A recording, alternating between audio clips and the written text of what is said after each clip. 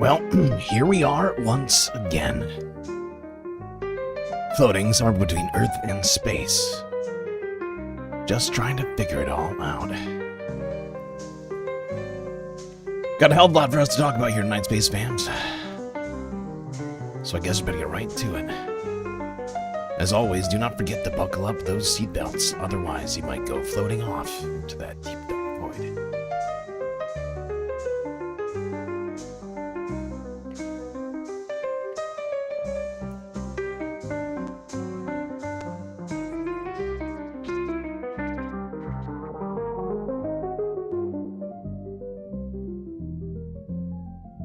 Well, Space Fam, fabulous to see you here on this Saturn day.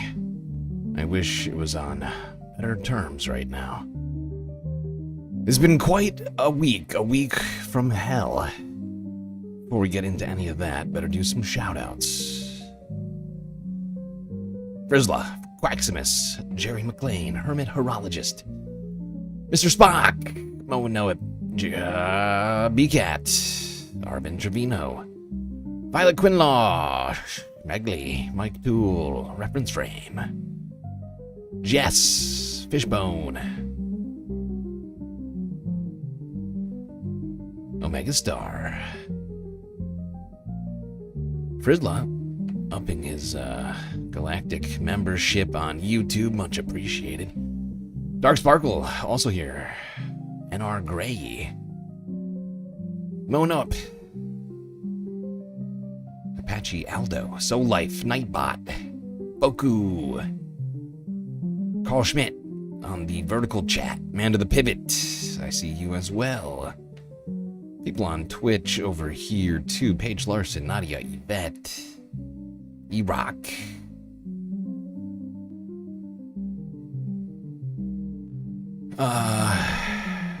Who else am I seeing over here? Did I say Paige? Paige. All right. Well, everybody, it's been the week from hell. I'm not just talking about the fact that I was sick all week and unable to do the stream. Of course not. Nope, and I'm actually going to continue this talking. Keep saying words into your ears here. Boy, oh boy, it's been a terrible week. If you've been in the Discord, you know what's been going on. If you're not in the Discord, you should be. So then you would know what's going on. I've been sick. I've been sick all week. That's why you haven't seen me streaming. That's why you haven't watched a single Galactic stream the entire week. And we're now going to try and fit it all in one goddamn day. It's why we're starting the stream at 5 p.m. in the evening. A very strange time for us to be here. Usually we start hours from now. But here we find ourselves. So many things to talk about, I barely know where to start. Either way, I just want to thank people for their support during my convalescence this week. Thankfully, I am feeling well enough to do the stream today, and I'm excited to have you all here right now. Also, beside myself over what I've witnessed this week, what I have with my eyes as I've been sick, had nothing else to do but really try and keep up on world events. Things like that. Try to do a little MLK. I had plans for an MLK Day stream. I had gone through all sorts of stuff. I was going to do a full stream on MLK Day. Didn't do that. We didn't stream on Tuesday, nor did we stream on Wednesday, Thursday, or Friday. So we're going to start off today with MLK. And very quickly, after a couple of things, Epstein files-wise, move over to talking about ICE for a very long time. I don't know how long. We might have to, at some point, we might have to end the YouTube stream and restart it. It's a thing that sometimes happens. If it goes over 12 hours, it cuts off the stream, so we might have to do that, depending on how long this thing goes. Of course, Donald Trump also making a trip to Davos, deranged trip, the country, if you haven't noticed, under an icy threat. Arctic weather plunging America into the deep freeze. Who knows how long it's going to take to get through it all, everybody. But we're going to get this thing started. 13 years ago, a little channel you might be familiar with by the name of Democracy Now!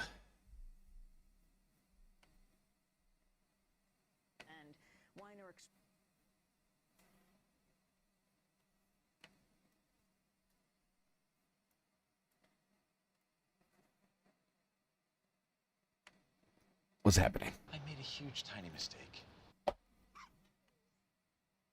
How the FBI, since its formation over a century ago, has dealt with terrorists, spies, and anyone else deemed subversive.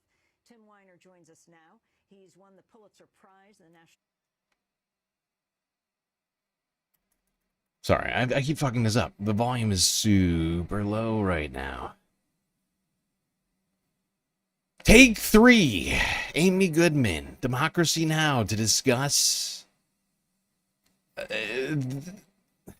events that honestly are probably somewhat reminiscent to the times we're living through right now. The federal government's targeting of activists in this country. And Weiner explores how the FBI, since its formation over a century ago, has dealt with terrorists, spies, and anyone else deemed subversive. Tim Weiner joins us now. He's won the Pulitzer Prize and the National Book Award for his writing on American national security. His previous books include Legacy of Ashes, The History of the CIA, and Blank Check, The Pentagon's Black Budget. As a correspondent for the New York Times, Tim Weiner covered the Central Intelligence Agency and the Pentagon in Washington, D.C. He's reported from Afghanistan, Pakistan, the Sudan, and many other nations over the last 15 years, and now has written this new book. He's no longer with the New York Times enemies. Let's talk about Dr. Martin Luther King as J. Edgar Hoover's enemy. 10 years before Dr. King was assassinated, back in 1958, Hoover had a spy who happened to be the foreign secretary of the Communist Party of the United States, but was working for Hoover and the FBI, who went to Moscow and reported back that the Communist Party of the Soviet Union was intensely interested in backing the American Civil Rights Movement, and that Dr. King's closest white advisor, a man named Stanley Levison, ghostwriter, counselor, confidant, had been a member of the communist underground in the 1950s in this country. This drove Hoover mad with rage, and the history of his animus toward Dr. King is not rooted merely in racism, but in anti-communism. And talk about what China! He did. Talk about the level of surveillance that he subjected to Dr. King to. With the approval in writing of the Attorney General of the United States, Robert F. Kennedy, Hoover began bugging, wiretapping, and surveying Dr. King, putting bugs in his hotel rooms, his private home, the Southern Christian Leadership Council offices, and very quickly came up with sex tapes of Dr. King having intercourse with women who were not his wife. He spread this dirt around as furiously as he could in the weeks leading up to Dr. King's acceptance of the Nobel Peace Prize. No newspaper would touch it. It was too filthy. And talk about what he did to King himself in sending him the tapes. One of his most trusted lieutenants, a guy named Bill Sullivan, nicknamed Crazy Billy for a good reason, was head of FBI intelligence. He put together a composite of these tapes and a poison pen letter to Dr. King suggesting essentially that he commit suicide rather than be exposed. Sent it to his home. His wife opened it. Dr. King knew that he was under this level of surveillance, and he chose to keep on doing what he was doing, crusading for civil rights in this country. And he got that. That was sent to his home just before he won the Nobel Peace Prize. That's right. Did the original FBI report, though, that investigated King find that, in fact, he wasn't a threat, and Hoover ignored that? No, not exactly. To understand the mind of J. Edgar Hoover, you have to understand that this man is the father of anti-communism in America, the father of the national surveillance state. Every fingerprint that's on file, every camera that looks over your shoulder as you're walking down the street in New York or London, every time you go through an airport and they get your biometric data from your eyeballs, that is the world that J. Edgar Hoover invented. He's been dead for 40 years now. We live in his shadow every day.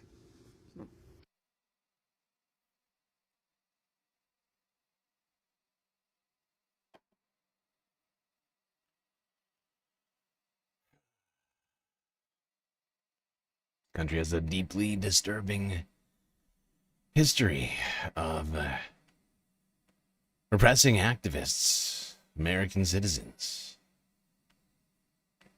just looking to make this country a better place. And the fact is that, you know, they did everything they could to slander Dr. King. You know, he was not a perfect man, but he was fighting for a just cause, and he never once stopped to think whether or not it would affect him. And that is true courage. Now, I want to go to this next one. This, I believe this recording surfaced around 12 years ago or something like that. Maybe longer. I can't remember. So I think it was lost for a little while. But this is the last speech that MLK ever gave before being assassinated. This was in 1967. God damn it, my brain. Still in a fog over here from this week. Riverside, New York City.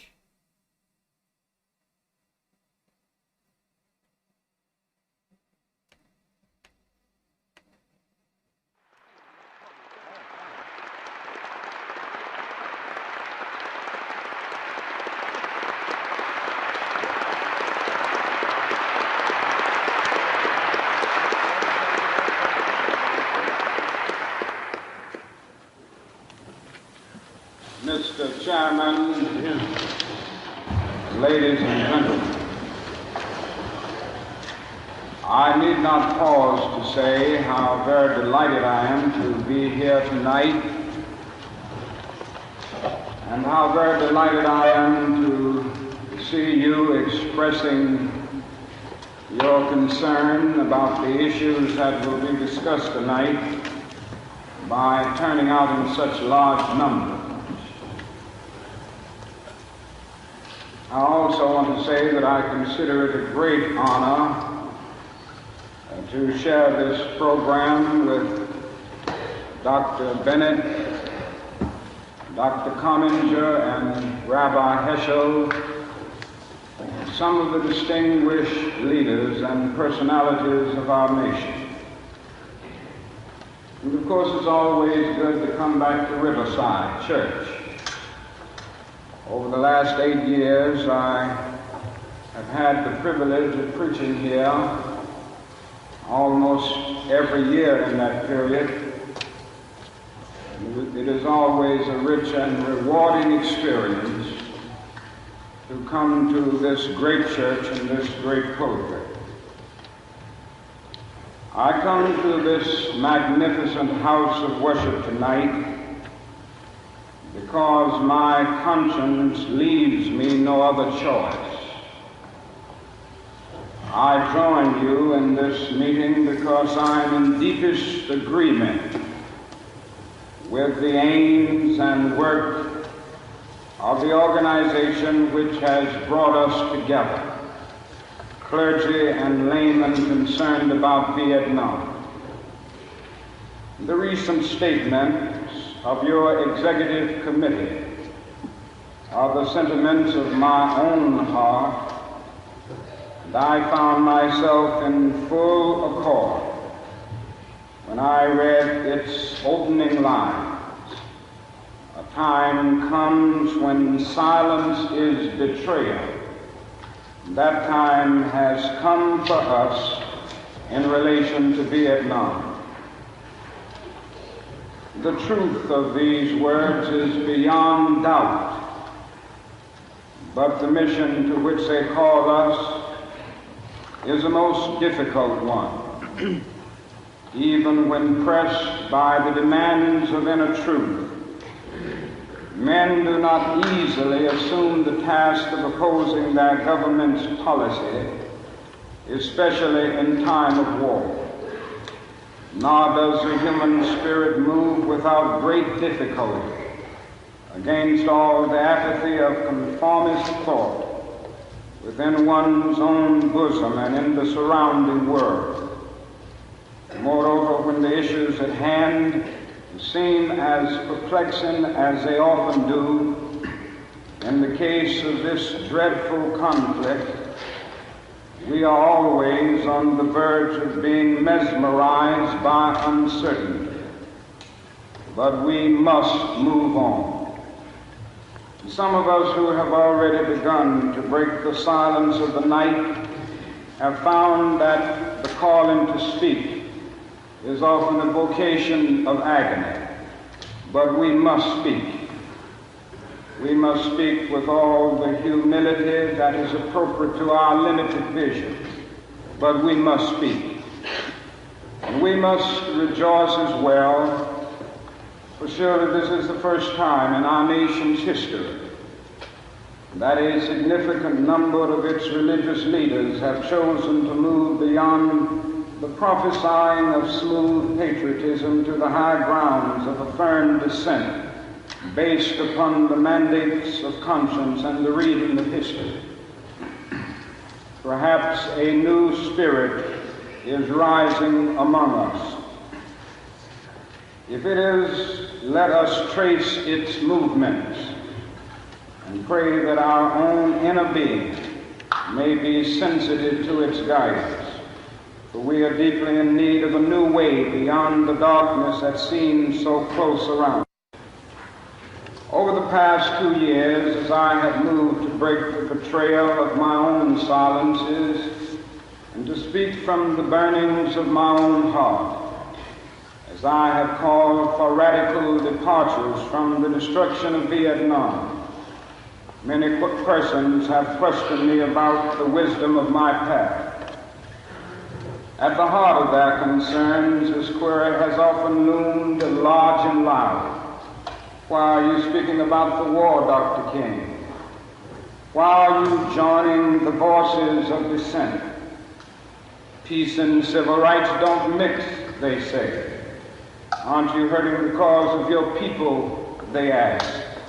And when I hear them, though I often understand the source of their concern, I am nevertheless greatly saddened. For such questions mean that the inquirers have not really known me, my commitment or my calling. Indeed, their questions suggest that they do not know the world in which they live. In the light of such tragic misunderstanding, I deem it of signal importance to try to state clearly, and I trust concisely, why I believe that the path from Dexter Avenue Baptist Church, the church in Montgomery, Alabama, where I began my pastorate, leads clearly to this sanctuary tonight. I come to this platform tonight to make a passionate plea to my beloved nation. This speech is not addressed to Hanoi or to the National Liberation Front. It is not addressed to China or to Russia. Nor is it an attempt to overlook the ambiguity of the total situation and the need for a collective solution to the tragedy of Vietnam. Neither is it an attempt to make North Vietnam or the National Liberation Front paragons of virtue, nor to overlook the role they must play in the successful resolution of the problem. While they both may have justifiable reasons to be suspicious of the good faith of the United States, life and history give eloquent testimony to the fact that conflicts are never resolved without trustful give and take on both sides. Tonight, however, I wish not to speak with Hanoi and the National Liberation Front, but rather to my fellow Americans. Since I am a preacher by calling, I suppose it is not surprising that I have 7 major reasons for bringing Vietnam into the field of my moral vision. That is, at the outset, a very obvious and almost facile connection between the war in Vietnam and the struggle I and others have been waging in America. A few years ago, there was a shining moment in that struggle. It seemed as if there was a real promise of hope for the poor, both black and white, through the poverty program.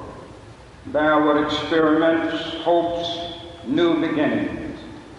Then came the build-up in Vietnam, and I watched this program broken and eviscerated as if it was some idle political plaything of a society gone mad on war.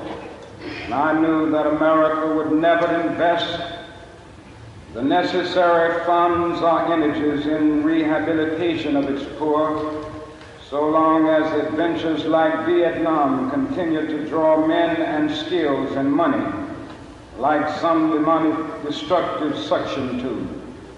So I was increasingly compelled to see the war as an enemy of the poor and to attack it as such. Perhaps a more tragic recognition of reality took place, and it became clear to me that the war was doing far more than devastating the hopes of the poor at home. It was sending their sons and their brothers and their husbands to fight and to die in extraordinarily high proportions relative to the rest of the population. We were taking the black young men who had been crippled by our society and sending them 8,000 miles to guarantee liberties in Southeast Asia, which they had not found in Southwest Georgia and East Holland. So we have been repeatedly faced with the cruel irony of watching Negro and white boys on TV screens as they kill and die together for a nation that has been unable to seat them together in the same schools. So we watched them in brutal solidarity, burning the huts of a poor village, but we realized that they would hardly live on the same block in Chicago. I could not be silent in the face of such cruel manipulation of the poor. My third reason moves to an even deeper level of awareness, for it grows out of my experience in the ghettos of the North over the last 3 years, especially the last 3 summers. As I have walked among the desperate, rejected, and angry young men, I have told them that Molotov cocktails and rifles would not solve their problems. I have tried to offer them my deepest compassion while maintaining my conviction that social change comes most meaningfully through nonviolent action. But they ask, and rightly so, what about Vietnam? They asked if our home nation wasn't using massive doses of violence to solve its problems, to bring about the changes it wanted. Their questions hit home, and I knew that I could never again raise my voice against the violence of the oppressed in the ghettos without having first spoken clearly to the greatest purveyor of violence in the world today, my own government. For the sake of those boys, for the sake of this government, for the sake of the hundreds of thousands trembling under our violence, I cannot be silent. For those who ask the question, are you a civil rights leader? and thereby mean to exclude me from the movement for peace, I have this further answer. In 1957, when a group of us formed the Southern Christian Leadership Conference, we chose as our motto to save the soul of America. We were convinced that we could not limit our vision to certain rights for black people, but instead affirmed the conviction that America would never be free or saved from itself until the descendants of its slaves were loosed completely from the shackles they still wear. In a way, we were agreeing with Langston Hughes, that black bard of Harlem, who had written earlier, "Oh yes, I say it plain, America never was America to me, and yet I swear this oath, America will be."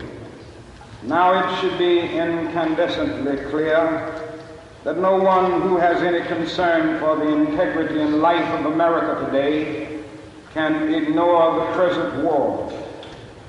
If America's soul becomes totally poisoned, part of the autopsy must read Vietnam. It can never be saved so long as it destroys the deepest hopes of men the world over. So it is that those of us who are yet determined that America will be are led down the path of protest and dissent, working for the health of our land.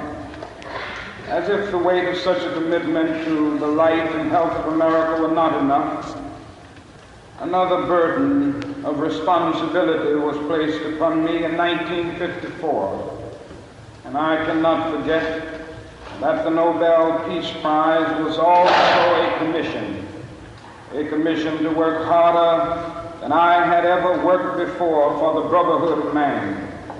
This is a calling that takes me beyond national allegiances. But even if it were not present, I would yet have to live with the meaning of my commitment to the ministry of Jesus Christ.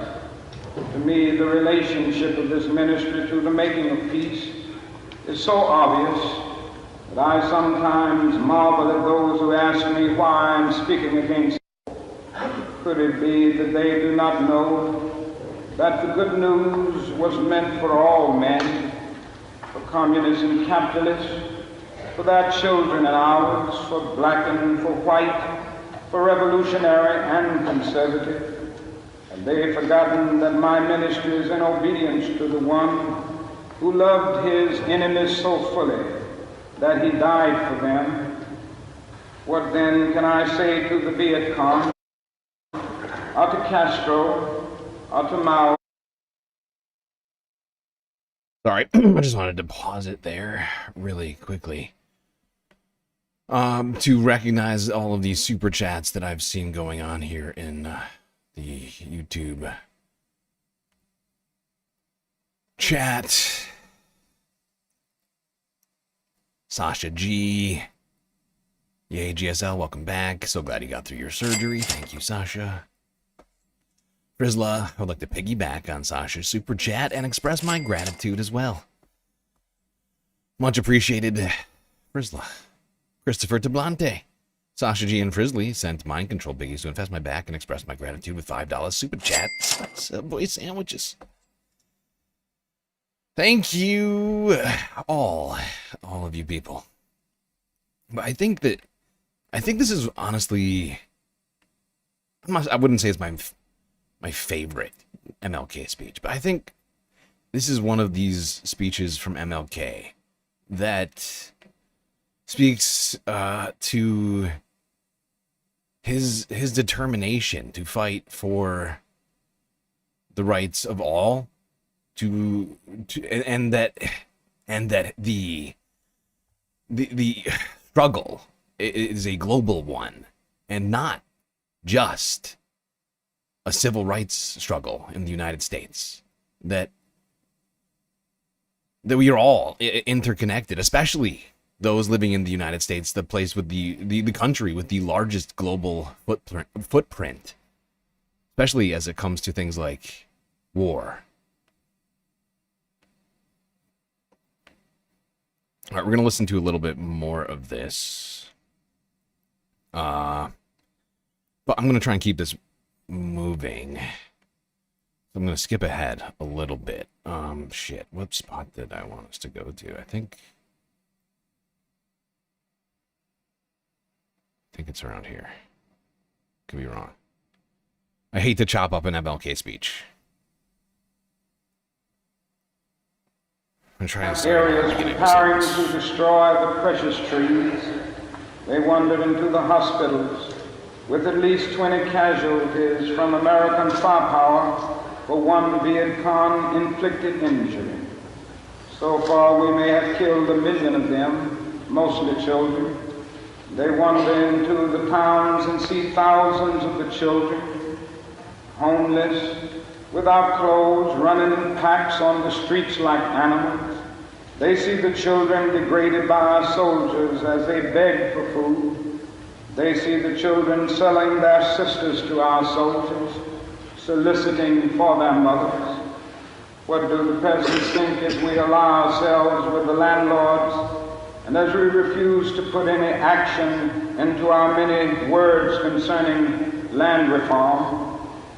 What do they think as we test out our latest weapons on them, just as the Germans tested out new medicine and new tortures in the concentration camps of Europe? Where are the roots of the independent Vietnam we claim to be building? Is it among these voiceless ones? We have destroyed their two most cherished institutions, the family and the village. We have destroyed their land and their crops. We have cooperated in the crushing of the nation's only non-communist revolutionary political force, the Unified Buddhist Church. We have supported the enemies of the peasants of Saigon. We have corrupted their women and children and killed their men. Now that is little left to build on save bitterness. Soon the only solid physical foundations remaining will be found at our military bases and in the concrete of the concentration camps we call fortified hamlets. The peasants may well wonder if we plan to build our new Vietnam on such grounds as these. But we blame them for such thoughts. We must speak for them and raise the questions they cannot raise. These too are our brothers.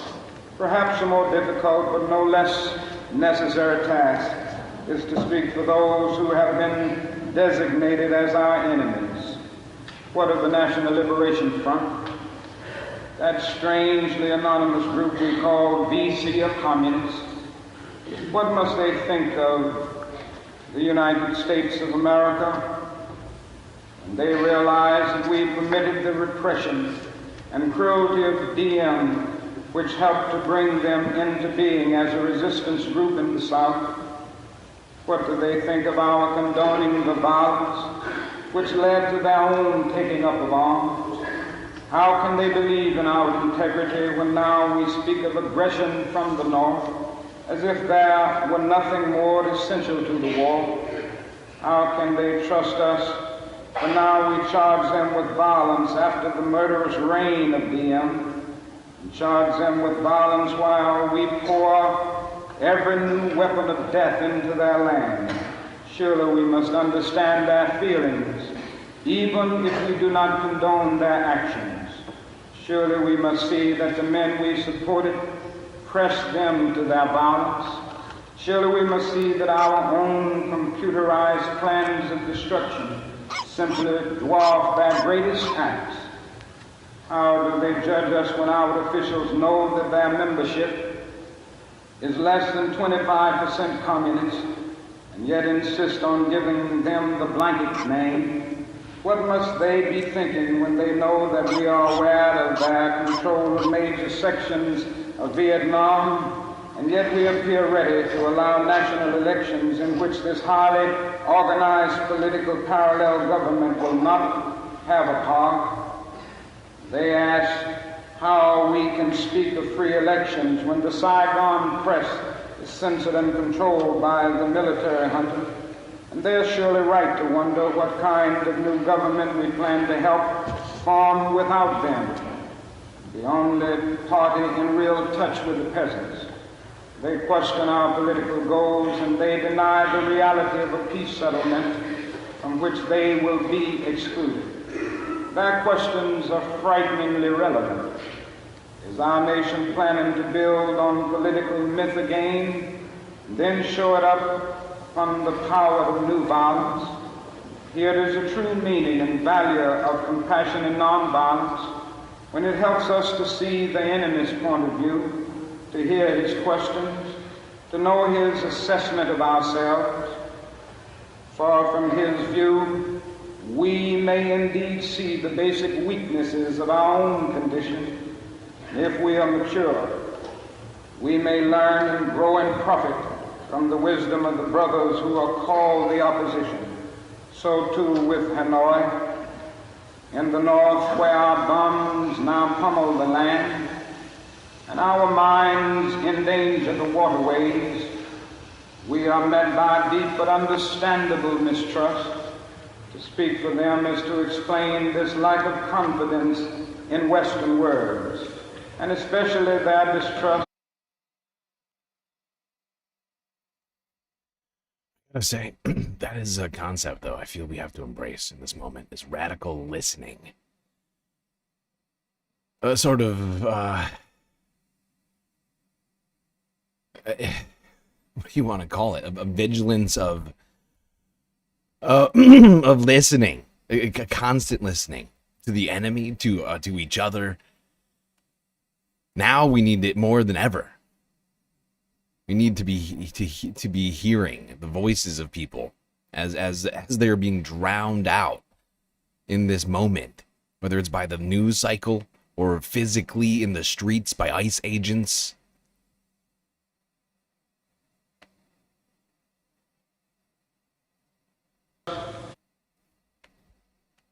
And I'm not saying acceptance. I'm not saying agreement. I'm just saying listening. Hearing and trying to understand what is happening right now.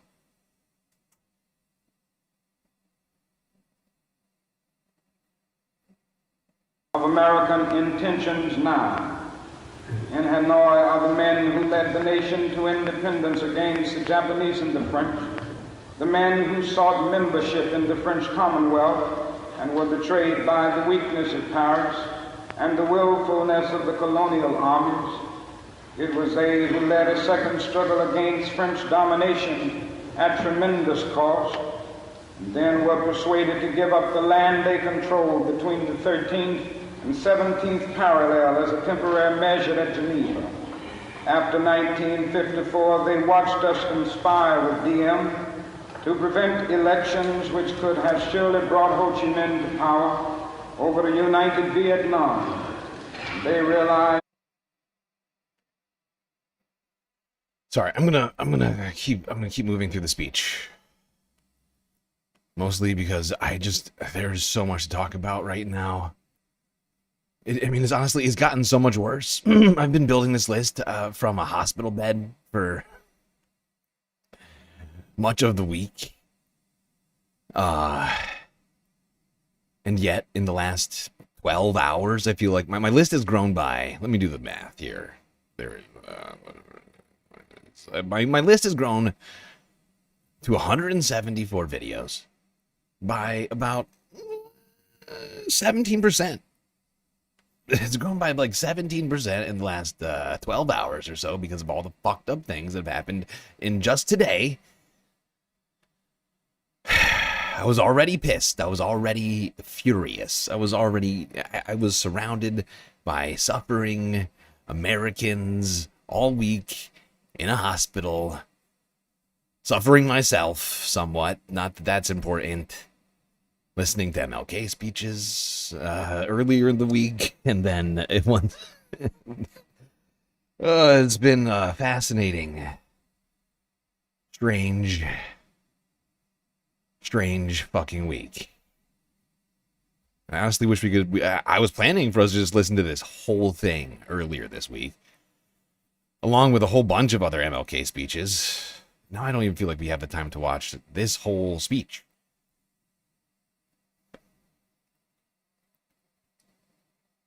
Bumming me out slightly. That is the times that we are in right now.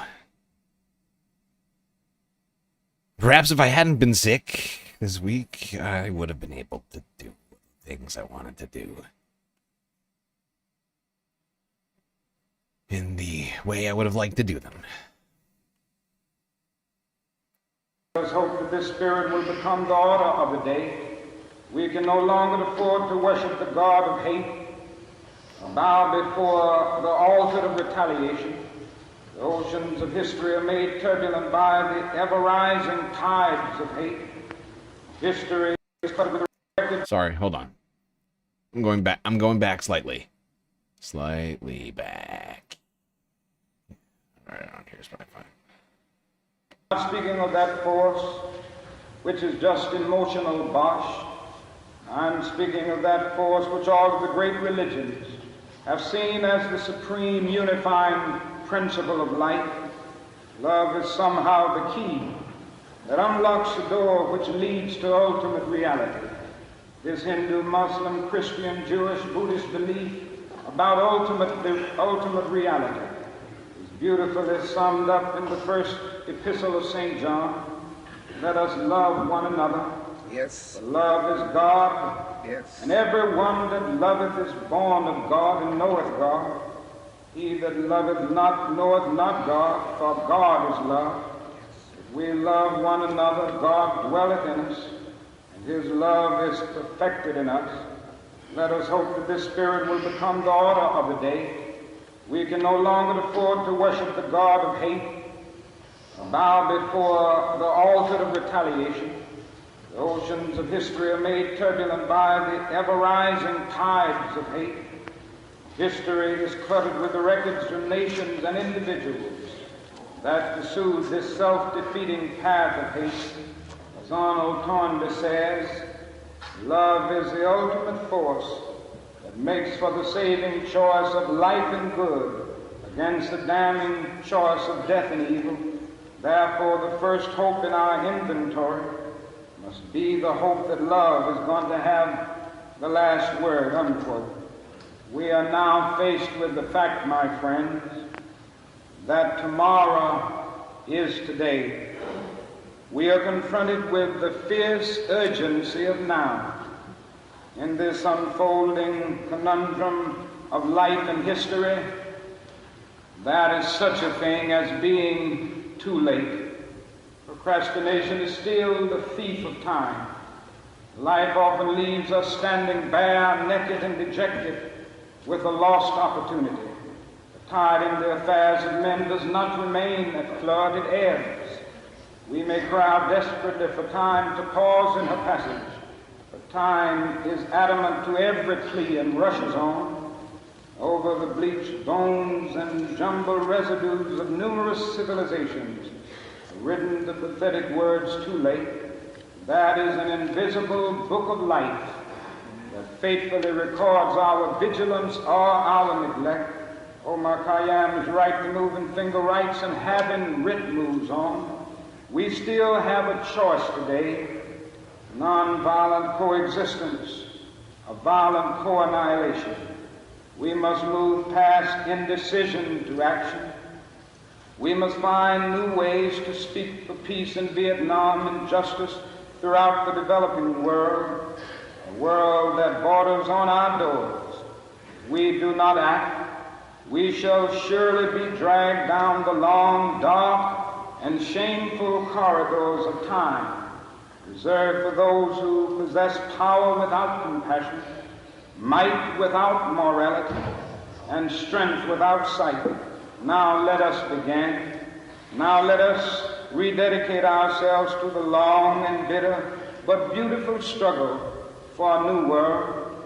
This is the calling of the sons of God, and our brothers wait eagerly for our response. Shall we say the odds are too great? Shall we tell them the struggle is too hard? Will our message be that the forces of American life militate against their arrival as full men, and we send our deepest regrets? Or will there be another message of longing, of hope, of solidarity with their yearnings, of commitment to their cause, whatever the cost? The choice is ours. And though we might prefer it otherwise, we must choose in this crucial moment of human history. As that noble bard of yesterday, James Russell Lowell, eloquently stated, once to every man and nation comes a moment to decide in the strife of truth and falsehood for the good or evil side. Some great cause, God's new Messiah, often eats the gloom of light, and the choice goes by forever twixt that darkness. Though the cause of evil prosper, yet his truth alone is strong. Though her portion be the scaffold, and upon the throne be wrong, yet that scaffold sways the future. Behind the dim unknown standeth God within the shadow, keeping watch above his own. And if we will only make the right choice, we will be able to transform this pending cosmic elegy into a creative psalm of peace. If we will make the right choice, we will be able to transform the jangling discords of our world into a beautiful symphony of brotherhood. If we will but make the right choice, we will be able to speed up the day all over America and all over the world, when justice will roll down like waters and righteousness like a mighty stream.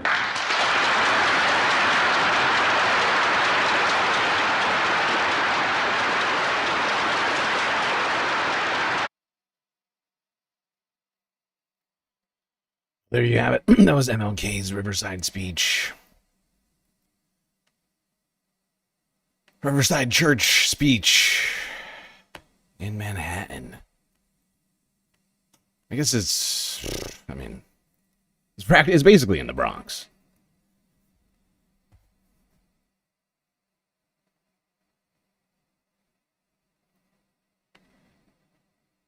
And honestly, I think it's one of MLK's underappreciated and but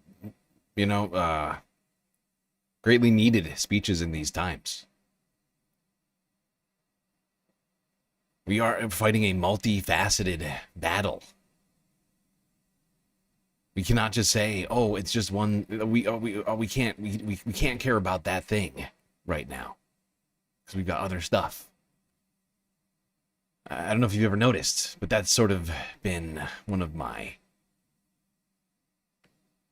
perhaps one of my follies for the last almost 2 years now, by the way. I wanted to do a 1 month to go type stream 4 days ago, because January 20th this year would have marked 1 month away to the day from 2 years of Galactic streams. But of course, we cover absolutely everything here that I consider to be of relevance, and it hits a myriad topics. I really try to shy away from essentially nothing. Nothing that I think relevant to this world, but some of the things that MLK said in this speech are incredibly relevant to this time. Oh shit. Tinfoil hat. Green. Oh wait, no, those are sunglasses. Sunglasses from Green New Deal on Twitch. Thank you. And also, BCat, don't think I haven't seen you feeding like a puppy treats over there on Twitch either, but it's hard to interrupt MLK. Let's be real. It's difficult. It's difficult. One thing he said towards the end there, I think we all need right now. Oh, and I apparently need a tinfoil hat.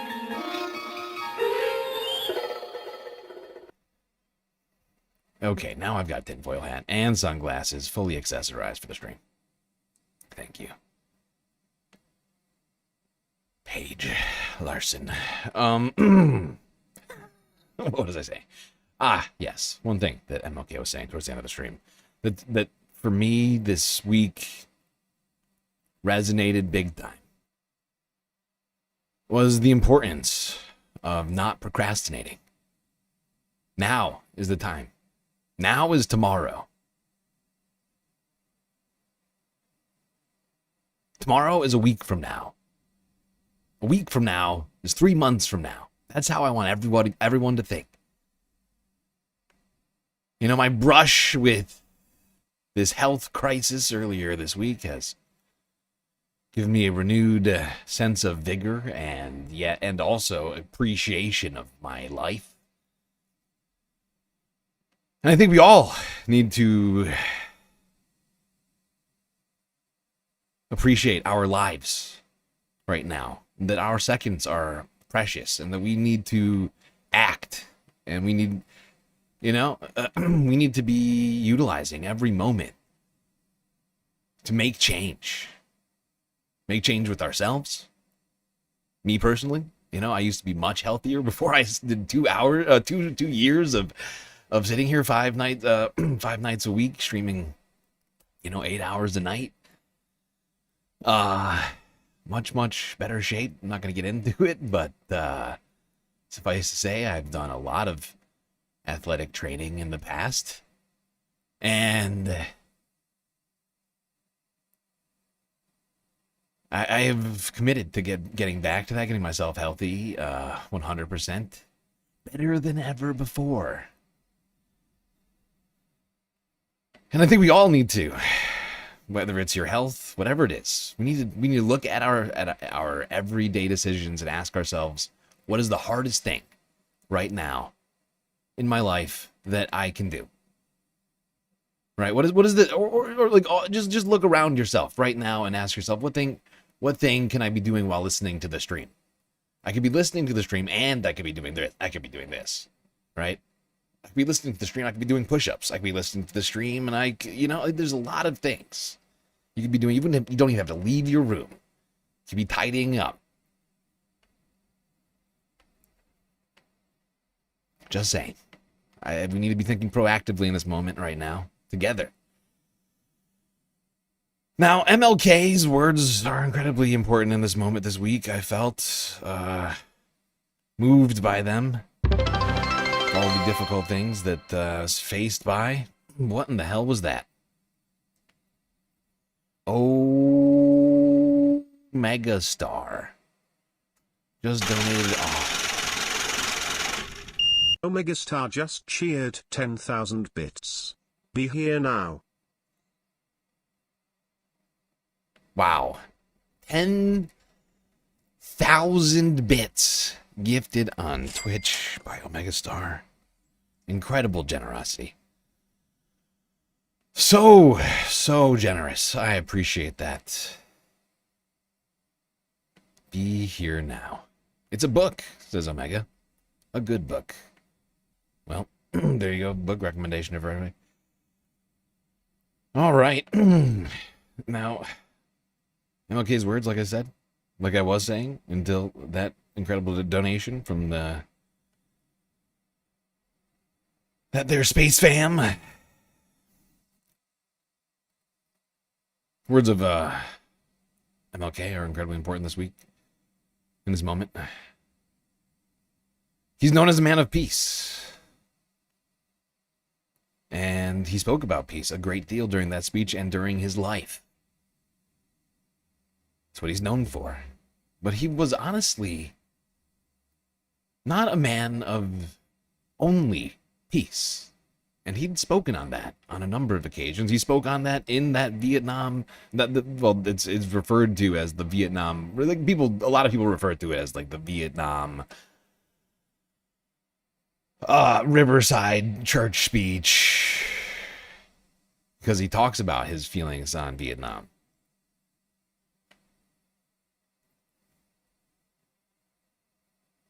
But I couldn't remember exactly where he says it in that speech. So I've found a different clip where MLK says The same words that I was hoping us to hear in that previous speech, but like I said, I can't remember where. It's like an hour-long speech. I can't remember where. I wasn't taking notes in the hospital. I'm sorry. But this is MLK as well. Press interview. I don't know what year this was. Speaking on revolution, peace, As President Kennedy violence. said, those who make peaceful revolution impossible only make violent revolution inevitable.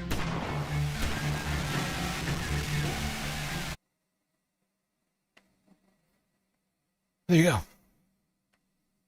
MLK Jr. quoting the former president, JFK. Those who make peaceful revolution impossible make violent revolution inevitable. And nobody here should want violence. I do not want violence. Not in the slightest. And I know that MLK Jr. did not want violence. That's why he talked about peace all the time. Because violence is so terrible. If you've ever been the recipient of violence, and as somebody who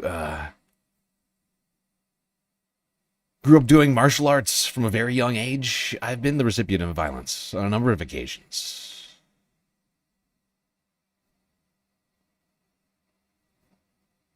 I've dished it out, but I prefer peace. It's a better way to live in society. We shouldn't be hurting each other. We should be lifting each other up. We should be making each other's lives better. We should be saving the planet from destruction. We should be ending the wars. We should be doing abso-fucking-lutely everything we can to bring the Earth and all of its people and creatures together towards a brighter future.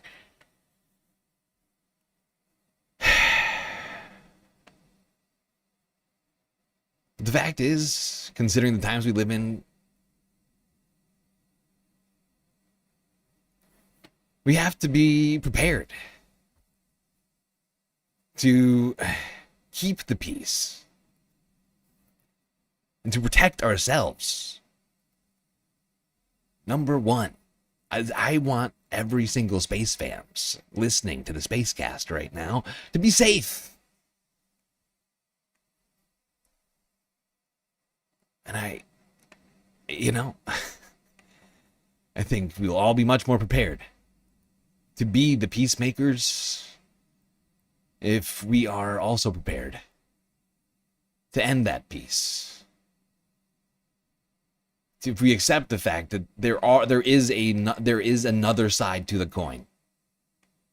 It's something I don't talk about, but it is a reality.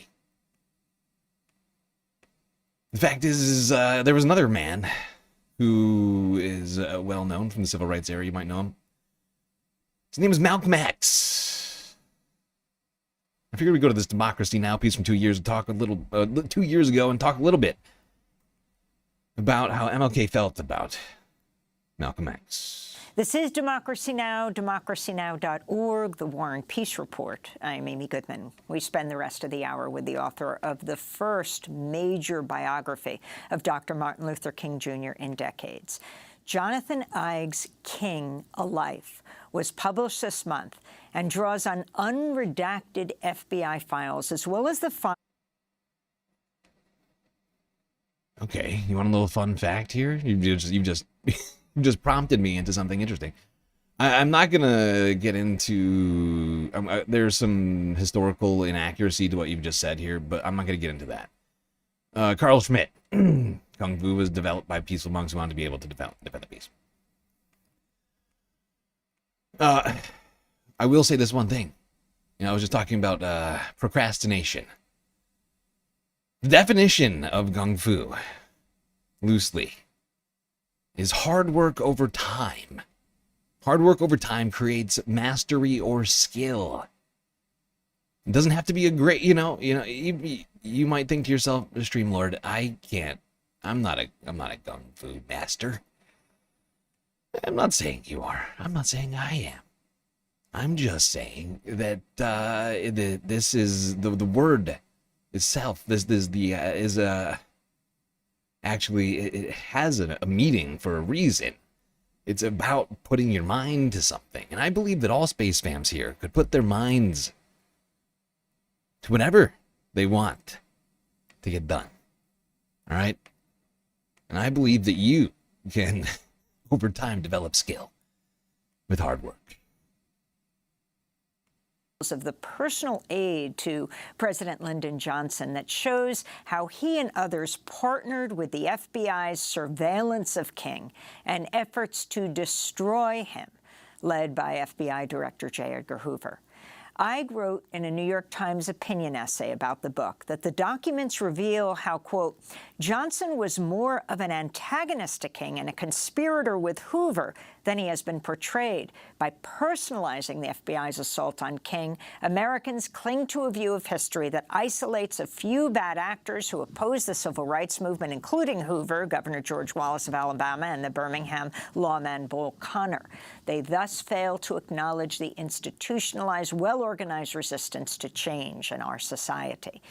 That's Jonathan Ige, author of King, A Life, for which he also interviewed more than 200 people, including many who knew King closely, like the singer, actor, and activist, the late, great Harry Belafonte. The book has also drawn attention for its revelation that King was less critical of Malcolm X than previously thought. Ige found the original transcript of an interview King did with Alex Haley, who's the author who collaborated with Malcolm X on his autobiography. The transcript shows how Haley misquoted and even made up part of King's response. In fact, King never said Malcolm has done himself or our people a great disservice, and King's comment about fiery, demagogic oratory was not related to Malcolm X. To talk about all of this, we're joined in Chicago by Jonathan Ige. Welcome to Democracy Now!, Jonathan. This is an epic work. Congratulations on years of research and writing. Why don't we begin where I left off? On this expose around what Martin Luther King really thought of Malcolm X. Talk about the significance of how Alex Haley shaped the narrative for so many decades and who Haley was. Alex Haley was one of the best-known African-American journalists of his era. He wrote for a lot of mainstream white publications like Reader's Digest and Playboy. And the Playboy interview that he did with Martin Luther King was the longest interview, the longest published interview that King ever gave. So it had significant impact. It reached a lot of white readers who were not otherwise going to be exposed to such a long interview with King. And it's because of the comments that King made or supposedly made about Malcolm X. It's been handed down for decades, for generations, that this is what King actually thought about Malcolm X, and it was, as you pointed out in the introduction, largely fabricated. And talk about how you found this out and what you understand King really thought about Malcolm X. They actually only met in person once, right, in Washington, D.C., although Malcolm X did go to Selma and talk about what he said to Martin Luther King's wife, Coretta Scott King. Yes, the men only met once, and Malcolm did go. He was speaking in Tuskegee, and some students told him that King was in Selma. They could drive there and be there, within hours. So Malcolm X got in the car, drove to Selma. Did not get to meet King because he was in jail, but he did sit next to Coretta Scott King at a church rally and said to Coretta, let your husband know that I'm here, that I support him, and that maybe it's helpful to him in a way. If everybody knows that I'm the alternative, perhaps they'll be more willing to listen to Dr. King. And that's the truth. The truth of their relationship, as James Baldwin wrote, is that by the time of their deaths, they were pretty much indistinguishable in their philosophies. That may be a bit of an exaggeration, but they were definitely moving toward each other. And this quote in Playboy really did a disservice. It really misrepresented their relationship. One of the things that I do in any time I find a really good interview with the subject of a book that I'm working on is I'll go to the archives and try to find the original tapes or the original transcript of that interview to see what was left out. And that's really all I was doing when I went looking for the Alex Haley transcript of his interview with Martin Luther King. I wanted to see what got left out because, you know, you can never really publish the full interview. You have to choose the best parts. But as I was reading through the transcript, I was shocked to discover that whole parts of it were moved around so that answers to questions were changed in their meaning, and some sections were completely fabricated. And King never said that that he thought Malcolm's fiery oratory was doing a disservice to the black community. In fact, he said that about the Nation of Islam, but not specifically about Malcolm. And when asked about Malcolm, King actually expressed great open-mindedness. He said, I don't agree when Malcolm X calls for violence, but I'm also not so arrogant to think that I have all the answers. And he's suggesting in this interview, the part that wasn't published, that he's open-minded to learning more and to talking more to Malcolm. That's one of the great things about King. He was always interested in listening to the people who disagreed with him.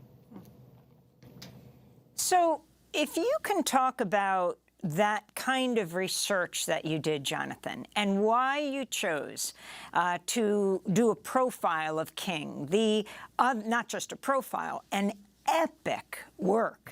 Talk about the other biographies that you wrote and how that brought you to King.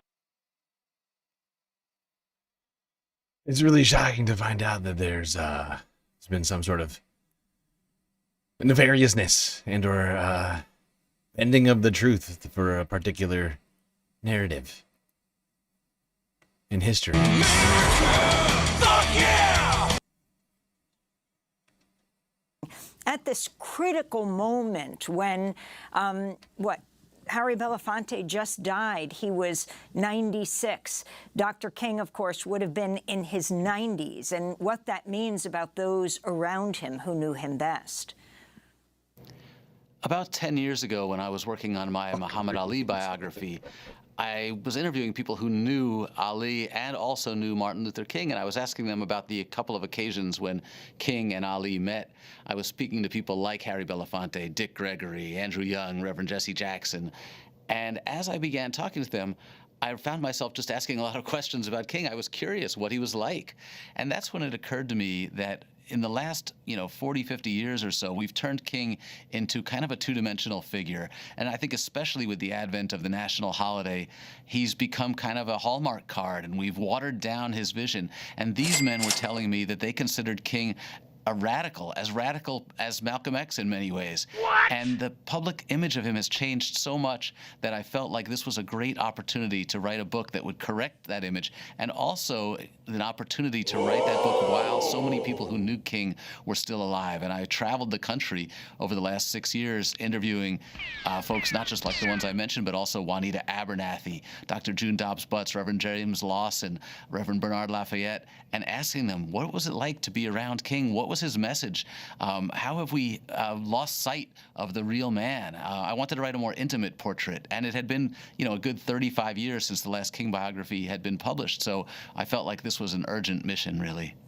Jonathan, I want to get to his early years, the descendant of enslaved people, but I also want to talk about what you discovered in the last years from declassified FBI documents, and also this personal secretary of Lyndon Baines Johnson kept her own archive, and how that wasn't released until recently. I want to talk about FBI surveillance from the Kennedys to Johnson, and how it wasn't just surveillance, but proactive attempting to drive Dr. Martin Luther King to suicide. It began with an authorization by Robert F. Kennedy to begin to surveil King. They began by putting wiretaps on some of his associates' phones. Eventually, they started wiretapping King's home and office phones, and then they also began to put listening devices in his hotel rooms. Originally, the rationale for that was that they were concerned he was associating with communists and former communists. China. When it became clear that King was not interested at all in communists, and the communists were not influencing the civil rights movement in any way that moved them toward communist beliefs. They acknowledged that, but by then they had become obsessed with his personal life and trying to catch him in affairs with other women other than Coretta, so his wife. So yeah, and so, I mean, today's list represents a tiny fraction. I'm just going to point this out. The MLK stuff I have for today, maybe I did point this out already, but it's only a fraction of what I had for the MLK Jr. stuff. And I picked the stuff I felt was most relevant for today to talk about. And I felt this was so incredibly relevant to talk about right now because we are witnessing political... it's like we're in a time, we're living in a time where literally... the government is actually doing a political witch hunt. Like, I know that Trump claimed it. Political witch hunt's been going on. Illegal is a lawfare. They're coming after me. But they were only coming after Donald Trump, essentially, and the other people who actually committed crimes. Right? Right now, they're just going after people who disagree with Donald Trump. They're just going after political activists. They're looking for literally just looking for Democrats to go after. They're just looking, like, I mean, this is a time where leftists need to be, thinking about, this is a long legacy that our government has been doing this, and it needs to stop. It needs to stop now. It's untenable. We need changes, and we cannot just the fight for the fact is we just got Zoran Mamdani elected, right? And we are fighting for dignity for all Americans, right? Whether it's on the streets, in their homes, on the sidewalk, at the store, at the doctor's office, wherever it might be. It's not so much to ask, honestly. The supposed greatest nation on earth. And somehow we're being targeted for that. And that should not be, under the U.S. Constitution, that should not be the case. Especially, and the fact is, it's not even lawfare at this point. It's unlawfare. People are being targeted in the streets like it's target practice. It's not courtrooms. Much of which has been either thrown out or investigations halted by the Supreme Court. Donald Trump has seen no fucking consequences. All of his supporters are out of jail. Continue to stay out of jail, as many of them have continued to commit crimes in the wake of all of the pardons. It's been a fascinating, shocking revelation. Really a personal vendetta, fueled in part by the racism in the FBI, fueled in part by the insecurities of J. Edgar Hoover, who resisted and really raged when King criticized the FBI for being racist. And then it became really the personal obsession of people like Hoover and LBJ, who I think just had a prurient interest in keeping tabs on King's personal life. And talk about how they weaponized that. I mean, you talk extensively about Martin Luther King dealing with depression, and I think this also goes to demystifying an icon. It doesn't take away any of his power, but for people who wonder if they themselves could make a difference in the world, who suffer from depression, from his early sort of half-hearted attempts at suicide as a child to being institutionalized, and yet accomplishing so much. Take us on that trajectory. I think it's really important for us to acknowledge that our heroes have flaws And if we expect our heroes to be perfect, nobody will ever rise to the occasion. Nobody will even try. And King was deeply flawed. He meant, as you mentioned, he attempted suicide twice as a teenager, jumping from a second-story window of his home when he was upset about first an injury suffered by his grandmother and then later by her death. And when he won the Nobel Peace Prize, he was hospitalized at the time for what he called anxiety, but for what Coretta described as depression. He was hospitalized numerous times throughout his life because the pressure had just gotten to him so badly. And of course the FBI knew about this and attempted to weaponize it, as you say. They took his personal life, it reported on it, distributed that information not only to the President of the United States, but to members of Congress and to members of the media, hoping that somebody would go public with it and destroy his marriage, destroy his reputation, and essentially destroy the civil rights movement. At one point, they even planned for a replacement for King, choosing Samuel Pierce to become the next leader of the civil rights movement once they managed to get King out of the way. So this was a deliberate, extended, and really mean-spirited campaign driven not just by their fear of King, not just by their fear of a race of a black man rising to prominence, but really driven by a fear of losing the power as was enjoyed by white people primarily at that time. They wanted to maintain the existing power structure.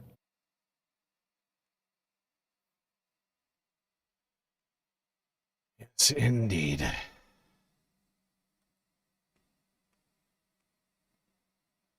I do think right now we do need to find a way to have radical acceptance of one another, and do everything we can to have unity in our communities. Amongst leftists, if you will. Now we need it more than ever. We need to be together and to find a way to lift each other up and to help each other out and to, wherever you can, right? And to help yourself out too, right? That's another thing I keep thinking right now. Is I have been thinking it all week because of my bout with illness, but don't let anything seem too big in your life.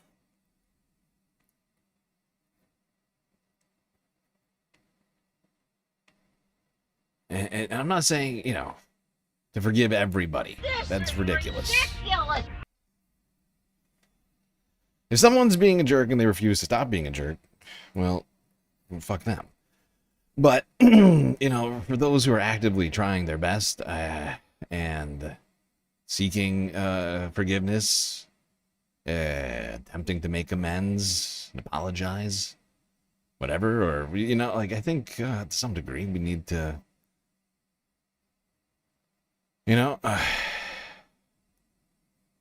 find a way to bring them in, I think, right now, because we need everyone. Right now, we need everyone on our side. And honestly, this is a galvanizing moment that we are living in. We are in a crucible right now. I don't know if you've noticed, but everything is on fire.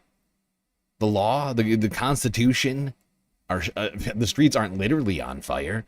They look like they're on fire half the time because ICE is throwing smoke grenades all over the goddamn place. Shooting people in broad daylight. They're creating chaos. They have dismantled the government. In the last year, Donald Trump has dismantled the government. Seized power. And given himself a big tax break. I did everything right and they indicted me.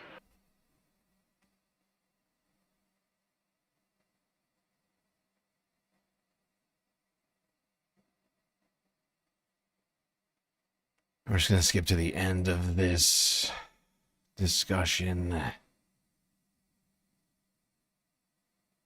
Towards the end of this video. Where's Amy Butt in here? There it is. Really, LBJ becomes an antagonist of Dr. King's. So I'm going to go through a chronology. After FBI Director J. Edgar Hoover called Dr. King, quote, the most notorious liar in the country, a reporter asked Dr. King for his response. Dr. King, what is your reaction to the charges made by J. Edgar Hoover? Well, I was quite shocked and surprised to learn of this statement from Mr. Hoover questioning my integrity. And very frankly, I don't understand what motivated the statement. Not long after J. Edgar Hoover called Dr. King the most notorious liar in the country, on November 18th, 1964, Dr. King was awarded the Nobel Peace Prize. This is an excerpt from his acceptance speech on December 10th, 1964. I must ask why this prize is awarded to a movement which is beleaguered and committed to unrelenting struggle, and to a movement which has not yet won the very peace and brotherhood which is the essence of the Nobel Prize. After contemplation, I conclude that this award, which I receive on behalf of that movement, is a profound recognition that nonviolence is the answer to the crucial political and moral questions of our time. The need for man to overcome oppression and violence without resorting to violence and oppression. That's Dr. King in his Nobel acceptance speech. There's so much to talk about here, Jonathan Eig. As you said, when he learned he was going to win the Nobel Peace Prize, that announcement comes in October, he was hospitalized for depression. Talk about his response at the time, and then that quote of J. Edgar Hoover, who knew all of this was going on, was right after the announcement, and knowing that Dr. King had been hospitalized, and the response of Dr. King to hearing Hoover call him this. Yeah, I think J. Edgar Hoover was furious that Dr. King had won the Nobel Prize. He took it personally. You know, here's this black man, this man who's attacking American values as J. Edgar Hoover sees them. J. Edgar Hoover is deeply committed to his version of white Christian nationalism, and for King to win the Nobel Prize was a personal affront to him, I think. And he redoubled his efforts at that point to try to damage King, to try to destroy his reputation. At the same time, the Nobel Peace Prize becomes a calling to Dr. King and to Coretta Scott King, both of whom say we have a greater responsibility than ever now. And that responsibility includes not limiting our work to the fight in the South, not limiting our work to integration, but to look at racism throughout the country, to look at poverty, to look at militarism, to look at materialism. And he really begins to expand not just his vision, but his activism, his work. He begins taking on more fights in the North. He begins speaking out more against the Vietnam War. And he broadens his role and becomes, you know, a much greater moral leader. And this, in turn, further infuriates J. Edgar Hoover, and we see the campaign to destroy King just growing and growing. So what we have here, sadly, as the Nobel Prize helps to crystallize, we recognize that J. Edgar Hoover is actually one of the few people who understands that Martin Luther King is presenting a massive threat. He's calling for a new kind of American democracy. He's calling for a vision of America that gets us past some of our materialistic, militaristic habits and brings in a new dawn of a new day, and that is a huge affront and a threat to J. Edgar Hoover in the way he sees the world. I want to go to that address, Dr. Martin Luther King, April 4th, 1967, a year to the day before he was assassinated in Memphis, the speech he gave at Riverside Church explaining why he opposed the war in Vietnam. As I have walked among the desperate, rejected, and angry young men, I have told them that Molotov cocktails and rifles would not solve their problems. I have tried to offer them my deepest compassion while maintaining my conviction that social change comes most meaningfully through nonviolent action. But they ask, and rightly so, what about Vietnam? They ask if our own nation wasn't using massive doses of violence to solve its problems, to bring about the changes it wanted.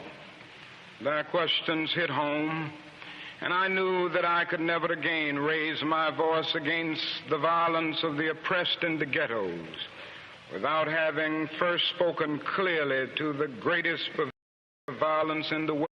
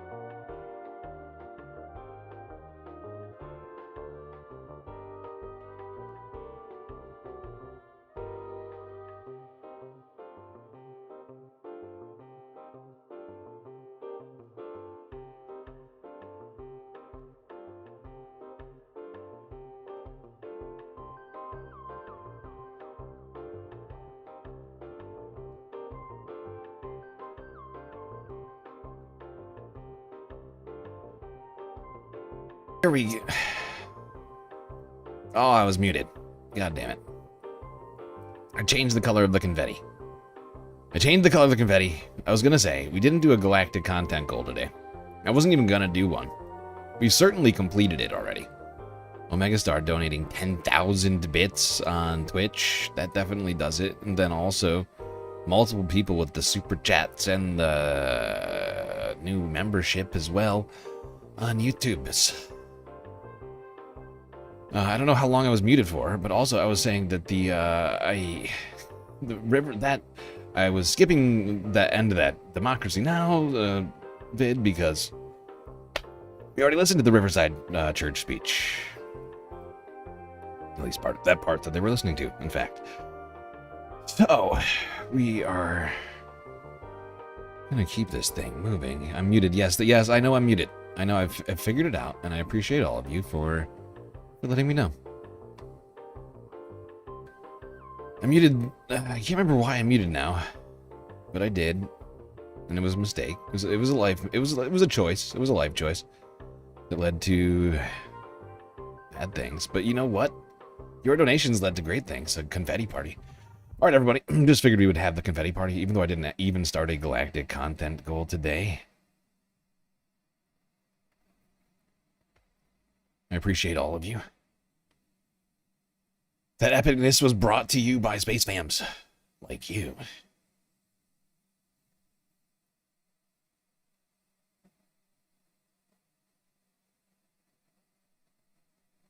All right. Do we do this one too?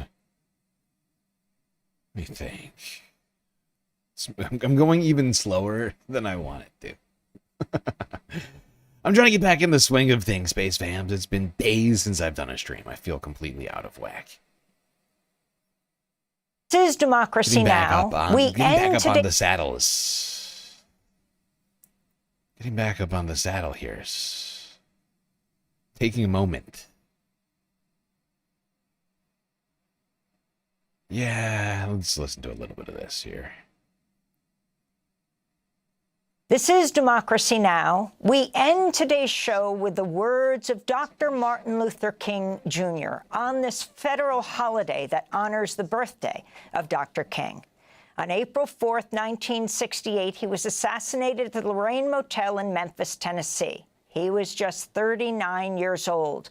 He was in Memphis supporting striking sanitation workers as he built momentum for a Poor People's March on Washington. This is an excerpt from Dr. King's last speech, which he gave on April 3rd, 1968, known as the speech, "I have been to the mountaintop." You know, several years ago, I was in New York City autographing the first book that I had written. And while sitting there autographing books, a demented black woman came up. The only question I heard from her was, "Are you Martin Luther King?" And I was looking down writing, and I said, "Yes." And the next minute, I felt something beating on my chest. Before I knew it, I had been stabbed by this demented woman. I was rushed to Harlem Hospital. I mean, this woman is dangerous, ladies and gentlemen. It was a dark Saturday afternoon. And that blade had gone through, and the x-rays revealed that the tip of the blade was on the edge of my aorta, the main artery. And once that's punctured, you're drowned in your own blood. That's the end of you. Yes. It came out in the New York Times the next morning that if I had merely sneezed, I would have died. Well, about 4 days later, they allowed me, after the operation, after my chest had been opened and the blade had been taken out, to move around in the wheelchair in the hospital. They allowed me to read some of the mail that came in, and from all over the states and the world, kind letters came in. I read a few, but one of them I will never forget. I had received one from the president and the vice president. I've forgotten what those telegrams said. I'd received a visit and a letter from the governor of New York, but I've forgotten what that letter said. Yes. But there was another letter. All right. It came from a little girl, a young girl, who was a student at the White Plains High School. And I looked at that letter, and I'll never forget it. It said simply, "Dear Dr. King, I am a 9th grade student at the White Plains High School." And she said, "While it should not matter, I would like to mention that I'm a white girl. I read in the paper of your misfortune and of your suffering. And I read that if you had sneezed, you would have died. And I'm simply writing you to say that I'm so happy that you didn't sneeze." And I want to say tonight,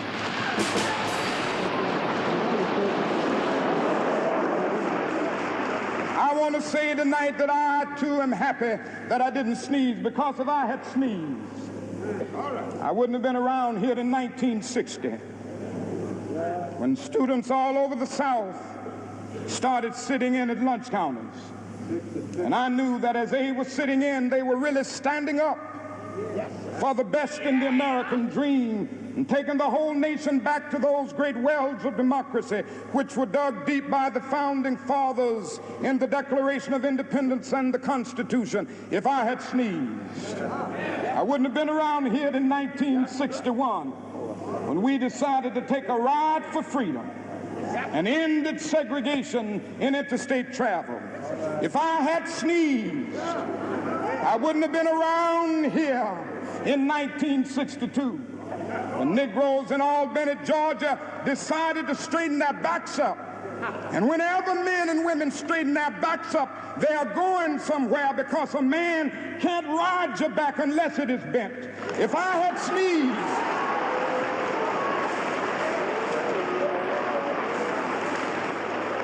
if I had sneezed, I wouldn't have been here in 1963. And the black people of Birmingham, Alabama, aroused the conscience of this nation and brought into being the Civil Rights Bill. If I had sneezed, I wouldn't have had a chance later that year in August to try to tell America about a dream that I had had. If I had sneezed, I wouldn't have been down in Selma, Alabama, to see the great movement there. If I had sneezed, I wouldn't have been in Memphis to see a community rally around those brothers and sisters who are suffering. I'm so happy that I didn't sneeze. And they were telling me, now it doesn't matter now. It really doesn't matter what happens now. I left Atlanta this morning, and as we got started on the plane, there were 6 of us.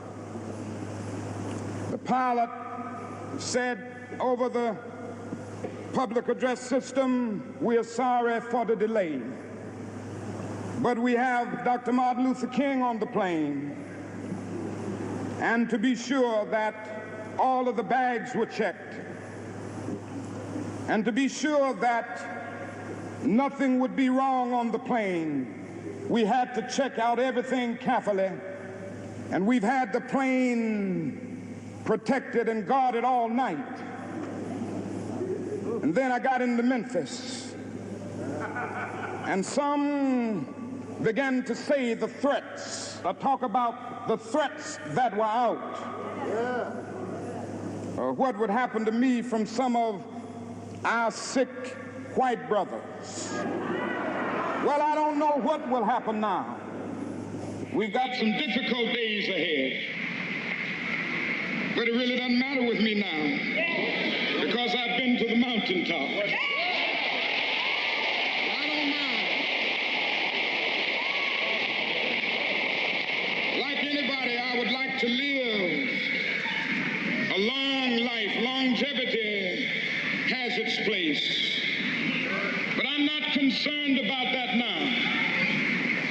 I just want to do God's will. And He's allowed me to go up to the mountain. And I've looked over, and I've seen the promised land. I may not get there with you, but I want you to know tonight that we as a people will get to the promised land.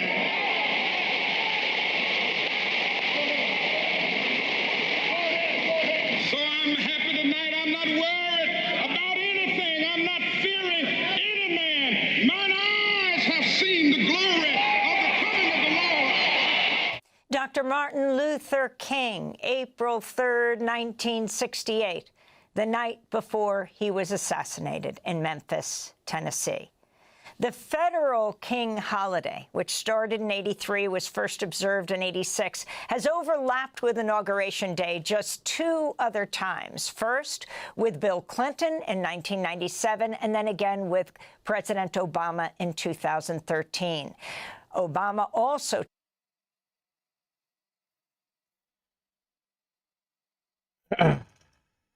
I, too, like MLK, have seen the promised land. Thanks to our great space god, Gary. Luxury space communism. Peace in the entire Milky Way galaxy. And it can be done if we can just work together.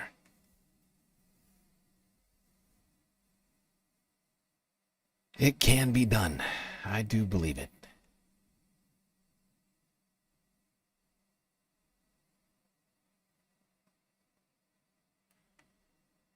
And we must force our leaders to do this. I must remind everyone of this right now, I think, before we move on.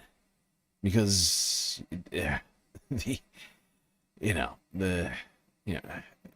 JFK dragged his heels on passing the Civil Rights Act, on doing anything about it. And we must remember that who we put in office is important if we ever have another election. Which I pray that we do.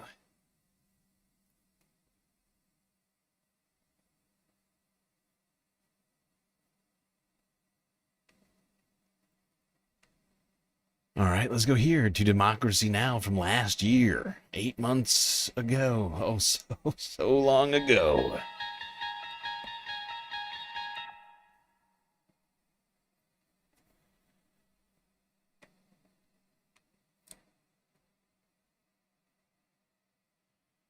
King of the North, quote unquote, new book examines MLK's fight against police brutality and racism outside Dixie. Democracy depends on a free press. Please support our independent journalism at democracynow.org/give. As we mark the 5th anniversary of the police murder of George Floyd in Minneapolis, what the New York Times called one of America's most liberal cities, we end today's show with a new book that re-examines the experience of the civil rights leader, Dr. Martin Luther King, with police brutality and his sustained critique of police brutality in the North as well as the South. Jean Theoharis is a historian and professor of political science at Brooklyn College, author of 13 books about the civil rights movement, the fight for racial justice. Her new book is King of the North, Martin Luther King Jr.'s life of struggle outside the South. Welcome back to Democracy Now! Can you start off with another viral moment, an image of police brutality that you describe in your book? I watched you talk about it last night at the Brooklyn Public Library. The photo of Reverend Martin Luther King being arrested in 1958. So, Dr. King, thank you for having me back. It's so great to be here. So this is 1958. Dr. King and Coretta Scott King have gone to see Ralph Abernathy in court. The court doesn't want him there. The police then start to harass him at the courthouse and then decide they're going to arrest him. They push her away. She's objecting. And they basically march him down the street. But there happens to be a photographer. And so as they're marching him down the street and into the police station, this photographer's taking pictures. And what they do when they get to the police station is they half Nelson him, as we see in this photo, onto the counter. They're like grabbing his arm and twisting it. You can tell he's in pain. And then once they get out of sight, because as you might imagine, they're mad. The police are mad that Dr. King, that somebody's been taking this picture. So once they get him in the cell, they kick him, they choke him, they try to break his arm. But this photo goes, in the terms of 1958, it goes out over the news wires. And it may be the first, it's certainly one of the first images of police brutality that make it into the mainstream news. Most mainstream news organizations did not cover police brutality. So this image is outrageous and it's outraging. And 2 weeks later, he comes to Harlem and he's doing a nighttime rally on 125th Street, right down from Malcolm X's speaker corner, right down from where Johnson Hinton had been brutalized by police. And Dr. King talks about— This is what year? This is 2 weeks after. This is 1958. And he's there with thousands of New Yorkers, and he's talking about his own experience with police brutality. And Harlemites are angry, and they see themselves in him. And I think we often miss this as a key issue throughout the civil rights movement. We often put it in the South when Dr. King and many others are calling attention and protesting this across the country. He said he was more scared in Chicago than he'd ever been in the South. But you talk about in 1964 in Harlem also, right. King decrying the police killing of an unarmed teenager, was sued by the New York police officer who killed the young man. And there was a march there that actually dwarfed the March on Washington in '63? Right. There's huge marches that— what you're referring to is he calls for this officer, Thomas Gilligan, he calls what he does a murder, just like you were just doing about George Floyd, the police murder. Well, and he was convicted. And the cop sues him for damage to his reputation, and one of the, and all the newspapers then let the cop launder his reputation. So King comes to New York. Mayor Wagner invites King, thinking King is going to maybe help quiet down these protests. They're massive protests for days. And instead, King, in a series of meetings with the mayor, says you need to fire the cop. You need to have real civilian complaint review board. You need to have a jobs program. You need to desegregate. Mayor Wagner rejects it all. And basically, King is almost run out of town for the notion that he's calling for a kind of real civilian oversight of the police. And this is 1964 right here in New York City. Professor Theoharis, we just have a minute, and we're going to do a post show and post it at democracynow.org to talk about the revelations in this book. How could we be talking about revelations about Dr. King? Because he's been written about so thoroughly, yet it's this radical history, especially around police killings of black men and women, that you say has really not been thoroughly documented.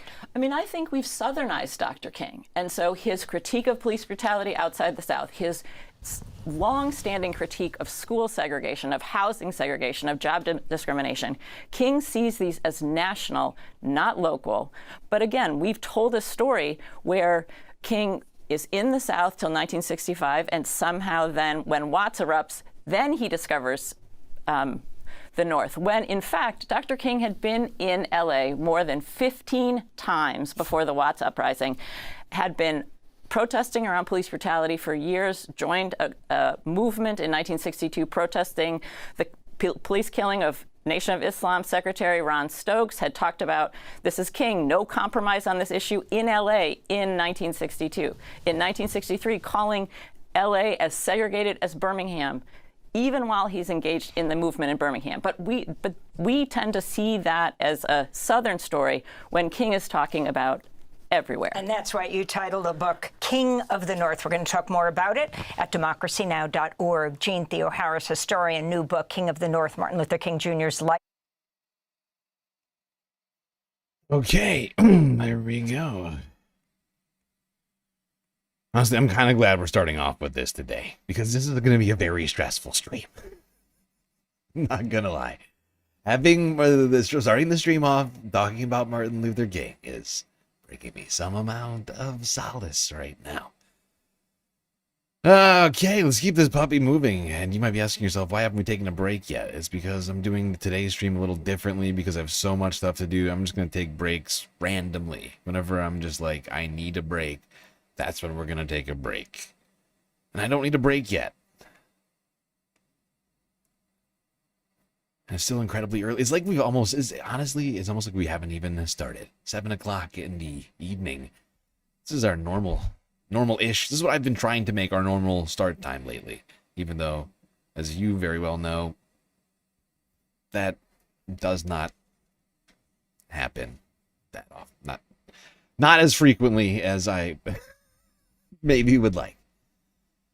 Partly because I just want to bring more people in. And I know that people wind up falling asleep.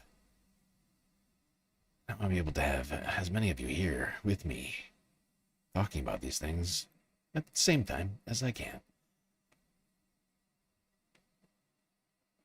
All right. Now, let's talk about Donald Trump a little bit. As it relates to MLK, if you recall, about 6 months ago, Trump administration decided to release the Epstein files. I'm sorry, the MLK files. You are not funny. Are you still talking about Jeffrey Epstein? This guy's been talked about for years. Yeah. Let's just go here first. Begin this Associated Press 6 months ago with this. The Trump administration has released more than 240,000 pages of documents on the surveillance and assassination of the storied civil rights activist Martin Luther King Jr. The move comes after President Trump said that the release of the documents early in his term would be important for transparency and truth on the part of the entire nation. Though in contrast, and despite concerns from the King family, who said that the King's surveillance and assassination were deeply personal matters for their family and the civil rights movement at large. Included in the documents are hundreds of thousands of pages that have been digitized over the decades, but have been sealed since a 1977 court order ordered that they not be released to the public. The documents include many digital files, pages, and other documents and photos that have been digitized, as well as one MP3 file. Associated Press reporters are currently combing through the documents as we speak to be able to tell what... Okay, well, there we go. There we go. I mean, this was something that effectively no one was asking for. But the late start time gets overseas viewers, I know. But we also stream between 8 and 12 hours a day. I totally understand. And that's one of the reasons why I've loved us streaming late nights this whole time. But But yeah, I was thinking to myself, if we stream 8 to 12 hours a day, right? I did the math on that. That's somewhere, end time of somewhere between 3 a.m. Eastern Standard Time and I'm sorry, my brain just broke. And 7 a.m. Standard Time, right? 3 a.m. Standard, 3 to 7 a.m. Eastern Standard, and that's at that point already evening time in like Australia. So I feel like at that point we brought in a lot of people. Just saying. Like, I did the math on it. I was looking at all my clocks simultaneously. I was like, you know what? I think we would be fine if we started a couple hours earlier than we are.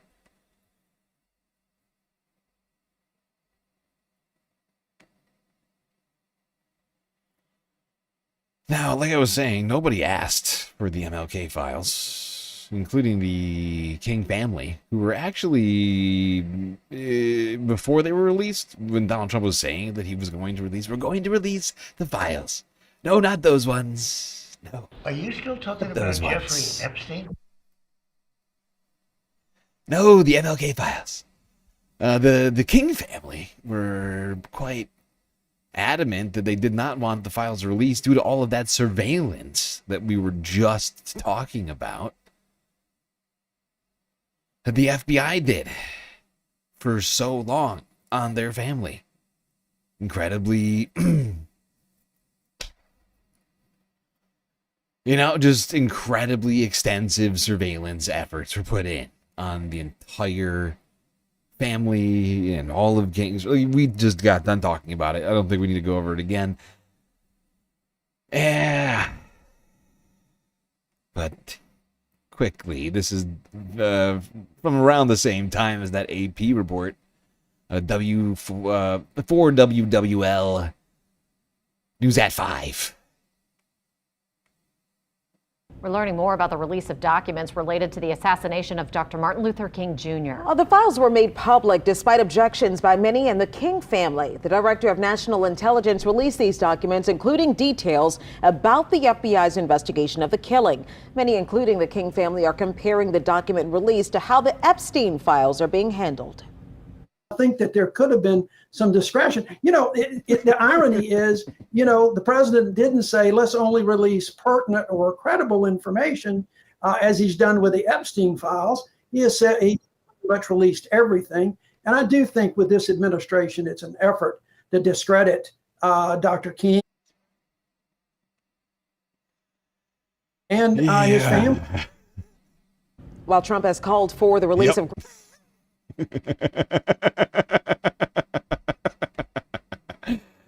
I'm sorry, I'm amused by myself. I shouldn't be, but I put this one in here on purpose. I was looking for a good one. I found this one. I was like, this couldn't be better. This could not have been this could not have been a better clip. Are you still talking about Jeffrey Epstein? This guy has been talked about for years. What is up? Got so many other things you could talk about, like fascism and the Gestapo, or Heinrich Müller. Sorry, Greg Bovino. We talk about him. Let's talk about Short Stack.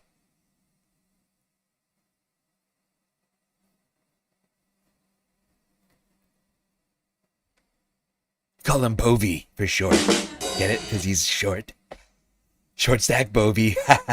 It's very funny. But he honestly, he takes his anger out on the people. We call him Short Stack Bovie, and then he goes and he tells his ICE agents to murder Americans in broad daylight. It's a great secret policeman, just like Heinrich Müller.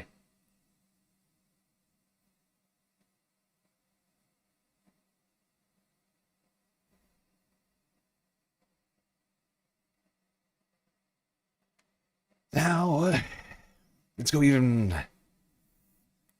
even more recent video from one long-ass month ago, where Donald Trump, leading up to the You know, this holiday decided to cancel. Not cancel. Actually, he did multiple things, and I could have put this in here too, but I only had so much time. But you know, we'll get to that in a second. Well, let's watch this. This is Democracy Now. Last month, let's talk about the history that Donald Trump didn't want to honor anymore. Remember last year when he held, he had like Tiger Woods at the, for Black History Month or whatever it was. It was so stupid. It was so goddamn stupid. I love black people. I know a lot of them, actually. Look, I know Tiger. Tiger, he comes to my golf courses, Tiger. Aren't I a good guy? Tiger. Great guy. He's never done anything wrong.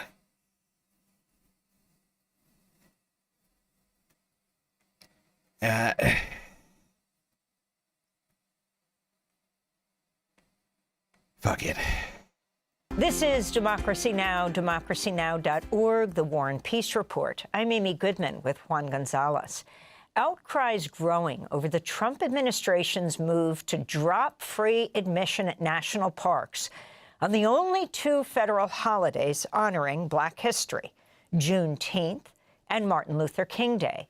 Instead, the parks will become free on Donald Trump's birthday, June 14th.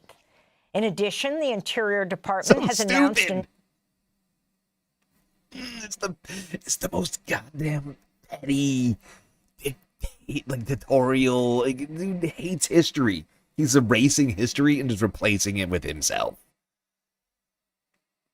This man is an ego-driven maniac. He made people pay to come to the national parks on MLK Day. But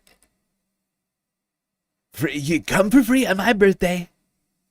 Fee structure to charge more money for non-U.S. residents to visit the parks in what it's calling, quote, America First entry fee policies. The new move comes months after President Trump signed an executive order titled Restoring Truth and Sanity to American History, which called for the elimination of, quote, divisive race-centered ideology at federal institutions. The Interior Department claims the new changes are part of an effort to make national parks, quote, more accessible, more affordable, and more efficient for the American people, unquote. But not everyone agrees with that assessment. We're joined now by two guests who've spent years trying... Oh, God, this is one of the dumbest things I've ever heard. Oh, God, it just breaks me inside. I feel like I'm taking crazy pills! Make the national parks more accessible. God. Audrey Peterman is with us. She's been an advocate for national parks for over 30 years, promoting the history of people of color in national parks. She's the recipient of the NPCA Centennial Leadership Award and author of the books Our True Nature, Finding a Zest for Life in the National Park System. She's joining us today from Kingston, Jamaica. And in Burlington, Vermont, Carolyn Finney is a storyteller, author, and cultural geographer who served on the National Parks Advisory Board for 8 years under the Obama administration. She's the author of the book, Black Faces, White Spaces, Reimagining the Relationship Between African Americans and the Great Outdoors. She's currently a scholar artist in residence in the Franklin Environmental Center at Middlebury College. We welcome you both to Democracy Now! Carolyn Finney, let's begin with you. First, your simple response to what has just been announced, that no longer will there be free admission to the national parks on Martin Luther King's birthday and the celebration of the end of slavery, Juneteenth. Thank you. First, thank you for having me on the show, Amy. And I love how you said simple response, because I don't think there is one. But what I will say is that you can take away the holiday, but you can't erase the truth. And it's not going to change how we feel, not just as Black Americans, but Americans in general, about honoring our history, because our history tells us who we are. So somewhere in my mind, it actually doesn't matter, not in the way that I think he hopes it matters. That's my simple response. And Audrey Carolyn, Peterman. Sorry, Juan. Yeah, and Carolyn, this idea of a president declaring a free admission on his own birthday. Yeah, you know, I don't like to give it much airtime. You know, it's his prerogative. He is the most powerful leader in the free world. That says more about him. It says actually nothing about us, and I mean us collectively as American citizens. I'm more interested in what it means to try to diminish and dismiss history that's not just Black history, it's American history, and what we all lose when that happens. So why don't you talk about what you mean by your title, Black Faces, White Spaces? Yes. Oh, what do I mean by that? Well, and the funny part is I came up with that with a white colleague who actually, we came up with that title together. I want to make sure that I say that. I was really pointing to when I was interested in looking at national parks in particular, it's because national parks historically were created as a way to represent American identity in the world. We didn't have the old cathedrals of Europe, you know, 400 years ago, but what we had were spaces like the Grand Canyon and Yosemite and the Everglades and Yellowstone. And so when I think about the parks as a place representing American identity is diverse and deep. For me, that's the good and the bad and the ugly of who we are, who we've been, right? And so I was thinking about slavery. I was thinking about Reconstruction. I was thinking about Jim Crow segregation. When I was thinking about Black people in particular, and we could have longer conversations about people of Asian descent and indigenous people, but thinking about Black people in particular, it was almost ironic that we had created this space representing American identity. But if you had Black skin, your ability to move freely in those spaces was highly limited. And that's really what I was trying to point to. And I was trying to poke the bear of that particular truth of what that means. And it didn't matter that it was a beautiful beach or a beautiful natural surrounding a forest, a national park, a mountain. It didn't matter. It wasn't just about restaurants and movie theaters. It was any space in this country. And we still have it. It's still present. It's buried deep in some of our legislation. It's buried deep in our cultural mores. It's buried deep in who we are. We still believe certain people shouldn't be living in certain neighborhoods. Certain people shouldn't be landowners. When you look about the history of farming and Black farmers and their inability to get financial support for the work that they were doing. We've been doing this for a very long time. And just because you're out in the natural environment doesn't change that. So I wanted to point to that because the other side of that is the magnificence of those spaces, the beauty of those spaces, the fact that as American citizens, we pay taxes to support those spaces. And I believe we should be doing that. They tell us something about who we are. They tell me something about who I am and the idea that my movement can be limited. And I'm not saying that somebody can say to me, I can't walk into the park, but it's also about behavior. It's also about the way I've been stared at, the way people can feel uncomfortable about you because of the way you look. They know nothing about you, but they make assumptions about you. I want to tell you something else. That book was on a park shelf at some national park service center, and I'm not sure where. And I got an email once, a couple of years ago, from a woman who described herself as Sarah the Great. She described herself as being white, and she said when she saw that book, she removed it and put something else in front of it and told me to stop being racist. And, you know, I initially got really angry about that. But over time, I've come to really feel some compassion for Sarah the Great. Because I realized Sarah the Great never cracked the cover.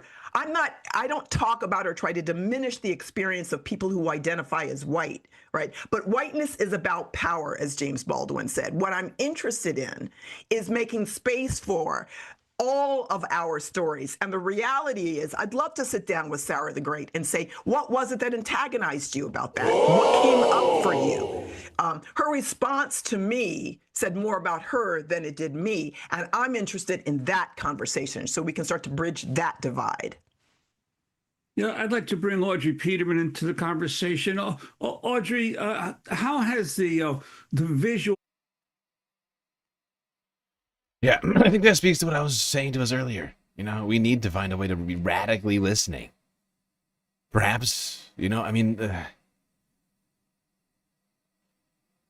Perhaps now we need to find a way to hear what is causing, because the fact is we have been divided up along race lines, even though really it's the class struggle is that which is being obfuscated by that edifice, by that facade, if you will.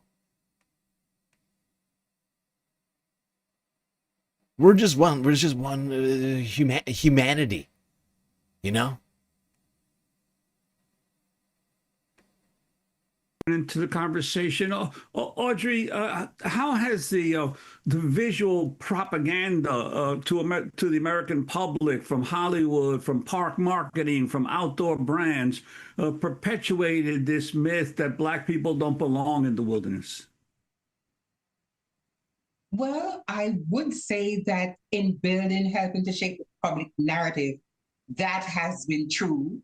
But in later years, like in the last 5 years or so, that has begun to change because of the assiduous action from people within communities of color striving to change that narrative. Map at Outdoor Afro actually has a line of outdoor clothing for people of color. So we've moved a long way from that. But if I might address the question of the president's action, may I? Yes, surely. Oh, thank you so much. Because I want to say I love it, I love it, I love it. I think it's the greatest thing he could have done because it is going to backfire spectacularly. For multiple years, people like Dr. Carolyn and I and other Black and brown environmental and national park leaders who are domiciled together at the Diverse Environmental Leaders Speakers Bureau, we have been striving to have this conversation about what the national parks are to America, right? Who gets to enjoy them and the stories they have, right? And as you can imagine, that conversation has dissipated tremendously since January 20th of this year. And now, lo and behold, we're talking about it because the president aligned himself with racial animus against the national park and an American hero. I think that there are people who didn't even know that Martin Luther King had anything to do with the national park system, you know, but now they do. And there's a common thing, a common parlance that says there's nothing that you can do to make people take greater interest than to have them feel that you're trying to keep something from them. You know, this administration has taken a lot and kept a lot from us. But I think in this actual case with the national parks and fee-free days, we can flood the parks en masse to learn about our history within them. Because the entire history of America, the entire history of every racial and ethnic group in America is in the national park system. And I have traveled it from coast to coast. And I'm telling you, once you know that history, you become a totally different person. The Pulitzer Prize-winning journalist Nikole Hannah-Jones, the founder of the 1619 Project, wrote on social media, quote, "It might be easy to find things like this merely petty or superficial, but that would be a mistake, demeaning, erasing or eliminating celebrations or acknowledgments of Black America is straight from Redemption Playbook and is intended to reinforce the racial hierarchy and signal its reinstatement. Today's renaming of military bases for Confederates, reinstalling Confederate statue, denigration of Black holidays, refusal to acknowledge Black contributions while decimating civil rights by an openly white nationalist administration is all to signal the restoration of the racial order," unquote, she said. And I wanted to ask you, Audrey Peterman, data collected from the National Park Service revealed Latinos and Asian Americans made up less than 5% of visitors to U.S. national parks, and less than 2% visitors identify themselves as African Americans. Can you talk about the historical context and how you have spent so many decades trying to increase the population of color in the national parks of the United States? Yes, absolutely. And I completely agree with the quote that you cited, And here's another side to that. We know that the president. Before Audrey gets to this, I just want to say that is, to me, is an incredibly fucking disturbing statistic. Okay, that should not be the case. That should not be the case. That only that 98% of people enjoying the national parks that are paid for by our tax dollars are all white or identify as white.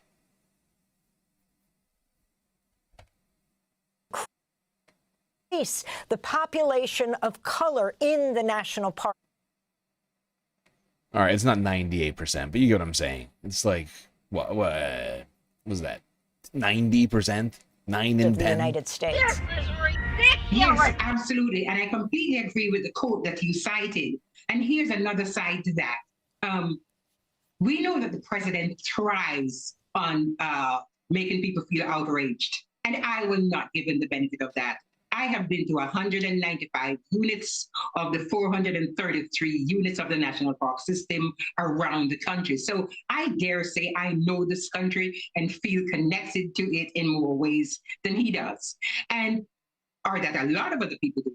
And that's why we have been trying to get the word out, particularly to Americans of color, to say, look, you need to embrace the national parks, get to know about the national parks, and visit them in order to see the tremendous historic contributions and legacy that your ancestors have left here. So I think that there's a lot of there's a very false understanding about America and also about the national park system. And I will tell you this, you know that old story about the 6 blind men who went to see the elephant? They'd heard about this amazing animal, and one fell against its flank and said, "Oh, it's a wall." And the other one felt its trunk and said, "Oh, it's a snake." You know, that is kind of what we're like in America now. And the national park system provides the anatomical material of what our country is. And this is why we've been trying to get the word out for 30 years, ourselves and many other people.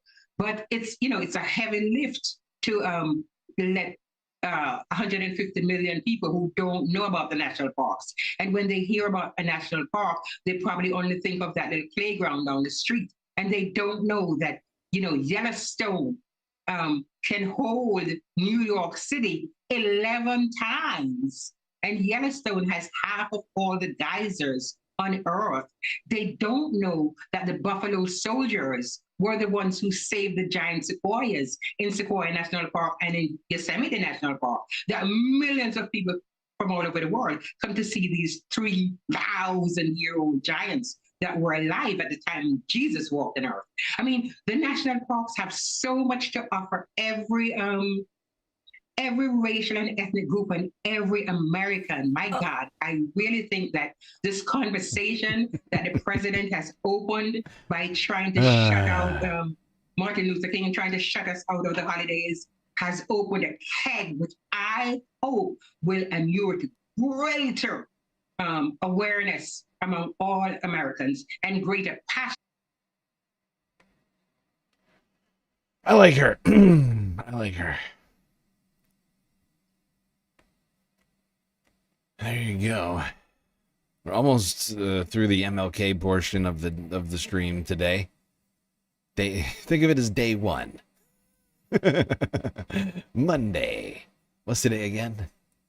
Saturday. That's right.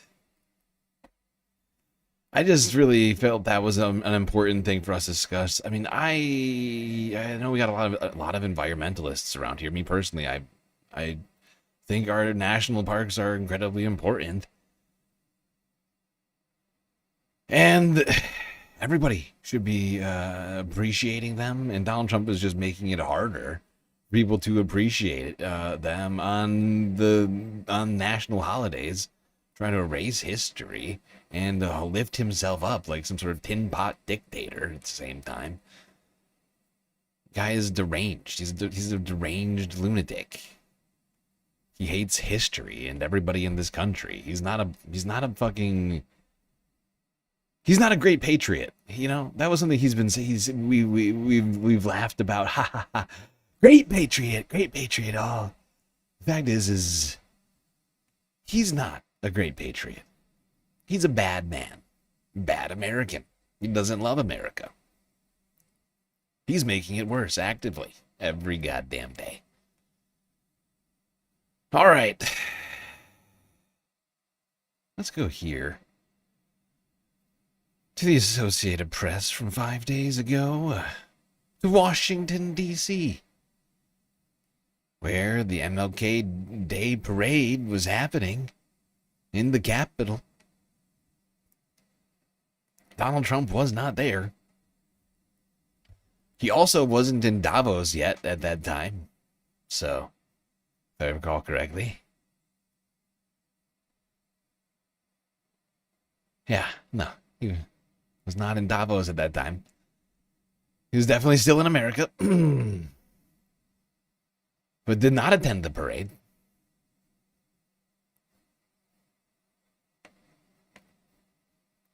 Are we ready for a parade?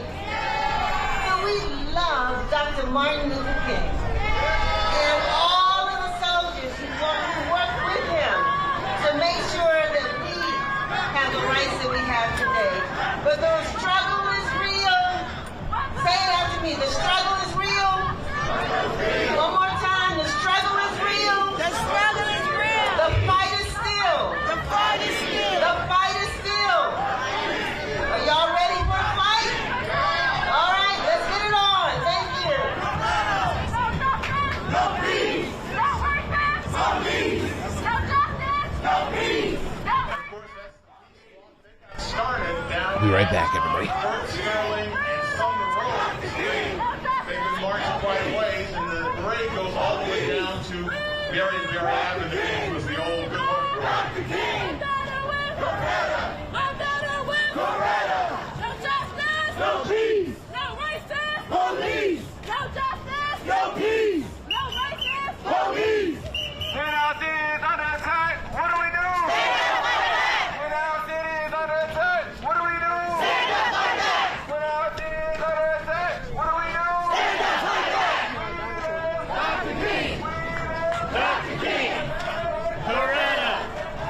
Coretta! Coretta! Coretta! Stand up like that! Stand up like that!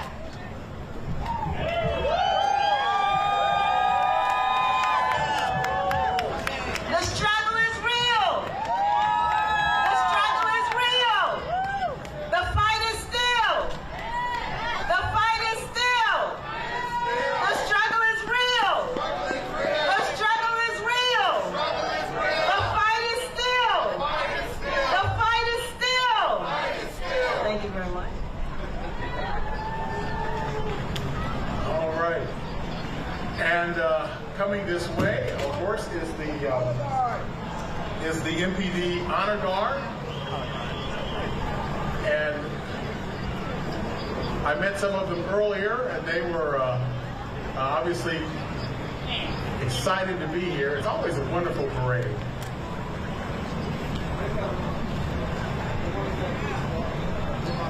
There. Good to see you there. She's up the other end.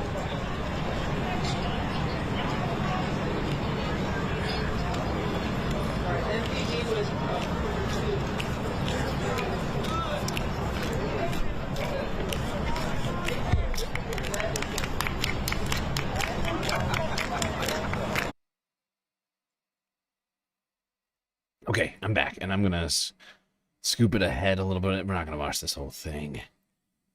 Don't have time for that today. There's too much fucking news going on. Honestly, I wanted to watch a lot. I had a whole stream. I had a full 8-hour stream for MLK Day planned, and I'm very sad that we're not getting to do that. But I had to completely dismantle that list for a monster of a list that we have now, nearly 200 video list. It's been the week from hell.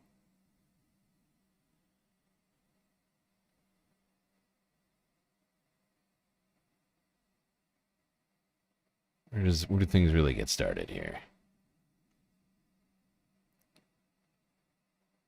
I think right around here.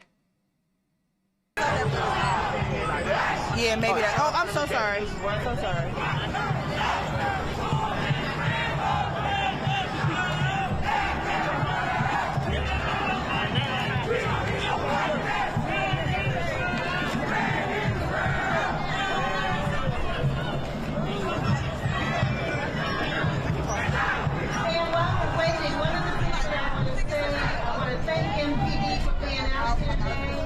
They are out in full force. They have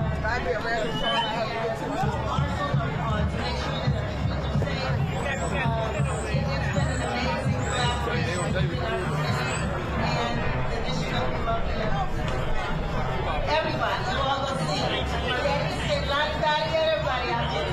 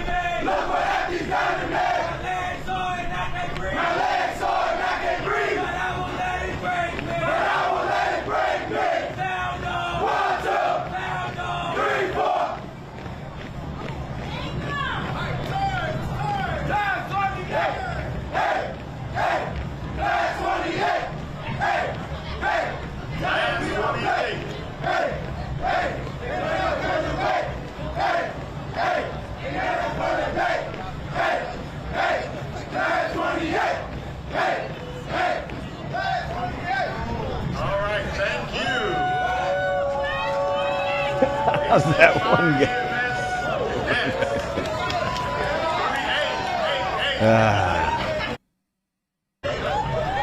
And then the parade went on for like 2.5 hours. Dancing, music,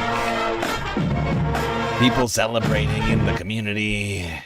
It was beautiful. It's a beautiful celebration.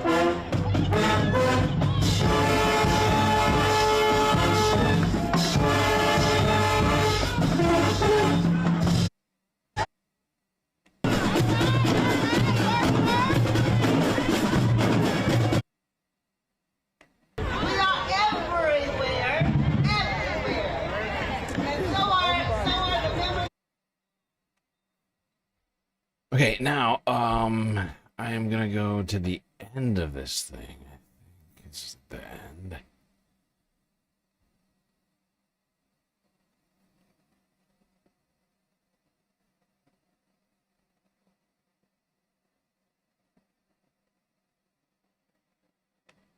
Where does this happen?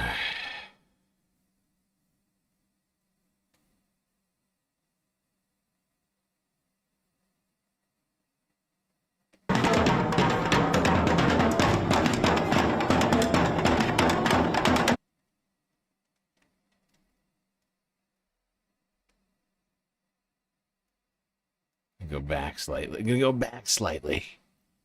This is what I wanted. Yes, I listened to a whole. I didn't watch the whole thing, but I listened to the whole parade.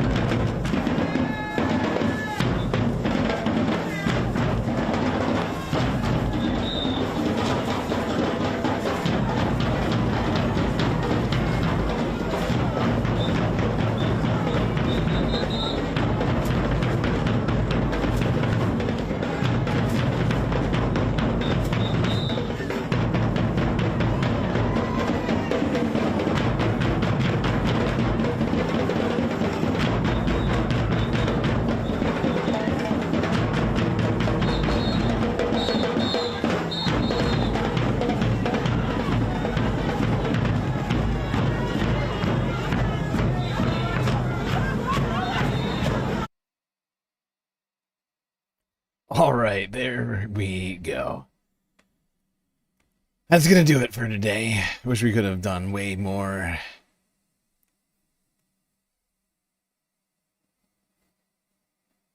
Had so much more stuff planned for MLK Day, but there's a little bit longer than a brief glimpse of MLK celebrations this year and a discussion. MLK's legacy, among other things. Omegastar with the super chat. Oh, that's not a super chat. That's a membership message highlight. Drumming.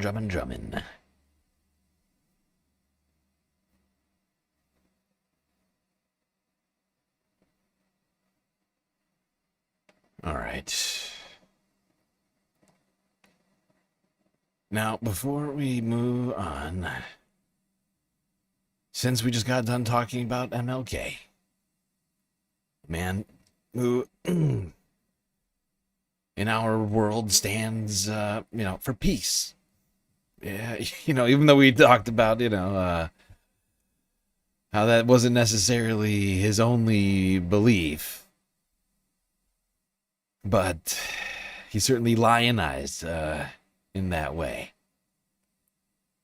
Let's talk about peaceful revolution. Let's talk about something called democracy. You might be familiar with it.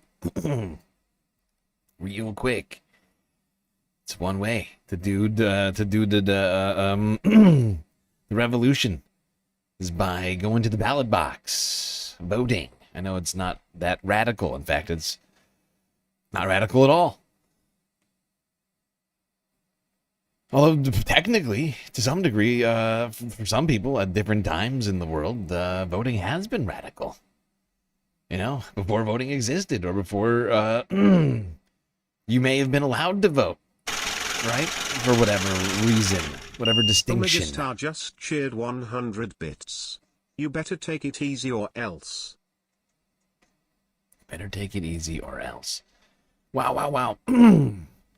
I will take it easy. Thank you, Omegastar.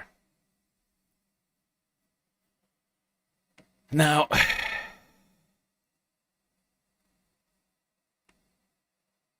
one man.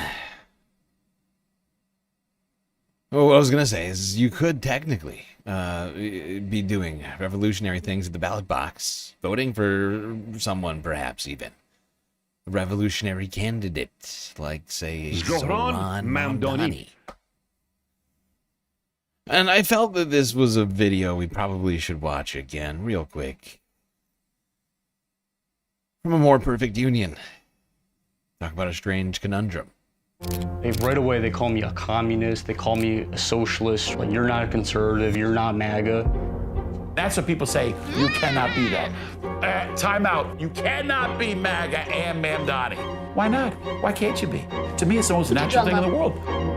When Zoran Mamdani, a democratic socialist, met with Donald Trump in the Oval Office, it wasn't supposed to go well. The president has been repeatedly referring to him as a communist. But then... Congratulations, Mr. Mayor. The better he does, the happier I am. We're going to be helping him to make everybody's dream come true.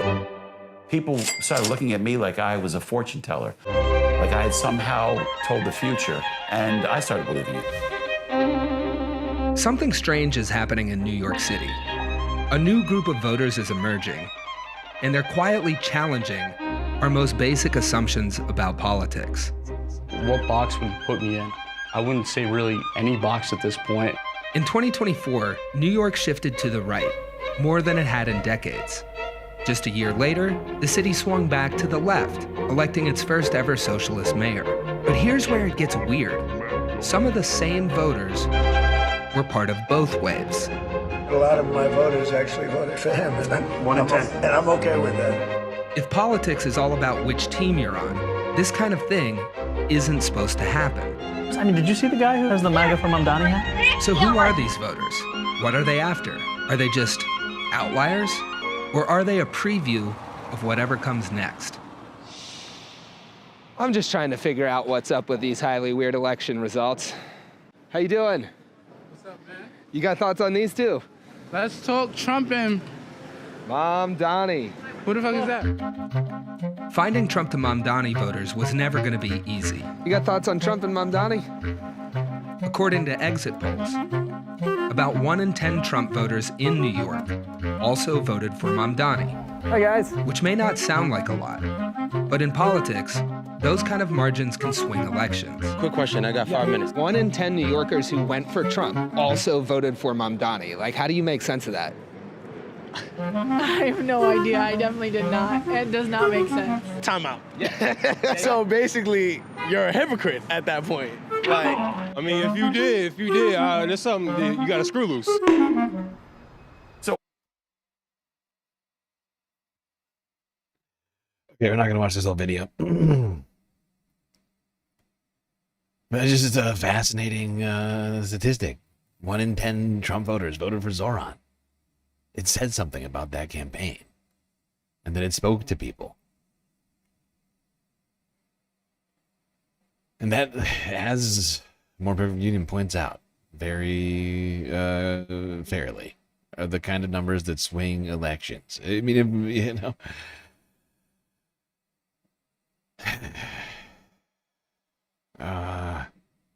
let's just go here now.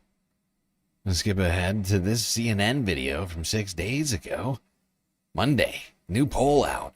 Democrats seize advantage heading into the midterms.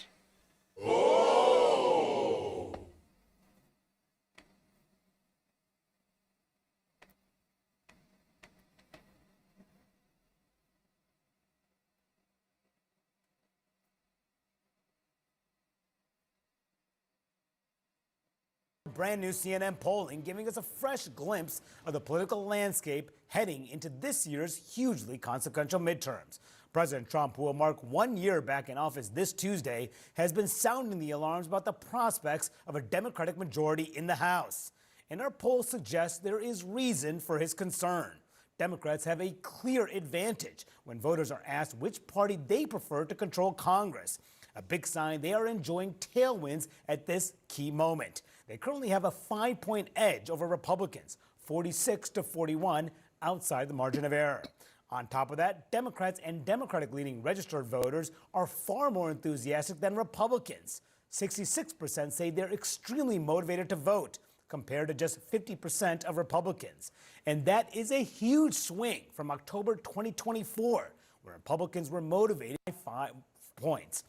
But it's not all good news for Democrats, with our poll finding their leaders are still held in very low regard. We'll break this all down and more with an excellent group of reporters this morning. CNN's Elena Treen, Zolan Kano-Youngs with the New York Times, and CNN's Aaron Blake. Good morning to you all.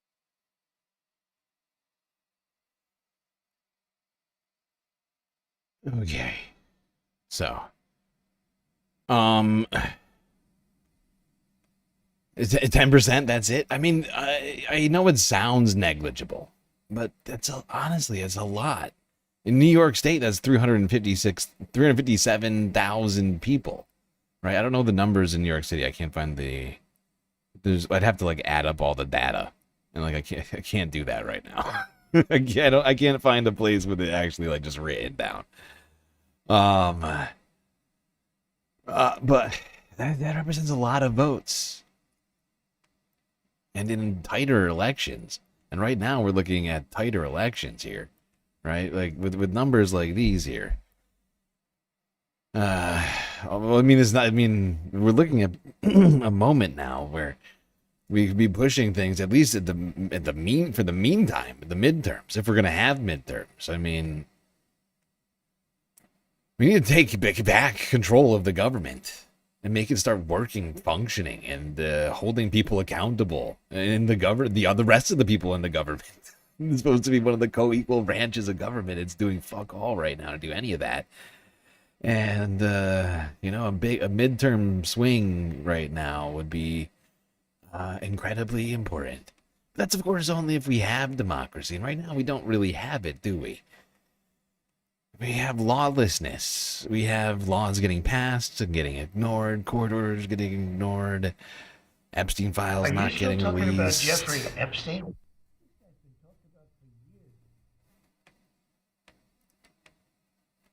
The government is breaking the law with the Epstein files. They were supposed to release all of them. They did not. They were supposed to explain redactions. They did not. They were supposed to have limited redactions that did not allow them to redact on the basis of embarrassment or for politically exposed people.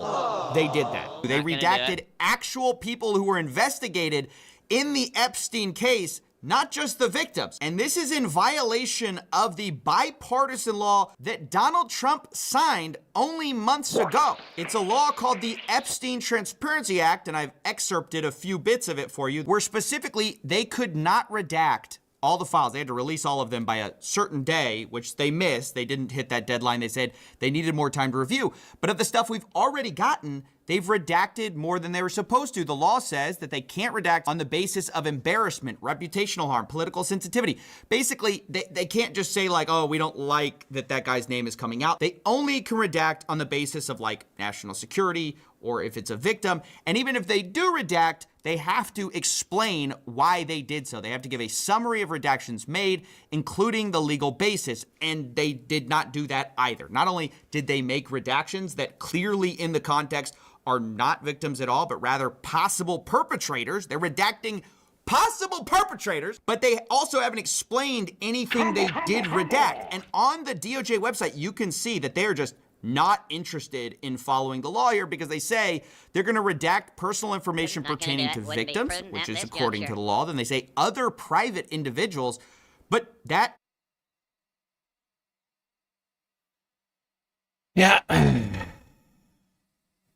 It's disturbing. We were promised the Epstein files. Everybody was promised the Epstein files. The victims were promised the Epstein files. America was promised the Epstein files. It's a law. It's the law, and Donald Trump is not doing it. I wonder why. I wonder why. It's weird. It's almost like he's hiding something personally.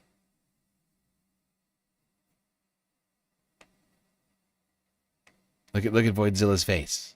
Look at CoffeeZilla. Look at him. He's broken. He's broken inside. What am I gonna do with this? 1% of the files? What? 1%?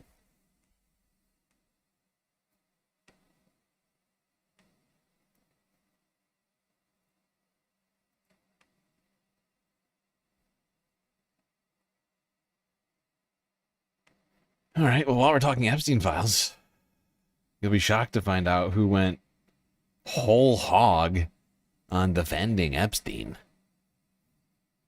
It's a very interesting take from a guy on the right, the far right. Mr. Nicholas J. Fuentes. It's apparently Epstein defender now. Don't be creepy. All right, guys, we got to talk a little bit about Nick Fuentes. So as you all know, some goofballs online like to say this line where they said, he's on a generational run. It's a generational...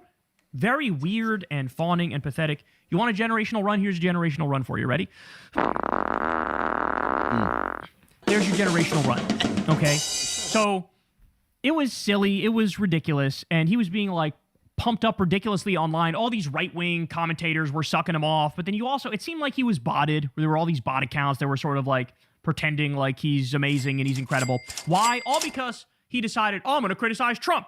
And it's like, wow, fucking real fucking new thing you're doing there. But he was criticizing him from his right. His argument was like, this guy's not fascist enough. Can you believe that? He should be more fascist. And all the fucking idiots were like, yeah, that's right, more fascist. It behooves me that this thing blew up as big as it did, but it did. Okay. Well, guess what? Since then, he's really pissed it all away in a way that's almost shocking. It actually is shocking. So let's start with this. The other day, Right Wing Watch was able to flag this. He's talking on his show. And now remember, he said during his generational run, he said at certain points like, look, we need to work with people who are liberals or who are on the left. Like, there are brothers and sisters who've lost their way away from the true light of racism, which they should, like, join me in. But he said, like, oh, this is who these people are. Like, we gotta, they can be allies with us. This is an argument that he made on his show. Well, now, I guess he changed his mind at some point along the way, and now he says this about the 38-year-old mom who got shot in the face 3 times for the crime of doing a 3-point turn. Watch this. And I really have a problem with these people that say that she is, that this is some kind of tragic situation. I don't think there's anything tragic about it at all. I think it's good. Honestly, I think it's good. I think it was good that George Floyd died. I think it's good that she died. She's a complete idiot. She's a typical liberal idiot. What a piece of shit. Irredeemable, unrecoverable. And people could say, well, you know, that's not Christian. Well, that's the reality.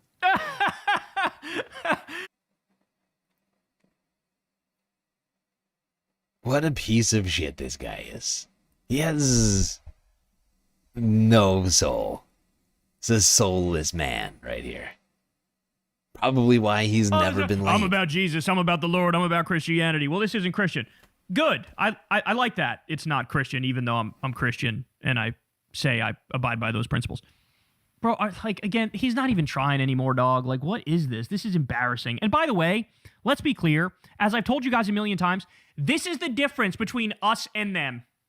You know how I feel about these people? I fucking hate these people. They are vile, wretched, disgusting, putrid little freaks and cunts and pricks. And I want nothing to do with them. I want them to stay away from me. I think they're evil. I think they're horrible. I think they're immoral. I think they're wrong. But the difference between me and them is, even though I feel that way, I want them to have health care.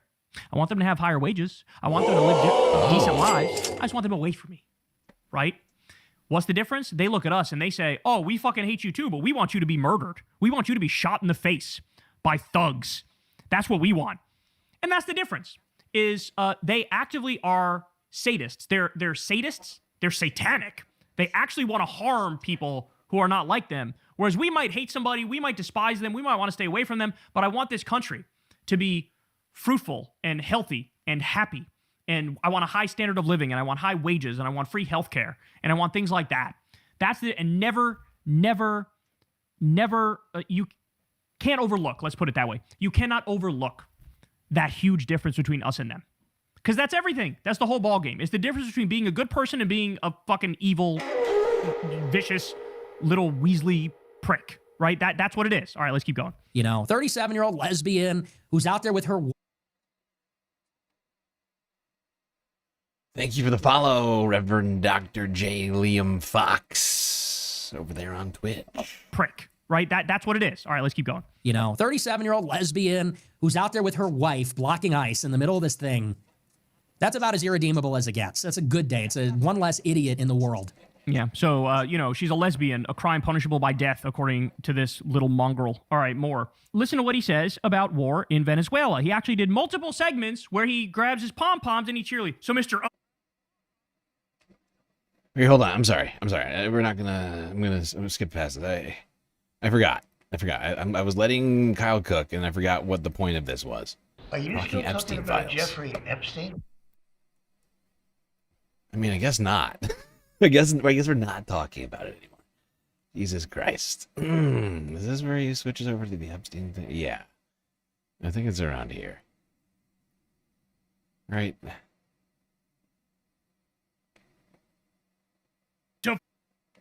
Because apparently, you know, the standard is, well, it's actually really close to us, so it's okay if we do horrible things now. Nobody ever said, I sure am against this Iraq war, but you know what? If it... Wait. Now, how did I get back? How the hell did I just get back here? What the fuck? How does that even happen? Very annoying. Highly annoying. Flat at the moment, then we get this. I think this is... Fuentes comes out on the issue of Denmark and Greenland, and he says, quote, just try to stop us. So he's saying the U.S. should steal Greenland, and says to Europe, quote, just try to stop us. To which I replied, this is exactly what Trump and Epstein said when they gang raped 13-year-olds. But guess what? We got a little more on that topic because Nick Fuentes comes out, and now suddenly... he's pro Jeffrey Epstein. Watch this. Sometimes you gotta be the villain. Epstein's my boy, dude. Let's just be honest. Epstein was cool as fuck. There, I said it. What are you gonna do? Go ahead, cancel me. Yeah, I said it. Jeffrey Epstein was cool as fuck. Now what? Go ahead, cancel me. Do it. So sometimes we have to be the villain. Sometimes we have to be on a villain arc. That's okay. I'll be a little unpopular. I've been unpopular before. So, by the way, funny enough, here's what he used to say. Here's what he said on in the wee old times, the dark ages, all the way back on July 13th of 2025. Nick Fuentes said, "Let us never forget that 1 year ago today, our president Donald Trump was spared from sudden death by God. Trump took a bullet so that he could live to cover up Epstein's pedophile island and to bomb Iran for Israel." So back then, it was a pedophile island, the evil pedophile island that Trump's protecting the guy. Well, like, what the fuck is this? And now it's like, bro, I fucking love Jeffrey Epstein. More, here we go. This whole pedo thing, it's like, is it really pedophilia? I don't want to be the one that has to say it. By the way, so many of us on the left call this. So many of us on the left call this actually, it's technically a phebophilia, not pedophilia. Well, she was like 14 years old, so she wasn't like she was 5. That's what, MAGA, well, at least she wasn't 5. That's what the new slogan's gonna be. MAGA, well, she wasn't 5. That's where we're going. Yes, I'm being forced to say it. It's not really pedophilia, okay? They weren't trafficking 5-year-olds. It was like, told you. Well, actually, it's a phebophilia, and actually, they weren't 5 years old. They were technically not legal. Big difference. At least they weren't in 5. my opinion. I know that's At a least they weren't controversial 5. take, but that's not really the. At least they weren't 5, says Nick. They weren't. They can't consent legally speaking, but at least they weren't 5, says Nick. That's cool. It's a lit take from Nick. Okay. The issue is not that they were barely legal teens, which is what it is. They're not barely legal. Who else? Somebody else said this too. It was Megyn Kelly was like, Jeffrey Epstein was actually into the barely legal types. Like 14. That's not barely legal. That's illegal. What are you talking about? And by the way, illegal. You have the 13-year-old Katie Johnson, the 13-year-old. She, of course, told her story. Horrific, disgusting, talking about raping underage girls in that scenario, right? But also, there are literal pictures that came out in the Epstein files so far. We only got 1% of them, which do show girls as young as like 9 years old or so in that ballpark. We also learned he was actually human trafficking them. He had the passports of these underage girls. So you do have girls as young as like 9 years old. You do have some that are super young. But I hate even having to make this point because, like, it doesn't matter. It doesn't matter, Kyle. It doesn't matter, Kyle. Thank you. Thank you, Kyle. You're beating a dead horse right now. It was like he's trying to, you don't need to play this from multiple angles. This is not a tough take. This is not a tough take, Kyle. You're overthinking it. You're overthinking it. I love you, buddy. You're overthinking this one.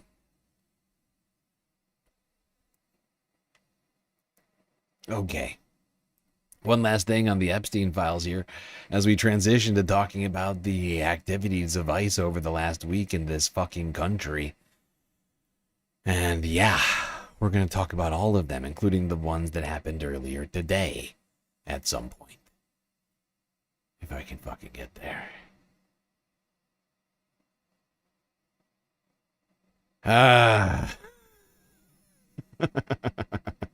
Let's go here. This is the best segue I've got for you. Democracy Now! A distraction from Epstein files? Trump ramps up chaos in Minnesota, Greenland, and beyond.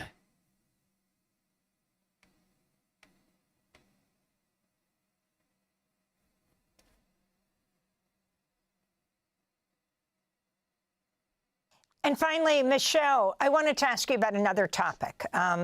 1 month has now passed since Congress's deadline for the Justice Department to release all files on the late convicted sex offender Jeffrey Epstein.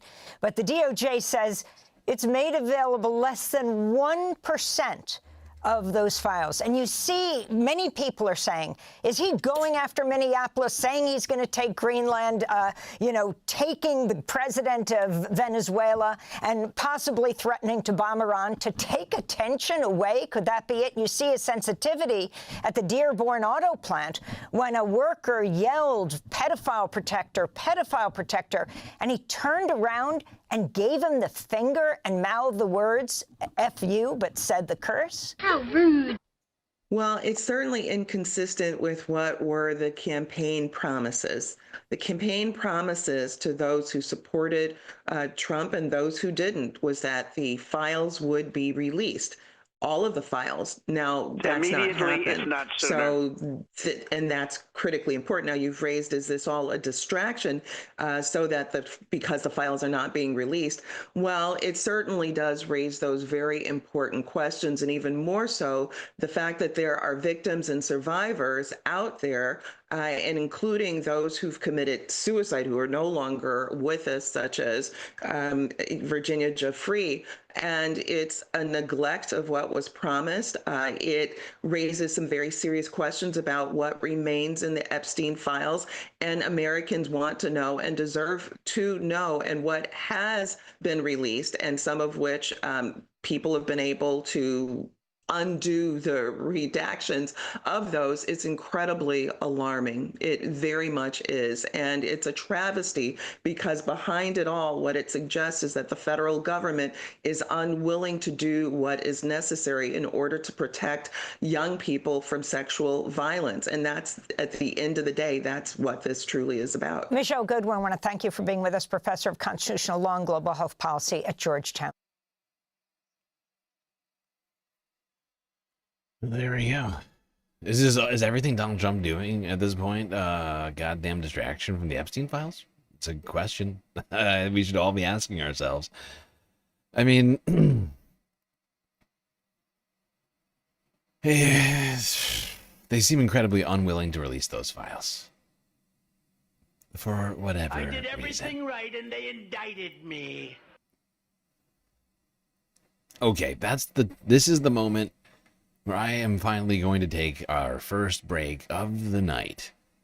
It's like we got a double length first half of the evening for this epically awful week-ending report. Boy, oh boy, do we have a lot left to get through. I still have a longer than normal stream's worth of videos in this list in front of me right now. Good God. Everything's fine. All right, everybody. Quick break.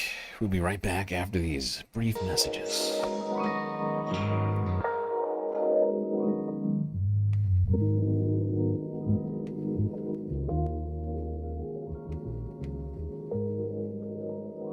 All right.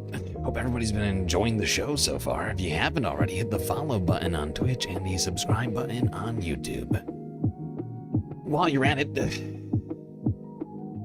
do consider contributing to the Galactic News Network, as we are completely funded by individuals like you. A lot of great ways out there for you to show your support. YouTube, Super Chat, Super Stickers, memberships, gifted memberships. Twitch, bits, power-ups, subs, gifted subs, prime subs, Cash App, and PayPal if you prefer your money go directly to funding the stream rather than the bottom line of Google and or Amazon. But of course, the very best ways to get... oh wait, I almost forgot. We now have a new way of contributing to the Galactic News Network. Throne! That's right, we've added a Throne link to our YouTube and Twitch profiles. As well as in the Discord, if you're in the Discord. If you're not in the Discord, you should be. But if you are in the Discord, you can find the link there as well as all the other links we have available. The Galactic Universe. Pretend like that sentence made sense. If you're not familiar with Throne, it's a way you can kind of go shopping for galactic gifts. Physical gifts. You can contribute directly to and or buy, drinks, snacks. A pair of sweatpants is on there, as well as a e-bike that we're crowdfunding. But of course, the very best way to get the most space benefits for your Earth dollars is to go onto Patreon and become a galactic patron, where for the low price of $3 a month, you get access to a myriad space benefits unseen by the rest of the goddamn Milky Way galaxy. All right, everybody, enjoy the break. Grab yourself a drink, maybe a snack, and I will be right back.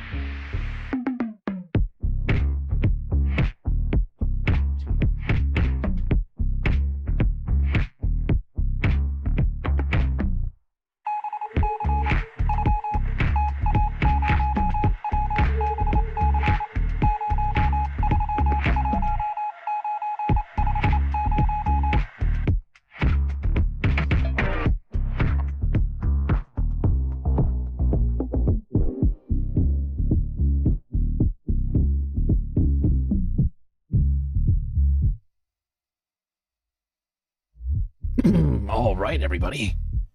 We are back. That's right, that beeping in your ears was intended to, in fact, alert you to my returning to the show for the second half. So you'd better be ready.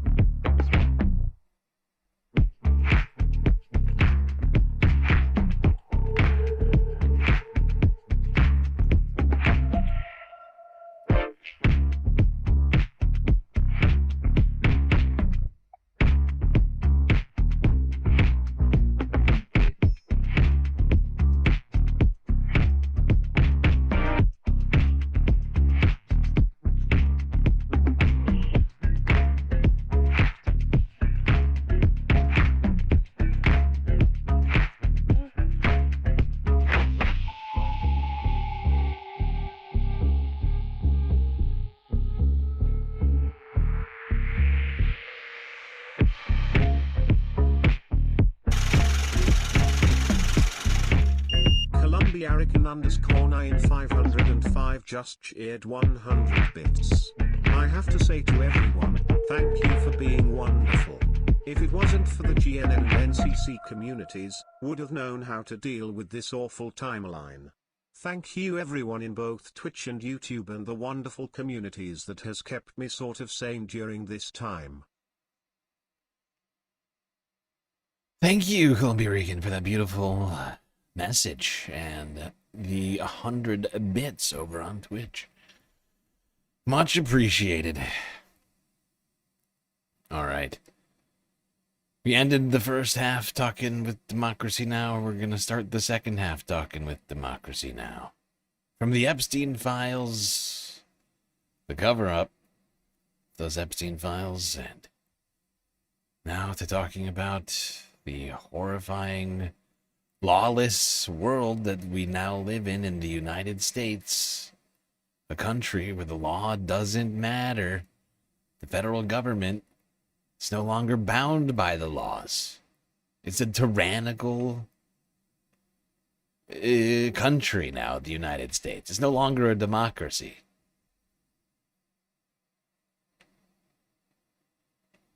It's no longer a democracy. This is from last week to get us started. We begin today's show looking at ICE's escalating use of violence and force. Last week, an ICE agent fatally shot Renee Good, 37-year-old mother of 3 in Minneapolis, sparking nationwide protests. On Thursday, President Trump threatened to invoke the Insurrection Act and send troops to Minnesota. Following the shooting of Renee Good, ICE's violent tactics have come under increasing scrutiny. A new investigation by ProPublica documents more than 40 cases of immigration agents using banned chokeholds and other moves that can cut off breathing. In one case, ICE agents violently arrested an ICU nurse in California named Amanda Treback while she was documenting ICE operations in the Los Angeles area. 2 plainclothes masked agents were filmed pinning her against the pavement as they knelt on her back. One agent put his knee on Treback's head for a brief moment. Filming you. Get off her head! Get off me! Get off your knee! Get off her head! Get it off! Get back, get back. Get off her head! Get back. Get off of you! This is public property, sir! This is public property. Streaming live, this is ICE beating her up. They got her knee on her head. I'm where I need to be 10 feet, so. You guys get her in the van? Sir, you okay? Yeah. Amanda Treback was then held in federal custody. After her release, she appeared on Democracy Now! They came out in a convoy. They jumped out of the vehicle. As you could see, they pinned me to the ground and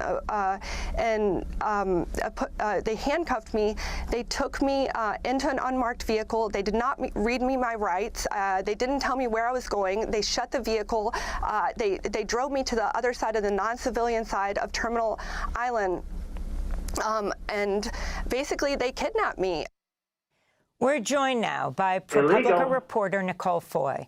Her latest article headlined, "We found more than 40 cases of immigration agents using banned chokeholds and other moves that can cut off breathing."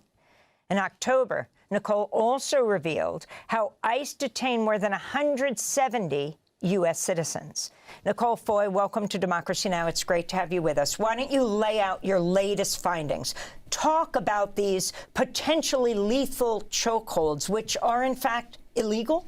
Yes. My coworker, Mackenzie Funk, and I, we've spent most of this last year documenting aggressive tactics by immigration agents. And what we found is that over the last year, immigration agents across the country have used these really dangerous and banned by their own policy chokeholds and carotid restraints, as well as many of these also dangerous kneeling on people's necks, kneeling on backs like we saw with Amanda, in ways that can really restrict your breathing and your blood flow, which is one of the reasons why their own training actually highly discourages this types of arrest, but we've seen it across the country.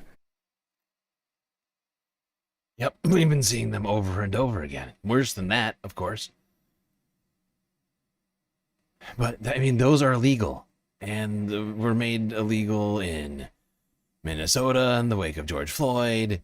And they're, like she said, illegal even according to ICE's own policy. Shocking, but true. They're violating their own policies. It's because they're the secret police. They're the fucking Gestapo.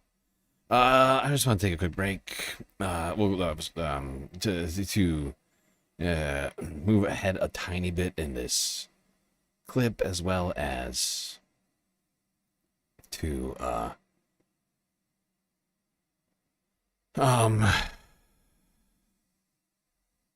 actually, no, this is this next spot that I want. But I wanted to say thank you to two people who just donated over on PayPal. MX Glitchmaster, which is actually, according to them, pronounced Mix Glitchmaster. Thank you for the $10 on PayPal. And to Schmegley, thank you for the $5 on PayPal. Appreciate both of you. I will keep doing what I do. All right, Schmegmeister. Is this Schmegmeister?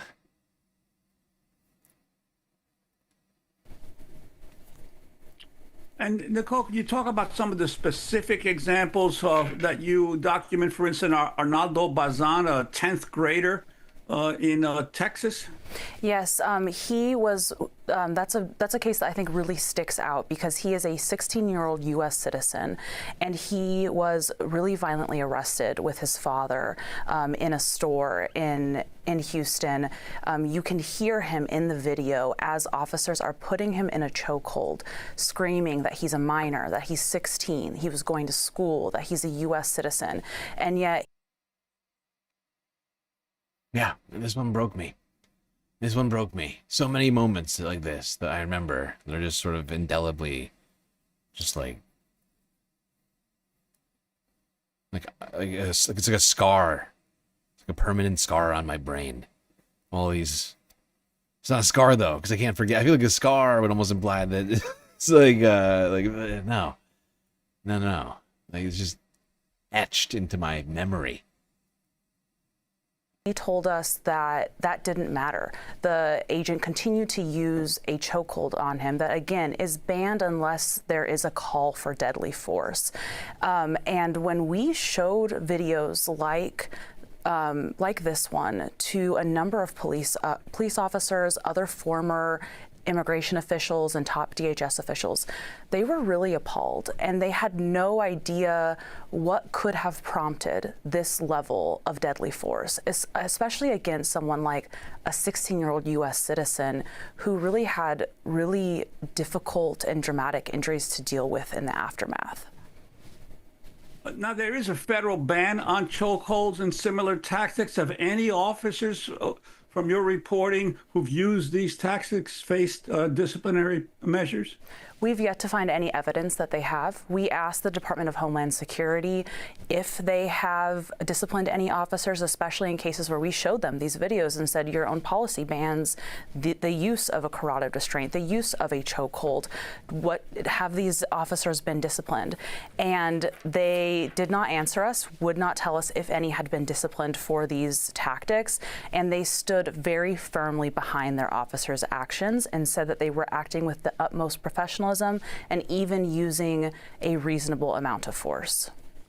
I wanted to read from your piece.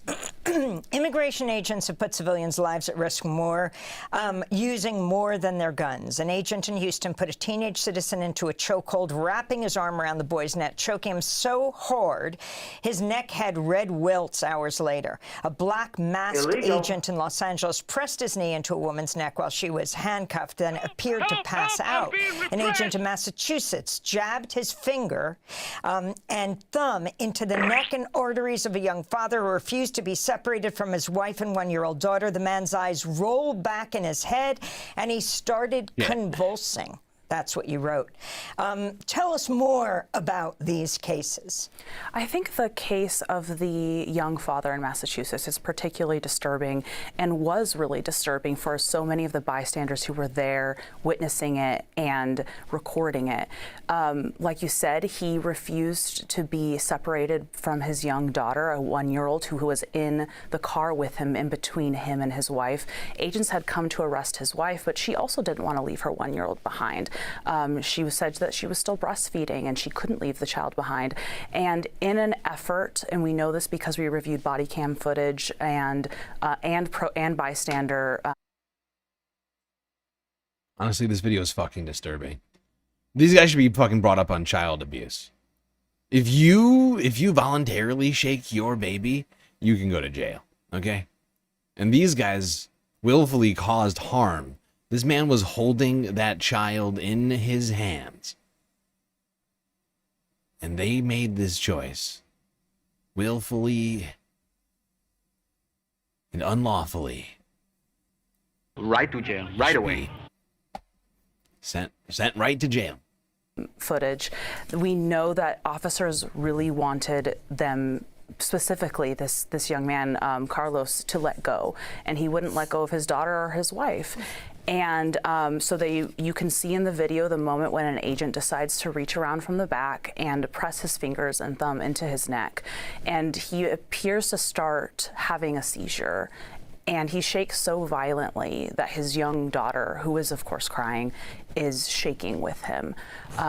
He did end up getting to be released with his daughter, but he's filed a lawsuit alleging not only excessive force, but also alleging that ICE officers delayed medical attention when he requested it on the scene. And so it's really a difficult video. I need to stop seeing scenes like this where you have fucking local police watching on as a crime happens 2 yards from their fucking eyes. This guy, he's looking over here while there's criminals attacking citizens. Protect and serve. Protect and serve. Otherwise, we're going to go back to defund the police. Abolish the police, okay? If they're not going to protect America, then I guess it'll have to be Americans protecting America. And isn't that what Republicans want anyways, right? Don't Republicans just want everybody to have guns anyway? We just protect our neighborhoods. Because that is the world that we're looking at right now, okay? If law enforcement does nothing and looks on and does not apprehend the criminals, then they too are criminals. They are not protecting and serving anyone. They're willing conspirators and contributors to this fucking abuse. Hold on, I'm going to skip ahead a little bit.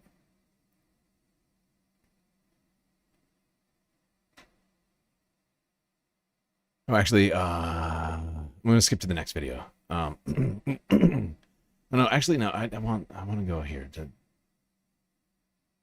Yeah. Right.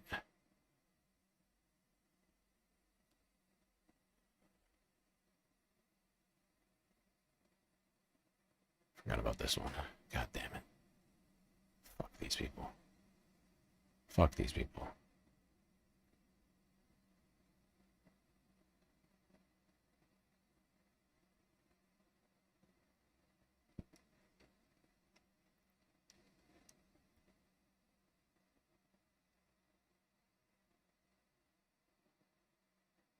I'm in.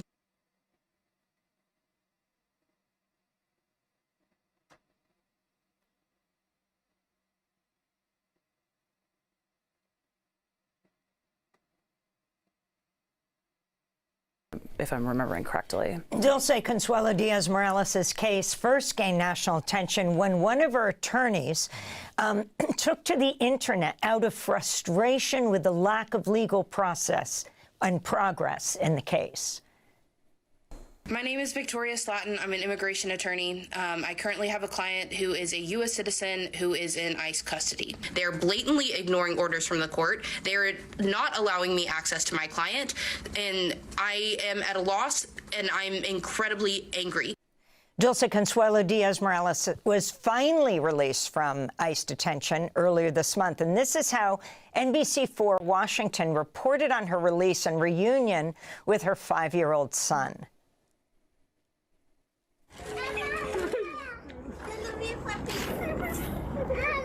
This is the moment when Dulce Consuelo Diaz-Morales is once again able to embrace her son. Me sentí muy alegre, muy emocionada.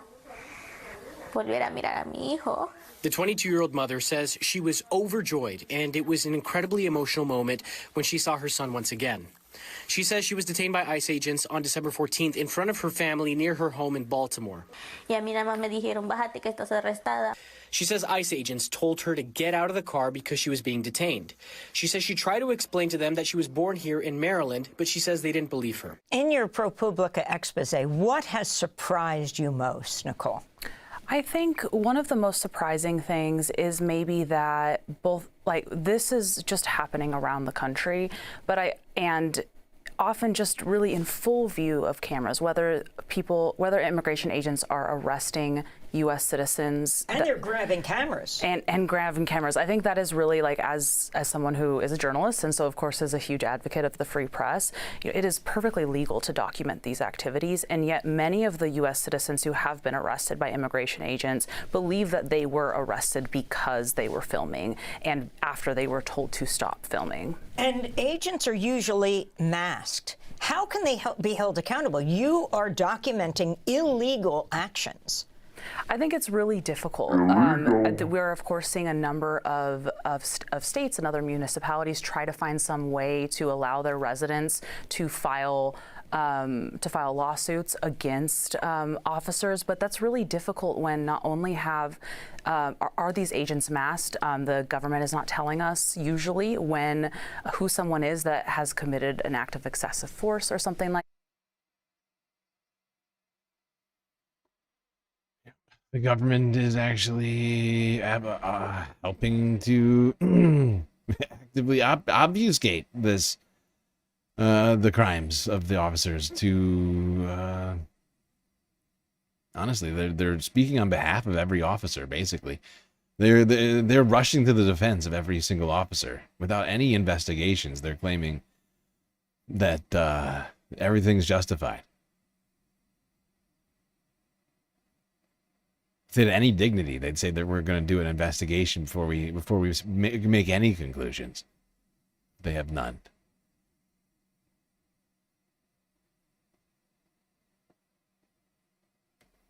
Now let's go here to one Bernard Sanders, who posted this last Sunday. Thanks very much for joining me. I wish I could cheer you up, but I can't. This is an unprecedented and dangerous moment in modern American history under a president who is increasingly unhinged and every day is moving us toward an authoritarian society with more and more power resting in his own hands. While the situation is frightening, I am absolutely confident that if we stand together and not let Trump and his friends divide us up, we can and will prevail. And the good news is that even more and more Republicans are understanding the folly of standing with Trump on both policy and political issues, as polls indicate that he is becoming more and more unpopular. Let's give Donald Trump credit for being straightforward. Last week, in an interview with the New York Times, when asked about what he considers to be the limits on his own power in terms of international affairs, he said, quote, "Yeah, there is one thing, my own morality, my own mind. It's the only thing that can stop me. I don't need international law," end quote. Trump says he doesn't need international law. And as a result, Trump believes he has the right to attack Venezuela without congressional approval, the right to threaten to go to war against Denmark, a long-standing NATO ally, in order to take over Greenland, and to threaten Mexico, Colombia, and even Canada. In other words, Trump is right. He has no respect for international law, which means that no other country on earth will have respect for international law. As a result, we will move to international anarchy, where any act of violence, for whatever reason that any country or terrorist group thinks is acceptable, will be done. And that is a horrific situation. But it is not just his disregard for international law. It is his contempt for the Constitution of the United States and for the rule of law here at home. He has continued to illegally rescind money that Congress has appropriated for everything from education to climate change. He has denied funding to states that committed the crime of voting against him in an election. Illegal. He has attacked federal courts that ignored court orders. He has sent FBI agents into a Washington Post reporter's home. He has attacked media, which has not bent the need toward him. He has withheld funding from universities whose curriculum he disagrees with.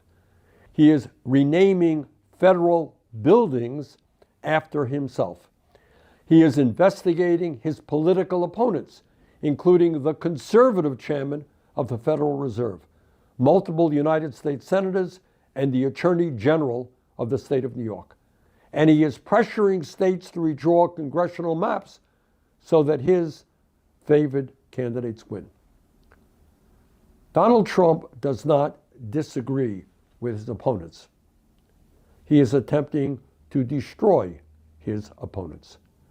In other words, plain and simple, when you add all of this up and more, Trump is undermining the foundations of American democracy and everything this country has stood for since its inception. And as bad as all of that is, we now have the situation in Minneapolis. An unarmed American citizen, Renee, was shot in the head by an ICE officer in broad daylight. Instead of demanding accountability for her killing, the Trump administration's first instinct was to lie, describing her as a domestic terrorist and offering the officer absolute immunity. This, by the way, as you may recall, is reminiscent of how the January 6th insurrectionists were redefined by Trump as... Yeah. And the term absolute immunity appears nowhere in the U.S. Constitution because it's definitionally tyrannical. It's anti-American. Anybody who hears that phrase and says that's fine is a fucking idiot and not an American. That is not what this fucking country is founded on. Okay? Absolute immunity for no one under the law of the United States of America. The U.S. Constitution. For which it stands, under God indivisible, with liberty and justice for all, everybody in America. Peaceful protesters and pardon. In other words, when people are trying to overthrow the government of the United States violently, they are peaceful protesters, they are pardoned. When a woman is sitting in her car and shot in the head, she is a domestic terrorist, and the guy who shoots her is pardoned. Instead of withdrawing ICE from the city of Minneapolis or reducing its presence because of this horrific act, the Trump administration has instead sent thousands more ICE agents into the city. It is now threatening to invoke the Insurrection Act, which would allow him to bring the United States military into Minneapolis above and beyond the thousands of masked ICE agents who are already there. In other words, the Trump administration's response to peaceful protest is a military takeover of a major American city. This is not only an outrage unto itself, it sets a precedent for the U.S. military to be deployed domestically against Trump's perceived opponents. Meanwhile, in the midst of all of these moves toward authoritarianism, let's not forget that the billionaire class is getting richer and richer, while 60% of our people live paycheck to paycheck. Our healthcare system is collapsing, people can't afford housing, and grocery prices are still rising. 800,000 Americans are homeless in this country. Working families can't afford to feed their kids, and Trump is looking for a war with Denmark to annex Greenland. That is the world we are living in. So, where do we go from here? Just a few points. Where do we go from here, Bernie? Where do we go from here? Well, we go into the thick of it, of this fucking week. Because we still have a hell of a lot to talk about. A lot has transpired since Bernie uttered those words.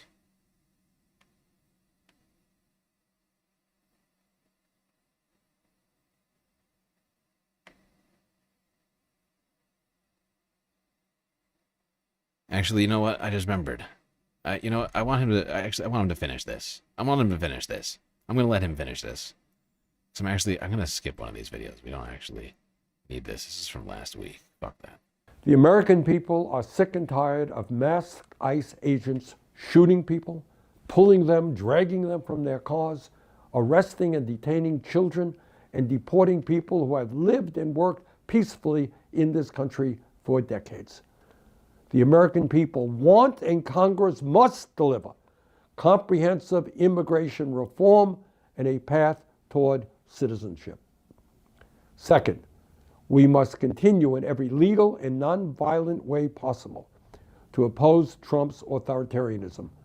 I'm going to do all that I can here in the United States Senate. People have got to do all that they can in their own communities. Third, we must focus on the midterm elections next November. If we can defeat Republicans in the House and in the Senate, we can, to a very significant degree, slow down Trump's authoritarianism and put an end to his efforts to undermine American democracy. Yes, and I'm going to add on to that. Because the fact is, we need to be putting people in not just for form. Okay? You know, I'm thinking bigger than that. Abolish ICE. Get rid of it. We need to be adamant with the people that we are voting into office. This is primary season right now, and I would much rather be talking about that, because we have a lot to do in that regard. We need to be we really need efforts right now across the country. Now is the time.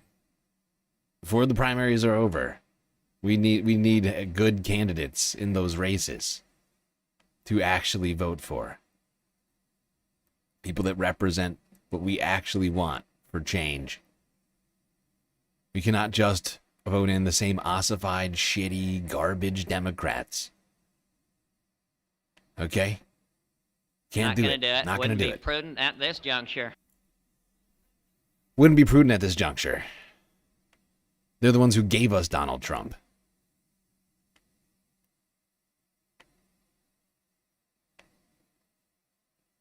No. We kicked those people out. We put in new people. Zohran Put in the Mamdani. Zorans. Oh, Megastar with a massive YouTube chat. Super chat. Feeling the burn. Thank you, Omega.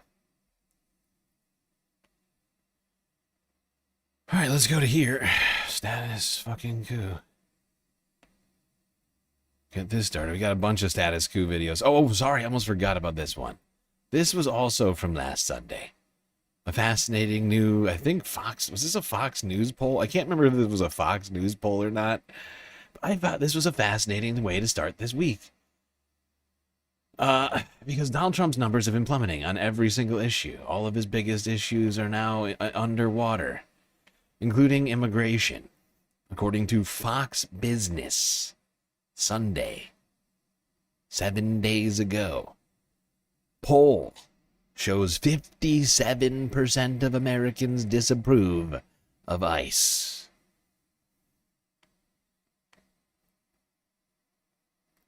A new poll shows 57% disapprove of the way ICE is enforcing immigration laws. Ron Vitiello is a senior advisor for Customs and Border Protection. He joins me now. How can you turn around this very bad PR situation for the administration? It's an interesting question. I think what we have to recognize is that for the 4 years under Joe Biden, all Americans were upset and very concerned about what was happening at the southwest border.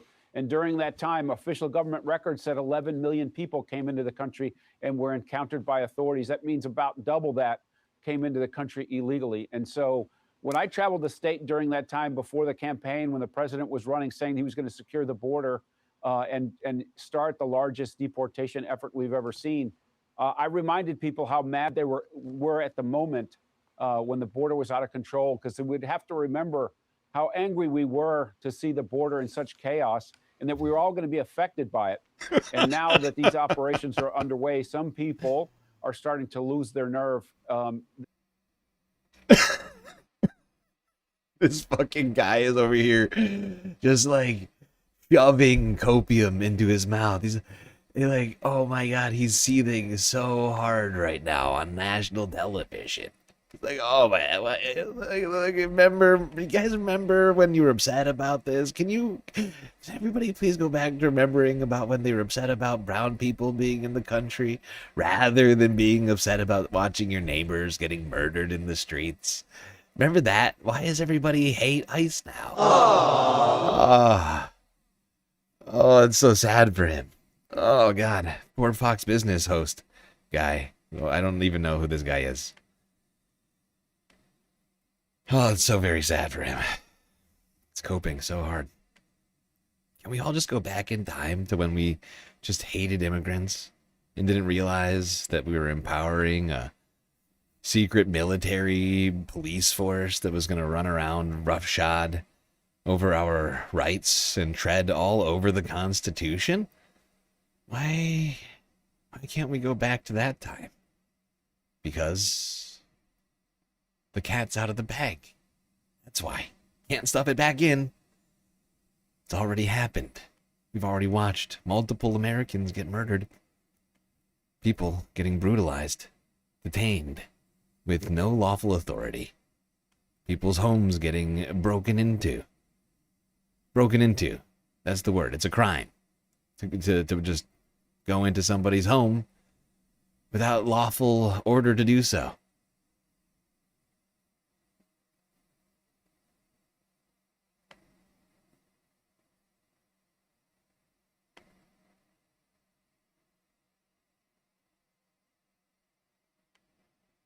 Okay, hold on. Let's go here now. And he can try with status coup from lying to us for years and he's going straight to the people. 6 days ago. Brooklyn, New York. Government sending one more Monday with status coup. What you guys do is so fucking important. Covering what the corporate media covers up. We're once again here at the Bishop Henry Whipple Federal Building. There's a organized protest here by veterans. We have Bovino is amongst the crowd wearing his very interesting attire. We're moving in.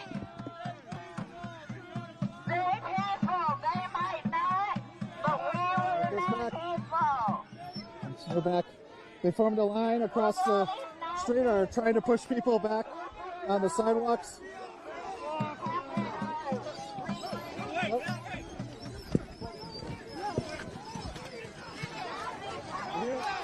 Arresting someone on the ground here. Some pepper pellets were fired, I believe.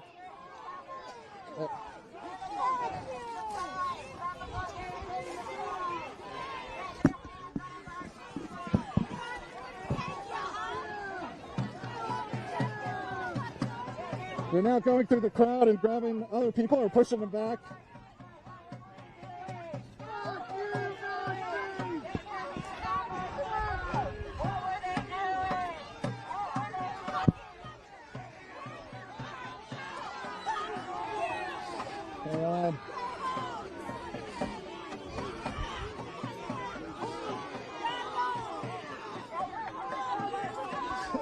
They're pushing us back a little bit farther.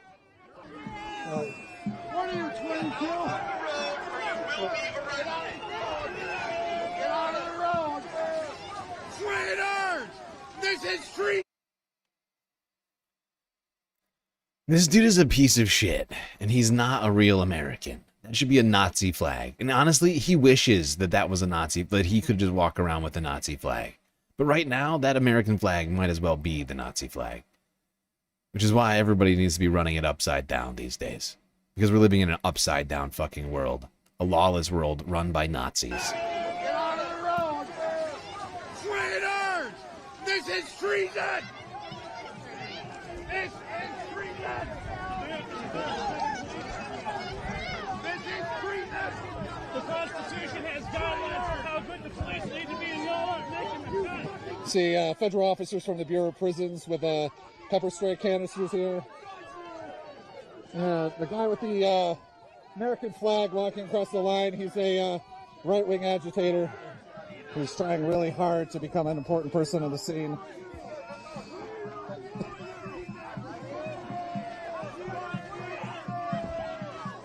Fuck that! I'd rather die than live in your world! I would rather die And once again moving, pushing people back. We're on the sidewalk!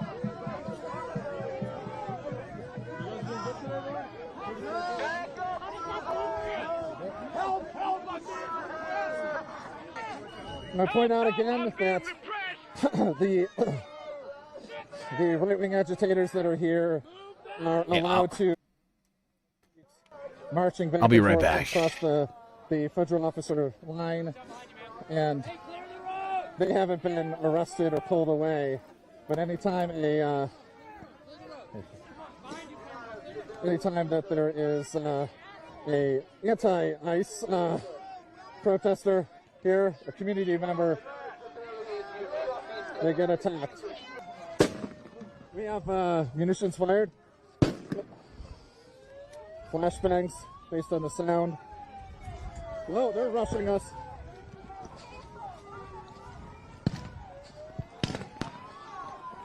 God, what are they doing? Oh. Oh. Is that tear gas or is that... It's a gas. Yeah. So get out of it, though. Get recommended if you don't get into it. Violating our constitutional rights. You are committing treason. This is treason. We have a right to be here. We have a constitutional right to assemble. Shame on you. Look at you. What are you doing to that person? What are you doing?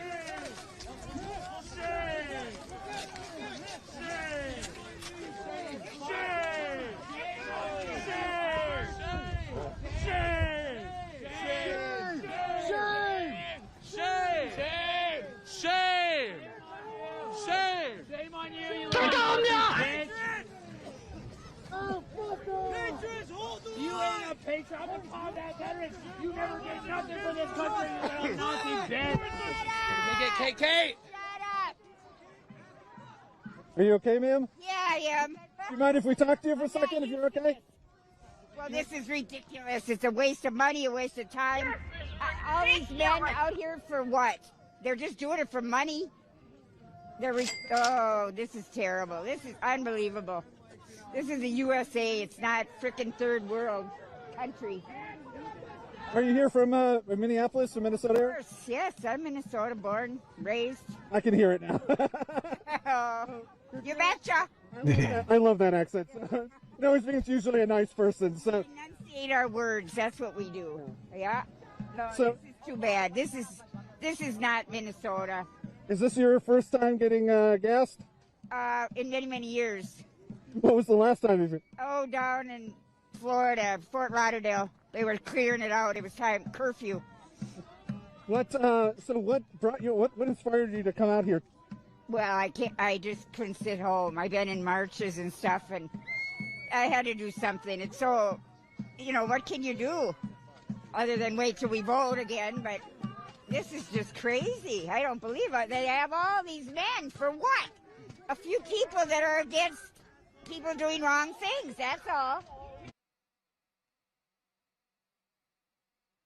Yeah, I'm with her. What's she saying?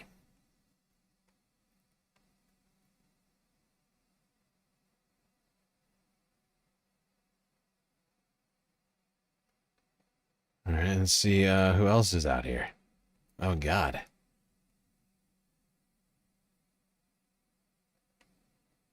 What is this?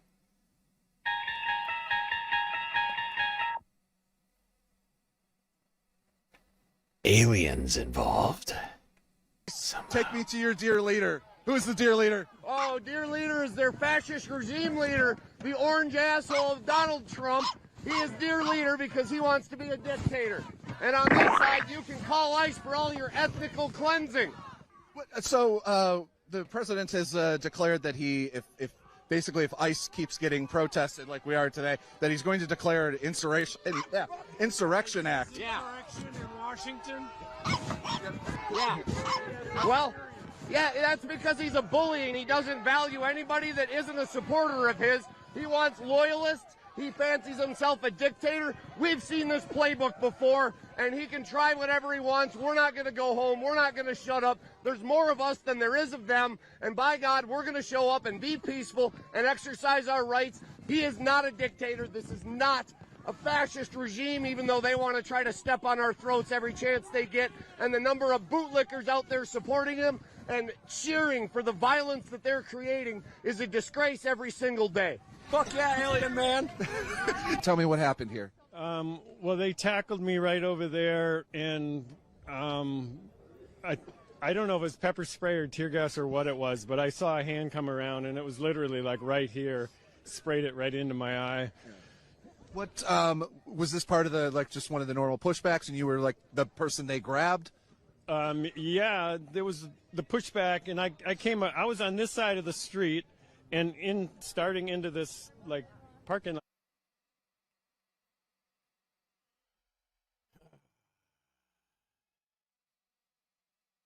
People out there being harassed by ICE agents with U.S. tax dollars once again.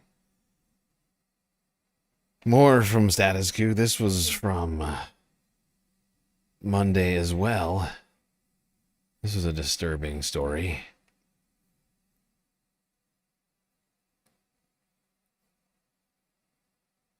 And the officer charged me with pepper spray. Then he charged me again with more pepper spray and then just clocked me in the eye, knocked off my glasses. I didn't do anything aggressive towards him at all. I was 20 or 30 feet away from him. You can help build the only independent news outlet, always on the ground with the people for as low as 16 cents a day. Corporate media, they've been lying to us for years, and you're going straight to the people. Flint, Michigan. Brooklyn, New York. Government sending one more you to the resident. Tell what happened. So what happened? I was in a signal group to observe ICE, and we were called in because one of our observers was being pepper sprayed, and they had just arrived watching ICE. ICE was door knocking in the neighborhood, and I pulled up. I started honking my horn. I got out with my whistle, and I was holding my hand up to show that my hand had nothing in it, and I was blowing with my whistle in my other hand. And the officer charged me with pepper spray, sprayed himself in the face first, unfortunately for him. Then he charged. But look at this guy. This guy deserved to get brutalized. He has a black eye. That is a very black eye. It's possible something's broken under there. That is so bruised and purple. Looks like an eggplant. He was blowing a whistle. Blowing a whistle amounts to the federal government coming over and bashing you in the face? Tyranny. Again with more pepper spray, and then just clocked me in the eye, knocked off my glasses. I didn't do anything aggressive towards him at all. I was 20 or 30 feet away from him, and then he clocked me again with more pepper spray and punching me, and then they arrested me. And he said that I assaulted him. I had done nothing. I had just been using my whistle and showing my open palm to the officer. The judge's order just came down, and there was a federal injunction saying that they cannot do specifically what you just said they did. They did exactly all that, and we have observers that I hope recorded it all. Yeah. They say that they can no longer use pepper spray on people who are just following or participating in protests like this. Yeah, that's not what happened this morning. And I was in the jail detention center with 5 people, and all of us had similar stories where we were pepper sprayed or assaulted for no particular reason other than expressing our right. And that's just the theme of what's been going on today. So they arrested you too?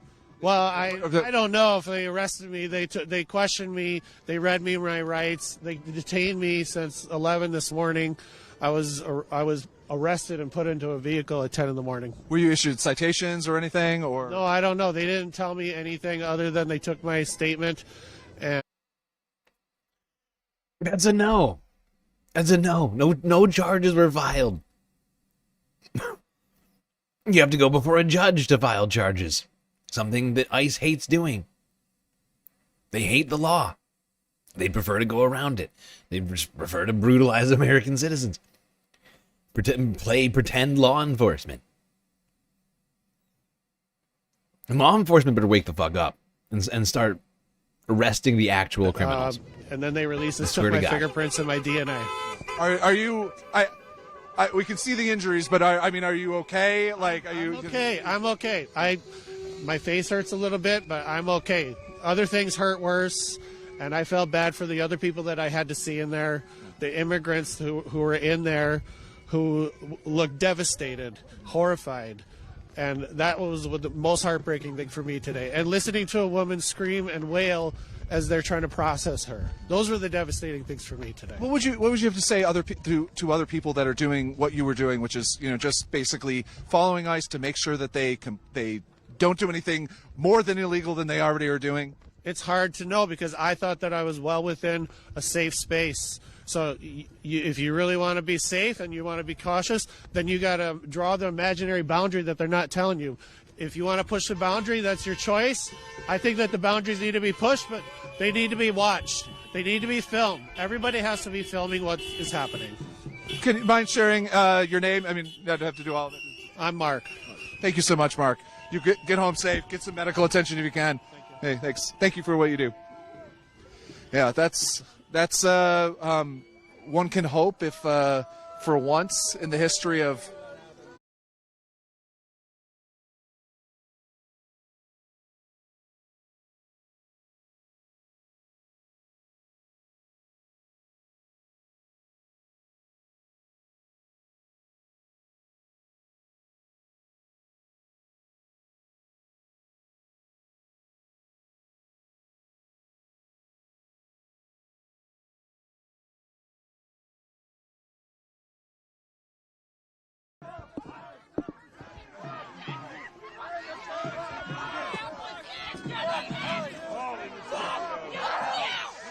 What do you think about the fact? I mean, the ICE has been raiding back and forth and like punishing you guys. That's why I thought you actually might have had a head wound there. No. I mean, I was out here yesterday.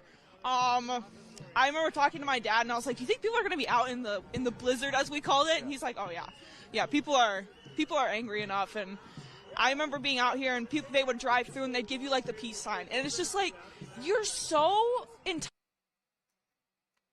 Shit, I was muted.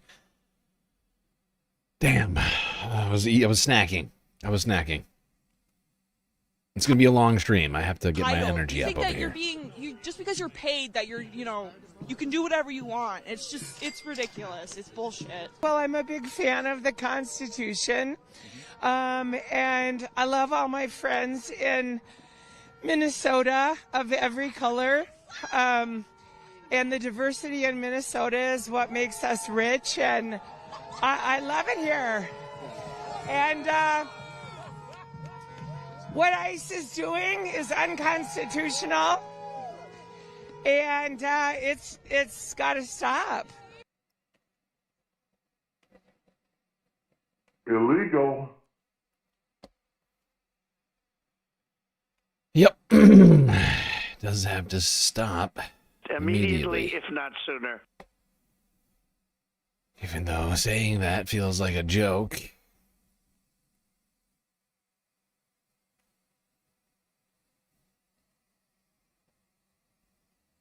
Okay. Now let's talk about something. You know, we were talking about Martin Luther King earlier at the beginning of the stream. And in fact, this is going to come up in a moment. But I just want to go here to takes by Jamal Bowie from Monday. Talk about why Congress should be treating ICE like the Ku Klux Klan.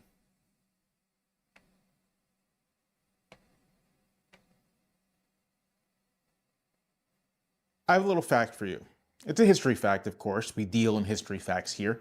Prior to the Watergate hearings and the more recent January 6th hearings, the longest and most significant set of congressional hearings occurred in 1871. They were hearings over vigilante violence in the former Confederacy. The official title was Testimony Taken by the Joint Select Committee to Inquire in the Conditions of Affairs in the Late Insurrectionary States. I think that's the exact title. I'm like 95% sure that that's the exact title. So for a quick timeline, for those of you who aren't intimately familiar with mid-19th century American history, 1860 is the election of Abraham Lincoln and the secession crisis.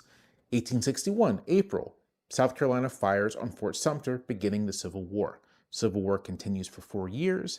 April 1865, General Lee surrenders at Appomattox Courthouse in Virginia. That kind of officially ends hostilities in the Civil War, although there is some sporadic fighting in the Western theater that continues through the year. In December 1865, the nation ratifies the 13th Amendment, ending chattel slavery. Lincoln is, of course, assassinated earlier in the year. Andrew Johnson is president. There is a tussle back and forth between Congress and Johnson over the nation's Reconstruction policies, which culminates in the impeachment of Andrew Johnson in 1868, although he is not removed, and the election of Ulysses S. Grant, former General-in-Chief of the Grand Army of the Republic, to the presidency. The 14th Amendment to the Constitution, which among other things establishes birthright citizenship, is ratified in 1868, and the 15th Amendment to the Constitution, which prohibits discrimination in voting on the basis of race, is ratified in 1870.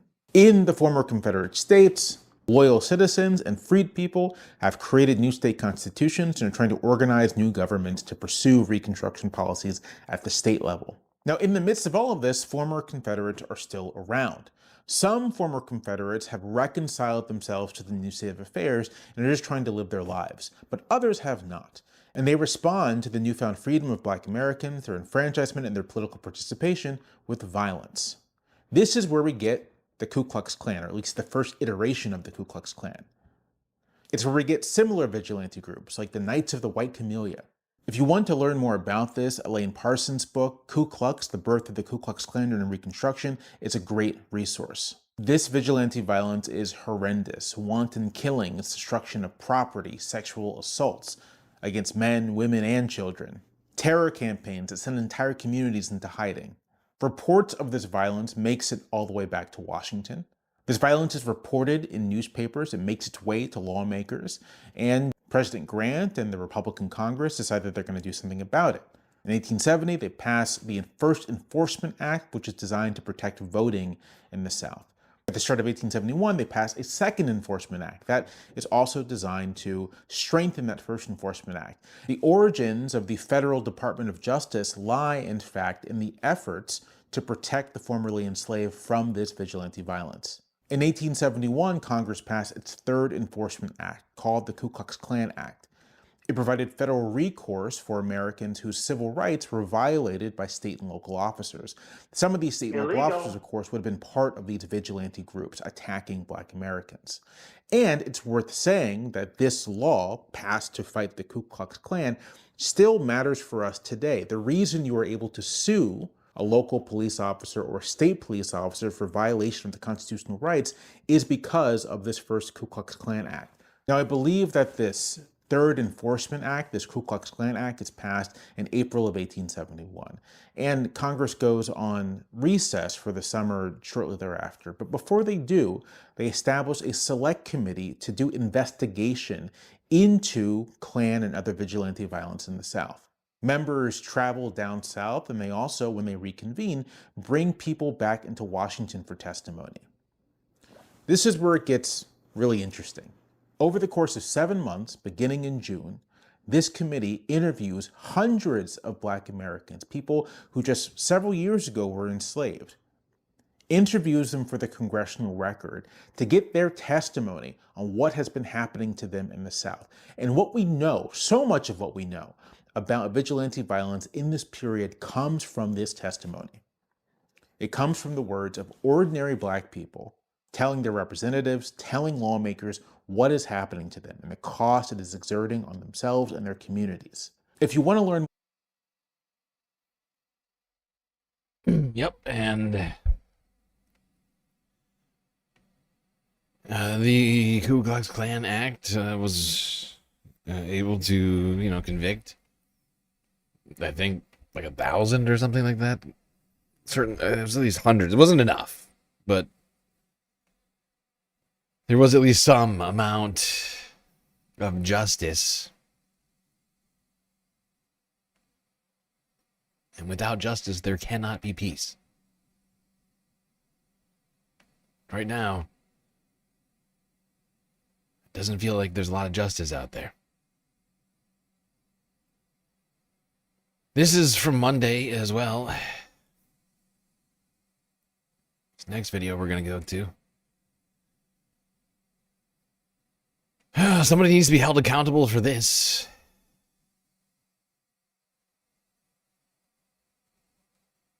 This is from Tuesday. Forbes breaking news. Man detained in Minnesota dies in ICE custody.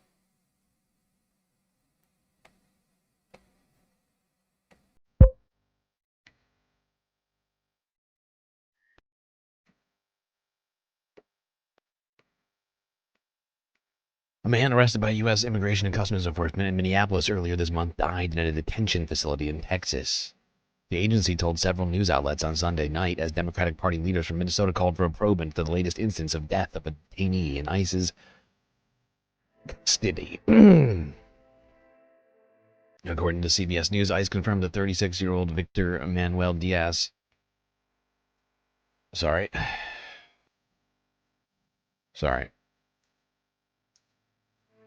was declared dead on Wednesday, shortly after he was found unconscious and unresponsive in his room at the Camp East Montana detention facility in El Paso, Texas.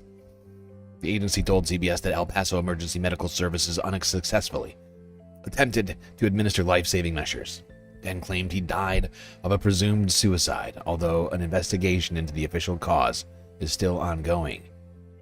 ICE claimed Diaz was a Nicaraguan national who entered the U.S. illegally from Mexico in 2024. Despite him initially getting a parole, an immigration judge ordered his removal from the U.S. in August of last year. Diaz was arrested by federal officers in Minneapolis on Jan 6th.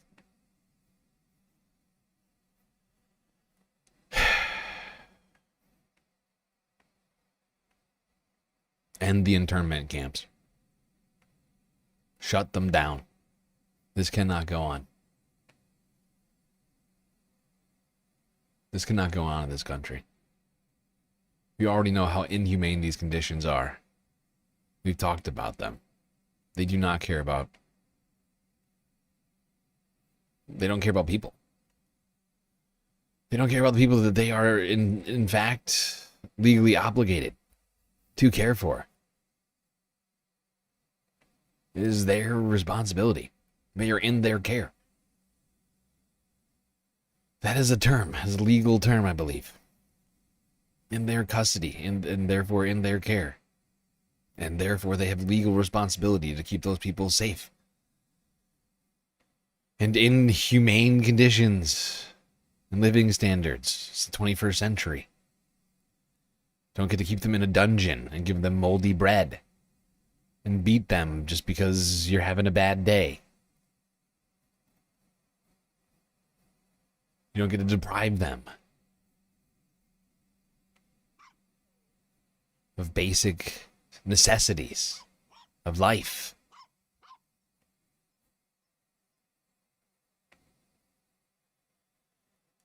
It's supposed to be the legal responsibility of every single officer at every detention facility and every officer on every street in this country. Whenever they have anybody in their fucking custody.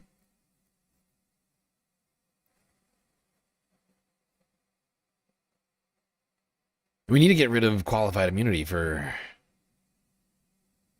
all law enforcement. I mean, the fact is qualified immunity does have bounds to it. It's not absolute.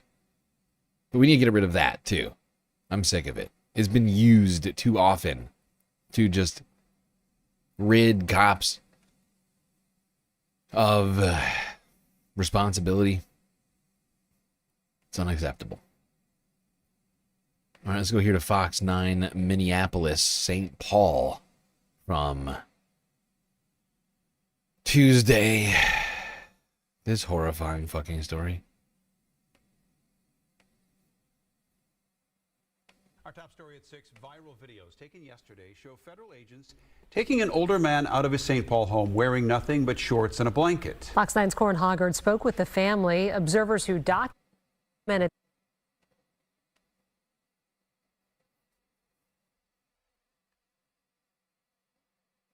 Viral videos taken yesterday show federal agents taking an older man out of his St. Paul home wearing nothing but shorts and a blanket. Fox 9's Corin Hoggard spoke with the family, observers who documented this encounter, and the mayor of St. Paul, who has been speaking publicly about it. An unexpected door repair had to happen Monday at the St. Paul home where federal agents broke it down Sunday.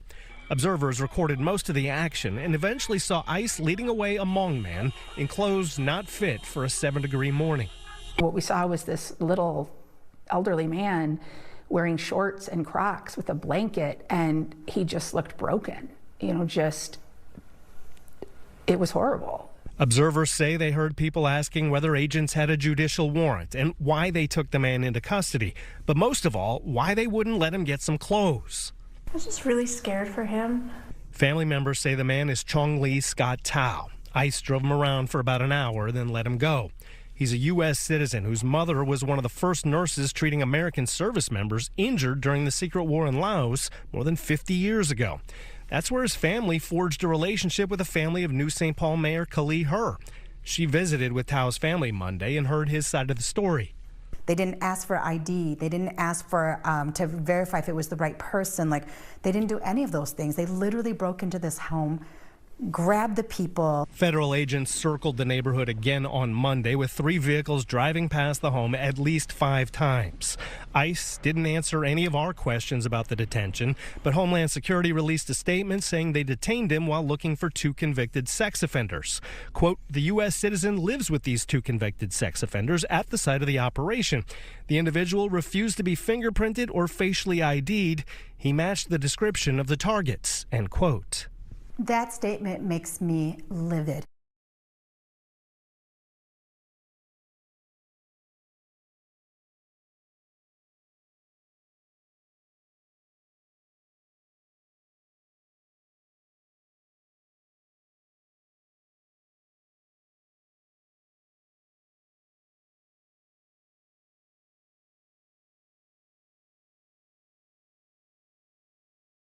description of the targets, end quote.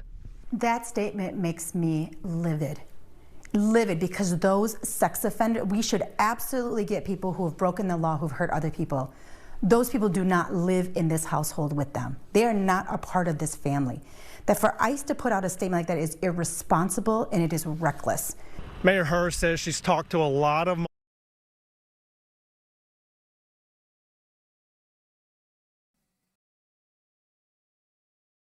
Jesus. I keep fucking muting myself all the time. It's a real shock. ICE lying about the narrative, huh? Real shock. What I was saying is, I just want to go back because I do want to make this point again because I was muted apparently. You, as an American citizen, American citizens do not have to give up your fingerprints, your ID, anything. You don't have to answer questions. You're an American citizen. You're in your own home. You don't without a warrant, without a signed warrant with your name on it. You don't have to do anything. of the targets, end quote. That statement makes me... and there has to be a warrant signed. Has to be a warrant signed by a judge. Can't just be a judicial. What is it called? I'm sorry, an administrative warrant, right? It can't just be something they pull off a fucking clipboard, and you know, some ICE agent signed it. I too can sign a piece of paper saying that I can detain you. Would you think that that's okay? If I just start picking, you know, if people, anybody, were to start picking randos off the street, as long as they got pieces of paper that they signed, is that a world you want to live in? Well, he don't you see he signed his name to a piece of paper, which said that he had the right to do it. Sure, it was completely extrajudicial and illegal, but isn't that fine? Because he had the paper said so, though. That's basically the world we're living in right now. It's not the world that I want to live in. I don't think anybody wants that world. Anybody who does is a complete psychopath. Narwhal by nature. 10 galactic. Oh my god.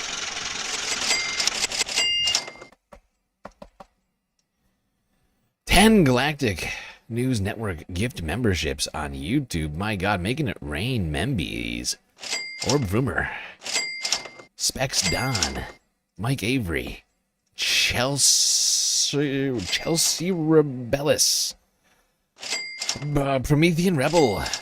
Faith T. Jenny Loves Cats. Jules T. Eric Zeisel. Lane Hewitt. Lab Goats. All of you enjoy those sweet galactic memberships on YouTube.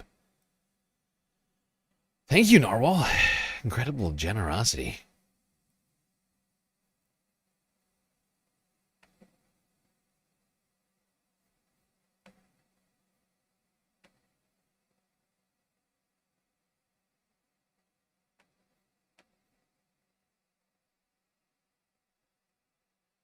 All right, let's go to this thing that happened earlier this week. Also on Monday, live streamed from Minneapolis. Dans le monde.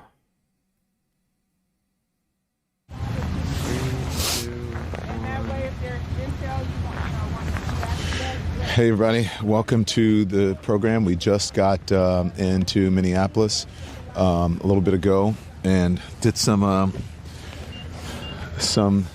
reconnaissance on the ground. I'm speaking to an organization there that's gearing up for resistance and protest. I've been pleasantly surprised to see the community coming together. Diverse community. If you see this, when we first pulled up, we're like, wait a minute, which operation are we at? And Here we go. We're gonna get into this, but this is literally a 7-hour broadcast on the ground. There is no way we're listening to this whole thing. Most of you probably know where we're heading, but there was a church here in Minneapolis where a protest was held.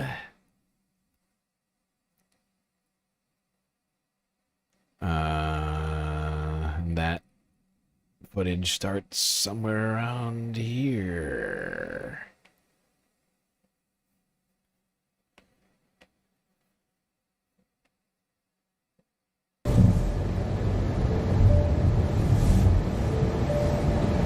All right. Jeez. I don't think you should drive anymore. You got it. You got it.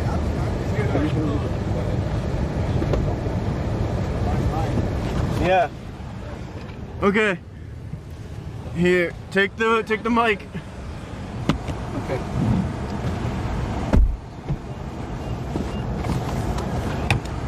Alrighty. I've been driving in the snow for 30 years or more. He's 21. He's 21. He has no idea what he's doing.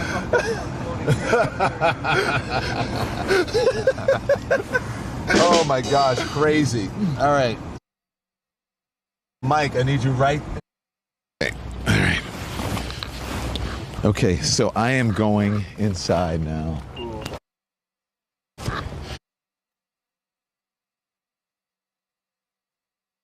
All right, I think you could probably come where the van is. Almost there.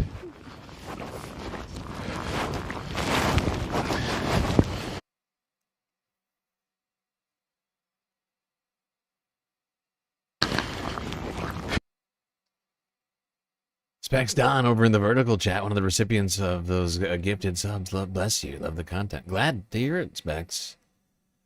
Glad to hear it. Has been quite a week. We're covering the whole goddamn thing here tonight. We've been going 4.5 hours already.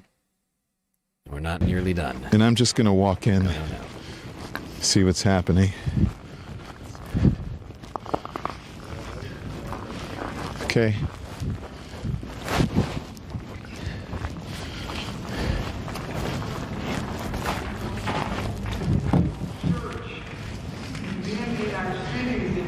Beyond, Father, we ask, magnify your glory, saving those who are far from you. Father, let me days. In your mercy, we ask you to chasten us, get our own house, that we would walk with integrity, that we men and women. People, a number of people have left. Some who are on the inside, they have found out that one of the pastors at here in the city, in the area,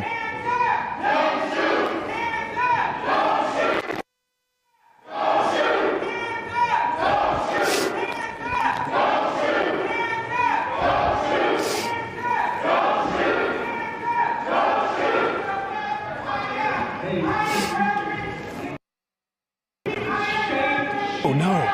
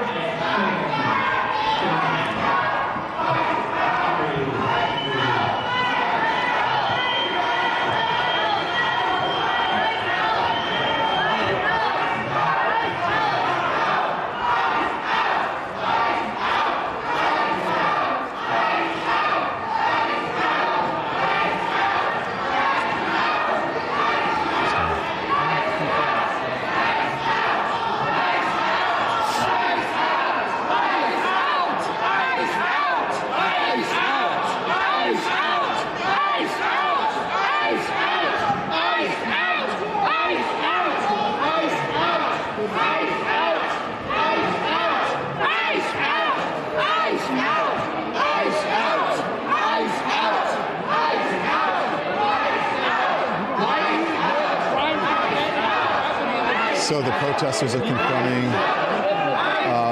church members and leaders.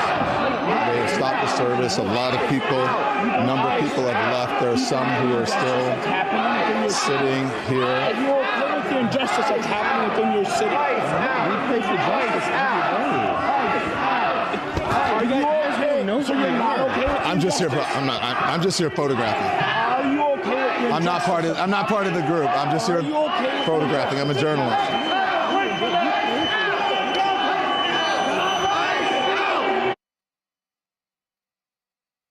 Okay, I'm going to skip to a couple of different parts in this that I think are relevant.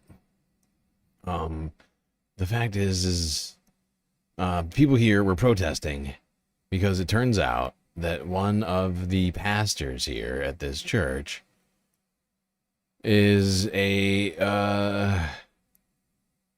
an ICE field office, some chief of some sort, like not just like some lowly field agent, but like higher up. I can't remember the exact job title that he had. People were confronting this church over that. It's anti-Christian if you read the Bible.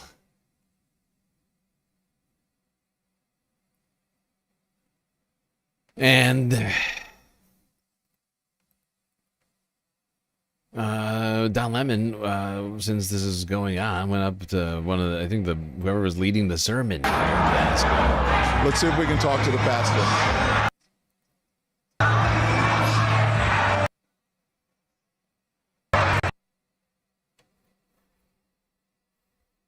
His connection was totally fucked.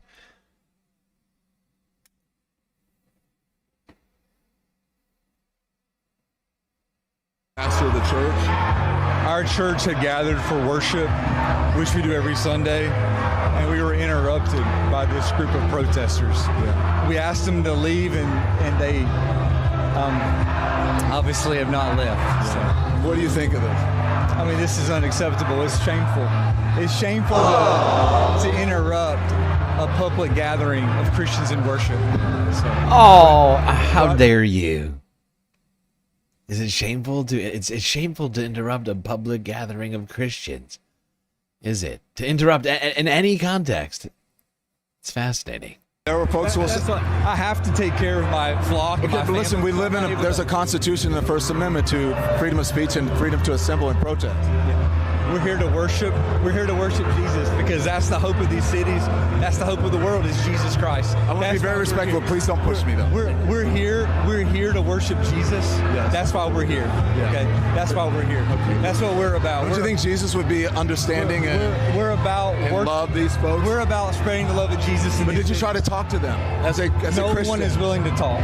Okay. I have to take care of my church and my family, so I asked that you actually would also leave this building. You don't want us to chronicle what happened? Unless you're here to worship. I'm always worship. I'm a Christian. We're here to worship. Yeah. We're here to worship. Okay. So guys like this, and the Trump administration basically echoed the same things that this guy said. How dare you? How dare you? They tried to charge earlier this week Don Lemon with the Ku Klux Klan Act for doing journalism. There was already a protest happening here. He didn't start the protest. The protest was happening. He happened to be here covering it. He asked the pastor a question. He asked some people some questions. The parishioner was upset. I'm sorry, some of the parishioners were upset. The pastor was upset. Not all the parishioners were upset though. Some of these people I think were part of this church. It's not clear, but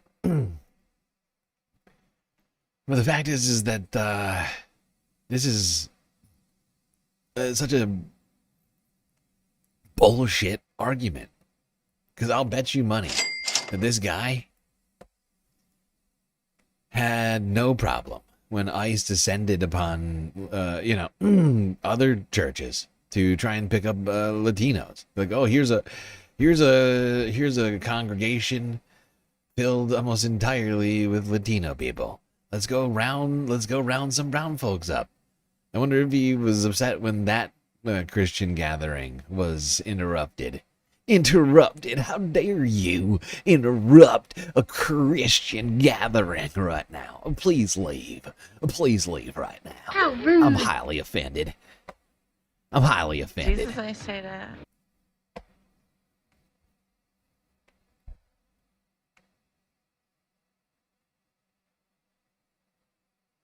But yeah, DOJ launched a probe after these protesters stormed a Minnesota church. Here's Fox News' take 5 days ago. Columbiarican_9505 just cheered 100 bits. I remember in my religious days, that Jesus fought against the Pharisees who used religion for power and wealth. This pastor is not following the teachings of Jesus, but those of the Pharisees who harmed others while hiding behind the clergy. Bunch of hypocritical demons. Awful, awful, awful. Weak, weak, weak. Thank you, Columbia Regan, for the biddies and that very thoughtful We're talking message. about what happened at this church in St. Paul. This shows the degree to which these protests have expanded in Minneapolis, and this particular incident is now triggering a federal investigation. A group of protesters stormed and disrupted a Sunday church service because of one of the pastor's possible connections to ICE. The U.S. Assistant Attorney General for Civil Rights announced there would be a federal probe over this, writing this on X. The Civil Rights Division is investigating the potential violations of the federal FACE Act by these people, desecrating a house of worship and interfering with Christian worshipers. Sorry, I don't have time for these fucking pearl clutchers over here. So we're not going to listen to the ridiculous statements from all these Fox News people. They were dumb. There was a lot of very dumb stuff said here on Fox News, suffice to say. Really just a whole bunch of extra special kind of stupid. But we are going to listen to some of the extra special kind of stupid coming from one Sagar and Jetty, I think is his last name, of the Breaking Point. Turning now to Minneapolis, there's been a very high-profile protest, I guess if you could call it, where a bunch of BLM activists who are now part of the anti-ICE movement stormed into a church in the state of Minnesota. The reasoning behind this was that this guy is so unbearable. There's just a bunch of BLM protesters over here now. Fucking hurt.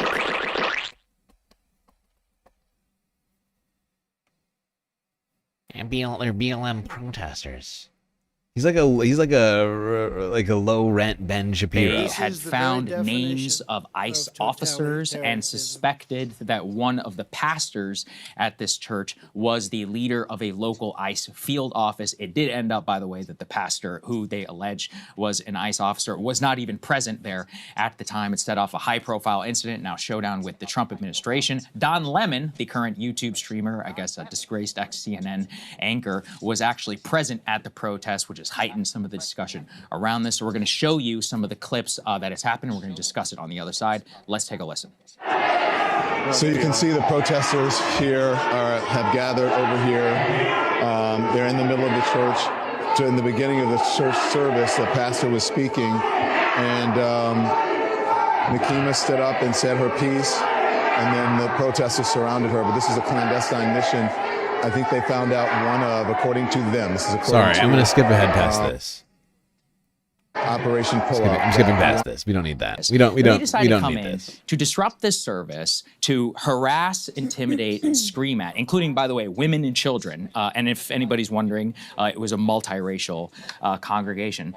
I don't know, Crystal. I mean, looking at this, like, I think that the spirit of BLM is alive and well. It's very clear, specifically because it's also a BLM group that was behind this protest. And I've actually been frustrated that everybody's talking about Don Lemon and not about the actions of these protesters themselves and then the reaction from Democratic lawmakers. So you had the Minnesota State Attorney General defend this protest action. We and must he talk said, about the well, protesters. people will have to feel uncomfortable. So he doesn't see anything unlawful here. He actually doesn't think it's a violation of the FACE Act. You had the state Governor Walz of Minnesota put out some mealy-mouthed statement. And it's like, I would also like to point out that the prosecutor declined to take up the case against Don Lemon. And I don't think the protesters, they're certainly not doing anything as terrorizing as ICE is doing in churches. Can you imagine watching, somebody get ripped out of the pews Somebody right next to you. Children go to mass, I assume. You would think. They're services. Whatever you call them. Is that good? You get children to watch? What would you prefer? For children to see protesters or people being brutalized? Which one would you say is good? Or better?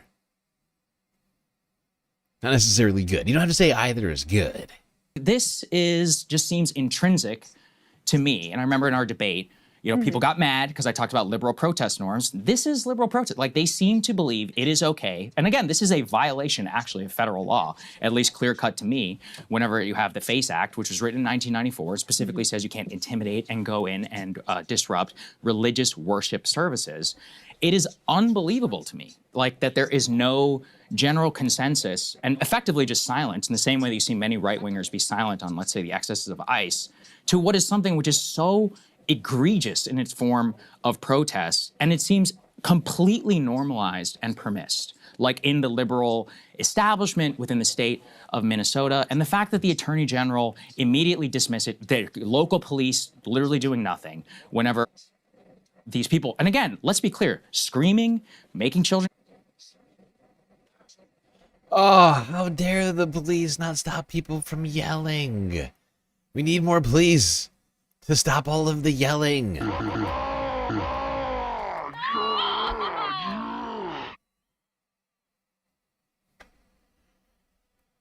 That's where soccer. We need more police because of all of the yelling.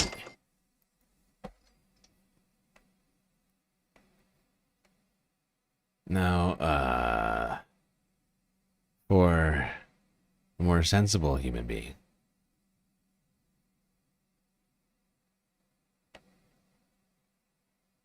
Don't get it. So let's separate a few things out. And that's why I don't want to talk about Don Lemon, because, I'll get to that. But we do need to talk about Don Lemon, because that's what they're focused on. And the administration is threatening to charge him specifically with FACE Act and also with the KKK violation, which is insane. So I watched a good bit. I didn't watch the whole thing, but I watched a good bit of his stream. And to be honest with you, it was genuinely good. Like it was. What way? Like, I mean, we played a little bit of it here. He was tipped off by the protesters that they were going to do this action, okay? As a journalist, and no doubt he has a perspective. That doesn't mean that he isn't a journalist, right? So as a journalist, he goes in, he documents what they're doing. As you saw, he spoke with the pastor, he spoke with parishioners. He at times was asking them challenging questions, but he also asked those challenging questions of the protesters as well. So, of course, you come away with a sense of where Don Lemon is on the issue. But for me, it was genuinely valuable to watch his stream and to hear from the parishioners themselves. Because if you do just come at this from either a right or a left perspective, then you're going to have a very flattened view of the human beings involved. But, it actually gave me sort of more texture and more context to be able to think about whether this was a sound tactical approach. Hearing like that guy that we heard there who's like, listen, to be honest with you, there's a lot of different political views in this church. There were other people there who said, to be honest with you, like some of what the protesters are saying, like I kind of agree with. This to me is. Yeah, absolutely. That's what happened. I watched that whole part of it. And that's what I was trying to say earlier. I just want to move along because time-wise, but at some point, I can't remember where Crystal, there's a particular spot here where Crystal has a great question for Soccer, and I can't quite remember where it was. Is there have been extremely high-profile illegal activists who have committed felonies who go and hide in churches at the direction often of some of these NGOs, and then they use that policy against them. Let's use the specifics of what we've seen unfold. There's a lawsuit right now against the federal government, alleging violations of people's constitutional right to worship and disrupting, their religious practices that were brought by a variety of religious organizations. I know the Quakers are involved. There's a number of other religious groups that are involved as well. And what they allege is not only that these raids have occurred, during services, on church property, et cetera, but it creates a climate where not only undocumented immigrants, but many other church members are fearful of even going to church. So you are, so if you're upset about this incursion in terms of, protest activity, where I think you're wrong about the FACE Act being applicable here, but, I'm not a legal specifically act. says you can't But it intimidate also- or disrupt a No, it does not. No, it doesn't say disrupt. I'll find the text. You can find it's about threats, intimidation, but it also specifically says carves out peaceful First Amendment That was not peaceful. protest activity. You got kids screaming, you're following people to their cars. It is. It is 100% peaceful. No, wait. But in any case, putting that aside, right? I think if you are What a upset, snowflake. What a snowflake. It's pure and textbook intimidation. I was intimidated, says Soccer. I was watching that video. I was quaking in my boots, says Soccer. about people going into a church to protest peacefully during a church service, I would say that to be morally consistent, you should be even more upset about the violation by federal agents coming in during service to arrest people. And so that's why, you know, I mean, the right's upset about this. Again, I think the tactic was not smart. I think it caused, you know, gave the right something that obviously they see as a propaganda win. I don't think it was the right way to go about things. But I also can't take seriously the right's like, oh my God, the sanctity of religion, blah. Yeah. No, that's the thing is like, oh, the tactic's not smart. We're talking, the fact is, this is the other side of the coin. For all the upset right-wingers over what happened at this church about this protest, if you're upset about this because a church was interrupted, if that's the grounds on which you're upset over this, then you're a fucking hypocrite. Okay? You live in an alternate reality because you're not upset about all of the churches that are being raided by ICE and interrupted in that way. Why are those two things any different? They're also doing all these things without warrants in almost every single fucking case, which is illegal, which means it's completely unjustified and has no basis or grounding in the law. You know, the Constitution, the thing I thought you Republicans loved.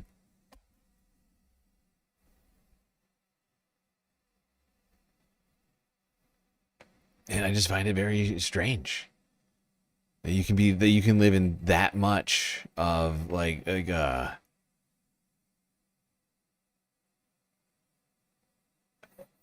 what's the word for this? It's like you're having a mental break almost, right? Like you are genuinely living like in this state, like it's like a double state. Like you're willing to accept two different things that completely contradict each other. And that is problematic, right? Like you have to be able to accept that. Like you're living a contradictory existence.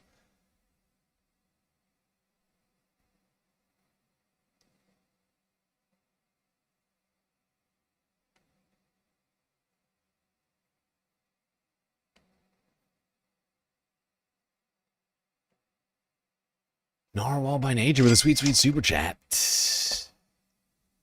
Thank you, Narwhal. If this was 2002 and this was a Catholic church that trafficked in abusers, I want to know what he has to say about that. The pastor made that church no longer sacred. Not the protesters. Yeah, I don't know the denomination of that church. The fact is, it's, you know, it's somewhat irrelevant because the church is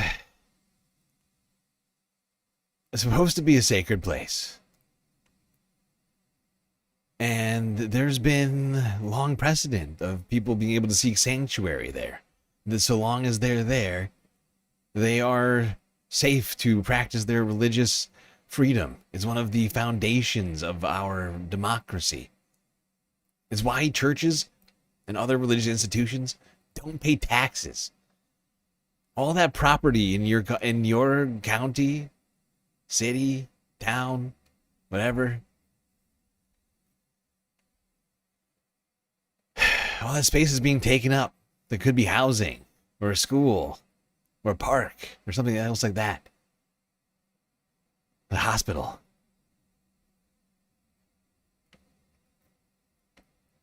A business.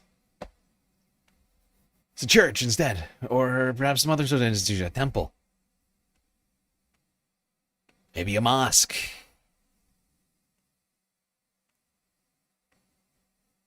And they're not paying taxes because of the Constitution. We begin today's show in Minneapolis, Minnesota, as the Pentagon's placed 1,500. Now, I'm not necessarily saying that I think that's a great system to have, but it is the system, right? And I personally, I've for a long time thought that should not be a thing. Like, they should have to pay taxes, okay? Like, you should be able to do your religious stuff, but you should not be able to just, like, suck up land and resources and not be contributing anything but religion, in my opinion. Mostly because I'm not a very religious person at all. All right, let's go here to Democracy Now! From 4 days ago to this disturbing fucking story. Actually, I think there's a couple in here. Now that I'm thinking about it. Today's show in Minneapolis, Minnesota, as the Pentagon's placed 1,500 soldiers from the 11th Airborne Division in Alaska to be on standby to possibly be deployed to Minnesota just days after President Trump threatened to invoke the Insurrection Act as protests continue over ICE's immigration crackdown. The Trump administration says it's opened criminal investigations into Minnesota Governor Tim Walz and Minneapolis Mayor Jacob Frey, who've sharply criticized ICE's tactics. In a statement, Walz said, quote, "Weaponizing the justice system and threatening political opponents is a dangerous authoritarian tactic," unquote. This comes after the FBI reportedly opened a civil rights probe into the ICE agent who killed Renee Good, but then pivoted to focus instead on whether Good and her widow assaulted the agent. Meanwhile, on Friday, a federal judge ordered ICE agents to stop arresting or pepper spraying peaceful demonstrators in Minneapolis. On Sunday, demonstrators disrupted Sunday services at a church in St. Paul to protest one of the church's pastors, David Easterwood, who they say is a top ICE official in the Twin Cities.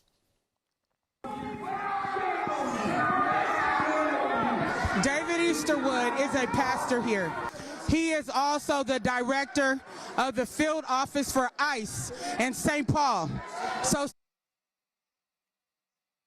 Okay, I'm sorry. We're going to switch past this part. I forgot about that it started with this. We already covered this part. I want to go to this interview that they did. Although, Jesus Christ.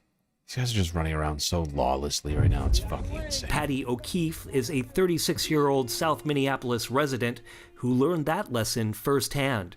I live about 8 blocks away from where Renee Good was murdered. Last Sunday, January 11th, I was out patrolling and observing ICE with my friend Brandon when we were violently arrested and detained. When we got on the scene, the ICE agents were getting back into their 2 vehicles. There were a number of people who had shown up by that point, and so they decided to leave the area. So they turned down a side street, and we proceeded to follow them on that side street and continue blowing our whistles and honking our horns. 30, 40 seconds into doing that, they stopped their car, got out of the car, surrounded my vehicle, screamed at us to stop following them, told us we were obstructing them. even though there was no one in front of their cars, we weren't at an active ICE raid even, they could have just kept going forward. And then one of the agents proceeded to spray pepper spray into the front windshield vent of my vehicle. So we got pepper spray in the car, which was, hurt our eyes and our mouths and our throats. And they got back in the vehicles, kept driving. And when we didn't turn around, they stopped the car again, got out. You can go forward. We are not obstructing. We are not obstructing. You can go forward. You can go forward. We're not obstructing. We are not obstructing. We know our rights. They broke our 2 front windows and dragged us out, arrested us, and brought us to detention. Get out of the car. Yes, sir. Get the out of the car. Yes, sir. I'm coming out. You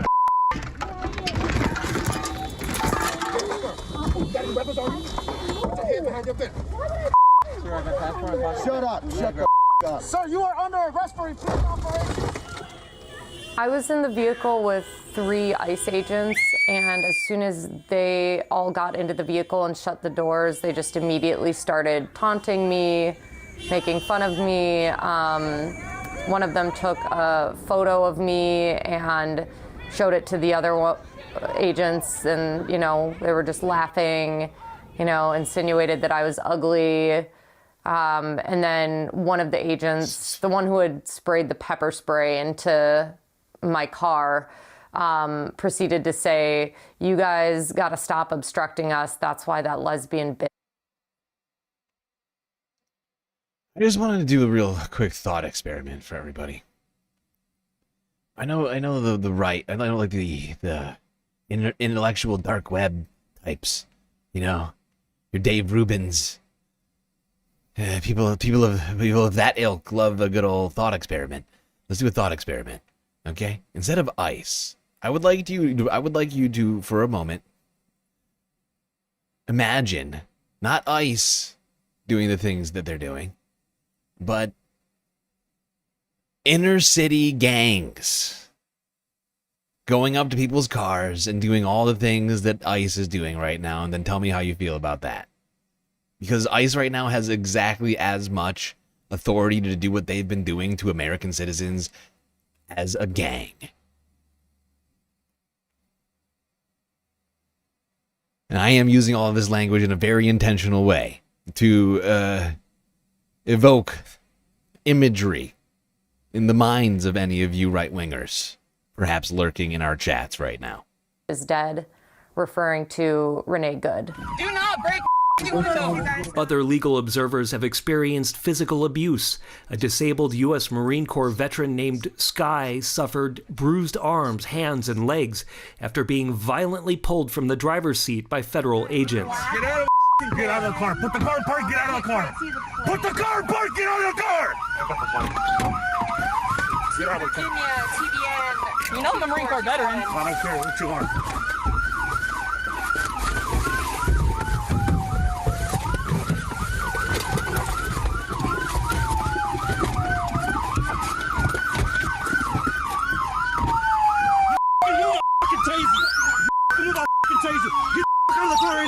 Others have had their license plates and faces scanned by ICE, with agents even following them to their homes.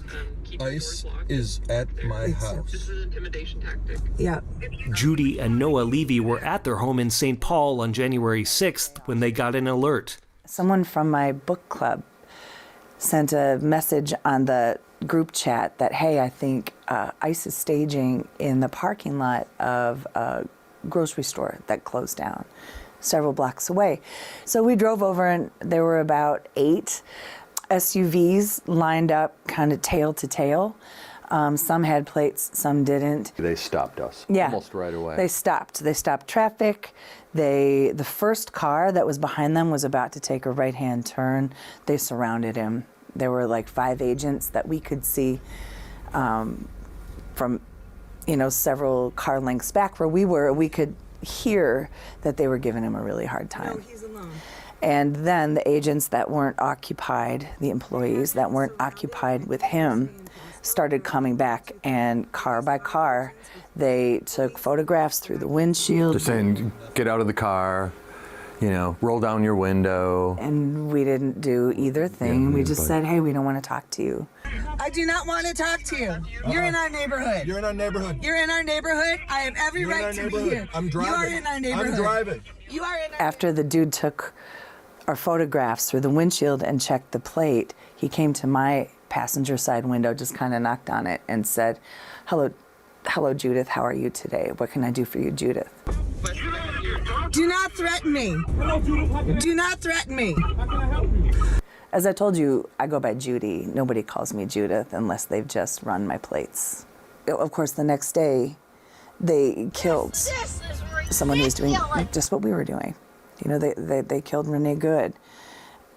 And they've escalated. You know, the violence has escalated, the harassment, the abuse, the beatings, you know, the kidnappings. Every day, they're wreaking havoc. These two could have been Renee Good.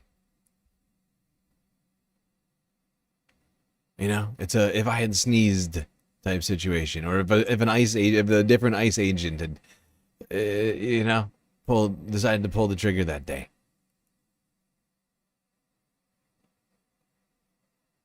This is the world we're living in right now. Is this okay for everybody? Everybody's fine with this?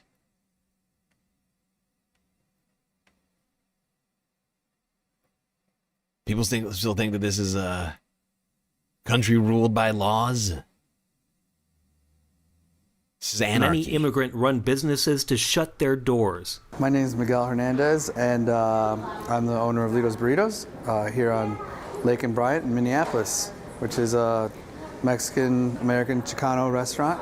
If there's not a significant change in what's happening here in Minneapolis, like right now, we will lose a massive amount of the community, restaurants. People aren't going to work. You can't keep open hours. You can't pay bills if you're not open, but you're risking the safety of staff. You're risking the safety of your family if you continue to work, and those conditions can be stressful. It's really tough to be making tacos and burritos and wondering if someone's going to barge in and just start asking for people's, you know, statuses. It's not a sane way to live.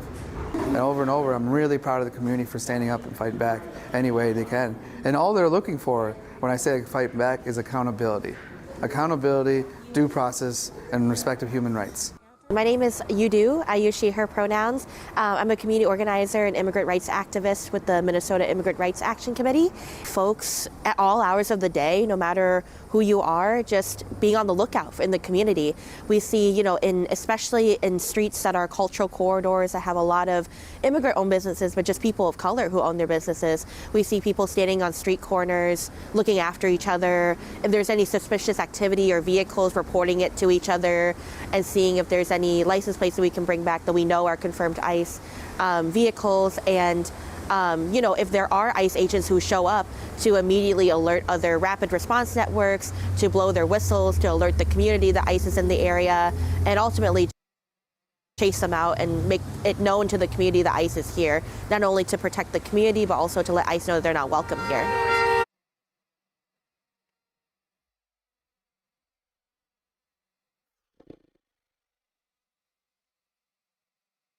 It is disturbing to me to think that people standing on the sidewalks, on public sidewalks and streets, paid for by American tax dollars, protesting, using their First Amendment rights to protest the actions of our government, are just getting blasted in the fucking face now.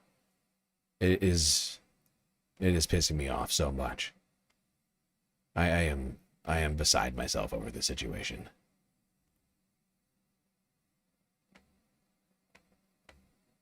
I never thought I would live to see this day.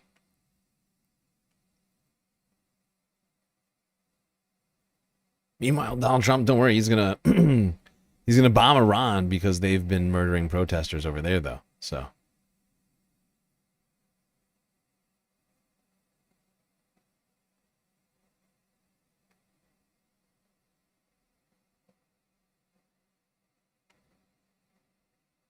Pulled over and profiled And probably because they look like us, we look like them. The people that enforcement violence against the original Americans, the true Americans, and when they're capturing us and violating our rights and illegally profiling us, where are they going to deport us?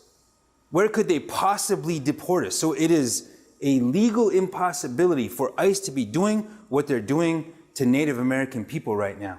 Get out. Just get out. Just get out, Beto. Just get out, Beto. Please, they're mean. There's a Native woman with her nephew, another Native American, driving in Minneapolis, St. Paul area, and they're pulled over and profiled.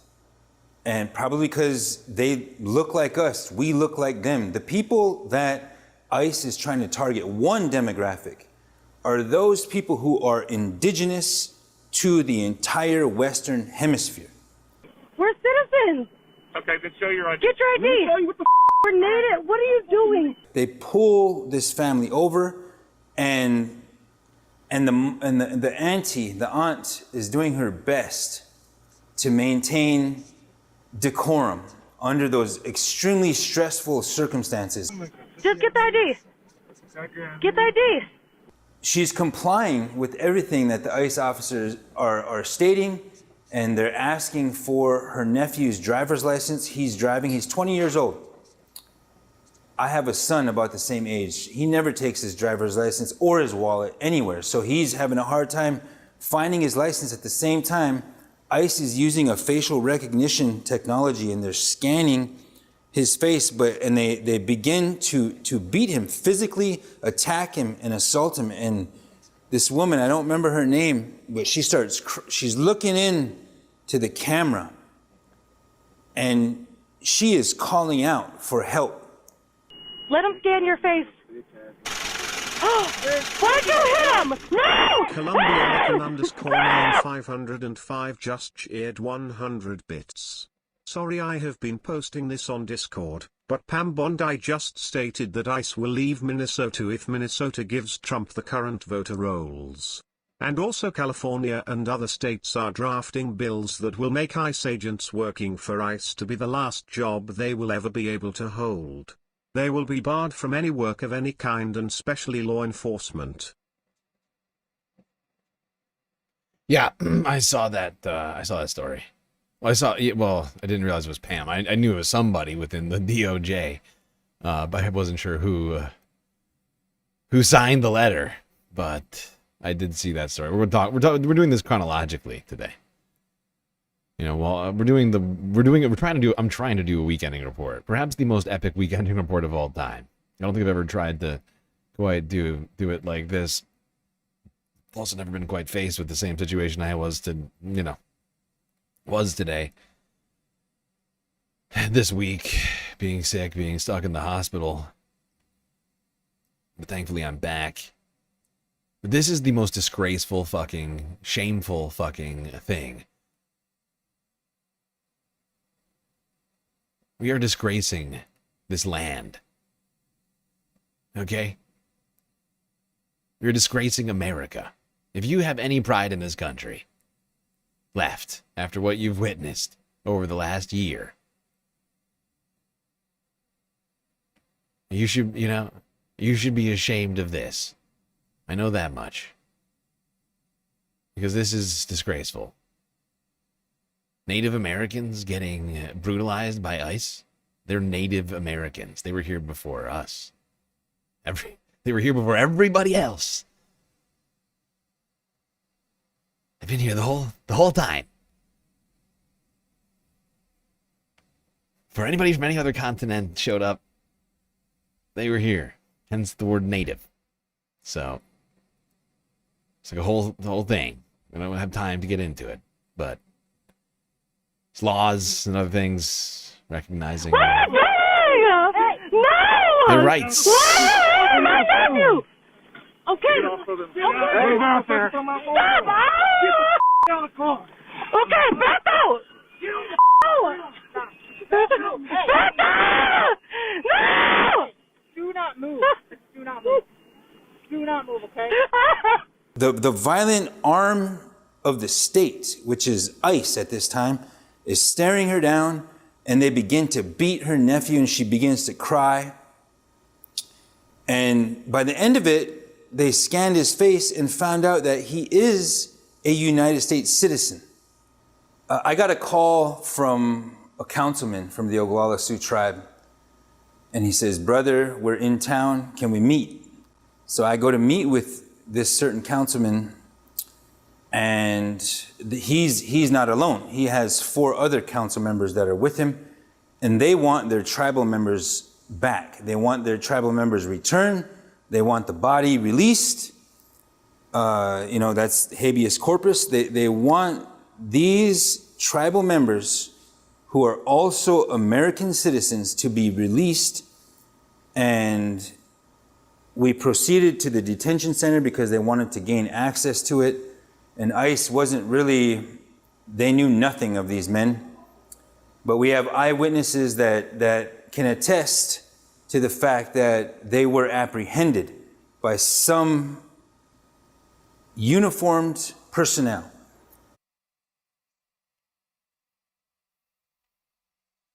This is unacceptable.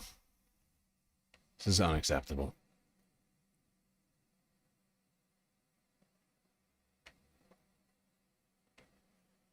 You know, I keep thinking to myself, at some point these guys are going to run into the wrong guy. I don't know if anybody here has seen Fargo.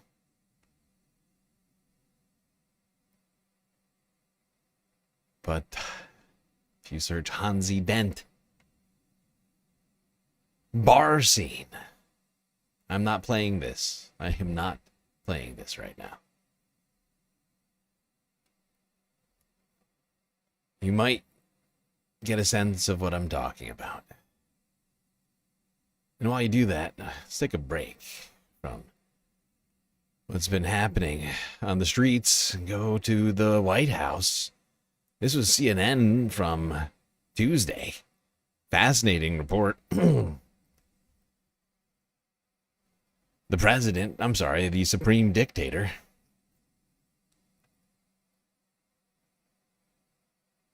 has a plan. President Trump is rebuilding a secret bunker under the East Wing. And no, this isn't the Situation Room, which is used 24 hours a day. The Presidential Emergency Operations Center, or PEOC, is just for emergencies, and it's fortified to be safe from a nuclear attack or even a plane crash. You've seen it in movies like A House of Dynamite, White House Down, and Olympus Has Fallen.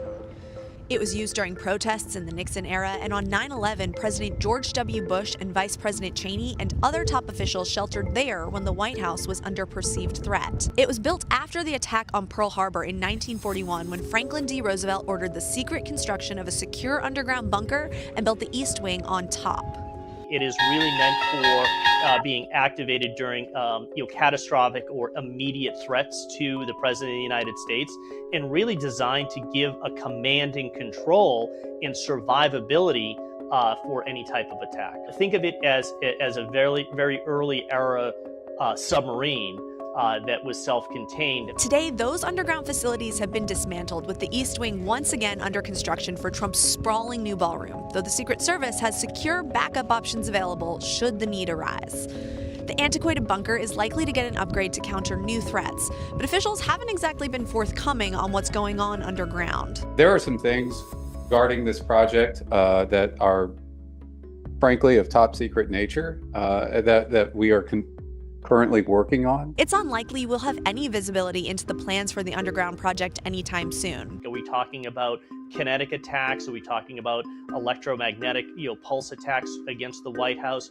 So there is a broad spectrum of emerging threats that this new facility will, have to face, as years go on.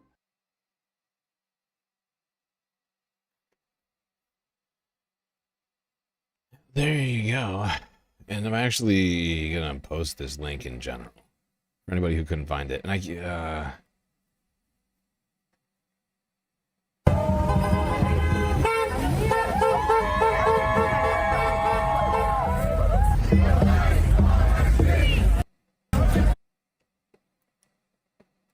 okay. For anybody who hasn't seen that, I put it in the general, so I don't have to play it on stream for multiple reasons. Multiple reasons. Copyright. That's one. But there is another. Let's go here now to Baltimore. This was from Tuesday? I think. Yeah. Tuesday, Baltimore. The Real News Network. Which I have not been seeing a lot of videos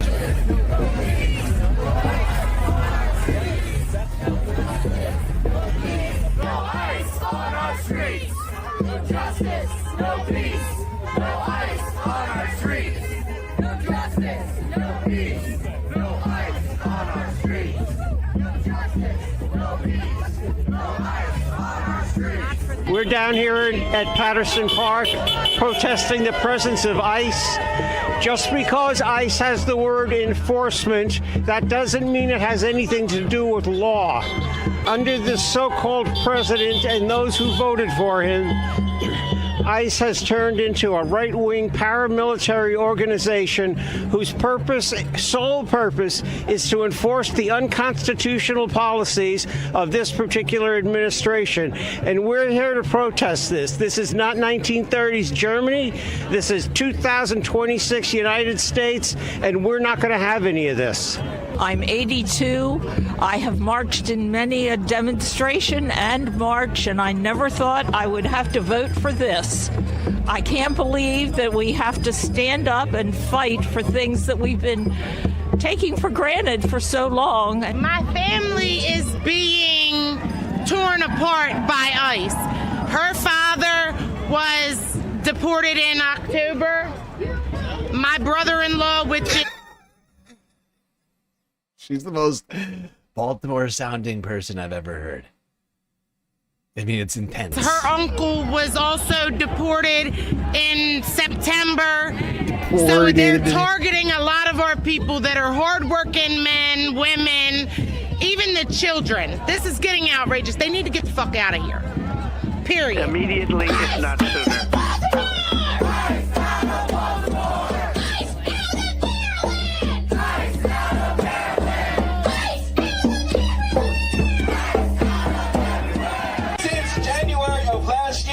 ICE has had its deadliest year on record.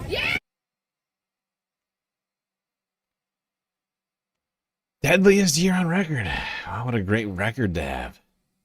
Maybe Donald Trump will make a plaque for himself. And it'll be placed, maybe they'll like distribute plaques across the country for all of us to see.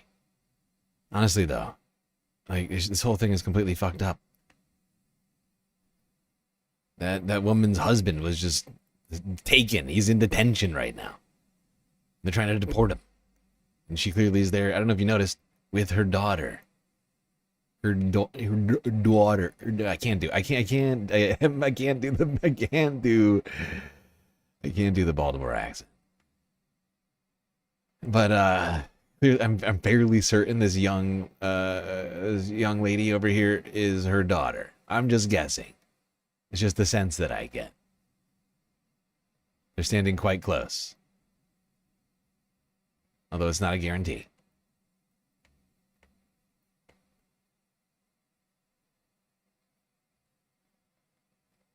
Yep, just breaking up families. Family values party. Destroying families everywhere.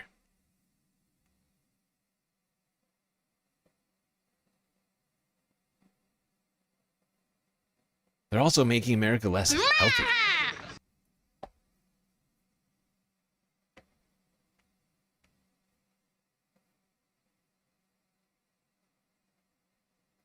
It's 11:31. We'll get started. Thanks so much for being here. Very inspiring to see all these medical colleagues here speaking to this issue. By the way, you might be thinking, this is a strange turn suddenly, StreamLord. Why are we talking about healthcare all of a sudden? We're still talking about ICE. This is a press conference. This is from Fox 9 Minneapolis, St. Paul from 4 days ago, Wednesday. These are all Minneapolis physicians here speaking on how ICE is obstructing care in the state. I think I'm sorry, this might just Minnesota. I'm sorry, I said Minneapolis, I meant Minnesota.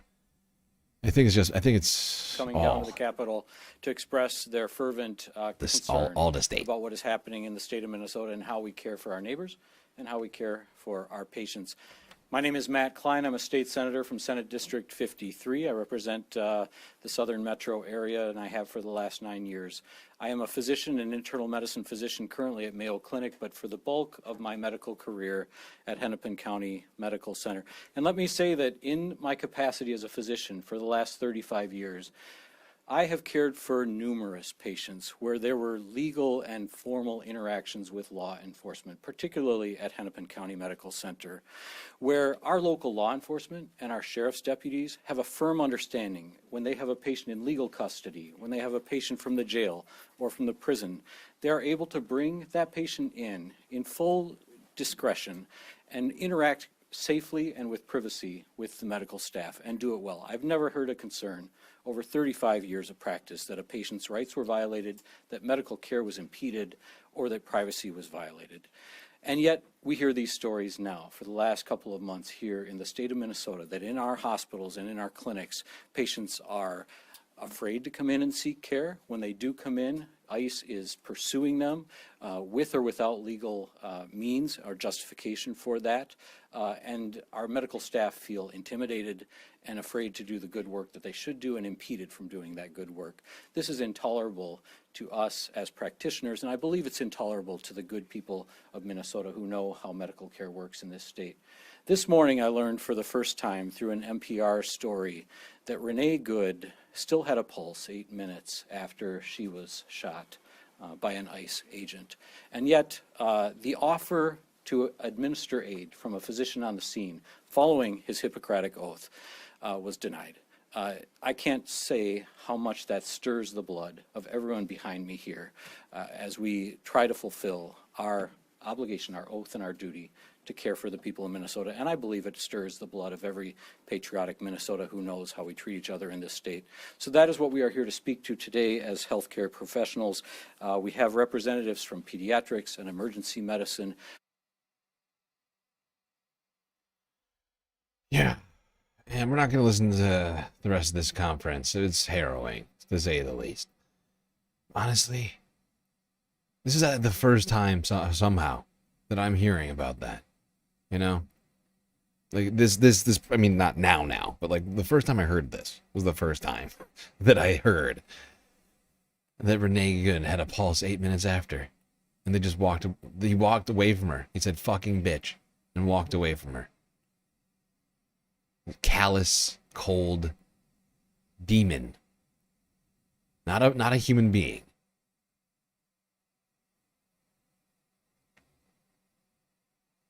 And then they prevented doctors from doing a doctor from doing his job, and then prevented and are continuing to prevent doctors from doing their jobs all across the state. I'm going to go. Let's see. I'm trying to remember who.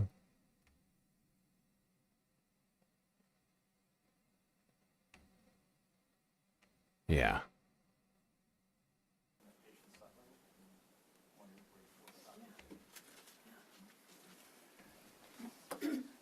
Thank you so much for the question. I think if the preventive care is not given in a timely manner, it can become into a complication. For example, that baby that delivered 2 hours after the patient was brought to the clinic. What if that baby delivered in the house and there was like no care in the house and baby was asphyxiated and died? So these were the things that we have to be thinking about. I know that there's a patient that I heard that they were just so afraid and their colon perforated. And rather than being into like just the thing that could have been just treated with a course of antibiotic that led to a 1 month of hospitalization, but that could have been life-threatening as well. Yeah, so what happened to all those lovers of life, those pro-life people? You find with the ICE causing babies to die after childbirth? How about that? Because that could happen. That could easily happen. Someone avoids going to the hospital and tries to deliver on their own in fear in a closet somewhere. You fine with that? That baby dies? Sort of like a, what do we call it? Sort of like a post-abortion, right? You good with that? Right-wingers? You down with post-abortions? Babies dying on the floor, asphyxiated to death because the mother's passed out or whatever else. Is that all good with you?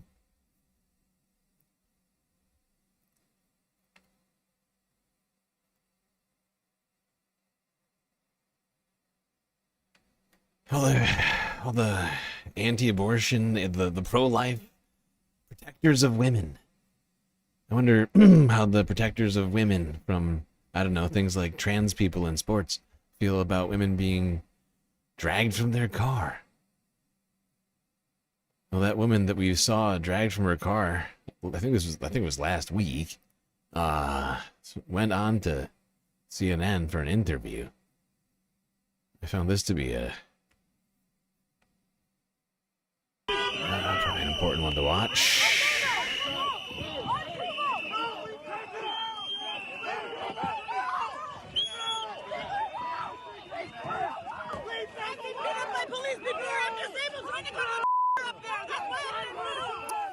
By now, you've probably seen this video from Minneapolis, a woman being dragged from her car while driving through a protest against President Trump's immigration crackdown. She was arrested 2 blocks from where an ICE agent shot and killed Renee Good a week before. You heard her screaming, "I'm disabled," as agents carried her by her arms and her legs from her own car. Tonight, we know her name, Alia Rahman. And in just a minute, you'll hear from her for the first time in an exclusive interview. Alia says she was never part of the protest that day. She was simply just trying to go to her doctor's appointment. But in a statement, the Homeland Security Department called Rahman a, quote, agitator, adding she, quote, ignored multiple commands by an officer to move her vehicle away from the scene. She was arrested for obstruction. The Minneapolis Police Chief, Brian O'Hara, he watched the video. He sees it differently. Obviously, I don't know why law enforcement officers initially approached the vehicle. It pisses me off to see that. To see men doing that to a woman who's disabled. It pisses me off. If those cops works for me, they'd have a problem right now. With me now, Alia Rahman and her attorney, Alexa Van Brunt. Thank you both for being here. Alia, I want to start with you because this has been viral. People have seen this video over and over again. People have many opinions. This is what happened to you. It is your life. It is your journey. But the government, they're calling you an agitator. So can you just help me understand?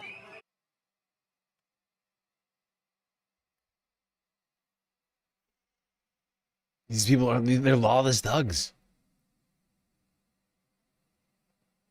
They've been given absolute immunity, something that doesn't exist under the U.S. Constitution, to just harass and brutalize Americans wherever they may be, in their cars, on the street, on the sidewalk, in their homes, at work, at church. Government, they're calling you an agitator. So can you just help me understand?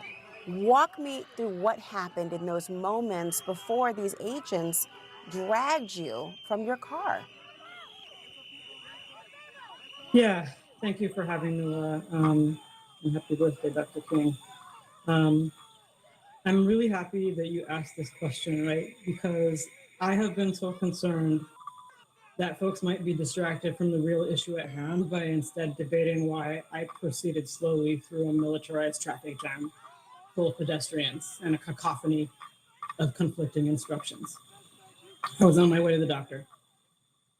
I was on a main road that is a direct road from my house to the parking lot.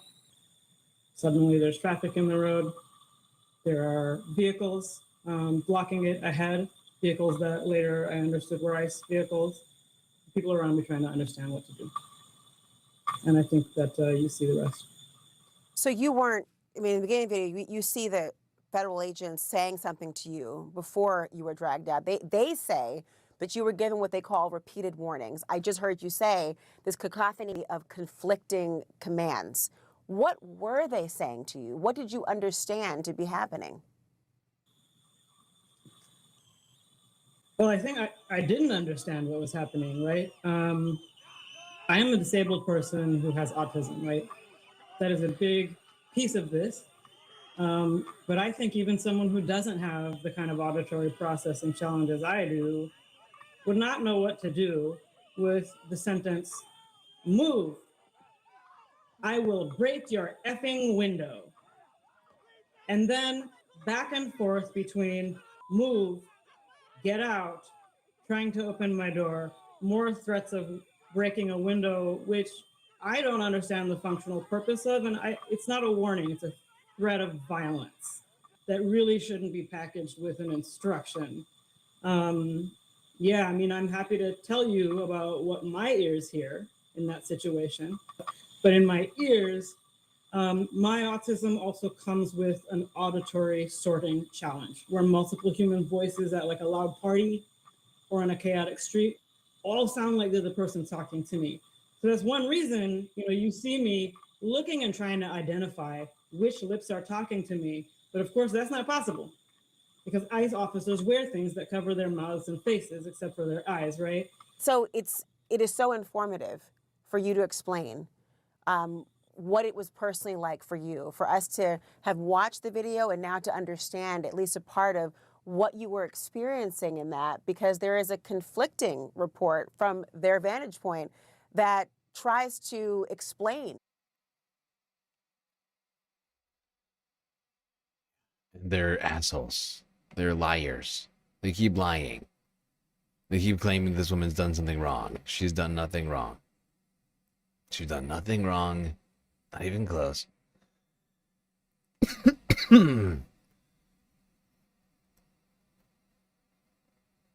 Not even close. She was minding her own goddamn business. She wasn't even a protester. She was heading to the doctor. Once again, ICE making America less healthy, apparently, as well as less safe simultaneously. Really impressive sort of, just wearing so many hats over there at ICE. I was under arrest. Never charged. Whoops. Wow. And when I sat there and somebody finally noticed I was not able to balance even sitting, and they said, I think there might have been a wheelchair around here the other day, because I kept asking, can you at least get a wheelchair? People said, I don't even know if we have those. That's not the answer to that question. That's never should be happening. And when they put me in the wheelchair, finally, an officer said, wait, you were driving, right? So your legs do work. What? I refrain from saying, I refrain from saying, hey, have you ever seen a handicap parking spot, sir? What? But the thing is, right, people are going to say, well, none of that stuff is illegal. It's just mean. But I have read too many books to think that things are okay when this level of dehumanization is happening, because it means officers are probably trying to get through their day when they have been given orders that are not righteous and they are to hurt people. Alexa, And, I have to ask you, and Ali after.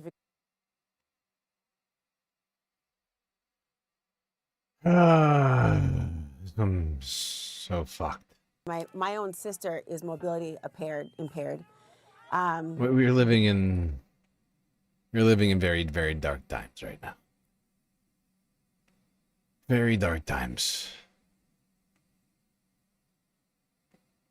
These were the times, I remember Alex Jones and, people like him used to be all like, oh my God, we're going to have martial law in the streets. Get rid of the Second Amendment. The Second Amendment. FEMA's got rows and rows of coffins Got video evidence of it. The cabal of the Illuminati forces. The Bilderbergs. Jade Helm, they're coming. They're coming for us on our streets. Where are these fucking cowards? Where are these fucking cowards? Tell me that.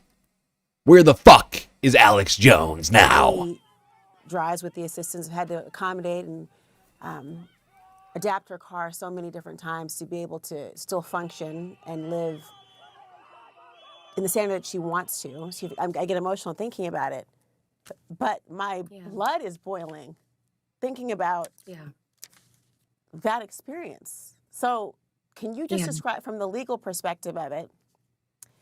Yeah. She was detained. The DHS says that she was arrested for obstruction. Yeah. Are you aware if she is facing any charges? I have to, for a second, compartmentalize the dehumanization just to get through the question. You have to forgive me. Have you heard that she is facing any charges? I have not heard, and it would, if she were, they would be completely baseless, because the people who violated laws at that scene were the DHS officers.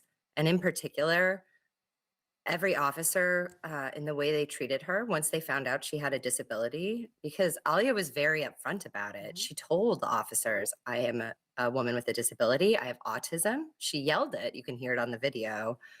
And they escalated at that point and then subjected her to a very brutal use of force, pulling her out of the car, slamming her down on the ground, and then carrying her like an animal is the only way to describe it.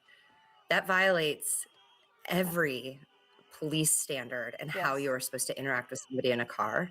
And it violates every standard in how you're supposed to interact with somebody with a disability.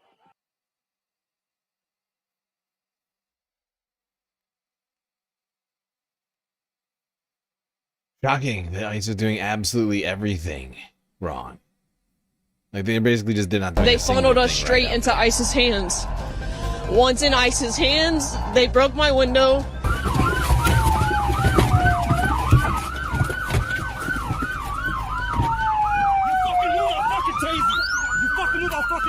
Get the fuck out of the car right now! Get the fuck out of the car, please! Right, remember that video? Well, we're back to talking about this because Status Quo News did an on-the-ground interview with one of the people in the car. I believe the driver of the car, if I can recall correctly. Sky, can you were just telling us off camera a little bit about your story. Can you tell us what happened to you? So first off, I'm a United States Marine veteran. We were following them from a safe distance. Following ICE agents. Yep, following ICE agents. They stopped in the middle. So, just to be clear, they rushed past it really quickly there, but you might have heard it. They are U.S. Fuck yeah! We were following them from. So. Telling us off camera a little bit about your story. Can you tell us what happened to you? So first off, I'm a United States Marine veteran. We were following them from a safe distance. Following ICE agents. Yep, following ICE agents. They stopped in the middle of the road and reversed on 62. They tried to ram our car. They tried to get us into a bottleneck. Once I saw a police officer from Mendota Heights, I tried to wave them down, and they funneled us straight into ICE's hands. Once in ICE's hands, they broke my window. I've been searching all the outbreaks in the chat. Do not break my fucking window. You guys got into the John is looking at is a black. Get out of the fucking. Get out of the car. Put the car apart. Get out of the car. Put the car apart. Get out of the car. Get out of the car. Virginia, TBN. You know I'm a Marine Corps veteran. I don't care what you are.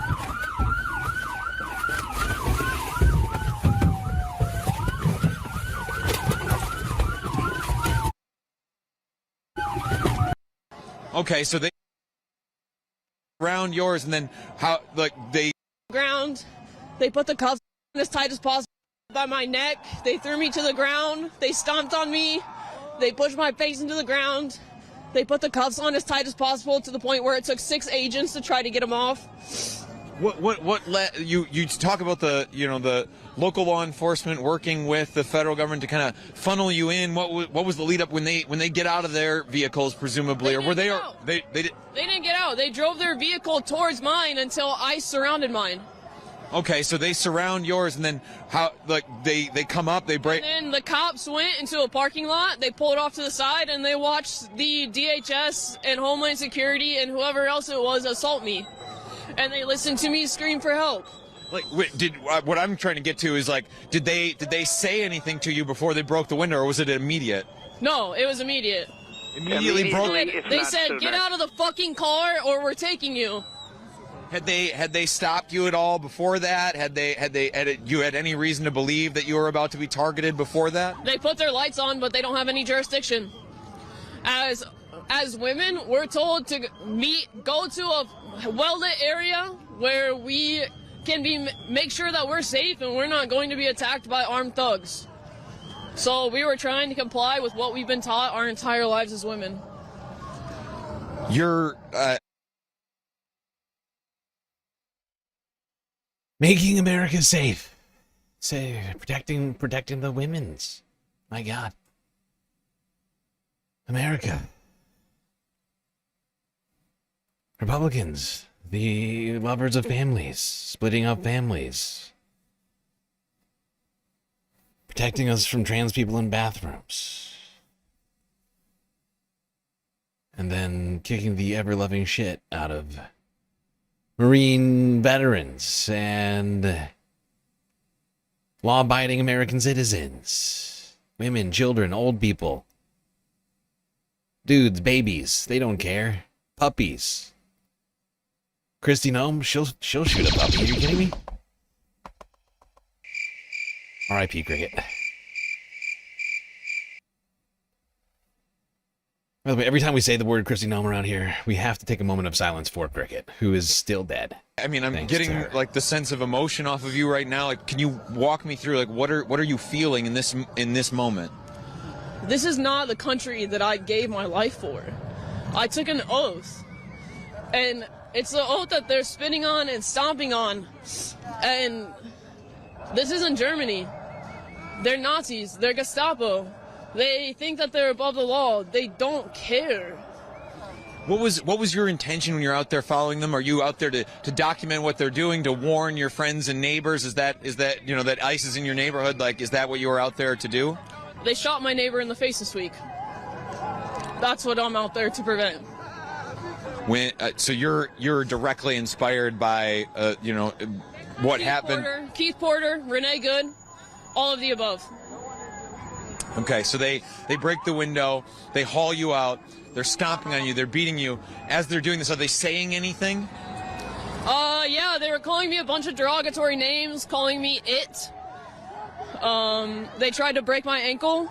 When he turned my ankle all the way around, I screamed, and he said, "Yeah, I bet you fucking like that, don't you?" Was there anyone else around you to witness what happened to you? There was a maroon sedan that turned right onto the street that I was being assaulted on, and they had their phones out. They shoved my face into the ground after that so hard I couldn't even breathe. Do you get the sense that the agents, as they're doing this, like, they're enjoying it? Yeah, they're enjoying it. They're enjoying it. They are 100% absolutely enjoying it. This guy, I'm gonna have us move off to the side just because a car is coming through here. Oh, this is Daria, I think. This is our ride. Oh, your ride. Yeah.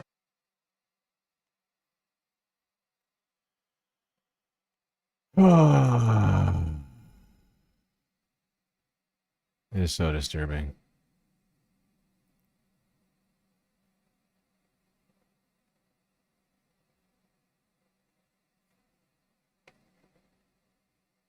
It is so disturbing what they are doing to people right now. This should be okay with no one on the planet.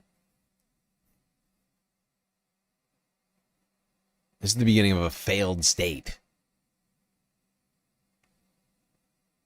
If you love America, now's the time. Now's the time to point out that Donald Trump's a bad president and that what's happening right now is not good and that it needs to stop. That we need to go back to what we were at last year. I know things weren't good, but they're better than they are now. January 19th of 2025 is where we need to go back to. Everything restored. FEMA working. EPA back online. NOAA weather systems functioning. ICE.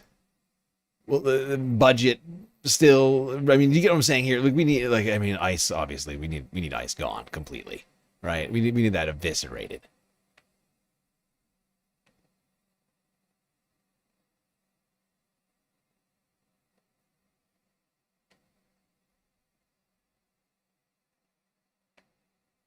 All right, let's go here to Democracy Now! From Wednesday. They spoke with law professor Michelle Goodwin.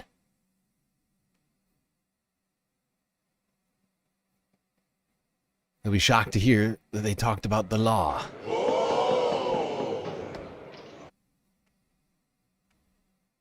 This is Democracy Now!, democracynow.org. I'm Amy Goodman with Juan Gonzalez. President Trump's put U.S. military troops on standby for possible deployment to Minnesota amidst ongoing peaceful demonstrations against ICE raids and arrests. Thousands of ICE agents already on the ground now dwarf the local police department and have been accused of a brutal occupation. In one case, armed ICE agents with guns drawn broke down the door of an older Minneapolis man, handcuffed him, dragged him into the snow while he was wearing only his underwear. It turned out the man was a naturalized U.S. citizen from Laos. At least 4 protesters arrested by ICE agents and detained at the Whipple Federal Building during the so-called Operation Metro Surge said they were denied their right to see an attorney. A federal judge ruled Friday ICE agents must stop arresting or pepper spraying protesters. On Sunday, Department of Homeland Security Secretary Kristi Noem appeared on Face the Nation to defend ICE actions in Minneapolis and respond to the judge's ruling. We only use those chemical agents when there's violence happening and perpetuating, and you need to be able to establish law and order to keep people safe. That's the only situation. God, I hate her. All right, I'll be right back. I have to hit the galactic head. I didn't quite make it to... Honestly, I might avoid taking breaks for a while. Not gonna lie. I'm trying to get through a lot of stuff here tonight, and I'm still not making as much progress as I was like, because there's just so much horror to get through here. But I'm not even... Yeah, this is bad. I'm not even 25% of the way through everything. It's been a fucked up week. This might be one of the longer streams of 2026, I would guess, today. And so that judge's order didn't change anything for how we're operating on the ground, because it's basically telling us to do what we've already been doing. Some legal experts compared the conduct by immigration agents to attacks by police officers on protesters during the civil rights era. We're joined now in Washington, D.C. by Michelle Goodwin, professor of constitutional law and global health policy at Georgetown University. Professor Goodwin, welcome back to Democracy Now! There is so much to talk about here, and we just played this incredible report from the streets of Minneapolis and the latest information that the FBI actually opened a probe and investigation into the ICE agent who killed Renee Good, but then shifted gears and decided to investigate instead the victim herself, Renee Good, and her wife. And then the news of the 6 attorneys in the U.S. Attorney's Office in Minneapolis quitting over the direction of the investigation, and a judge ruling that peaceful protesters should not be pepper sprayed and arrested. Your comments overall? Overall, this is extraordinary. In fact, the judge's order emphasizes how extraordinary it is to impose this kind of order. That is to say that the conduct that's taken place in this particular surge by ICE is not something that is usual. It's not something that has been lawful. It's not something that has been constitutional. It is not to say that ICE can't be present, but ICE certainly cannot do what it has been doing in Minnesota, much of which you've covered, which is horrific and does actually have flashpoints of the American civil rights movement. The only difference then is that it was the federal government looking to uphold the Constitution, looking to uphold Supreme Court decisions and to protect citizens against unlawfulness by the state. But here you have an inverse, a reverse of that. And Michelle Goodwin, the threats of President Trump to invoke the Insurrection Act, I'm wondering your thoughts about that. I'm thinking especially, for instance, back in 1962 at the University of Mississippi, there was a mass rioting by white segregationists attacking federal marshals because they were trying to escort James Meredith into to integrate the University of Mississippi. There were 160 marshals injured, including 28 shot. And at that point, President Kennedy did invoke the Insurrection Act and ordered federal troops into Oxford, Mississippi. That's a very different situation from what we're seeing here in Minnesota or what we've seen in some of these other cities where Trump has also threatened with the Insurrection Act. Wondering your thoughts. It's a very different situation. Notice the year that you mentioned. We're talking about the early 1960s. It's 1954, years before that the Supreme Court strikes down these separate but equal segregationist laws. It's a time in which the Supreme Court did that through a unanimous decision recognizing the harms that had been inflicted throughout the American South through that decision, Plessy v. Ferguson. And so the federal government coming in order to support the Supreme Court decision, the constitutionality of equality under law, which is, by the way, something that extends back to our Reconstruction amendments back in the 1800s, the 1860s, the United States Constitution being revised to recognize equality among citizens, birthright citizenship, which is also something that's come up in this past year, and the federal government coming in order to uphold constitutional law.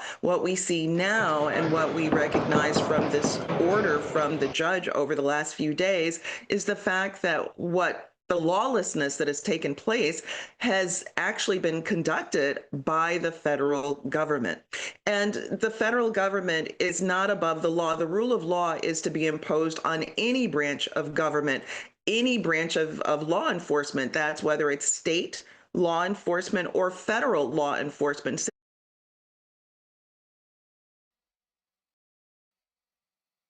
Oh, whoopsies. Exactly. This is what I've been saying.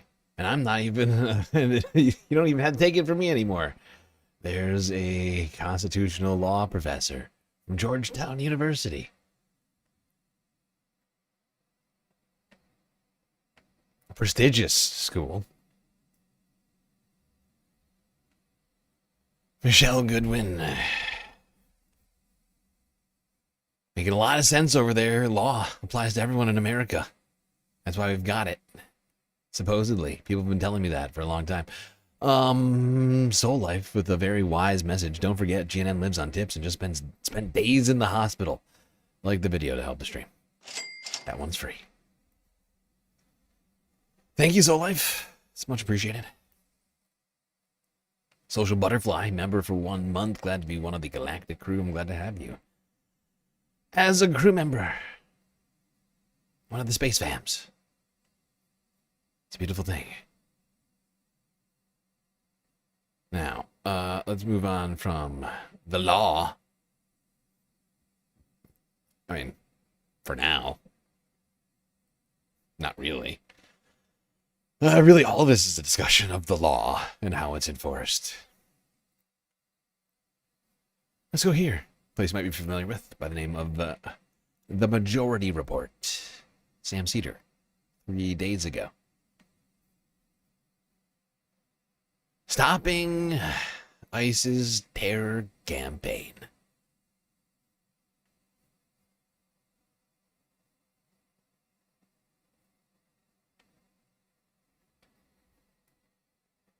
But here is Senator Van Hollen showing some backbone. It's like, it's so obvious. Yep.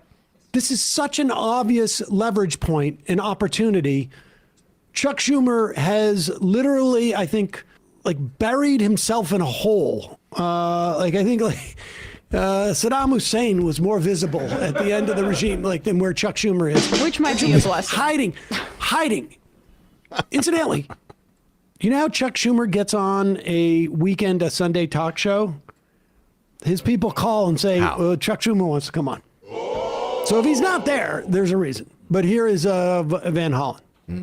Well, what I'm saying is exactly as you quoted, that I am not going to cast a vote, not one dime, to support this lawless, brutal Trump ICE operation. So what I'm saying is, unless there are significant reforms to rein in this lawless ICE operation, and there was a federal judge that just this week said that ICE agents were violating people's constitutional rights, right? They were preventing them from engaging in protected, peaceful protest. So my view is there has to be dramatic change. I don't foresee this administration doing that at this moment. So I'm saying I won't provide any funding. I don't hear you saying what I'm hearing from a lot of others in the party and the protesters, certainly, to abolish ICE. Well, what I'm saying is exactly as you quoted, that I am not going to cast a vote, not one dime, to support this lawless, brutal Trump ICE operation.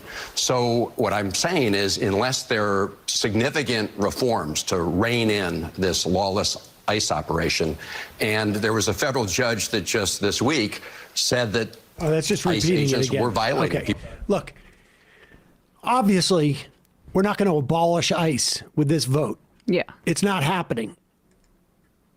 And the question is, what can Democratic senators, to a lesser extent House members, because they can't really prevent this vote for the DHS.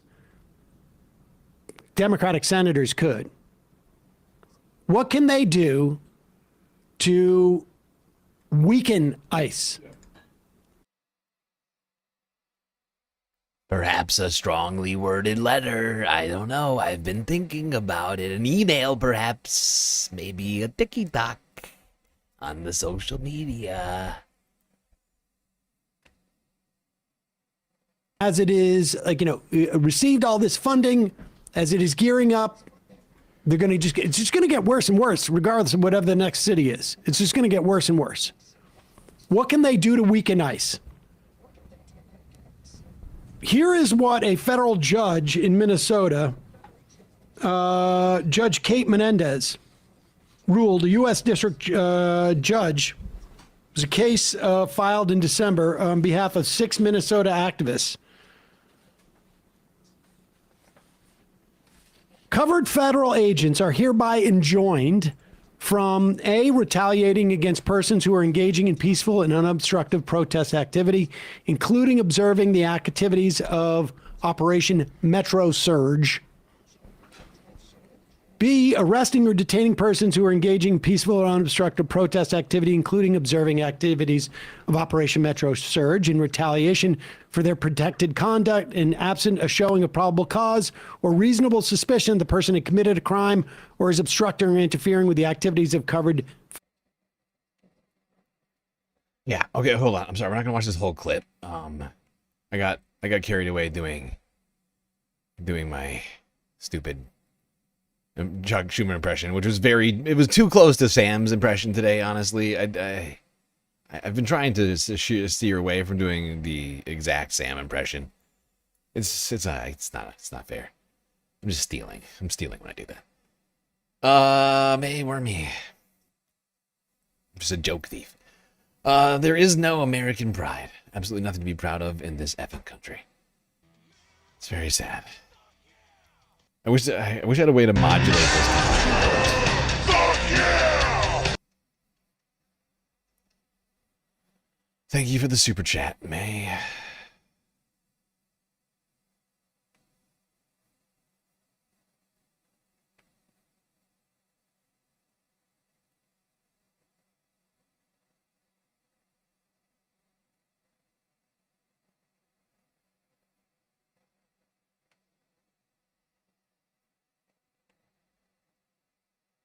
right. I'm just gonna skip ahead because there's a bunch of clips in this thing. I was actually considering just watching the live stream. At the time when I was putting this list together, I didn't know when I would be out of the hospital.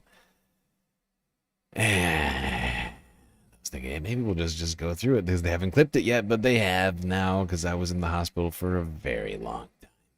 Oh, so long. Go after people who are literally 30, 40 feet away, just blowing a whistle. That's it. Play this. Okay, so they've grabbed somebody out of a car. This woman. Are you a U.S. citizen? Are you resisting arrest? Gina! Gina, what's your name? Help! What's your name, Gina? I'm backing up. I'm backing up. I'm backing up. Is she a U.S. citizen? Are you immigration control? She's impeding. She's not impeding. It's not impeding. It's observing. We're legally allowed to observe. We're legally allowed to observe. She's not impeding. No, she's not impeding.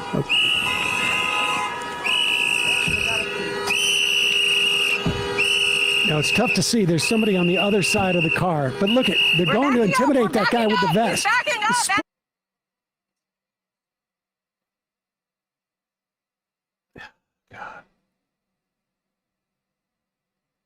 Every single person out here right now, especially people like this, especially guys like this who are out here by themselves, or at least in very small numbers. But honestly, we saw early on the streets of Minneapolis, it didn't fucking matter. There was a lot of people out there in the street. We're just not there yet in the week. But like every time I hear somebody like blowing a whistle, like ever since Renee Good, like I have like flashbacks. Like every time I hear a whistle now, I have flashbacks of that moment. People blowing whistles and her getting shot in the fucking face. Oh, what a horrible timeline to live in. The guy with the vest. He was 15 feet away from the car, and they sprayed him with the vest. And the wind blows back in the guy's him face. down. Backing up as you're saying that. Chasing him down. Idiot. We're all He just backing pepper sprayed up. himself in the face. We're not impeding. You were outside of your. And now he's crying. Oh, and now he's crying. Oh, he's crying because he pepper sprayed himself in the face. He tried to go over here and pepper, and I think he got this guy a little bit. But there was a pretty strong wind. It's winter. I don't know if you've noticed. Our Lord Gary works in mysterious ways. Control. Now, it's tough to see what's happening on the other side of the car, but they grab somebody else. Look at that. Throw him down the ground. Jesus Christ. And that guy's whistling, and now they just come after him. And then this guy's Start punching him. now he's gonna attack the punching woman. this guy. This is ridiculous. Goons. I'm backing up. This is ridiculous. Punched him down onto the ground. For whistling in your own neighborhood. For whistling in your own neighborhood.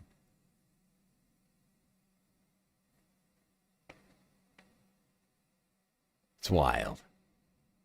Whistling in your own neighborhood. That is as benign as walking your dog in the neighborhood.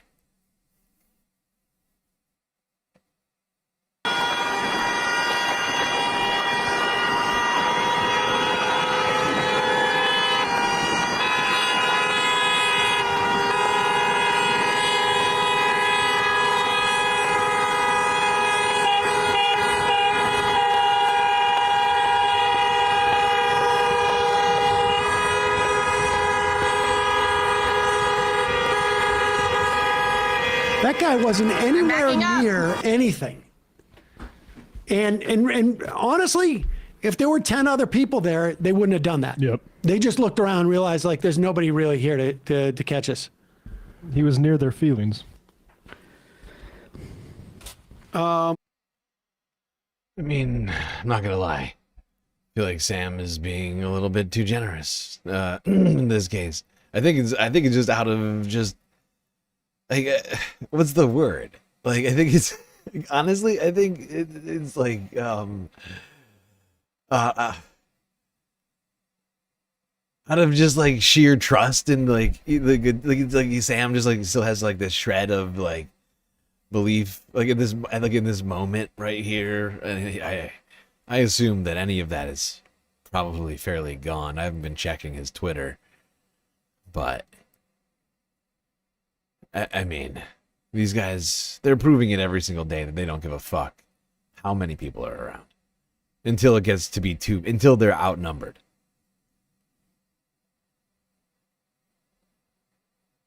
We saw today. There was plenty of people on that street.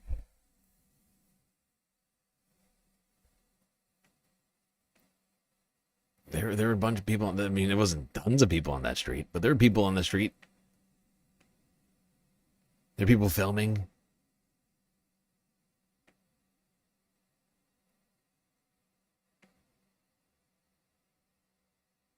And the fact is, there was a bunch of people out there when Renee Good died.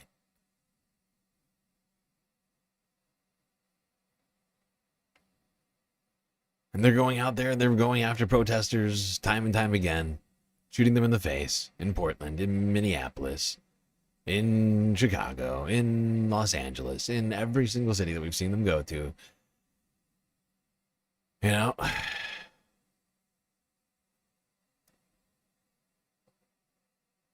they've really,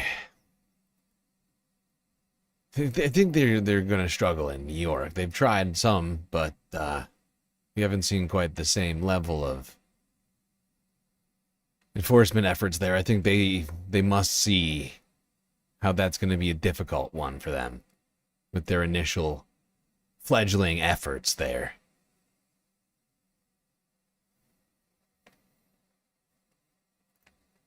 Oh shit, I almost missed another super chat from Social Butterfly. Hope you're feeling better, GSL. Thanks for everything you do to keep us sane. Well, thank you for the super chat and for the very thoughtful message. I appreciate you. I am feeling much, much better. That's why I'm doing this. I wouldn't do this if I wasn't feeling better. And just know that I'm monitoring my health. If at any point I feel like I've gone too far, I'm too tired, I need sleep, stream it'll end. But until then, pretend like everything's back to normal. You know, at least to the degree. All right, it's not. All right, that's going too far. But let's just at least pretend that this is like any other stream. Okay? You know, everything's not normal. I know nothing about this week is normal. But I just want to focus on this right here. You know?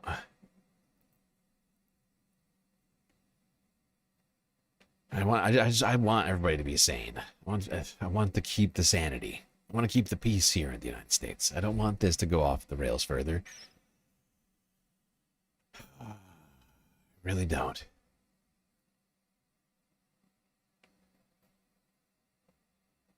I worry about what that looks like.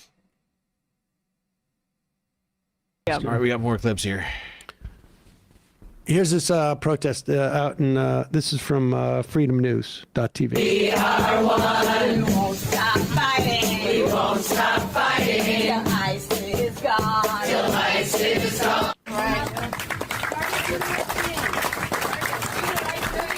Target says that their mission is to support the joy of everyday life for all families. Then do it. Do it now. Justice over profit. Justice over profit. People over. I sit here not only as a mother or a grandmother, but I sit here as a great-granddaughter of an immigrant. And I sit here and I ask the Target, you must stand with us. You must stop discriminating. You must stop treating immigrants wrong. You must give them better wages. You must give them an opportunity to have housing. You must give them an opportunity to feed their children. I sit here because this is the right thing to do. That's right. That's right. There's a lot of stuff that, people should be banking this stuff because it's coming to a city near you. It's immediately. They're not stopping. It's like a one-day lull, maybe just in the news. I mean, I think if you're in Minneapolis, it feels very different.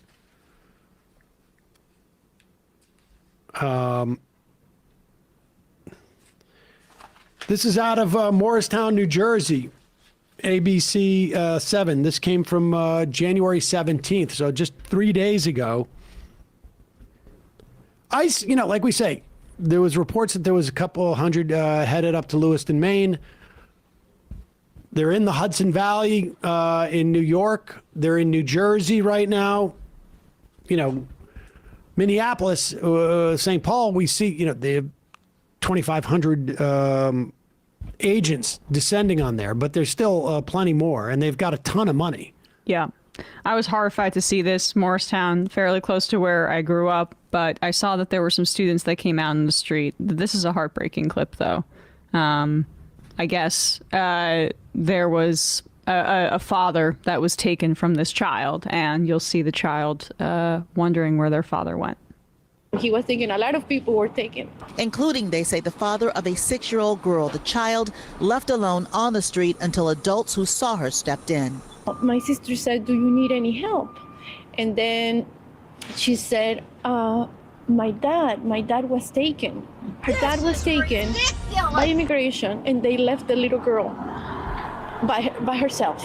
She was stranded. They took the dad and left the little girl.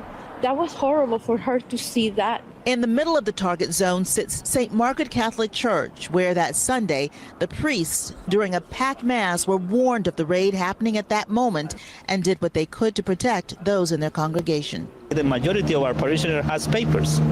We have followed every legal steps. We have come to this country in the legal way, but we are afraid.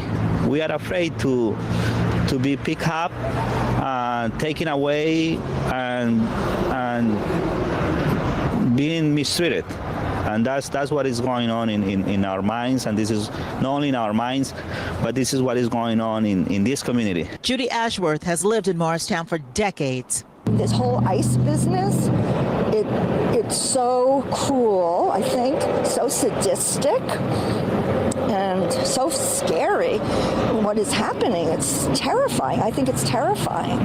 They're masked up, they have guns, they're not afraid to use them. It's horrifying. And it really is very reminiscent of what happened to Nazi Germany. Mm-hmm. And those two women that we spoke to said that they cut their power walk short today because they realized that one of them forgot to bring along her U.S. passport. They say that is how afraid they are that they have to go around carrying their documents to prove that they are U.S. citizens. Now, we are hearing that there is supposed to be a protest. Nobody should be having to carry their fucking passport around with them in the United States. Passport is the sort of thing you should be using when you're leaving the country, if you're an American citizen. And honestly, like, you shouldn't even have to carry it around if you're an immigrant, because there's immigration courts, and you're supposed to be able to, even if you're arrested, go to court and prove that you're a citizen and get out, right?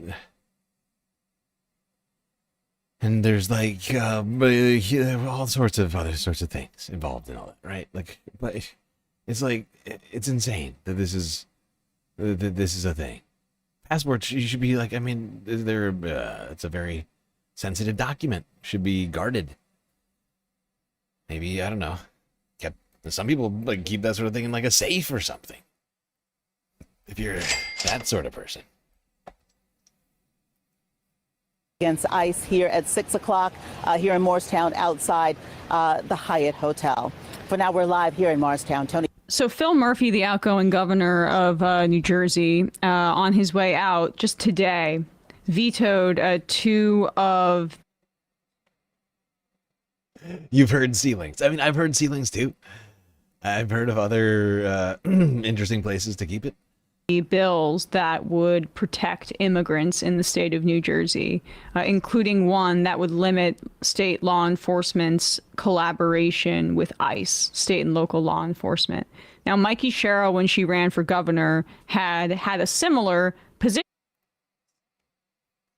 Okay, all right. That's I think that's all I wanted from this MR clip. If I recall correctly. Yeah. We gotta keep this puppy moving. Did you know we're already 6 hours into the stream tonight, Space Fams? It's 11 o'clock. It's only 11 o'clock. 6 hours we have been going. We've already covered a great deal of the week in terms of, well, so in terms of U.S. news. Unfortunately, there was a great deal of news in every single category that we cover on the Galactic News Network.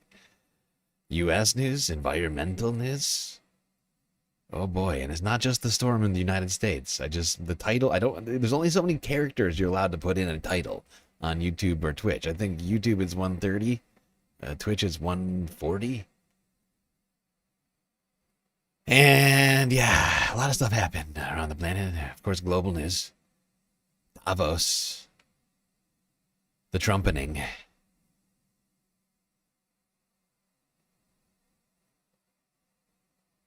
Good God.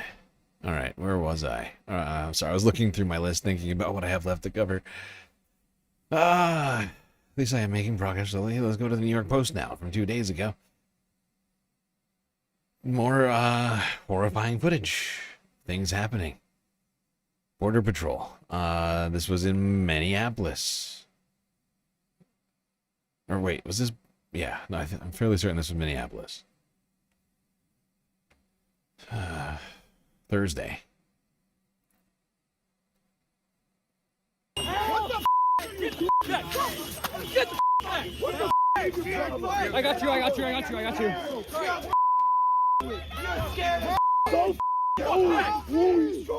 get out of here!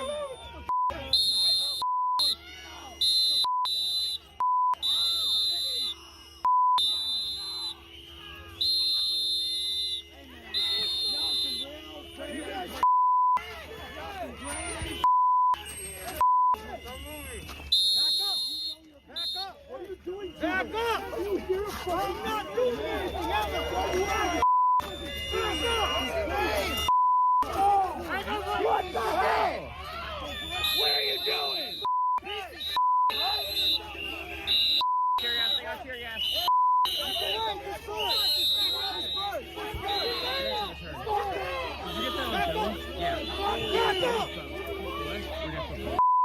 That's all you want, but back up! You. Thank you! Tear gas!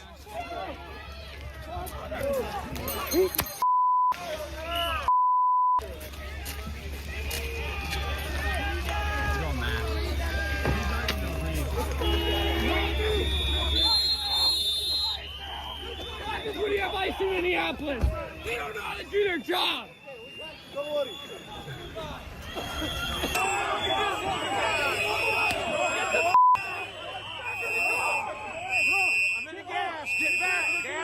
Gas on film! Gas on film! We're filming you! Gas on film, Favino! Gas on film! Gas! Fucking piece of shit! You just gas when we have it! Get back!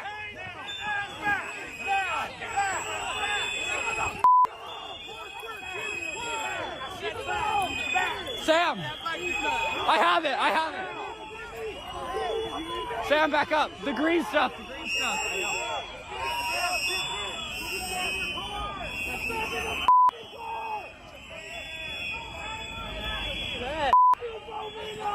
This way.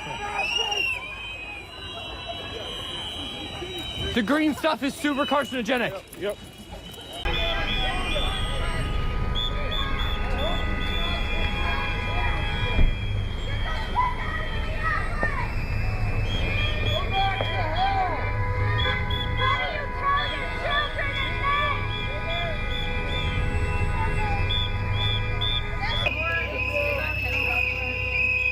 it doesn't feel like it, but you're really just feeling how uneducated you are right now. Okay.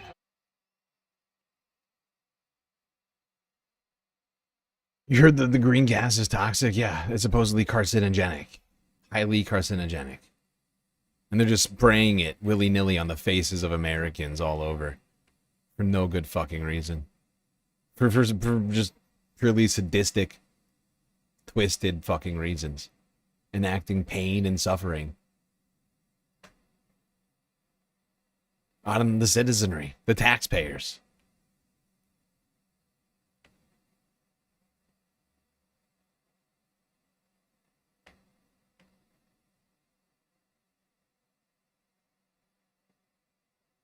These fucking thugs can no longer do what they are doing. And it must come to an end.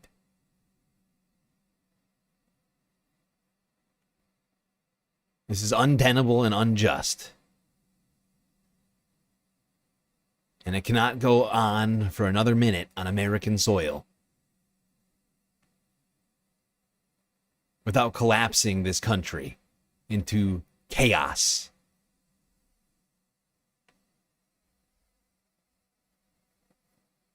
Now, earlier this week, Christy Puppy Killer Gnome, R.I.P. Cricket,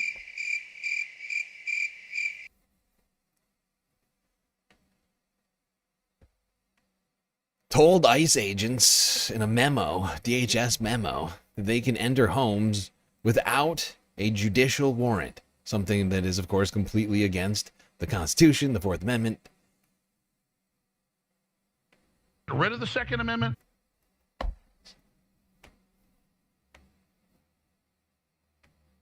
Immigration officers are being told that they can legally force entry into someone's home to make an arrest without a warrant signed by a judge, according to an Immigration and Customs Enforcement memo obtained by the Associated Press.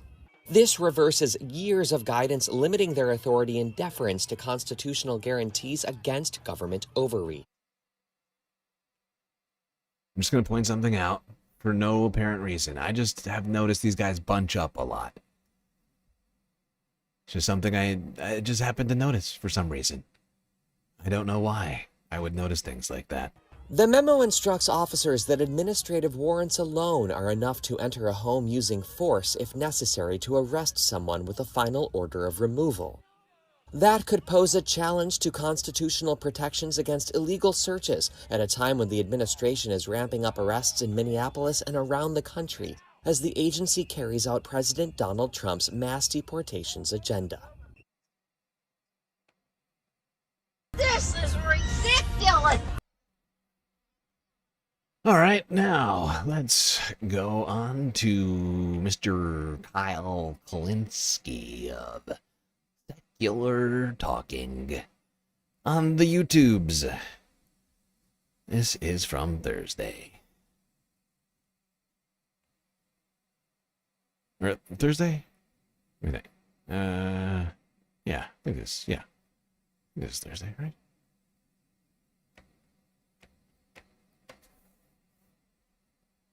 Actually, this might be Wednesday. I take it back.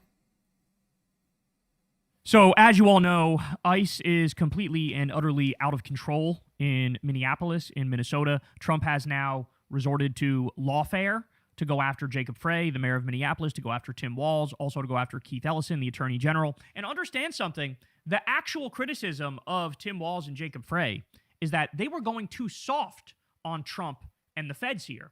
Because Jacob Frey was asked directly, will you order the police officers to arrest the ICE agents who are committing crimes?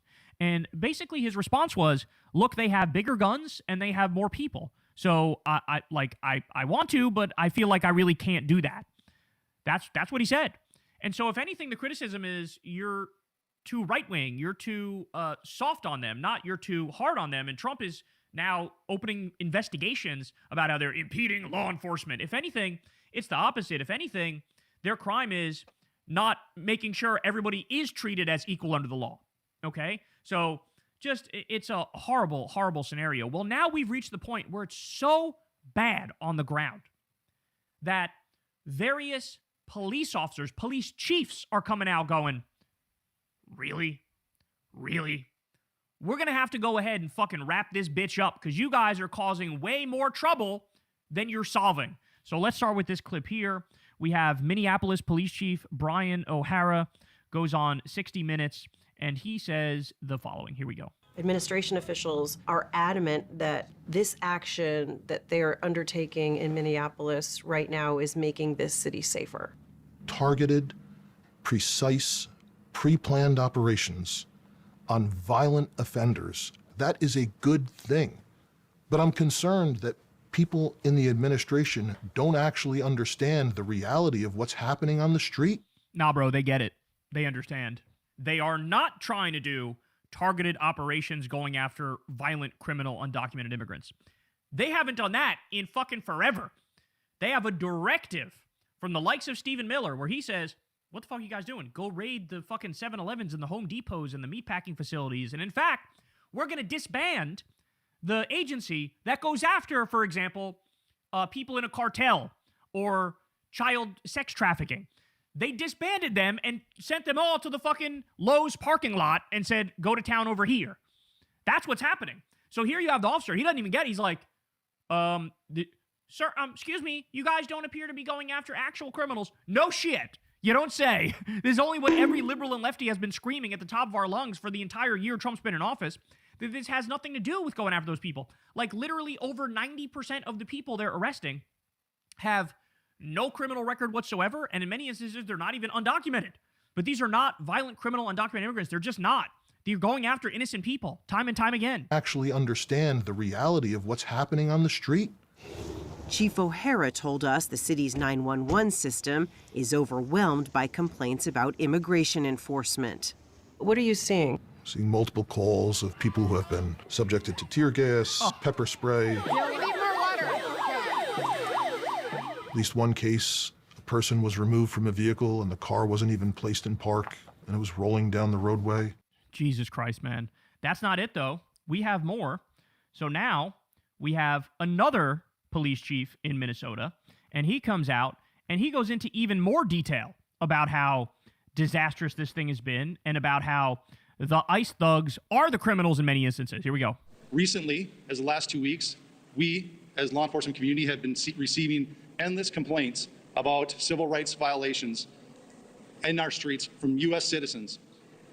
What we're hearing is they're being stopped in traffic stops or on the street with no cause and being forced to demand paperwork to determine if they are here legally. Oh. As this went on over the past 2 weeks, we started hearing from our police officers the same complaints as they fell victim to this while off duty. Oh, that woke them up, didn't it? That woke them right up. Off-duty police officers getting fucking harassed and assaulted and arrested by ICE criminals. And they're going, holy shit, what is going on here? Yeah, that's right. Again, this is what we warned you guys about. Every one of these individuals is a person of color who has had this happen to them. Oh, my God. It's the black and brown officers getting harassed by... Is that what it's going to take the police to start protecting and serving? They're going to have to start getting swept up? What's it going to take? Is it going to take what happened today on the streets of Minneapolis to just an average citizen? Is you gonna have to see that happen to a police officer for police to get the picture and to start arresting the criminals? And by criminals, I do in fact mean the ICE agents walking on our streets who need to be in jail and investigated. I'll bet you a bunch of these guys are Jan 6ers, Proud Boys, Boogaloo Boys, 3%ers.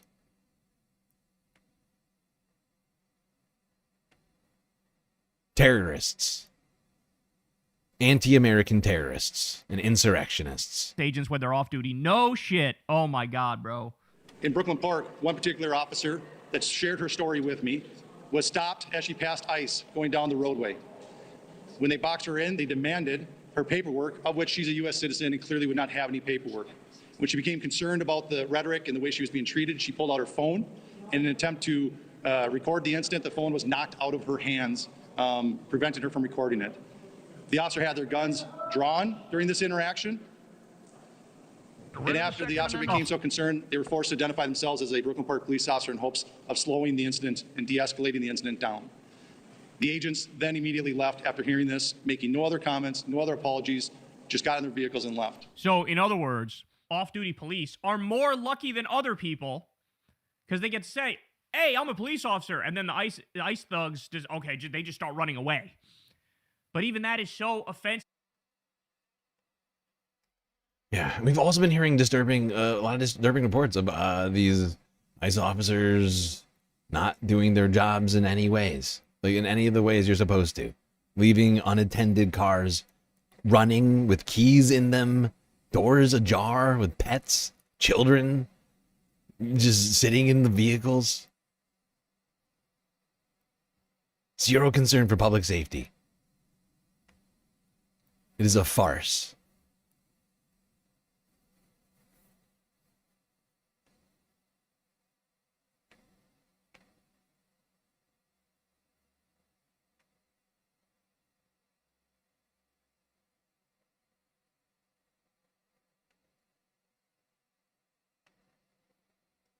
"25th Amendment. 25th Amendment. No justice, no peace."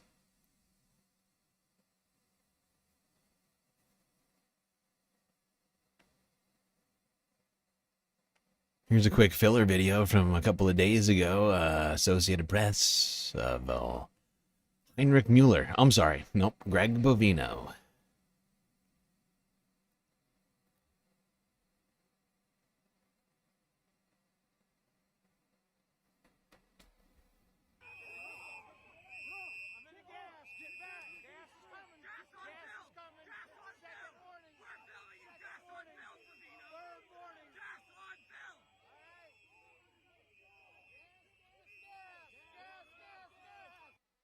More green gas. Just chucking it all over the neighborhood.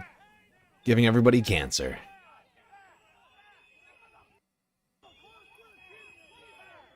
Right to jail, right away.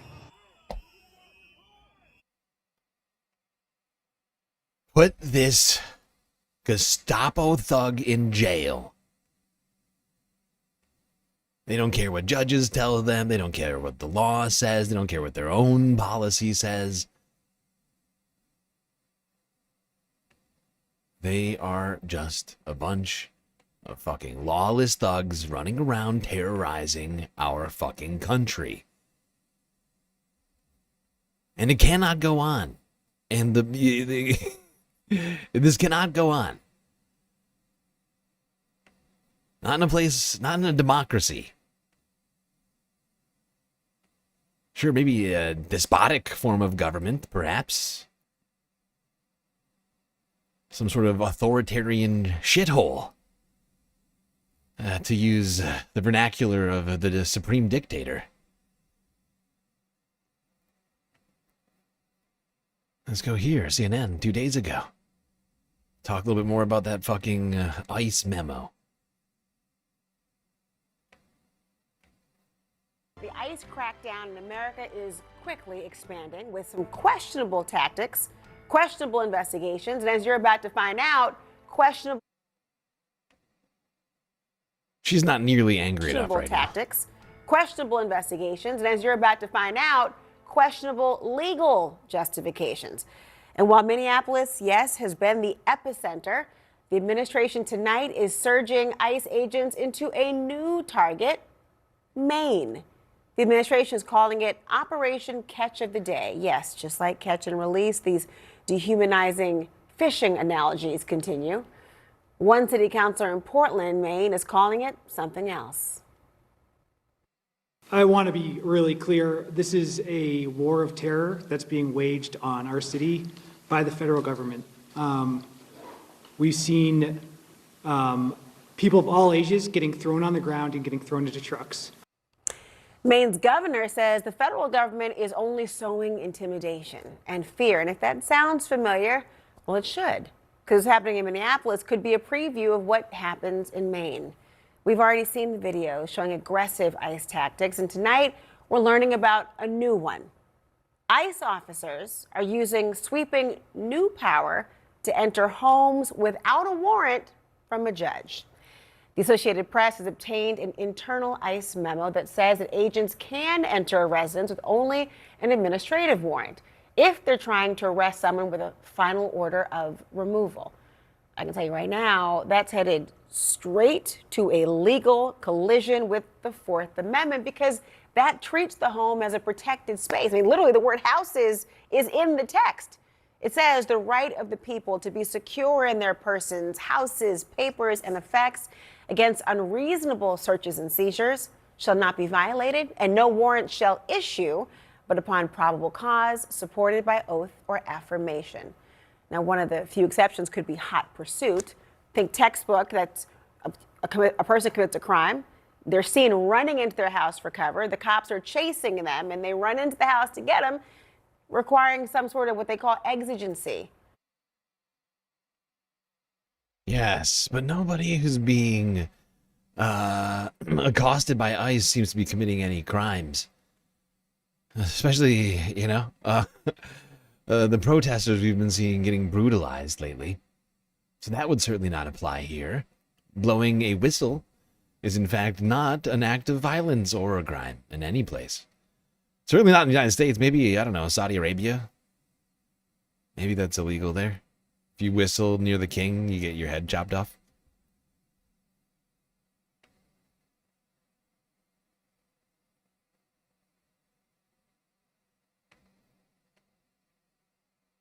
And if you try to run into your house, they can of course go into your house and chop your head off. That makes sense. But not in the United States. At least I didn't think so.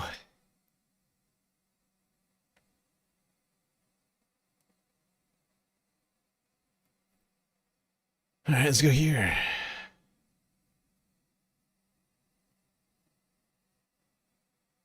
Here's some ICE-related news down in Colorado from 2 days ago. People gathered in Hudson, protesting plans for a new detention center for ICE, so that they can continue to increase the internment camp population here in the country. Today, people from all over the country showed up to speak out against plans for a new detention center for Immigration and Customs Enforcement. They argue the former facility hasn't been used in over a decade. Now, this is happening in Hudson. That's northeast of Aurora. It's a small municipality in Weld County. As your reporter, Gabriela Vidal, shows us, residents are calling on local leaders to step up. Hundreds of people gathering outside the former Hudson detention facility. We're here to stand up for injustice. Braving a blistering cold. We're supposed to protect our communities. We're supposed to serve our communities. That is not what this looks like. To stand up against the creation of a privately owned immigration detention center here. I want to understand how local law enforcement is going to ensure that that rights and dignity of all people are respected. Inside council chambers. Having a nearby facility in this community is going to put this entire county in the crossfire of violent interactions that these ICE officers have shown to regularly bring with their presence. On top of that, residents are concerned an ICE detention facility could double the town's population size. This place can't house 1,200 immigrants. It's basically going to be sardines in a can. Residents now asking council members to take a stand. Expanding detention does not create safety, it creates fear. It silences people, it drives families into shadows, and erodes trust in local institutions. One council member says they haven't been approached by GEO or ICE, but their hands would be tied, saying, quote, the town can only enforce code requirements set forth with current ordinances in effect both locally and with the state. Neither the spokesperson for the GEO group in Aurora nor the ICE spokesperson responded to our request. I'm so sick of these government officials doing fucking nothing. Where are these people's backbones?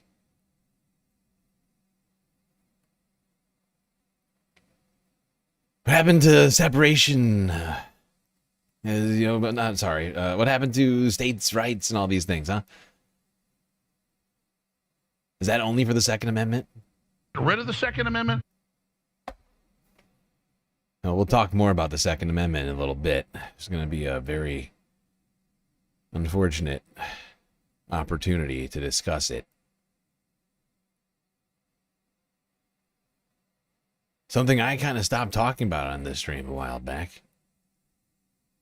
I don't know if everybody remembers, anybody who has been here since the very beginning.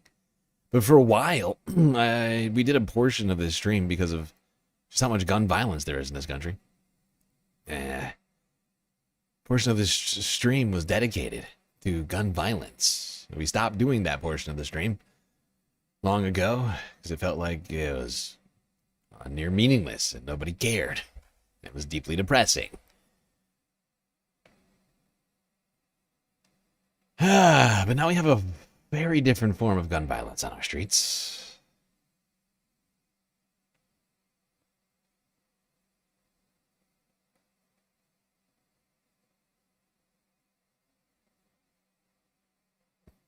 Let's just quickly take a peek at how Somali businesses are doing in Minneapolis. Now, the fact is, and we're going to get to this very shortly, there's been economic blackout, or at least there was, starting a little over 24 hours ago, I think. Or maybe it was 24 hours ago. No. Wait. I can't remember what day it was now. It's a blur. Everything's a blur now. I think it was yesterday. There's a day of no... Like hundreds of businesses in Minneapolis apparently closed. Nobody went to work, essentially. And, that could happen in other places, too. And this is absolutely affecting, we know that this is affecting the economy. And we can general strike across this country. We can just shut it all down.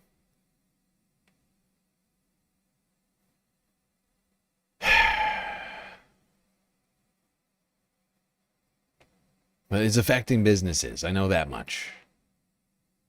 Even out of solidarity, even for a good cause, shutting down affects businesses. It's bad for business to not be open.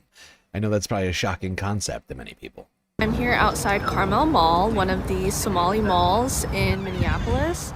This place is more than just a shopping center. It's a community hub with a mosque, Quran classes, housing. Inside there's businesses selling everything. Recently, business owners here have said that the ICE presence in town has scared away their customers. A lot of employees don't want to come to work. Some vendors don't even bother opening their shop because they don't expect any customers. People who used to have 15 to 20 customers coming in an hour say now they're lucky to have just one. Others are struggling to make rent, having to pull together funds. Even citizens are worried, especially after Renee, who was a U.S. citizen, was killed last week. And a lot of folks here are worried about racial profiling and worried that even their citizenship won't be enough. Yeah. People are worried that their citizenship won't be Mr. Green enough. for 5 minutes. Thank you, Mr. Chairman. I thank the ranking member as well. Thank the witnesses for appearing today. And Ms. Sabatino, I'd like to ask you a few questions.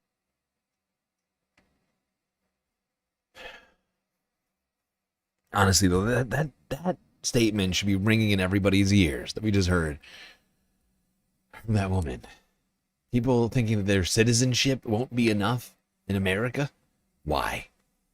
Why should your citizenship not be enough? Is that really something that Republicans like to because this is the fact. This is how they are treating it. I'm just wondering if Republicans would like to revisit that when this is all over. When somebody else takes power, if they'd like to talk about who deserves to be in this country, even if you're a citizen. If you've helped to, if you've aided and abetted these criminals and these criminal activities, whether you belong here, whether you've supported any of this, maybe we should check your social media history. Maybe we should go through your Facebook and your Instagram and your Twitter. Oh boy, Maybe we should get our hands on all the data over at Twitter. Seize all of Elon's servers in the United States. And go through all the data that he has. Everything that you've ever said. Maybe we'll decide then whether or not you deserve to be in this country. I mean, is this the country that we want to live in? If I may, please. You're currently hiring persons who are working in the interior of the country. Is that correct, ma'am? Well, we do have people stationed at ports of entry, airports, land border ports, maritime, but we do have people surged to support immigration and customs enforcement and other partners, yes. Okay, would that include, other partners include ICE? Yes. So you have persons who are actually in the field and they are with ICE when they are raiding, well, let's not use that term, excuse me, when they are making arrests. We support in a number of ways. We do. But is making arrests one of the ways? Yes. Okay, thank you.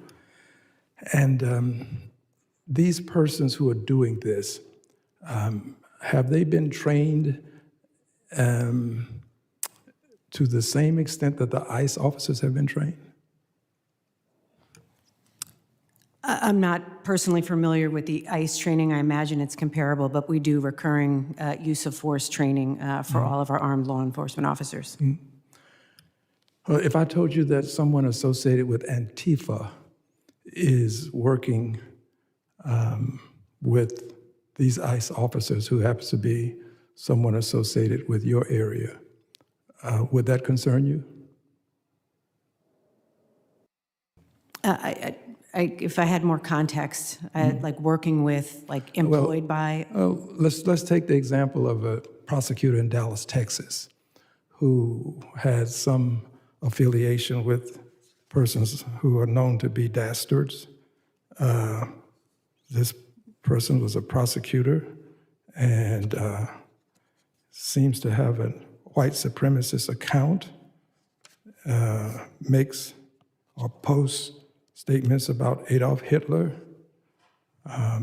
indicated we should make America white again, that sort of thing. Does that sort of thing would offend you, wouldn't it? If you knew that some of your officers were doing something like that? Well, we would certainly investigate any allegations. Good.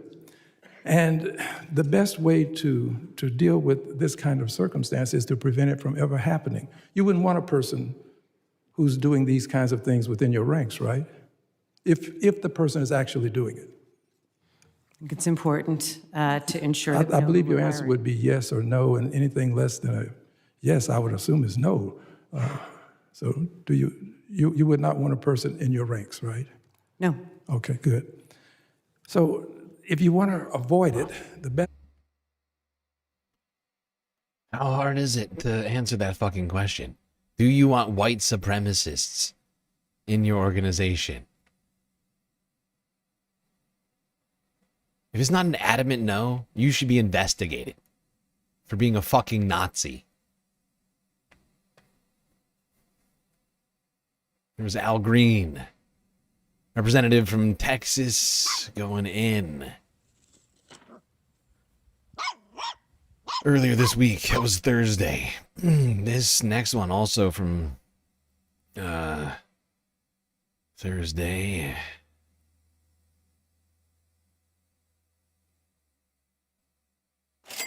Another disturbing fucking story. Gifted a tier 1 subscription to Vilmorigar. Hey, Vilmorigar just got a gifted sub from Benny Hanna. Thank you, Benny Hanna. Much appreciated.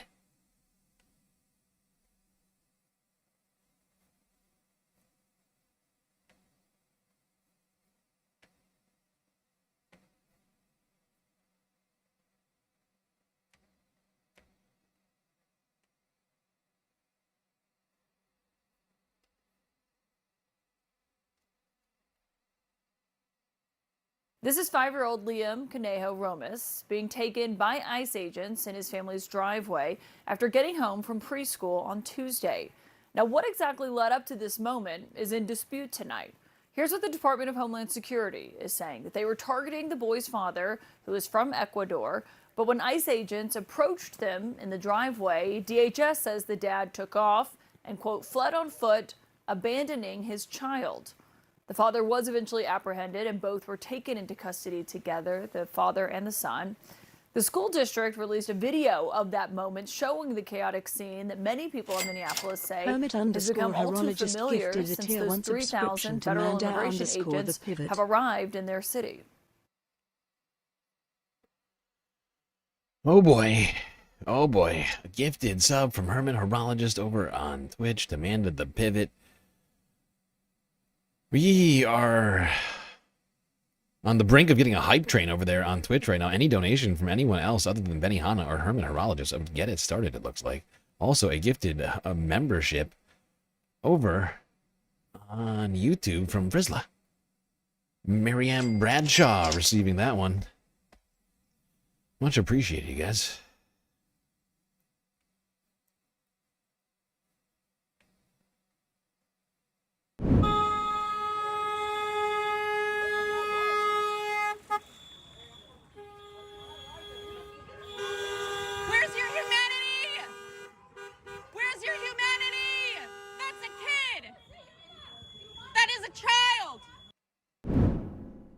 It's a story that even the vice president acknowledged today sounded terrible when he first heard it.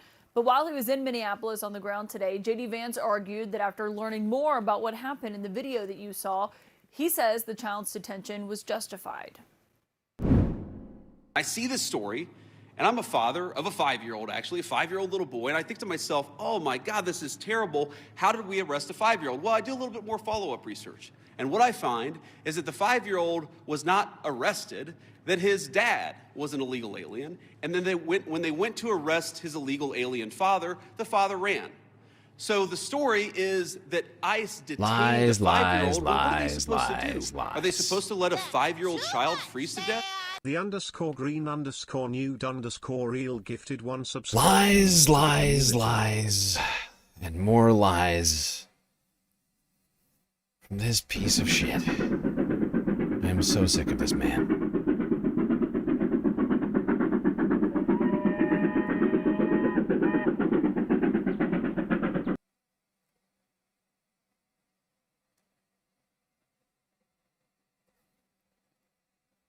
Oh, actually, there, she deserved it. Actually, they all deserved it. Everybody. The president is a perfect man who's never done anything wrong, and ICE is not the secret police. And they're following the law, actually.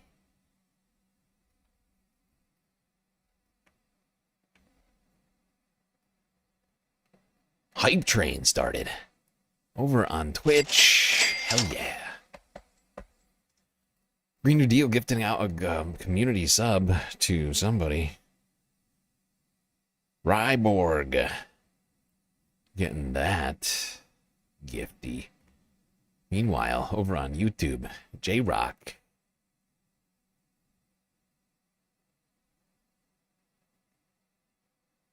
Five gifted galactic memberships. Over on the YouTubes, who got those? Cody Culp. Mark Impa. Can't read that. Ninetails Cosmic Fox. And Jolie. And Kirkenstein's Monster. Much appreciated, everybody. Much appreciated. So much generosity tonight. Overwhelmed. Overwhelmed, but it's beautiful to be back right now, to have you all here right now.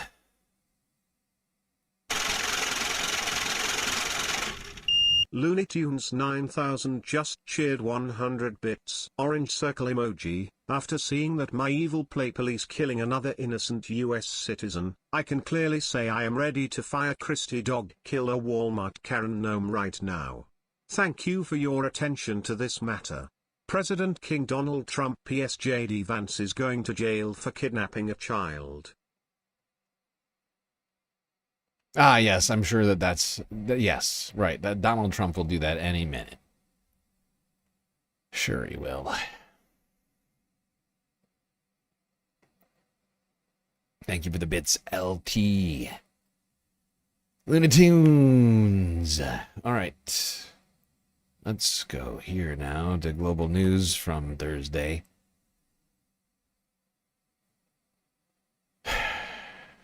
Actually, we don't need this one. This is a duplicate story. I'm going to keep this moving. Let's go to this one. Majority Report with Sam Cedar. Talk a little bit more about Mr. J.D. Vance. For his league, you gifted membership? I said that. I said you gifted a membership. You gifted another one? Or...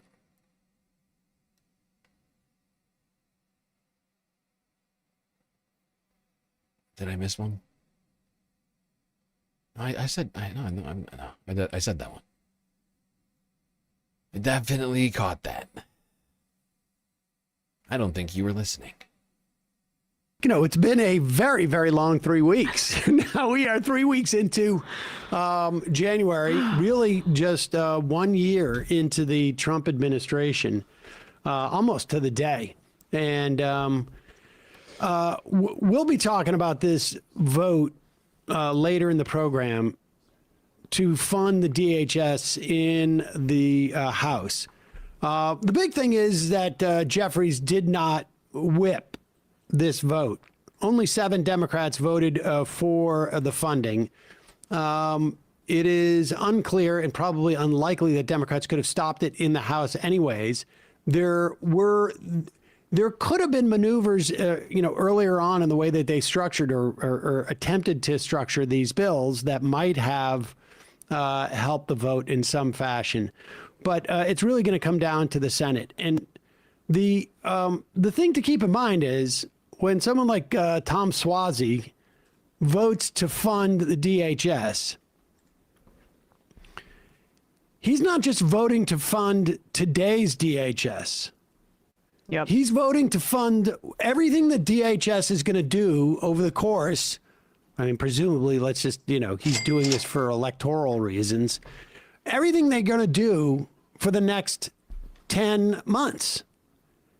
And if we look at the progression of ICE over the course of the past 10 months, the idea that you're going to bet in 10 months out that this is you can defend funding this agency to the majority of your voters, I'd say is a pretty bad bet. Yeah, look at how Angie Craig's having trouble after signing on that thanks for ICE thing now up in Minnesota. Yep. Here are these 7. I just want to say their names. Mary Gluesenkamp-Perez, Jared Golden, Don Davis, Tom Suozzi, as you mentioned, Laura Gillen, Vicente Gonzalez. Those are the 7 that voted to fund the agency that is currently wreaking havoc, shooting mothers in the face, kidnapping children.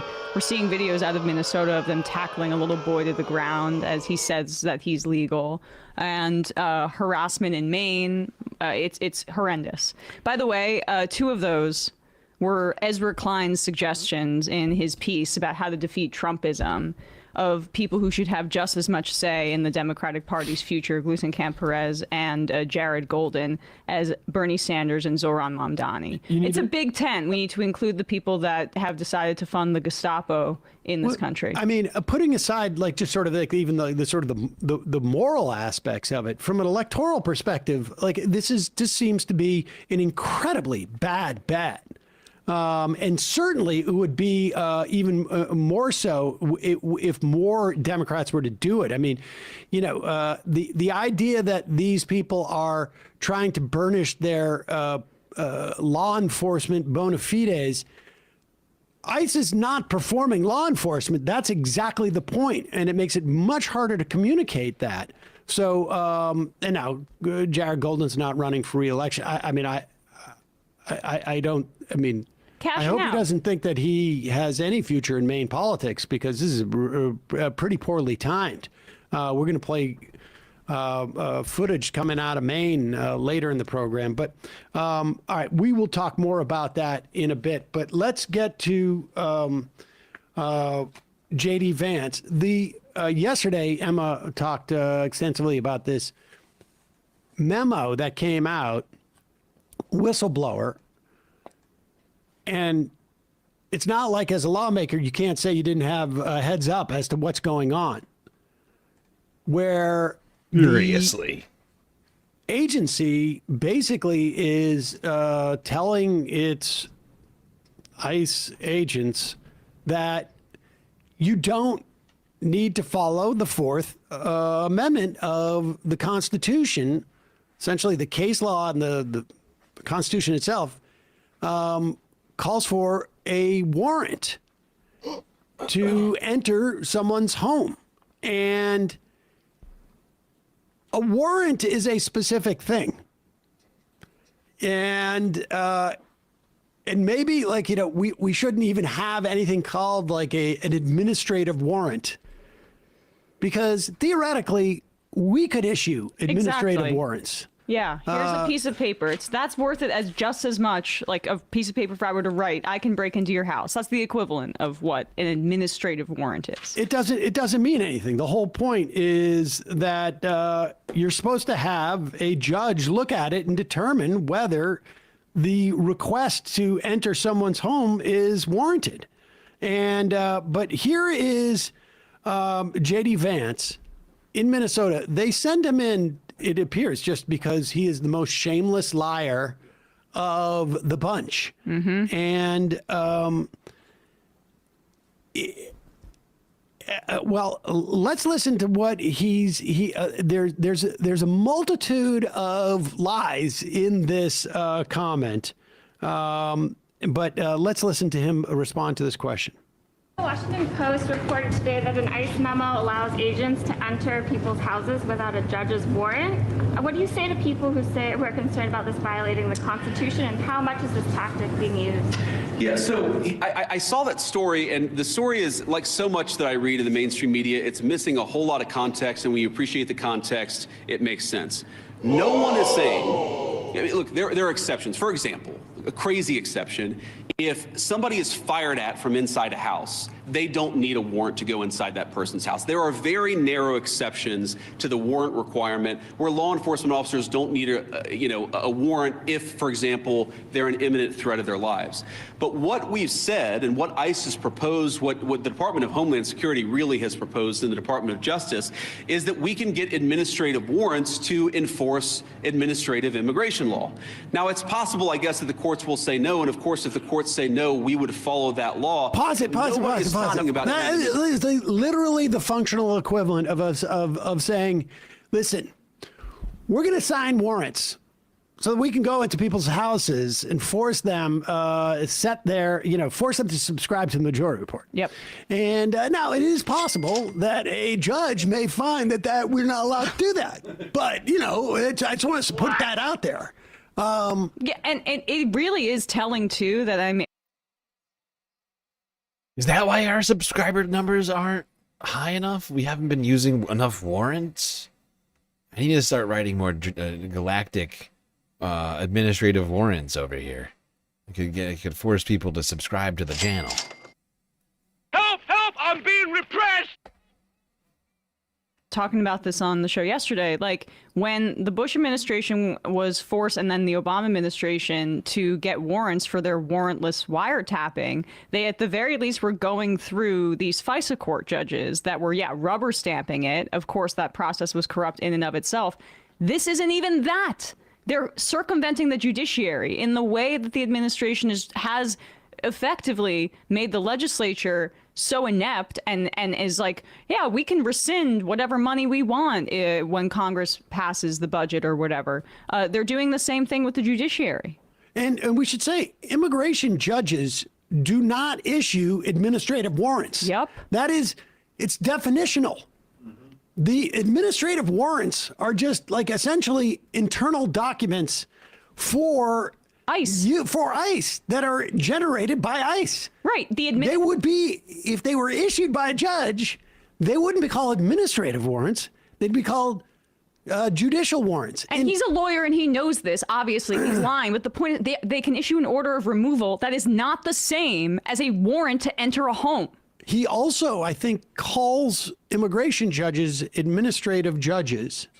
And I think that's to conflate the use of administrative warrants. It's a warrant. Yeah. It's an administrative judge. Right. Yeah. Because she says a judge's warrant, which is how you should phrase that when they're doing the administrative warrant bullshit. Mm-hmm. In the Department of Justice is that we can get administrative warrants to enforce administrative immigration law.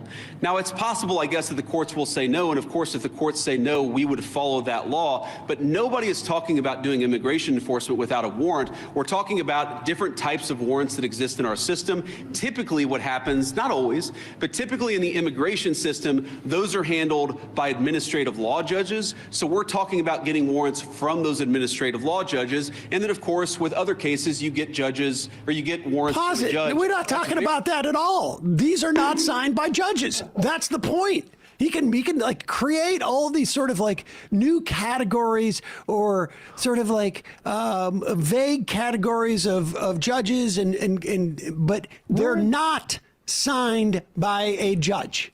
Warrants are a land of contrast. This sounds like a used car salesman trying to explain to you why the price is $10,000 more than he originally stated. It really is like that. But it. Okay. As we're gonna wrap up that clip, gotta keep this moving. 7 hours into the stream already. And I am growing a little bit tired. Which has me worried. Has me worried that I might have to skip some stuff here tonight. I'm not shocked that that's going to happen. It's coming, I think, probably. I don't know how long. I did spend all week in the hospital, so, you know, I don't want to overdo it. I haven't hit the line yet, but it's a thing I'm trying to stay aware of. I'm going to keep this going for a while. At some point, though, 5 hours from now, I'm going to have to restart the stream. Unfortunately.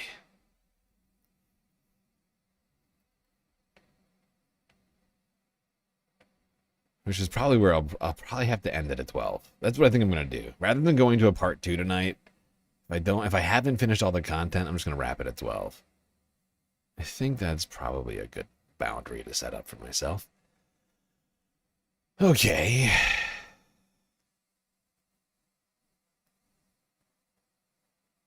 Let's move it along. So much still left to talk about. Let's go back to status quo on the ground. Talk about how ICE mutilated a child.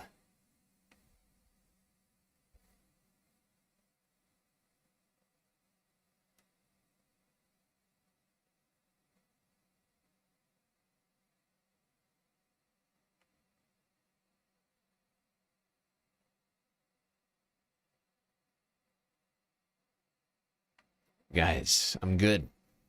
Good. My body's good. My brain's good. Body's good. We're good.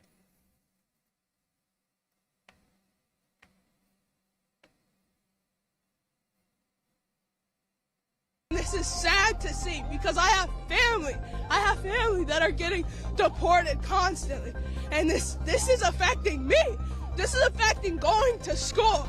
Because the kid that was took during the Target raid, I knew him. My friends knew him. And this is so disappointing to see. You can help build the only.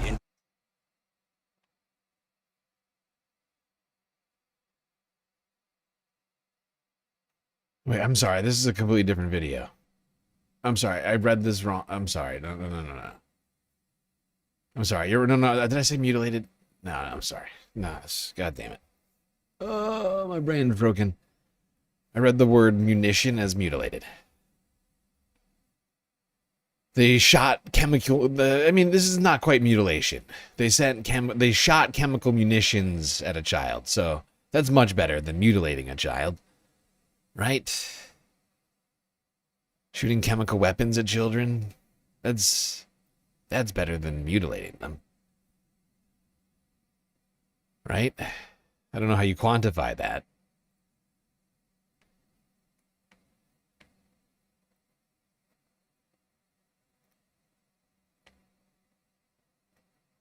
Of course, I'm kidding. Not better. Not better. Rights too. Somebody needs to take their rights too. I'm 16. I'm the daughter of Nina Long, a military vet in the Navy, and I don't fuck with this shit at all. She knows that, and we live over there by the barracks. I don't fuck with this shit. The only thing ICE is doing is ruining Minnesota, and this is sad to see because I have family. I have family that are getting deported constantly, and this is affecting me. This is affecting going to school because the kid that was took during the Target raid, I knew him. My friends knew him, and this is so disappointing to see. This is so disappointing to see. So I will stand up for it because never let journalism die. Fucking gas. Agents there are firing more pepper balls. I was struck twice there, John. Got shot with 2 pepper balls myself. The protesters had gone back out into the streets. To challenge the... Hey, come back. Yeah, come here. Are you? First of all, are you okay? Yeah. Yeah. They threw it right at my fucking foot. They don't care if they're hurting people. They do not care if they're hurting people because their only agenda is to steal people. It's just to steal people and keep them detained. It doesn't matter if you're a U.S. citizen. I've been here for 16 years of my life, and they'd probably take me because of the color of my skin. They're not judging you based off your citizenship. They're judging you off of accents, anything that doesn't justify their political game. What do you feel like the messages that the Trump administration or that these agents are sending to you right now? I feel like what they're sending to me is that they don't care. They're mocking us. They're treating us like we're below human, like we're dirt under their boot. And it's disgusting to see because they're treating their own people like this. There's Asian officers in there. There's Hispanic officers in there. And it's sad to see because it's just showing the levels of corruption that is here in Minnesota still. What leadership do you want to see from your elected leaders right now in standing up against all of this violence that's being meted out against you, against everyone you're standing here beside, against the communities that surround us that you're here to stand up for? What should your leaders be doing? What message do you want to send to your leaders right now? The leaders that should be standing up for us right now, you need to enforce violence against them because that's the only way they're going to push out and learn. Because they're committing violence against your citizens. Maybe it could be even your children one day. There you go, 16-year-old girl talking about her experiences with ICE. Getting shot live on camera with one of the reporters of Status Quo News on the ground there in Minneapolis. Now, on the same day, Minnesota businesses were preparing for protests. An economic blackout.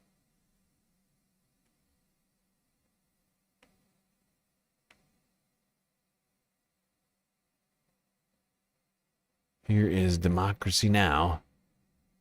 From yesterday. Oh, wait, sorry. First, I want to go to this one. This is a local or more local station. Care 11.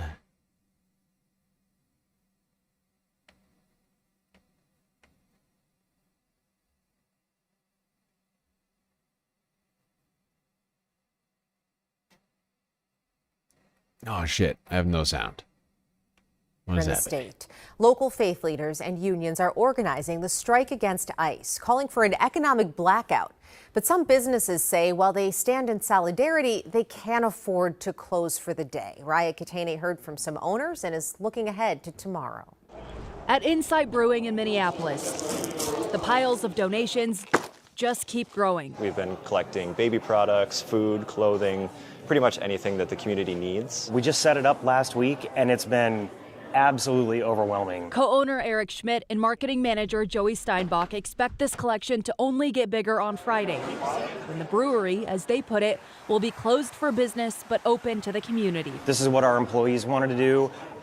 We knew we could make a much bigger difference doing what we're doing as opposed to being open. Insight is just one of many businesses on this growing list announcing they will cease operations on Friday as part of a general strike against the surge of ICE agents in Minnesota. So instead of selling brews, Insight's tap room will become a hub for collecting donations to distribute to people in need, with free coffee on the side. On St. Paul's west side, Amy Corey owns Michael's Pizza with her sister. It was a tough decision. The small family-owned shop has been around for nearly 70 years. Amy says their staff relies on a full paycheck.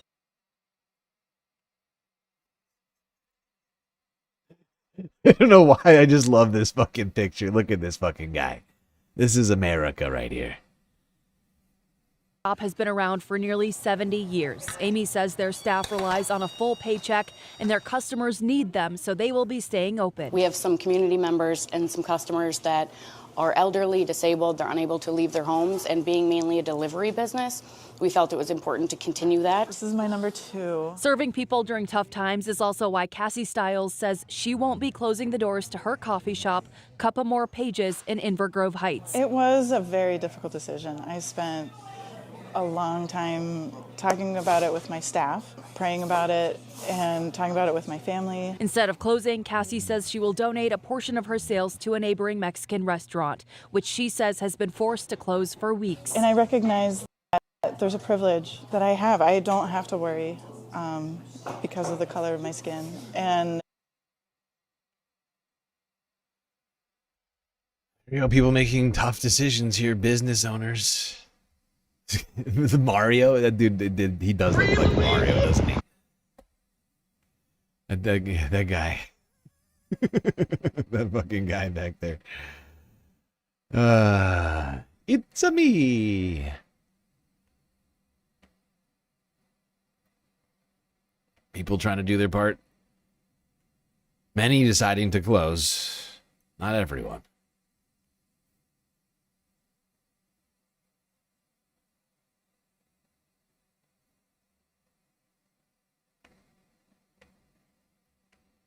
We're going to stay in Minneapolis for the next 2 minutes, where we're joined by a union leader. Many people are saying today they plan to do nothing. They're not going to go to work or school or shop or as part of an economic blackout to protest the surge of ICE agents in the state. It's being called a day of truth and freedom. Some call it a general strike. Organizers include faith leaders, scores of unions, including the AFL-CIO. We go to Kieran Knutson, president of the CWA, Local 7250. Lay out what you're calling for. Thanks a lot for having me, Amy. Today, after weeks of living under the heavy weight of this racist campaign of terror by ICE agents in the Twin Cities that have torn apart families, have brutalized people and murdered people, today the working class of Minnesota, of the Twin Cities, is standing up and refusing to go to work, refusing to go to school, refusing to shop. And for once, we're going to flex our muscle that we contribute to this society every day. Nothing runs without the working class in this country. And today, we're going to show our power. And what specifically are you calling for people to do? And how was the coalition built around this issue?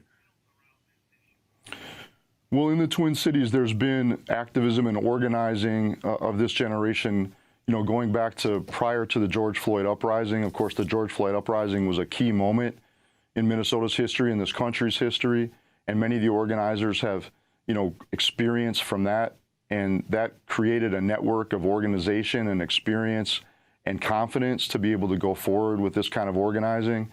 This has never been done before, though. This is unprecedented in our generation, where we're asking people not to go to work, and there's going to be hundreds of thousands of workers today that will not go to work because they support the demand for ICE out. ICE is deeply unpopular in the Twin Cities, even hated because of their brutality, because of their tactics, because of the murder of Renee Good. And today is a chance to actually use our power in a way that will catch the attention of those rich and powerful who, live off of our labor every day. And it's going to show the community what power we do have and what we can do to fight back against ICE. Karen Knutson, we want to thank you. All right, let's go to the protests that happened on this economic blackout day of truth and freedom. Where better to go than, of course, Status Quo News, who we've been watching so much of lately. Their coverage has been so pivotal, so vital in this moment.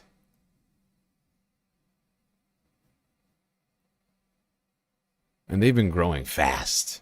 Their numbers are insane right now. They had like 30,000 people watching earlier today. It was wild. I could not believe how much support I saw them getting. Good it was morning amazing. from... It was like I was sort of overwhelmed.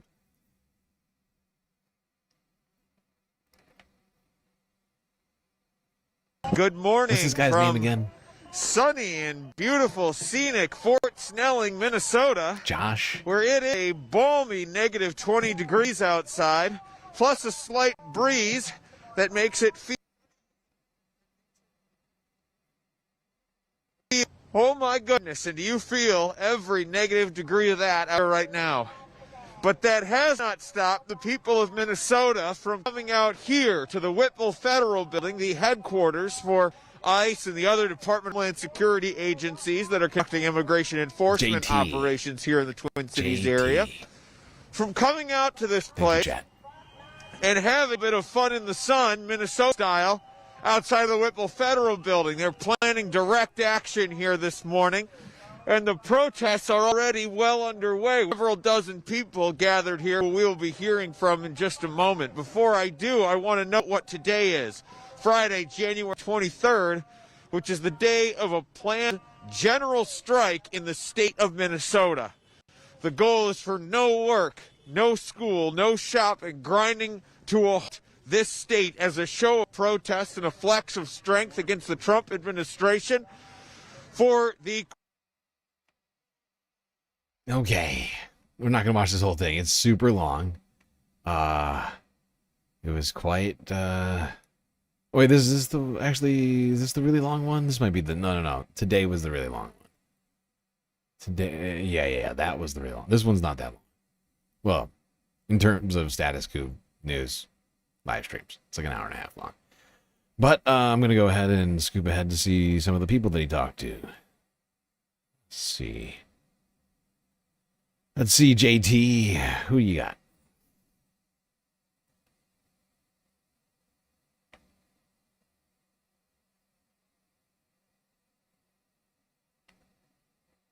Sorry?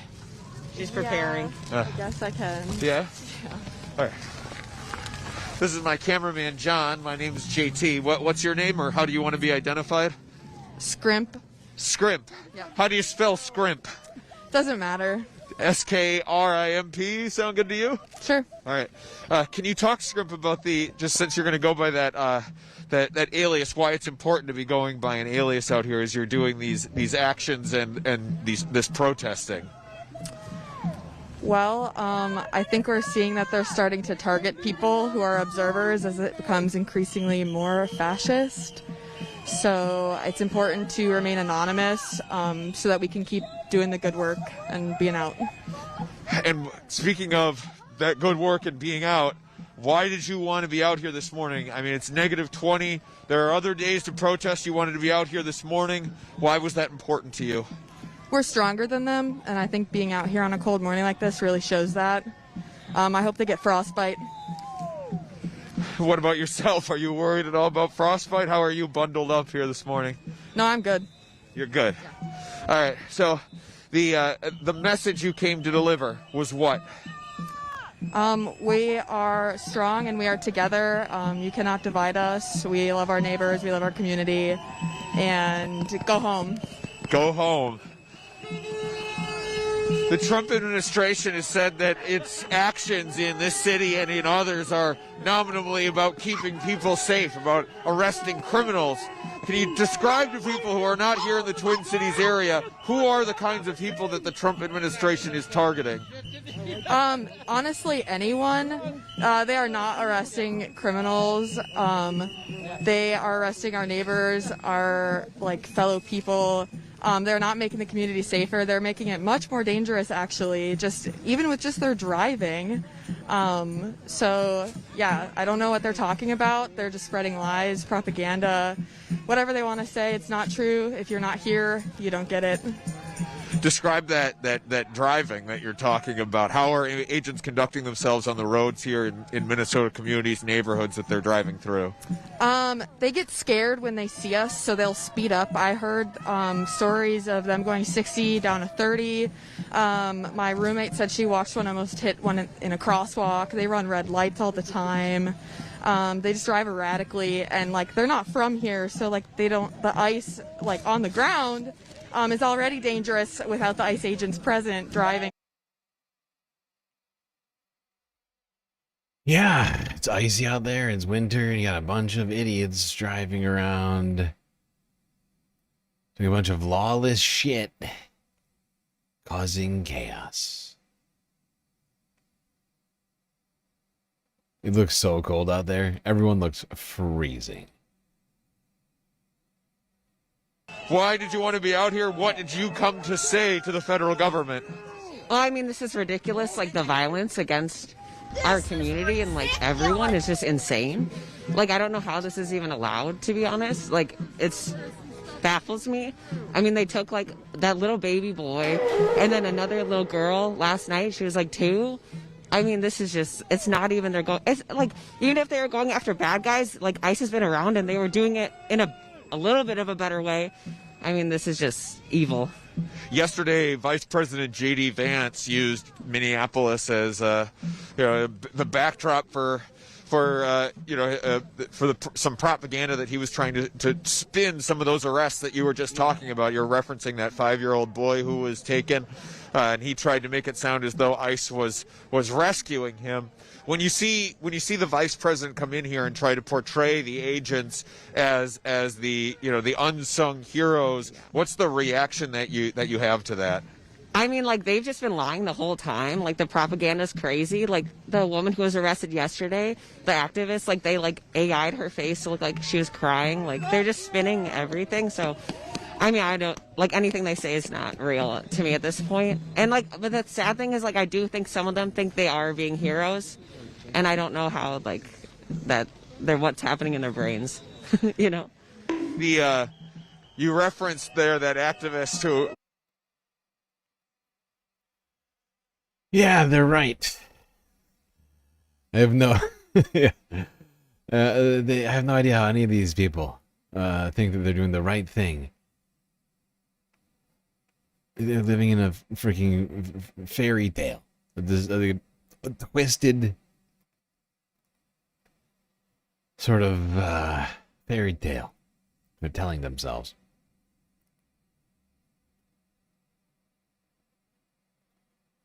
All right.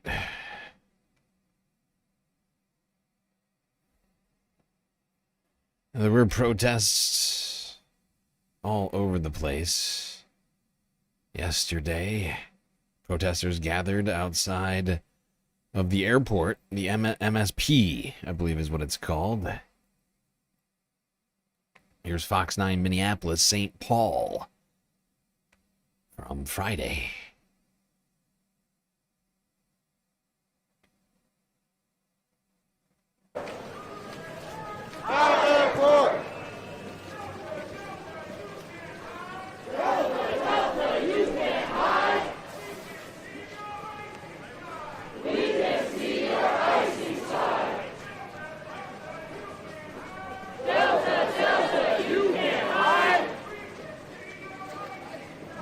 We can see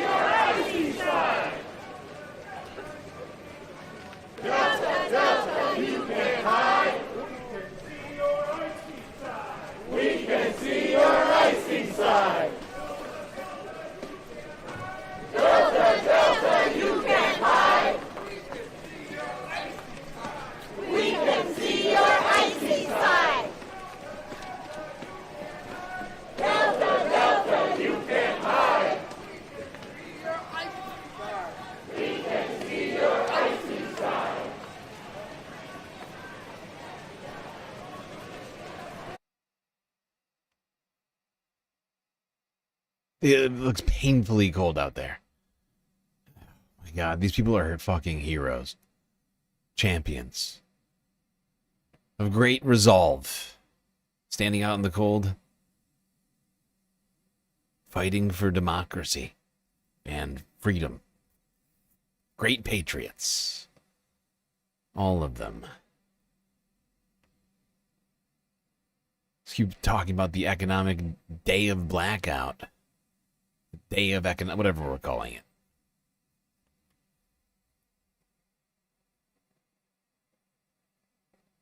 Criticism of the Trump administration's crackdown on immigration continues today. The latest controversy surrounds a group of ICE agents detaining a 5-year-old boy returning home from school in Minnesota. That child and his father are now being held nearly 2,000 kilometers away in Texas. The CBC's Katie Nicholson joins us now from Washington with more. So, Katie, ICE officials spoke this morning in Minneapolis. What did we hear? Yeah, so Andrew, those warring narratives really continue on what happened when Liam Ramos was put in a car and taken away by ICE agents back on Tuesday. So just to remember, recap here, the 5-year-old had just come home from preschool when ICE agents appeared in the driveway and arrested his father. So ICE has been accused of using Liam as bait. It's believed his mother was in the home. From reports of witnesses who were there on the ground, that she was urged not to open the door to ICE. That is common advice that is given in the Twin Cities when ICE appears at your door to immigrants, that they're not to open the door unless someone appears with a judicial warrant.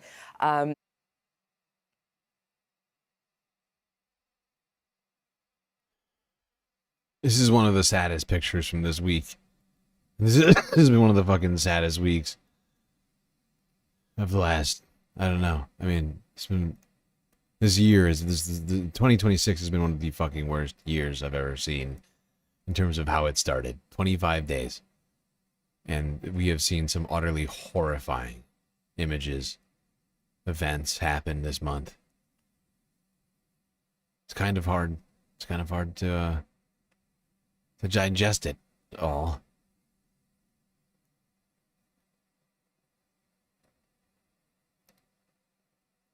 Images like this are just haunting to me. This little kid, held onto by a federal agent. Did nothing wrong. 5 years old. Cutest hat. Looks like he's just got done with school. Being used as bait by these sadists.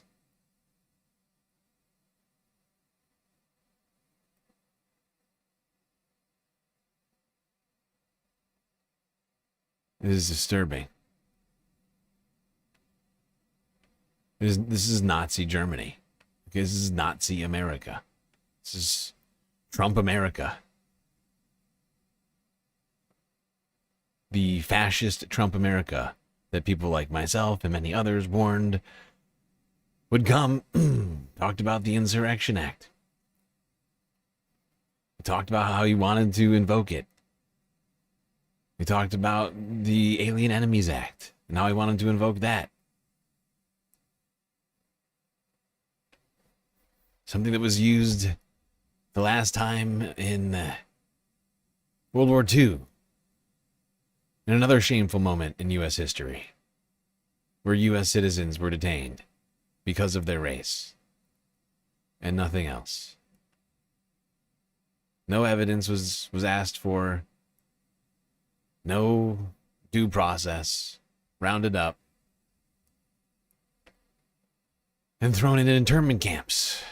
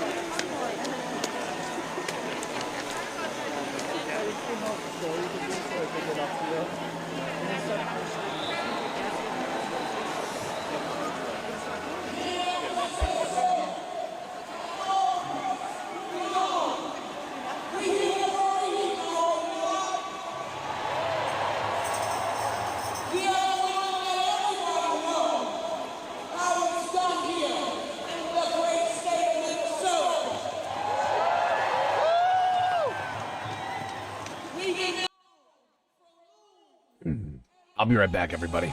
Let me grab something.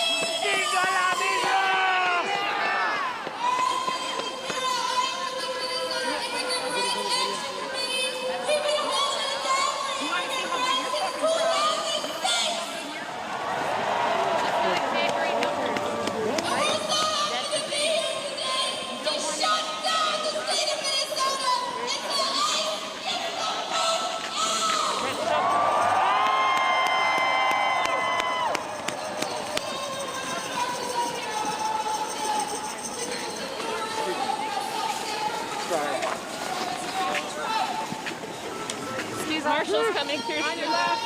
On your left. Sorry, excuse me.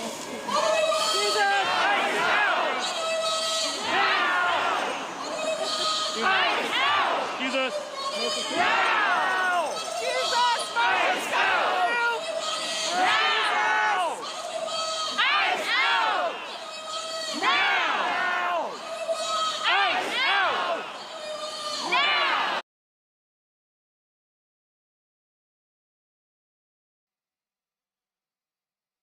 Okay, I am back. Look at all these people out here. Bundled up. Like it's the Arctic. I like this lady's jacket. I think it's banging, styling, protesting simultaneously. You don't have to. It's not mutually exclusive. You can do both technically. If you got the means. And the goggles. I mean, look at those gogs.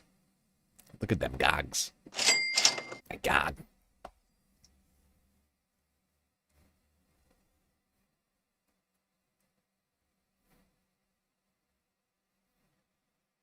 Nobody noticed I was gone. Wow, wow, wow. How rude. Offensive. Yes, I said I was gone. I said I had to go grab something. I'll be back. And here I am. Back.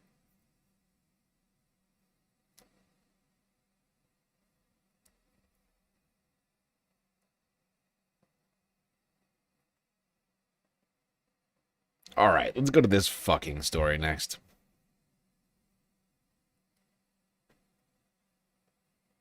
Back to Colorado. We were last there with a story from 2 days ago. This one's from yesterday. 24 hours ago, almost exactly. Here's a disgusting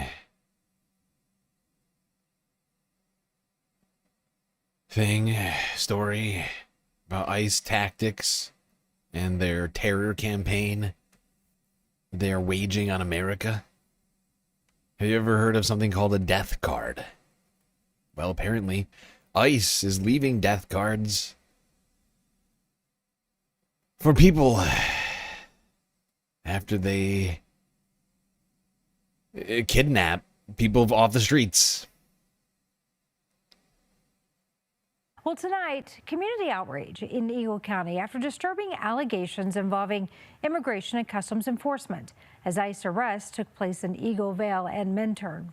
In Vale, after detaining 9 Latino community members, advocates say that agents left ace of spades cards, often known as the death cards, inside vehicles that they left behind. Your reporter Jasmine Arenas spoke with a tow truck driver who went in to retrieve cars, and when he realized it was an ICE operation, recorded the incident and refused to move those vehicles. It's disgusting. It's racist. Alex Sanchez with Voces Unidas says ICE detained 9 Latino community members on Wednesday, and family members later found ace of spades cards left behind in the detainees' vehicles. This is not about public safety. It is about fear and control. Sanchez says the ace of spades, sometimes called the death card, has a history tied to intimidation. We need every elected official and local law enforcement leader serving Eagle County to publicly denounce these actions. Silence is non-neutrality. It is complicity. In a statement, a DHS spokesperson says ICE is investigating and condemns. Oh, thank God they're investigating. They're going to investigate themselves. Oh, good. We're going to let the Gestapo investigate themselves. Great. Can't wait to hear what they have to say about it. Fuck these people. Reuters, next, 18 hours ago. We are getting closer and closer to current reality that we are living in. I feel like I'm digging myself out of a deep, deep, dark hole right now. I don't know about you, Space Fams.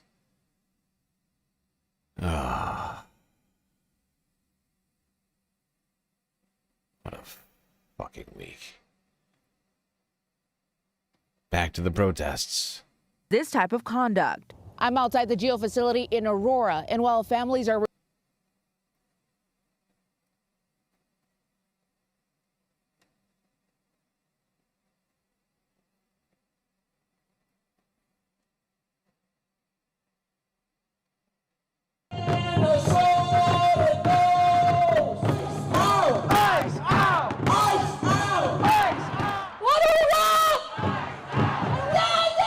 standing back and not doing anything doesn't help with, the situation. Everybody's scared, so we need to speak out. Yeah, this is first not how we treat our neighbors. The inhumanity of this Trump administration is just beyond the pale. We are better than this. Children are terrified. Families are afraid to send their kids to schools. This is not about immigration. This is about intimidation.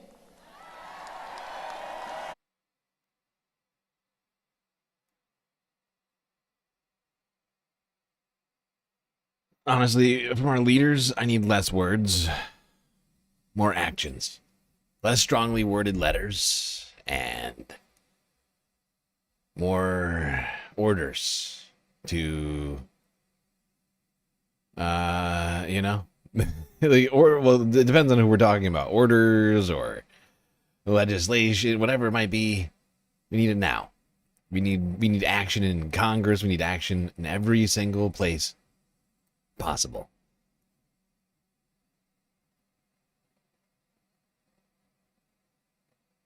There was a message I was going to respond to, but I think somebody deleted it.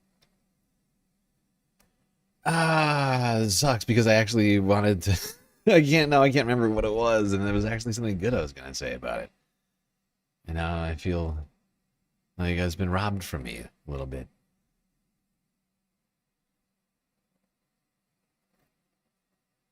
It's fine. That's fine. I'm fine. It's not a big deal.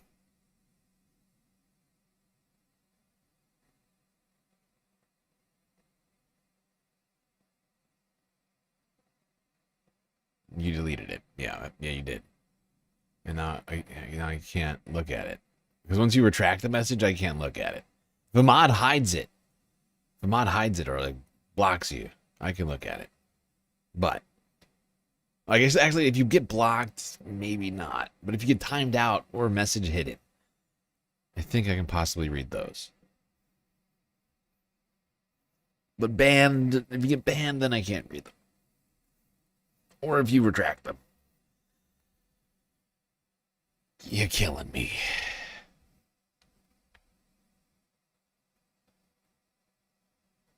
It's fine. It's fine. I respect everybody's decisions to pull things back. Just sometimes I find your comments important and or relevant, and I like to riff off of them, as many of you, I'm sure, well know. I do that sometimes. It helps me out in terms of moving things along, too. And tying things together. And I'm like searching for it still. I can't remember what you said. It's gone. That one's gone. Okay. I have to accept that and move on. MS now. To the story of the fucking day. God damn it. Here we are.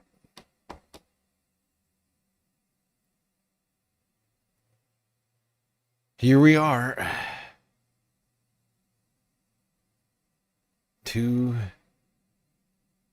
Saturday, January 24th, 2026. About 12 hours ago, this was posted to the MS Now YouTube channel.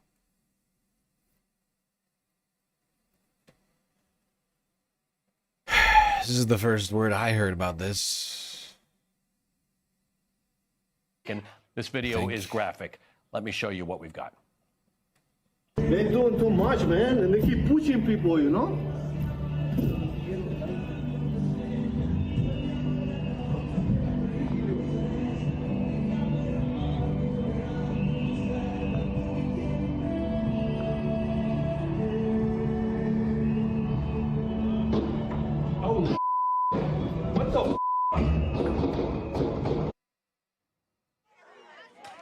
What you hear at the end of that appear to be gunshots.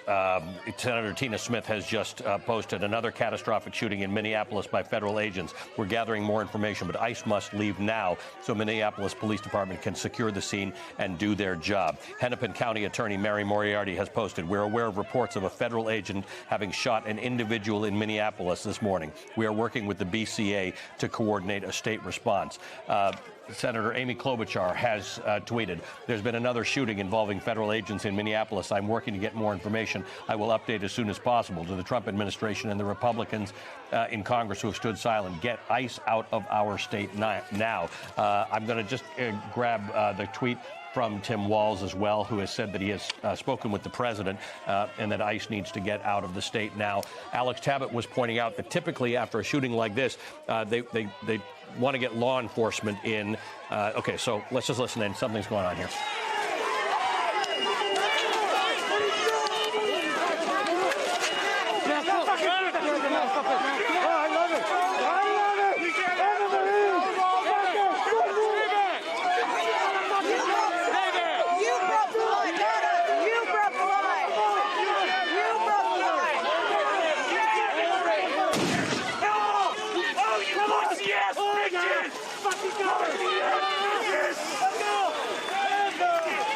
Back up! Back up! Hey!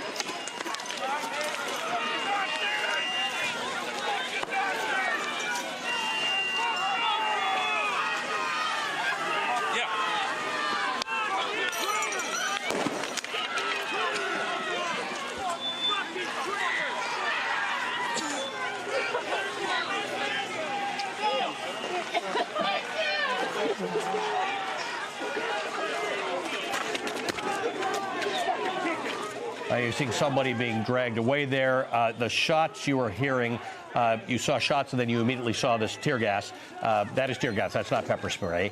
You're also, the loud sound suggests that it could be a combination of tear gas or flashbang grenades. You are seeing photographers. You're seeing officers tell people to get out of the way. Now you see, look right in front of you. Look at, those are all officers with their weapons raised. We do not know whether that's those are live fire weapons or tear gas, but you are hearing tear gas and flashbangs go off. I want to stay with this scene. You're watching this is going on in Minneapolis right now, about an hour and a bit after a reported shooting, which we just showed you video of. Let's just listen in.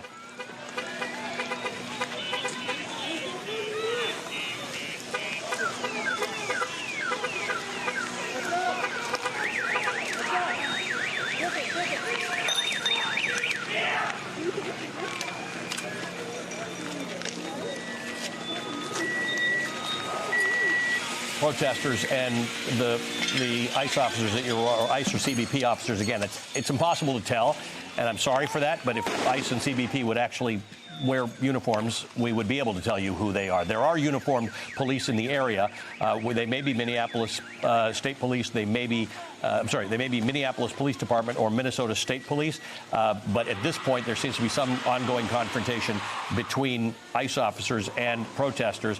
This is tear gas you're looking at. We did see the officers, look at this guy has his gun out of his holster. We did see ICE officers or CBP officers with pepper spray in their hands. This is not pepper spray. We have heard explosions. Those are most likely tear gas or flashbang grenades. Flashbang grenades are very, very loud, very bright images that are meant to sort of blind you and sort of take your hearing away for a few moments. They can be very, very dangerous. They can damage your hearing and sight permanently. But when you heard the shooting, you immediately saw smoke, which suggests that that's tear gas. You heard people coughing, which again suggests that it's tear gas. This confrontation is clearly not under control. It's not over. Again, these do not appear to be Minneapolis police or Minnesota State Police. These appear to be federal officers. Most of them are masked. Some of them have gas masks. Some of them have long guns on them. One we just saw moments ago pull out his handgun and then holster it again. And we are seeing these interactions go on. Alex Tabbitt is on the other side of this. The way they've done this is they've split the scene. So if you're on one side of it, you're some distance from the other side of it, and it does look like ICE is having trouble getting control of the scene, which is not atypical because this isn't actually what they're trained to do under any circumstances. Remember, this is immigration and customs enforcement. This is not their work. And they seem to be having great difficulty getting this under control. They have protesters who are out there screaming for them to get out of Minneapolis. And by the way, that is a view that is shared by Minneapolis police, by Minnesota state officials, by Tim Walz, who has said, I've just spoken with the White House after another horrific shooting by federal agents this morning. Minnesota has had it. This is sickening. The president must end this operation, pull the thousands of violent, untrained officers out of Minnesota. Now I've read you posts from Senator Amy Klobuchar, from Senator Tina Smith, from the Hennepin County Attorney Mary Moriarty. This is a developing situation. We're going to stay on this now for a little while. It's like Call of Duty. So cool, huh? Did you shoot him? Did you shoot? Take the shot. If they kick it, you take the shot.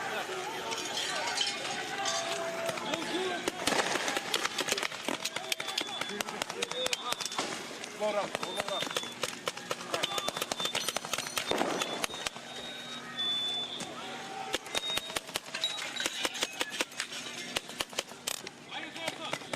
It just blows that way. Fucking idiots.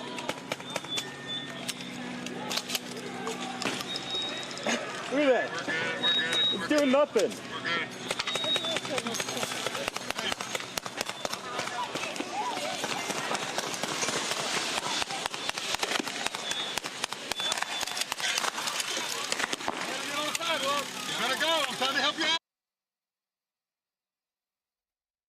These fucking pigs are just unloading clips of who knows what at a fucking crowd. Look at this shit. Looks like fucking Fallujah in here. This is America?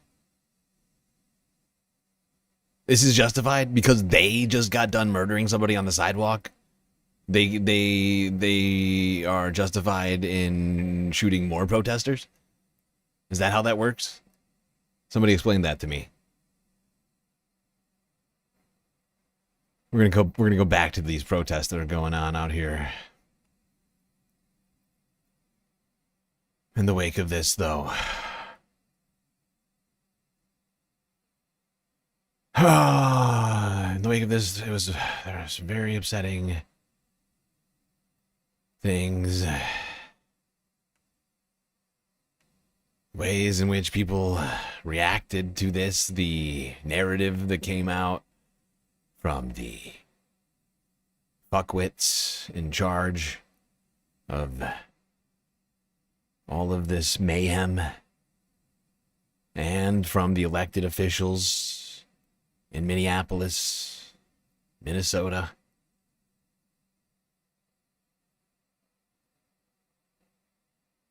We're going to go through all of that chronologically right now, as it happens. And actually, I gotta check one. Fuck, I need my phone. I can do it from my computer. What am I doing? I'm just too used. Do I use? I can't remember. I signed on this browser or that. I can't even remember. That's not how you.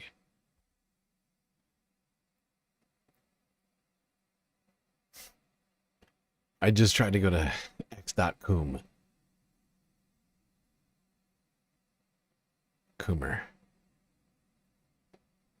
X.Coomer.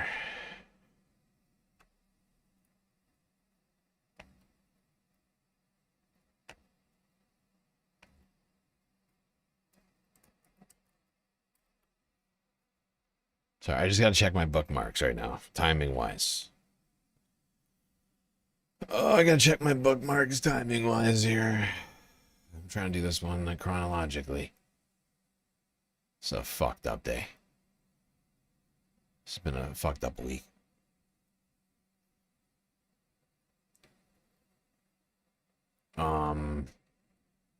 Yeah, I'll get to this in a second.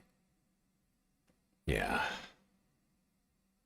All right. First, before we get into this, any X bookmarks that I've got, let's go here. CBS Minnesota from 12 hours ago.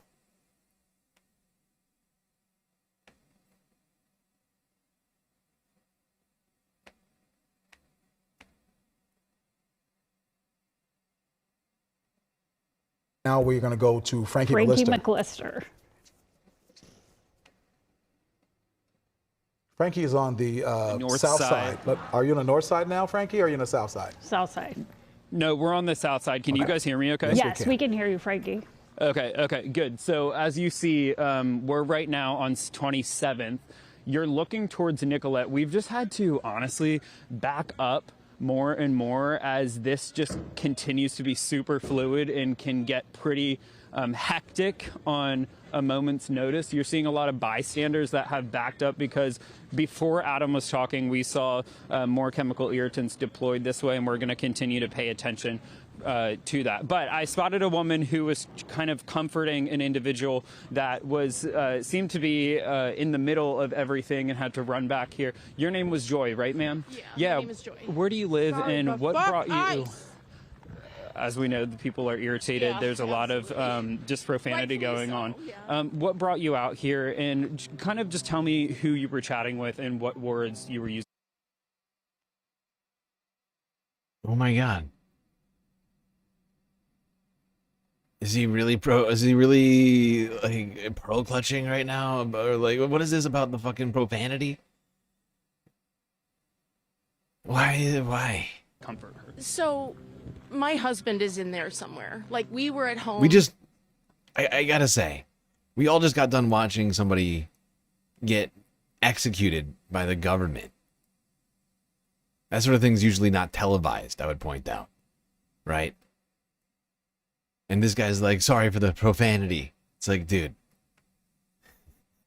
Read the room. In our posh home in Edina. Read the motherfucking and room. we were watching the news and learned that there was another shooting here. And, like, we were just like, I can't stand this anymore. I can't stand what's happening here. So we came out immediately, and, you know, we were here. I think, you think they get fined? Yeah. Great. Good. Good. I hope they get fined. Fuck CBS. We're only watching this because of this woman. If WCCO weren't a local station, we would not be watching any CBS affiliates. The only CBS videos I have on this list are the local CBS affiliate from Minnesota. And that is it. CBS can fuck right off.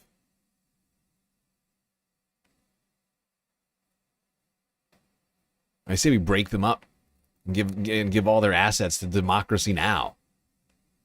And status quo. A lot of the folks were getting pulled The out majority and, are like, you know, tear gas and everyone else.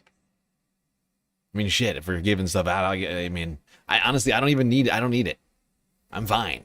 I don't need any of can't it. see out of their own eyes because they're literally blinded by the chemicals. And so I was helping people back there, and I happened across this woman. I don't know where she is now, but she was having a panic attack. She was in the moment of having a panic attack, and I walked up and I gave her a huge hug, and I just said to her, I said, we got this. This is when we show our resolve as a city, because we're better than this. We are under attack by this administration right now, and this is not okay. It's just not. I'm a 55-year-old woman who lives in Edina, and I have to come in here and tell the world, like, we have to change this. This is not okay for our city. How long have you lived in the Twin Cities? This is my second stint in the Twin Cities. I've been here, I was here 13 years the first time. I left for a little bit. I've been back now for 8. Let me ask you, scenes like this have just drawn a spotlight across the world, across the country.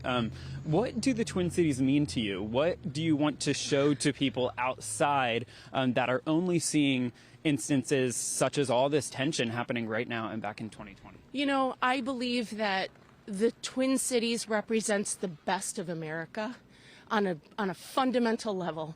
Why and how so? Because we represent this idea of embracing others from other places. I mean, there are 160 different nationalities that live in this city because, you know, there's a lot of refugee programs that are based out of this city.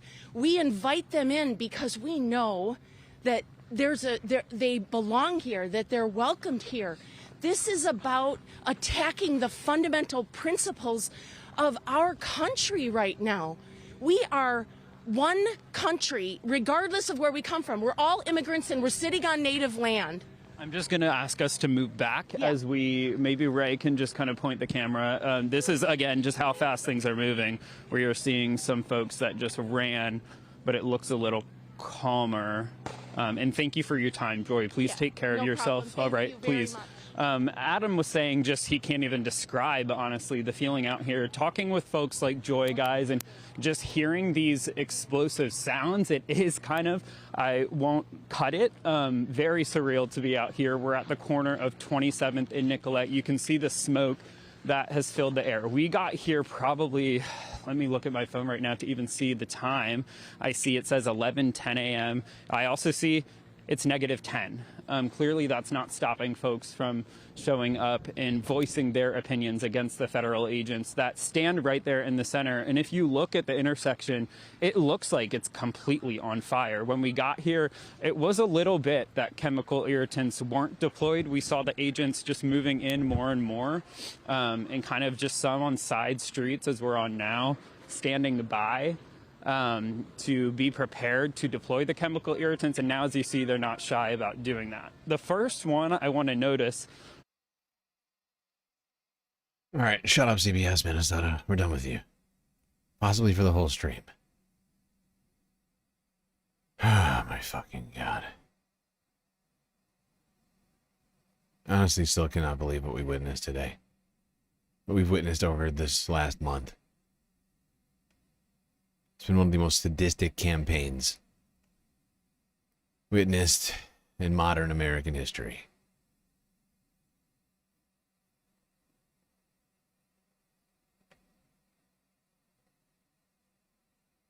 I think that's it for CBS Minnesota. I think that, yep. That was the only clip that I kept in here from them because of that lady. What she had to say. I felt that to be relevant.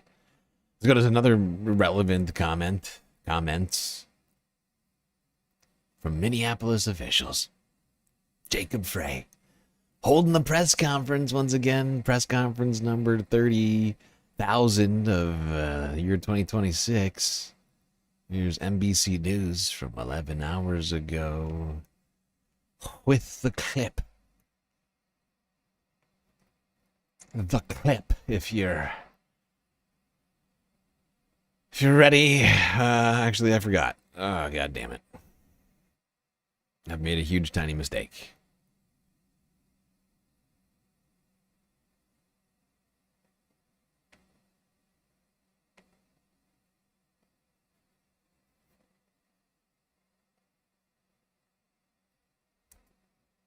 Thus far this morning, and then I would provide some based on the limited amount of information that we have thus far this morning, and then I would provide some comments myself. Chief. They don't have you. They don't have you. They called the wrong thing up. That's on their end. At approximately 9:03 a.m. this morning, Minneapolis police received the report of a shooting involving federal law enforcement in the area of East 26th Street and Nicollet Avenue on the south side of the city. Officers arrived and found an adult male with multiple gunshot wounds when they arrived. Life-saving aid was being rendered, and he was transported by ambulance to Hennepin County Medical Center, where he was later pronounced deceased. Based on the information that we have, which is very limited, this is a 37-year-old white male who is a Minneapolis resident, and we believe he is an American citizen. We have not been told any official reports of what has led up to the shooting, but we have seen the video that is circulating on social media. Our demand today is for those federal agencies that are operating in our city to do so with the same discipline, humanity, and integrity that effective law enforcement in this country demands. We urge everyone to remain peaceful. We recognize that there is a lot of anger and a lot of questions around what has happened, but we need people to remain peaceful. In the area, we have an unlawful assembly at this time. Minneapolis police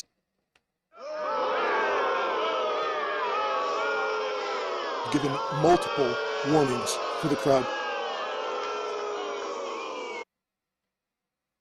Disperse. Fuck this guy. We are asking for people to avoid the area and to leave if you are there. Fuck you, fuck both of you guys. You're a disgrace. You're calling an unlawful order? Yeah? You're calling this is an unlawful order. This is anarchy. The state government, the local government doing nothing. Go fuck yourself. Unlawful assembly? Why don't you go arrest the criminals that just fucking murdered somebody in the middle of the street? Put your fucking glasses away and get that gun out. You got a badge. You're wearing it. How about you use that instead of your spectacles over here? I can do that too. Oh, I can do that too. Oh, watch. Oh, today, we are declaring an unlawful order. ordering the peace-loving citizenry of Minneapolis back into their homes like the fascists, proving once again that we need to defund the police because they're fucking useless. Let's see what Mayor Frickin' Terrible had to say.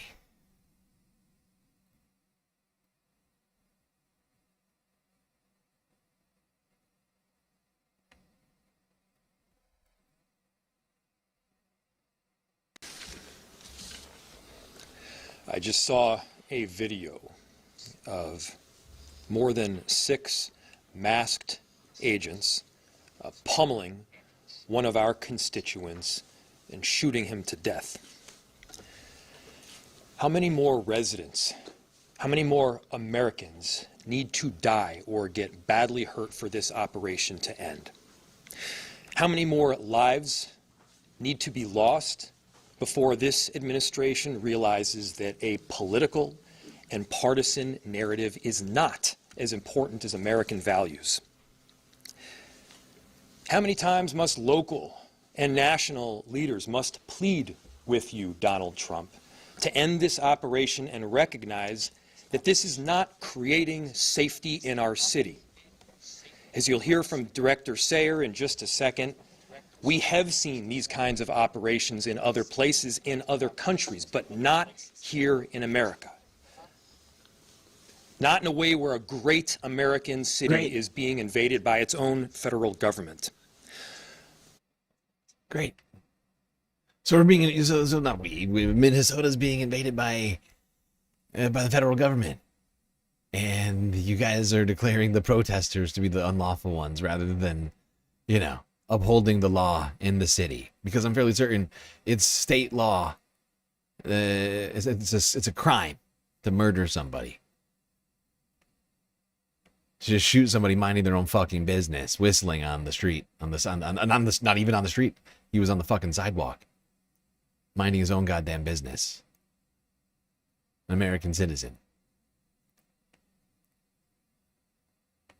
All you got is words, and some of those words are, everybody stop protesting and go home. You've got to be joking me. It's a joke, right?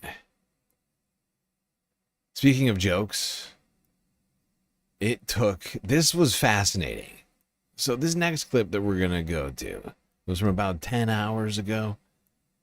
It was posted 10 hours ago by Forbes Breaking News.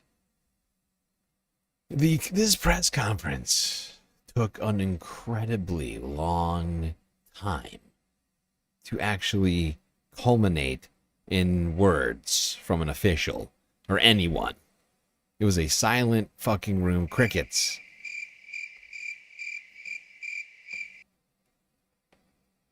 For like, I don't even know how long. I was trying to nap earlier today to save my strength. You know, I already had most of the show prepared and was just trying to like follow what was happening that today. Or yeah, Saturday, technically. For many people, it's still Saturday. For Minnesota, is it still Saturday? I'm trying to think. No. Yes. +2?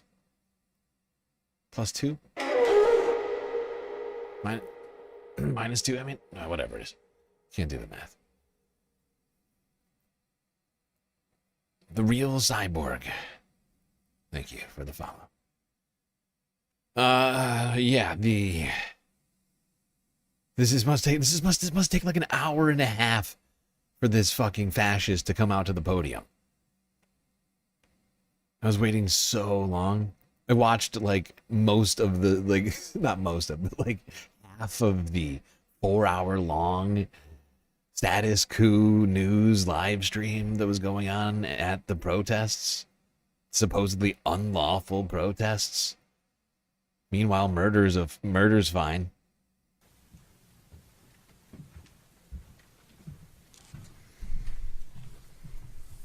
Head of the murderers brigade, the American Gestapo boys. Good afternoon. Thank you all for being here today. I'm Gregory Bovino, and I have the privilege and honor of leading United States Border Patrol and Customs and Border Protection here in Minneapolis. Some of those brave men and women of Border Patrol and Department of Homeland Security law enforcement join me here today to show support for all federal law enforcement who have been under constant attack in Minneapolis for weeks now. This morning was no different. At 9:05 a.m. Central Standard Time, as DHS law enforcement officers were conducting a targeted operation in Minneapolis against an illegal alien, Jose Huerta Chuma. You can see this illegal alien on the screen to my left and right. That is Jose Huerta Chuma, whose criminal history includes domestic assault to intentionally inflict bodily harm, disorderly conduct, and driving without a valid license. During this operation, an individual approached U.S. Border Patrol agents with a 9mm semi-automatic handgun. The agents attempted to disarm the individual, but he violently resisted. Fearing for his life and the lives and safety of fellow officers, a Border Patrol agent fired defensive shots. So just to be clear, with the story that this man is weaving for us right now, is that ICE agents, Benihana,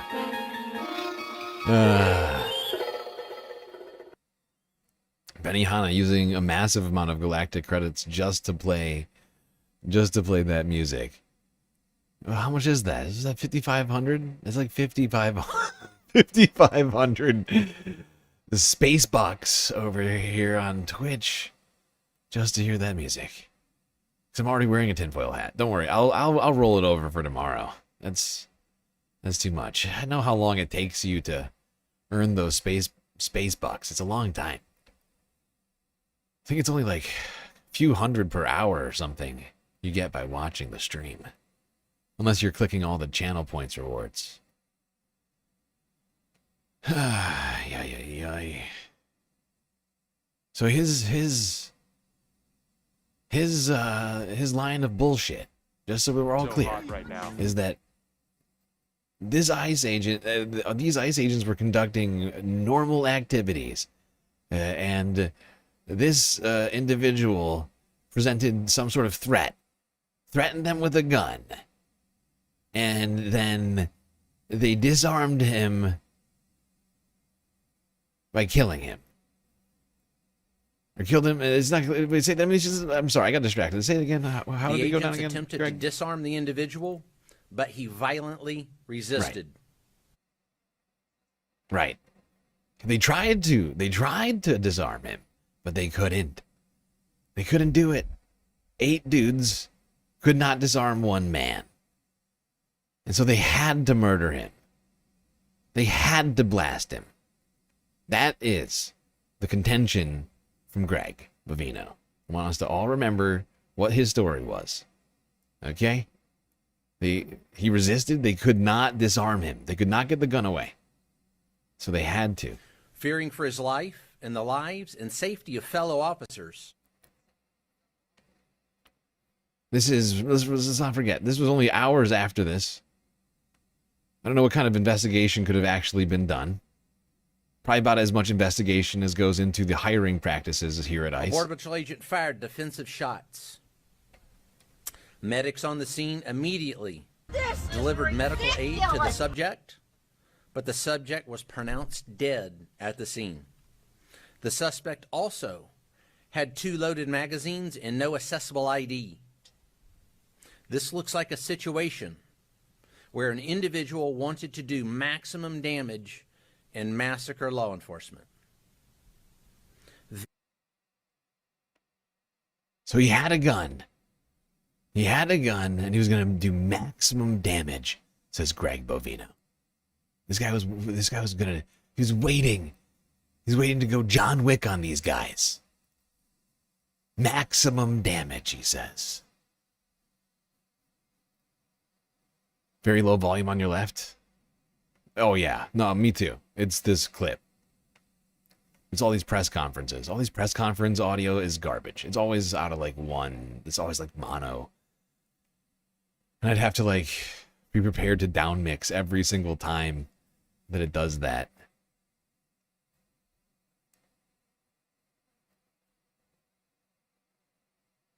But there you go. I mean,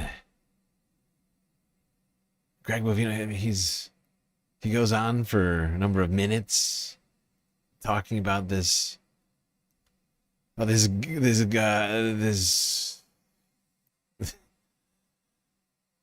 man who was murdered by his agents, like he's a terrorist or something. I'm just gonna go to the end of this thing.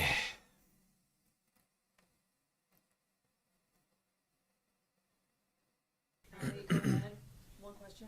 First question, when did agents learn that he had a gun, and did he ever brandish that weapon at agents? Allie, this situation again is evolving. This situation is under investigation. Those facts will come to light. This particular incident is being investigated just like we investigate other similar incidents like we've done over the past several years. It's in the hands of professionals. Those facts will come to light. All right, going on to the next question.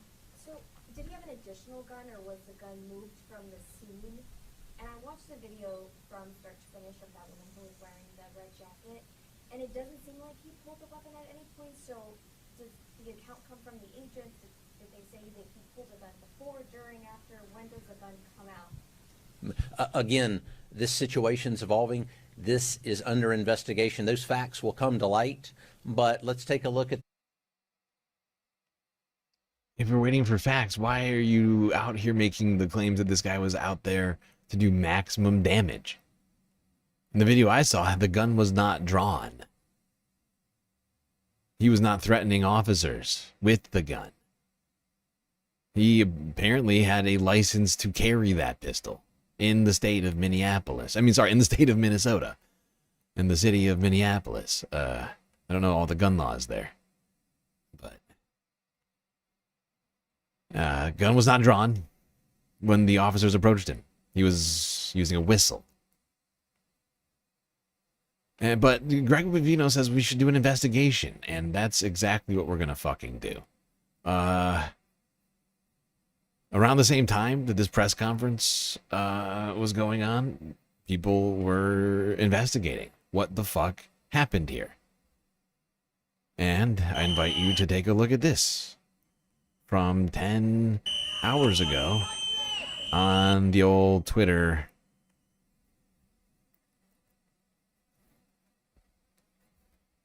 With me real quick and break down the events that happened here.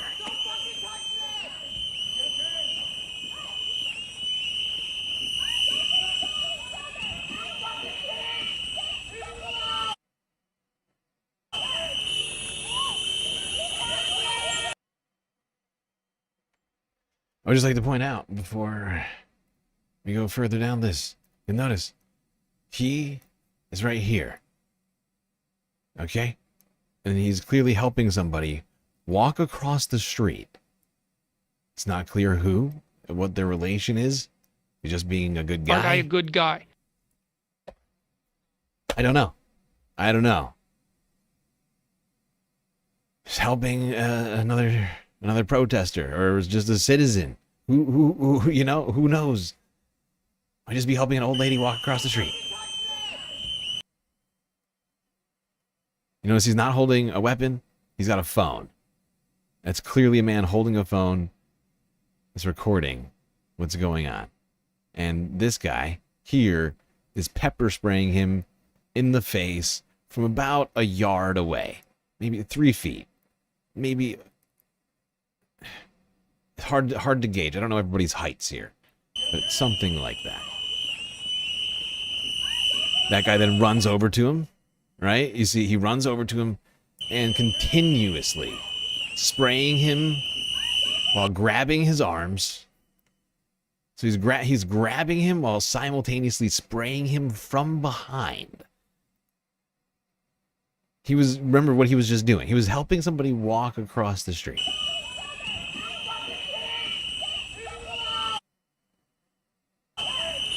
Now, here, they start to try and take him down.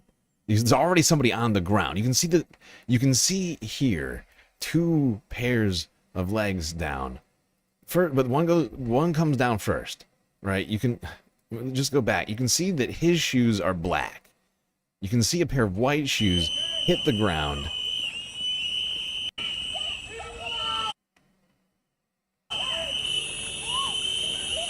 Right there. So they've caused massive chaos. There's like 3 people on the fucking ground now. They're just throwing people to the ground in the middle of the winter.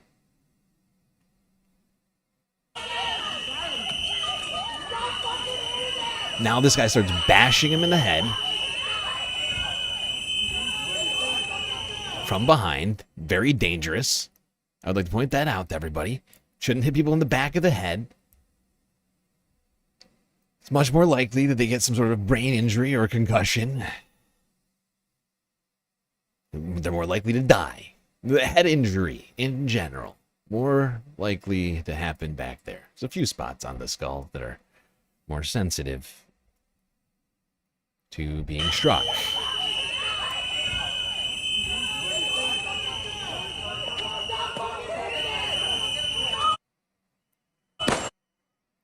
You can see clearly here the gun. And actually, I forgot to do this. I skipped past a part and I shouldn't have. For this moment, I shouldn't have. But Greg Bovino, during that last... And actually, we can just do this. I just realized. We can just go back here. Where's this fucking photo? Hold on. I'm going to find this. Because Greg Bovino pulls up a photo of what this gun looks like. And he says, this guy had a gun. Look at it. Where is this fucking thing? You fucking Nazi.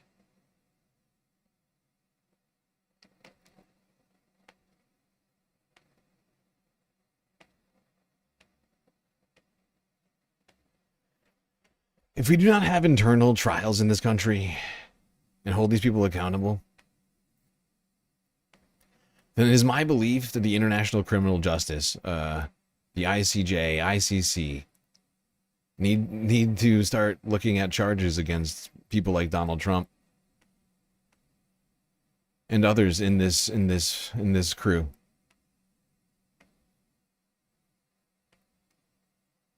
They shouldn't be able to leave this country without facing consequences.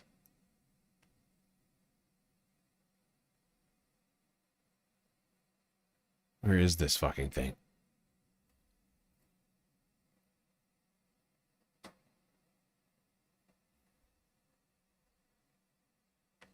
I can't find it right now. What the fuck? What is wrong with me?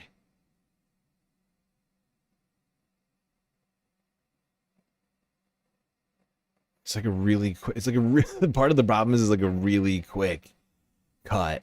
Oh, is it right here? Wait. Where is it? No. Oh.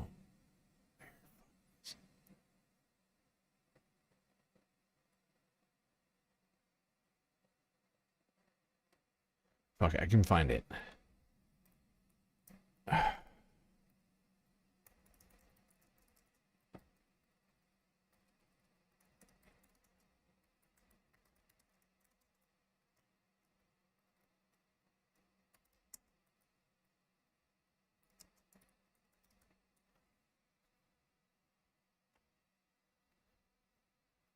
This is it. This is what he showed. I think I watched a different clip of this, and oh yeah, that's what it was. That's why I can't find it. This is killing me. I was watching the live stream, and instead I put in the Forbes breaking news clip, which doesn't pan to this evidence that they showed of this gun. This is what the gun looks like. There's a clip. You can see a clip above it. There's a like an ACOG scope on the on the top there.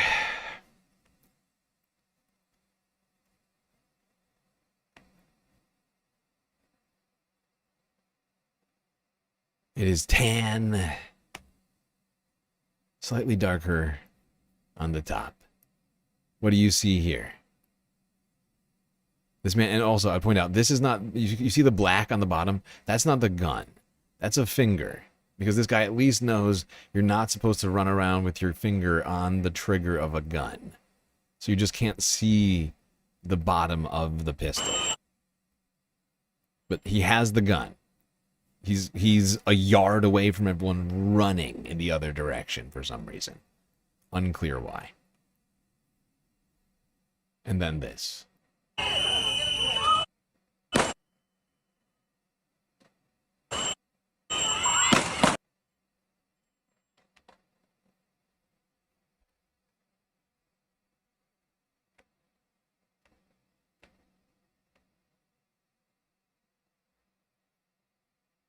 But they want to use Greg Bovino. I just want to go back here once again to what Greg Bovino said earlier. What did you say, Greg?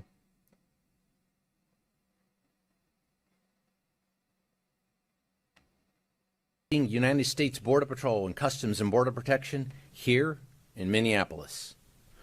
Some of those brave men and women of Border Patrol and Department of Homeland Security law enforcement join me here today to show support for all federal law enforcement who have been under constant attack in Minneapolis for weeks now.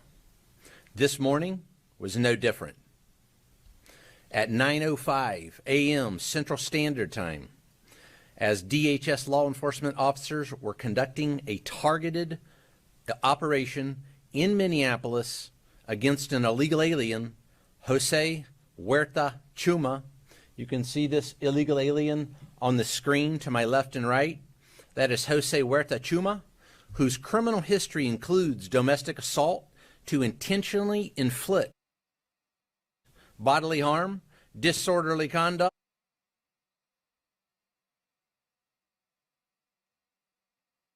I fucking hate this man. Approached U.S. Border Patrol agents with a 9mm semi-automatic handgun.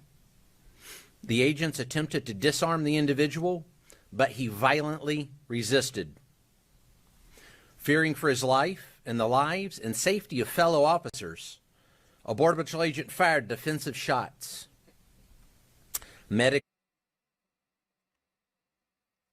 Those are not defensive shots. It took us 30 seconds to figure that out. Those were not defensive shots. That was an unarmed man on the ground who just got murdered.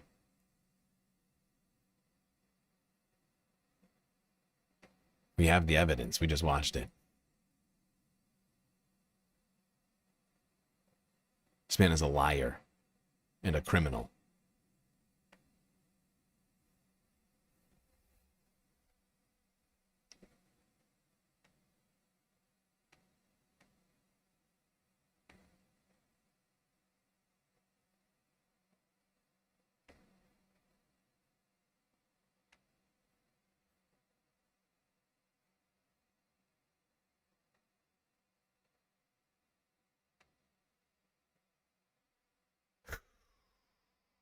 And the fact that they want to use, like, this man's Second Amendment rights. Get rid of the Second Amendment? It's fascinating. Where are all the Second Amendment fetishists out there? They've all turned fascist. I gotta say this, though. Do not bring your guns to protests. There's no reason. There's no reason. Don't do it. Don't do it. Now it's not clear that, I mean, he's an observer, but like I guess my point is that he just don't do it. I'm not blaming him whatsoever. But I am also going to say this.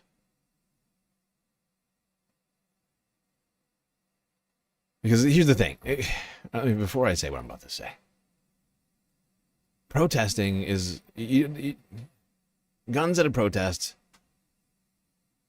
Guns at a protest is no longer a protest. It becomes something new. It can go in multiple directions. But that becomes something new. That becomes an armed resistance. And these are two different things. And right now, it's protest time. It's still protest time. However, in the wake of the onslaught of the Trump administration on the Constitution, I have become a constitutional absolutist to some degree on some of these things that exist supposedly enshrined in our laws. First Amendment absolutist, Second Amendment fetishist. Let's do it. Let's do it. Leftists. We need leftists with guns. Regulating the militia. And preventing tyranny, as Republicans have told us the Second Amendment does. Guns always making us safer in America. So I want leftists to be the ones making America safe. If this is the world that we live in, a lawless society. However, I am not suggesting anybody go out and do any sort of vigilante actions right now. I'm not suggesting, as I just said, that anybody go to protests with guns. Do not do that. That's not a protest anymore. And if you're going to do something that's not a protest, can't do it just sort of all of a sudden. That gets you into all sorts of problems. Problems that I'm not going to lay out here now. I think you can imagine some of them. However, your home should be protected. You should feel safe in your home, in your domicile, in your apartment, in your trailer, in your double wide, in your tent. I don't care where you are. You should feel safe in America. And those fucking stand your ground laws in Florida are based in that exact wording in the Second Amendment. And they've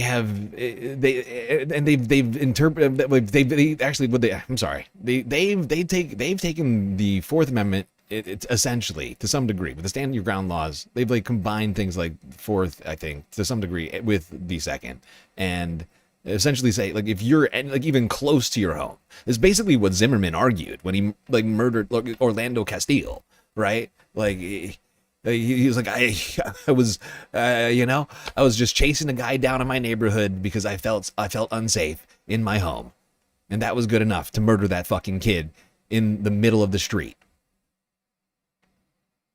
That was good enough for Republicans then. People should feel safe in their homes. And I'm not saying anybody go do anything close to that, because I think that's one of the most unjustified murders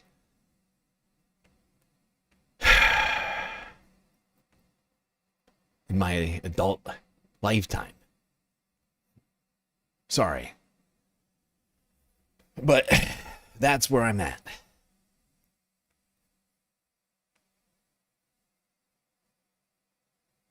It's great patriotism time. Okay? Fuck yeah!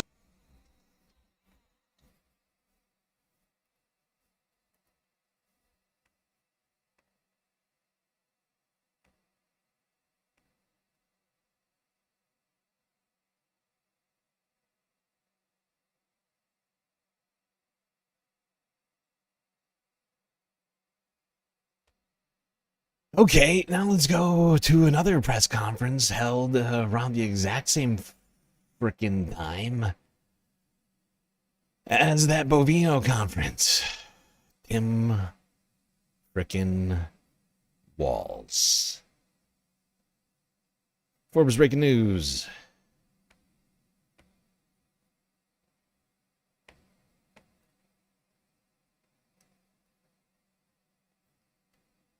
Hold on. I forgot. This was a live stream. This isn't the clip. I'm going to have to get this lined up somewhere. production values going down. All right. I made a huge, tiny mistake.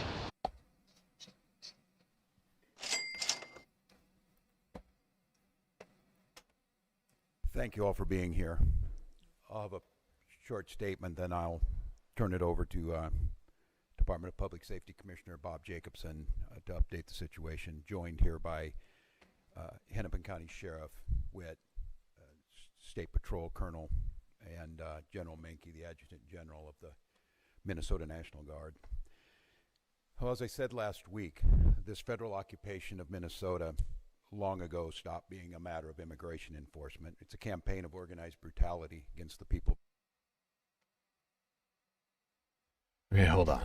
I just wanted to respond to a comment because, yes, this is 100% correct. And are gray. Just make sure you find a safe and reliable means of learning by your firearm. 100%. Do not buy if you feel like that you can't. If you feel like buying a firearm is going to make you and your family less safe, don't buy it. And I understand. But anybody who does feel comfortable, I'm all for it. Just keep yourself safe. It's a good rule. That's why we're talking about this. And today that campaign claimed another life. I've seen the videos from several angles. Why does he sound like fucking Eeyore? Why does Tim Walz sound like fucking Eeyore right now, dude?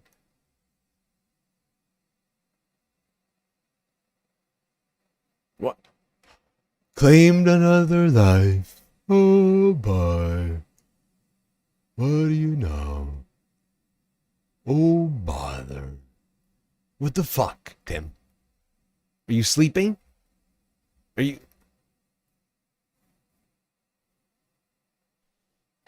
But I have a strong statement here for our federal government. Minnesota's justice system will have the last word on this. It must have the last word. As I told the White House in no uncertain terms this morning, the federal government cannot be trusted to lead this investigation. The state will handle it, period. Hey, this guy claimed that he mobilized the Minnesota National Guard earlier. Where are they? Where are they? I want everybody asking themselves that question right now. It's going to come up later. Well, maybe not that, but state resources are going to come up later. I promise. Anyway, I'm not going to listen to this whole press conference. It was depressing. I tried listening to it earlier today. I listened to a bunch of it. Honestly, dude, like I don't know what this sign means. I don't know what this sign means. I don't speak American Sign Language, but her right hand looks like it's jerking off like a horse or something, or some other sort of tall animal. Maybe the Dikembe Mutombo. It's not clear, but that's how I feel about this fucking statement from Tim Walz. Okay, it's trash.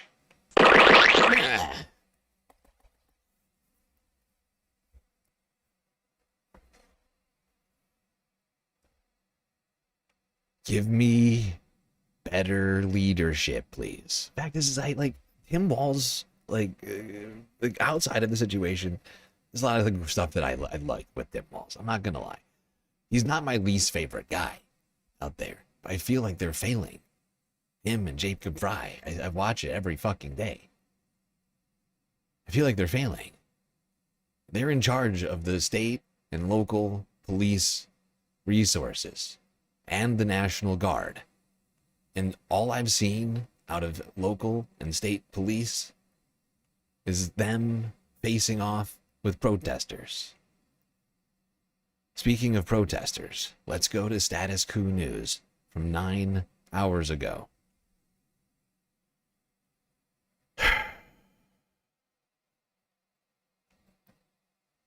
What a fucking week.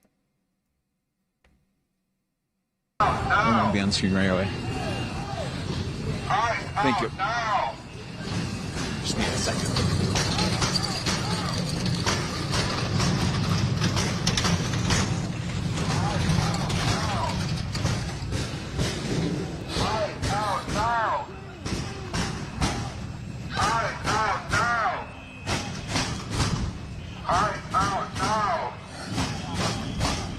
Ice out now.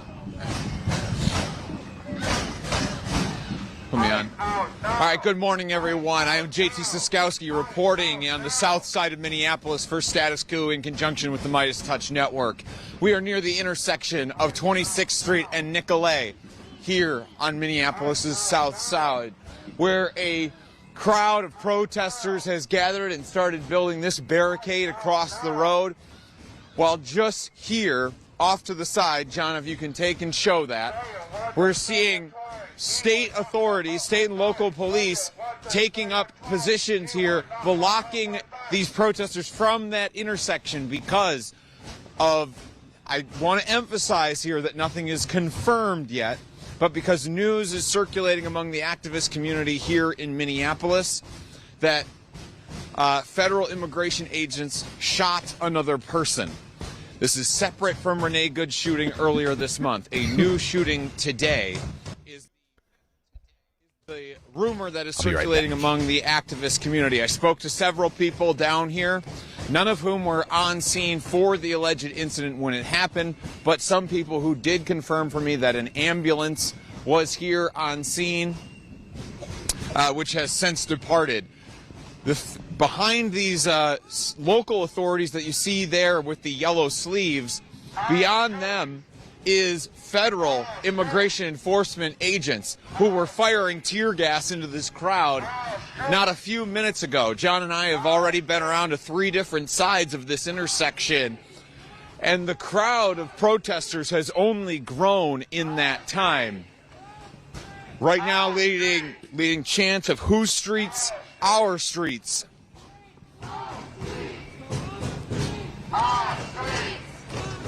This was a city that was already on edge, that some people down here had described to me as feeling backed into a corner by the federal immigration presence. 3,000 plus agents here in the city of Minneapolis and its surrounding communities.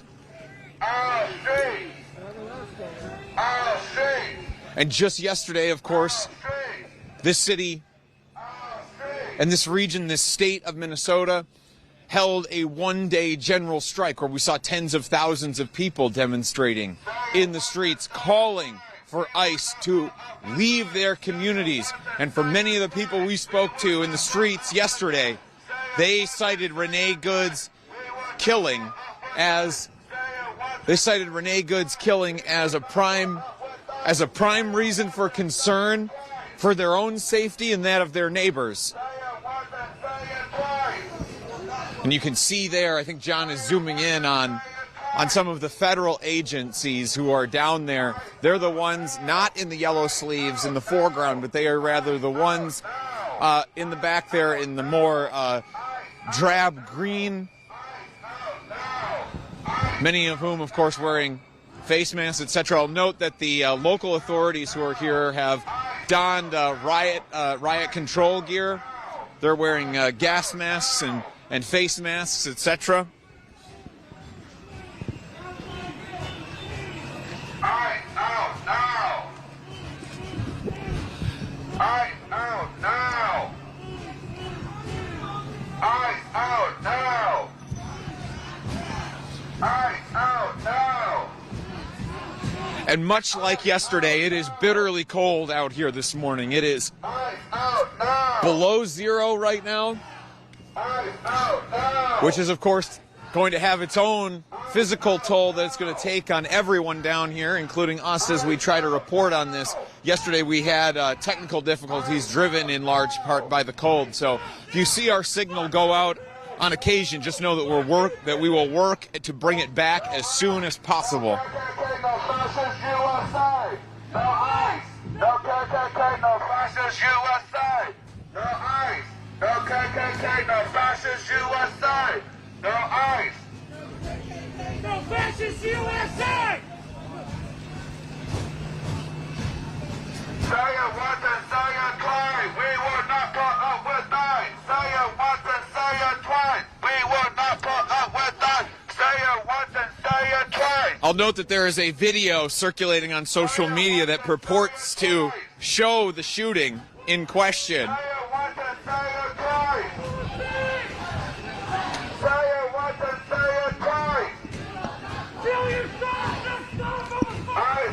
shooting or that video shows a number of federal immigration agents wrestling a man to the ground, and then during that wrestling to the ground, as the man is being wrestled to the ground, agents, it looks like, it appears, shoots the man several times.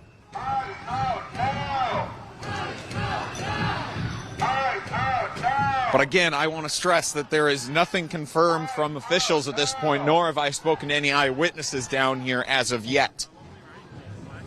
So I want to be very careful about what we put out here. In these moments, it can become tempting to offer, breathless coverage of what is happening out here, but I want to take this moment to just, breathe and be very careful about, what we know to be true in this moment. Which, what we know to be true is what we can see here, is that there is a large presence of immigration enforcement agents here at the intersection of Nicolay and 26th.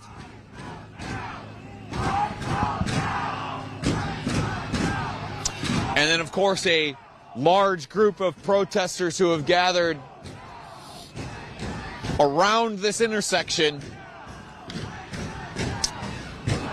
erecting barricades across the roads and chanting, "ICE out now."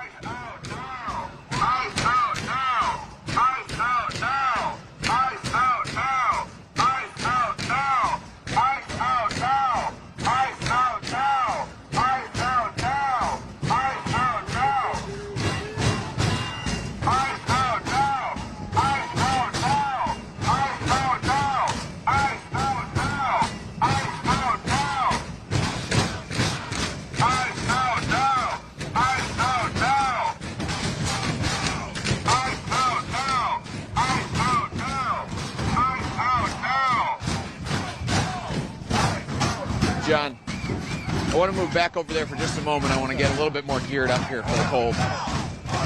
John and I are pulling ourselves off to the side for just a moment in our rush to get down here. While we are outfitted in a lot of our cold weather gear,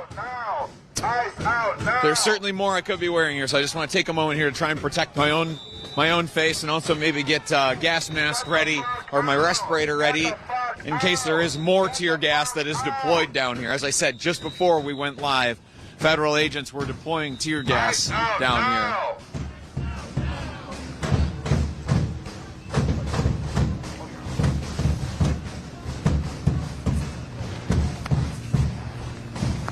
ICE out now! ICE out now! ICE out now!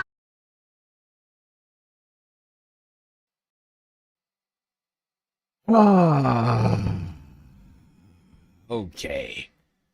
I'm back, Space Fams. Sorry for the stepping out. I mean, it's been 9 hours. I can't just be in front of the screen without moving around a little bit, doing a couple things. We haven't really been taking any breaks. We took like one break. I'm kind of surprising myself a little bit.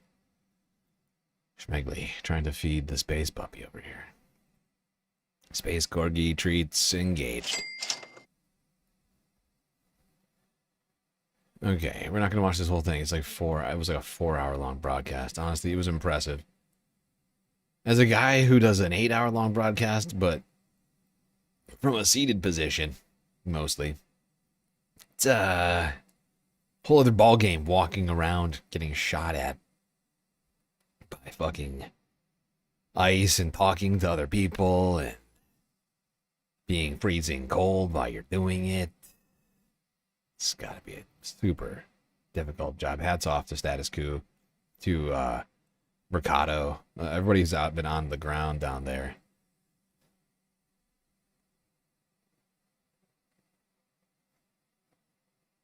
Take it easy. I'm taking it easy. I'm taking it as easy. I already put a limit on myself, 12 hours. We're not going to do a second parter tonight. I've decided, unfortunately, because it's been the fucking worst week ever, we're not going to have Sunday Fun Day tomorrow. Sunday Fun Day has been replaced by Shitty Sunday. Shittification Sunday. I am sorry. But like I've made an executive decision. There's like a bunch of stories in here that I have this week that we're not gonna cover. I'm just gonna cover what's on the thumbnail.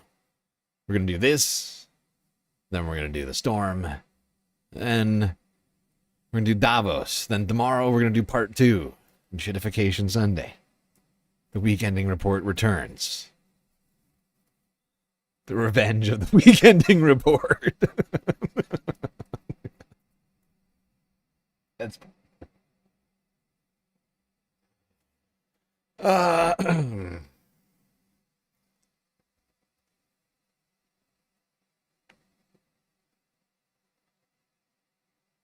okay. Which means that thankfully I've already done much of the preparations for Sunday Funday, as it turns out. Basically all of them.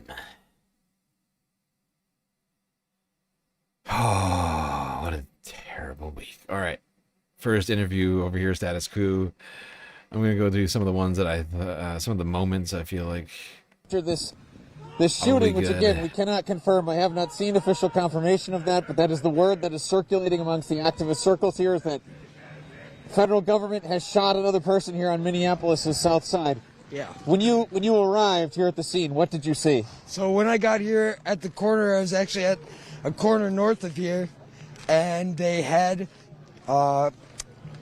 police, I don't even know what to call them. They're not cops, they're not ICE, they're Nazis, and they're just standing at the side of the street, keeping people back. More and more people kept coming. People were mad, yelling at them. They had everything blocked off. And then we got word that they shot someone.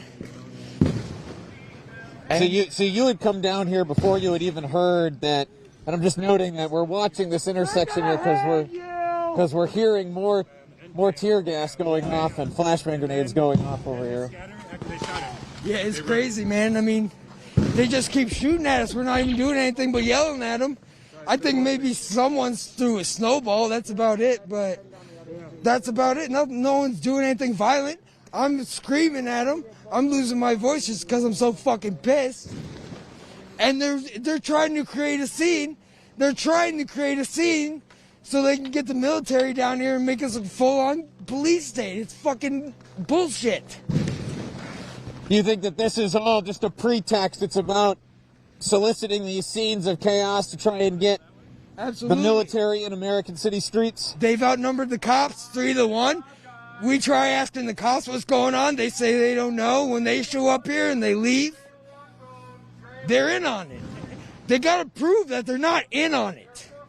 Same with Walls and fucking Frey. They got to get out here and fucking yell at these motherfuckers like we are.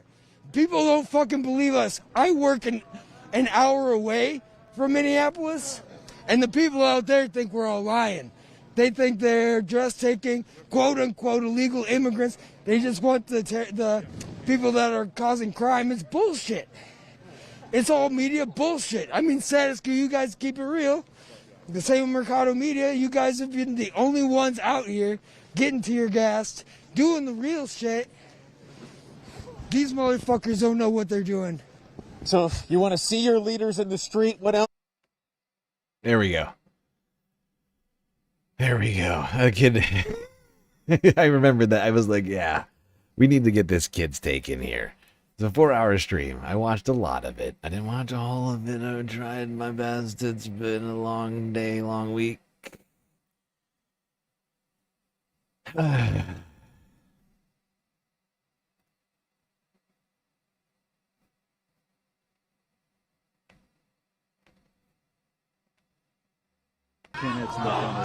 This is about an hour. The guy. Just so you know, this is about an hour into the stream. Minneapolis police are now confirming that federal immigration agents did indeed shoot and kill someone down here on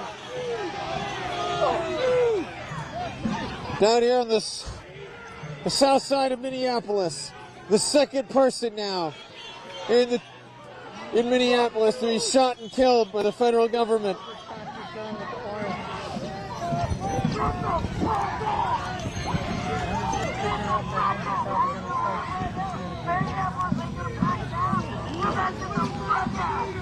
Put the handle on the inside here below here.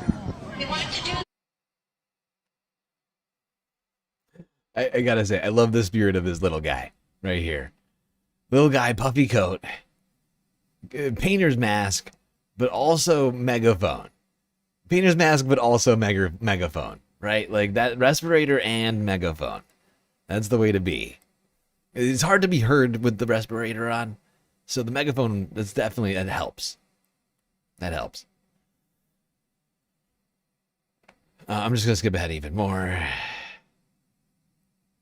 But it's gonna my ability to skip ahead is gonna slow down drastically as this fucking thing progresses. This is like 20 minutes later.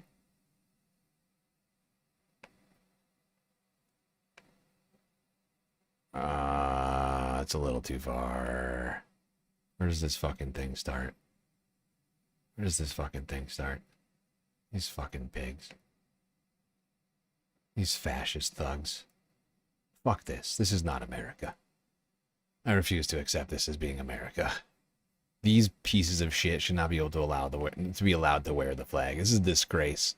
This flag on this helmet is a fucking disgrace. This dude pointing a fucking firearm at protesters is a disgrace. Agents telling press to back up. The man is trying to scream out his name. You're gonna have to kill me! You're gonna have to kill me! JT, put the microphone, direct the You're gonna have to kill me! I have done nothing at all! I have done nothing at all! I have done nothing at all! My name is Matthew James Obadiah Allen! I'm a United States citizen!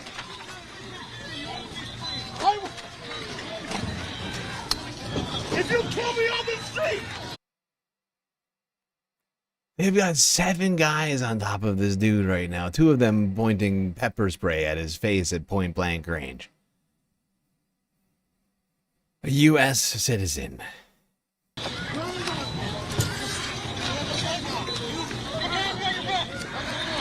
They just sprayed pepper spray directly into the man's face.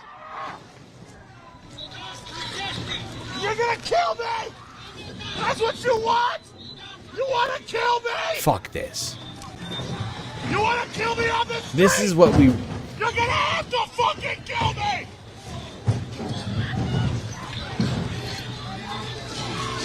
This is what we protested against. Once before. I have done nothing! And honestly, many times before that. Depending on how you want to... Let's be real, many times before that. I have done nothing wrong!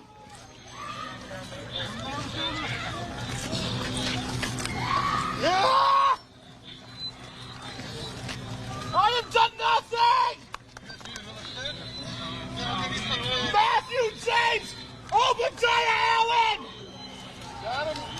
I'm a United States citizen! I am...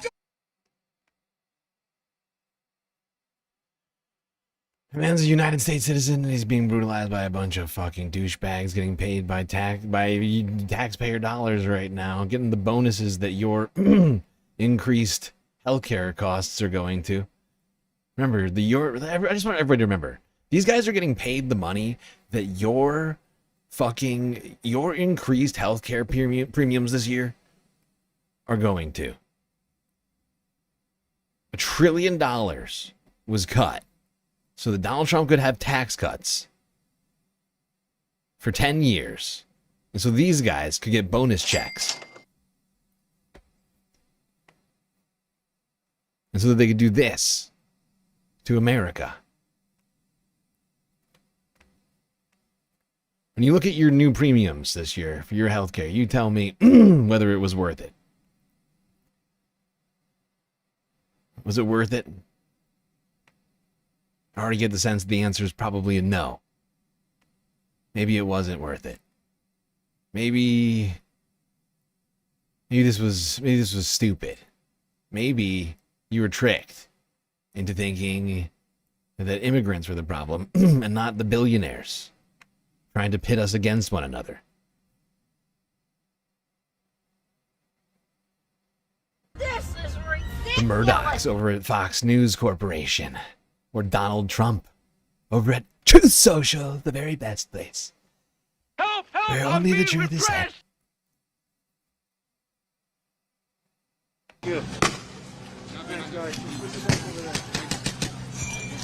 This is like 10 minutes later. It's not even really clear to me what the What the purpose is of totalitarianism. other than the pain.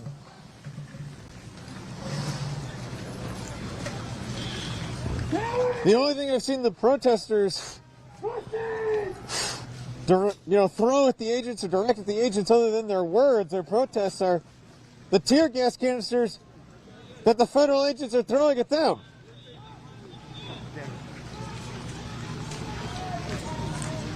Where's the sketch going? Right there, it's wafting this way. It's coming towards us. Yep. You're so bad! Stay on the side here.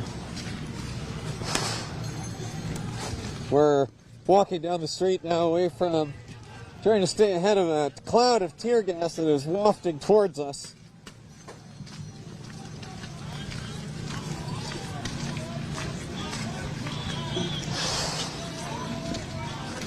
You good? Good? Yeah. Good.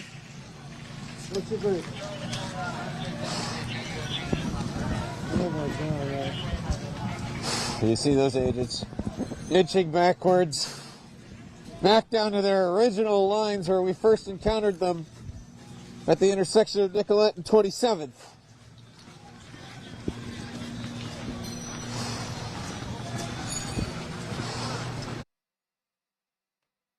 You notice there's only like one or two dudes smart enough to even look behind them. Most of them are just sort of pacing backwards at this weird zombie-like pace. Just sort of trotting, slumping backwards, slowly, holding their weapons, all just kind of grouped up.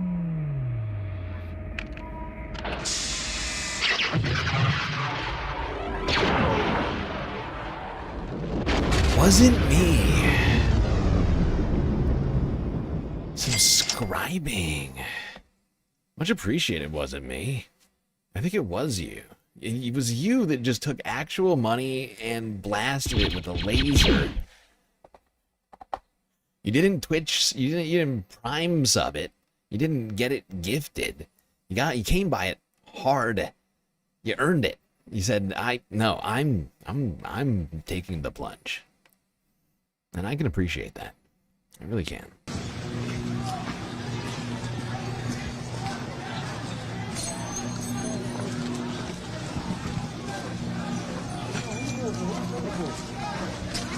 Huh? Does anybody know? Yeah. With DP. You cool? WSNT_ gifted 1 subscription. Okay. Everybody good? I'm good. Okay. You good? Yep. I'm around the corner so the smoke. Another beautiful gifted sub. It wasn't me. Pulling back into this parking lot a little bit just to get out of the path of the smoke that's wafting down the street. The tear gas smoke. Is that all right when you do it? I can't hear you. Is this the right when you do it?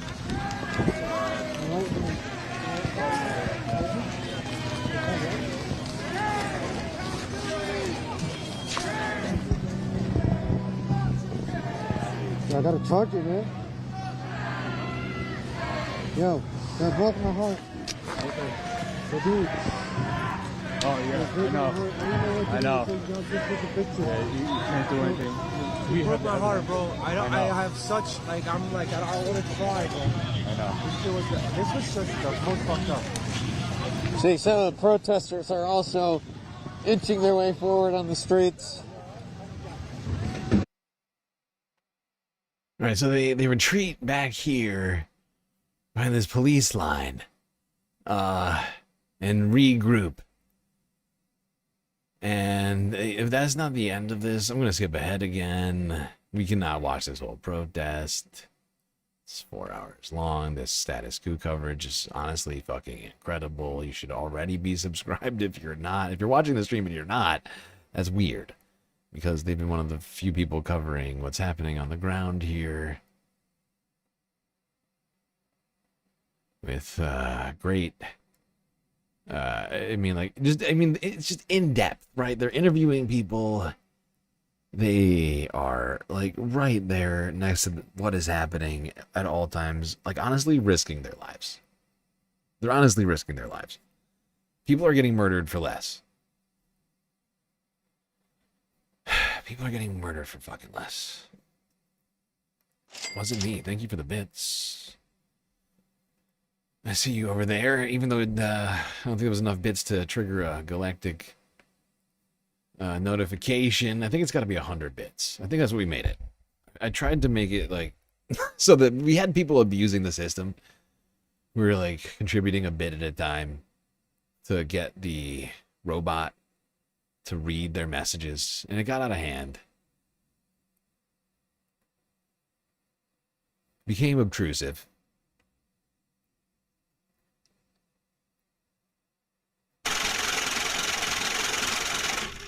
WSNT_me just shared 100 bits. And there you go. Where is this? Who is walking back? This is in Minneapolis, Minnesota. Anyone here? Okay, then fuck. There's like 100 people watching this stream or something right now. Like, there's only like, do you not notice what's happening? Do you not see the notifications happening? That's on a different platform, right? Like, you're not the only person on the planet. I am so sorry. Oh, your eyes are opened? My eyes are opened. Eyes open 59. Oh, wow. Look at this guy. Look at this. Look at this fucking genius over here. We gotta take a brief detour right now. What the fuck is this shit? Rude. So rude. I don't understand. What's the point of this? Explain to me why you're doing this. Explain to me these messages. Where is this? Who is walking backwards? Any here? Okay then. How rude! Fuck How rude! off. How rude! How rude! How rude! How rude. Get real. You want someone to talk to you? Go to the horizontal stream or go watch on Twitch, because no one chats on the vertical streams on this channel. Okay? I mean, maybe some people do. Like, a few people do sometimes. But seriously, get real. You're lucky I'm even responding to this right now. You're welcome. Tear gas canisters. Aren't I a good guy? Sorry. South on Nikolai. Yep. The agents here are over here by this alleyway are clearing the path for this alleyway. It looks like they want to move this van, continue it down the alley system here running parallel to Nicolette. Why are you protecting them? What's wrong with The agents are moving the barricades that protesters had put up. And harming us and killing us and kidnapping us, and you're protecting them. What community do you serve? What is wrong with you? Come on! Like, are you kidding? We're the bad guys. They're killing our neighbors. What the fuck? Shit. Good job serving your didn't. community, My you bad. fucking idiots. Like, what the hell? That's my bad. Look at these guys. Why are they just throwing trash cans around? I'm sorry. Sorry. We just gotta go back. These fucking pieces of garbage are just throwing trash all over the fucking community. They knock over a bunch of trash cans for no good reason. They just start throwing trash all over the place. Continue it down the alley system here running parallel to Nicolette. Someone is running late. Why are you protecting them? What's wrong with you? The agents are moving the barricades that protesters had put up. And harming us and killing us. By the way, I just want to say, really briefly before we go back to this clip, thank you to two different people I'm just noticing.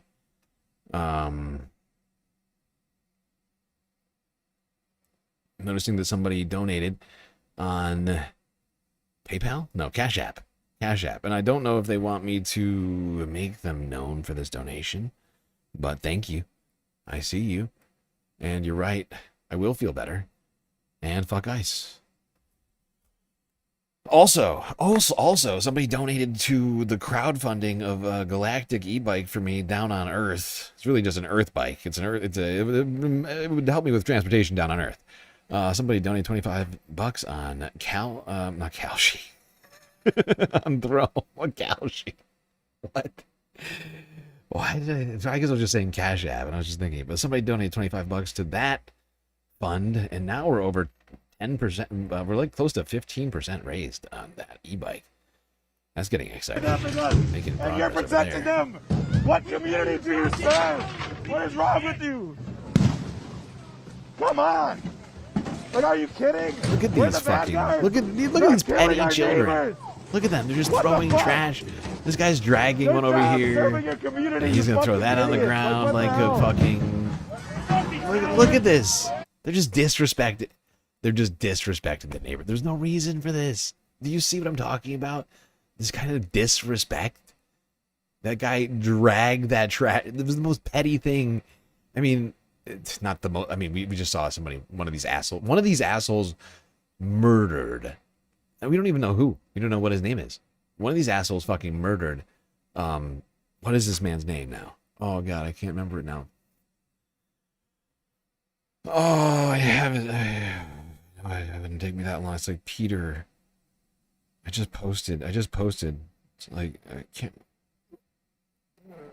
Alex Peretti. Alex Peretti.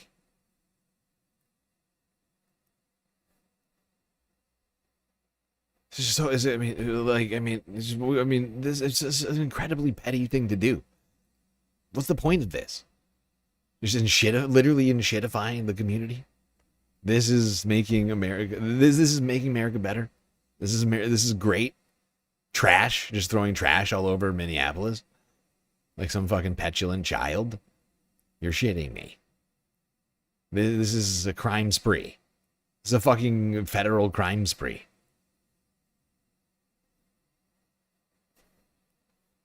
We replaced all of the regular civilian crime with federal crimes.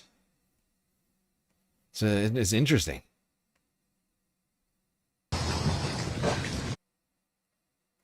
We've got a criminal president.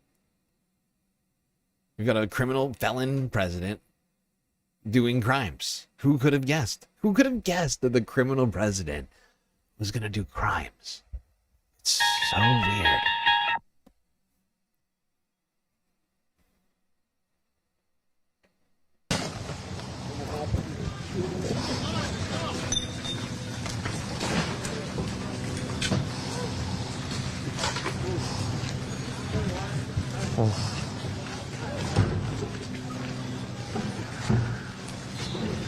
You okay? Yeah, just cold. How are you? Alright. John and I are blinking through some light tear gas smoke here.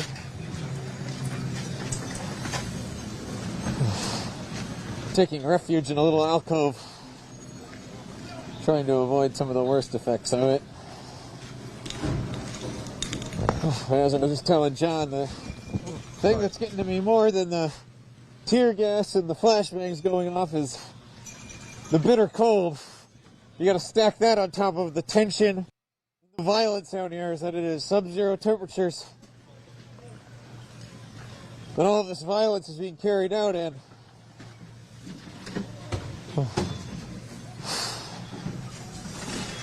And that no doubt is taking a toll on people as well.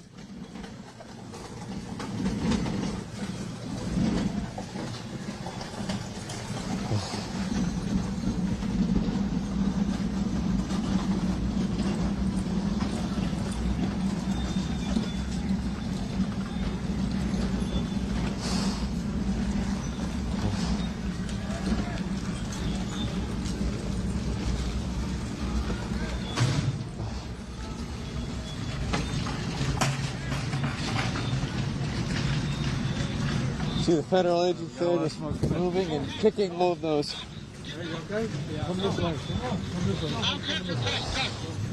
Here the agents are moving everyone back into the side. I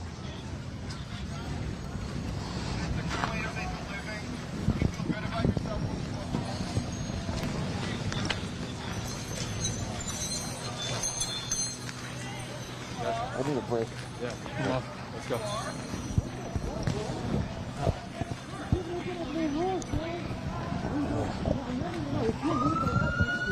No. You see the line over there? JT needs a... Yeah, I need a break. I need a break. Good. Come here.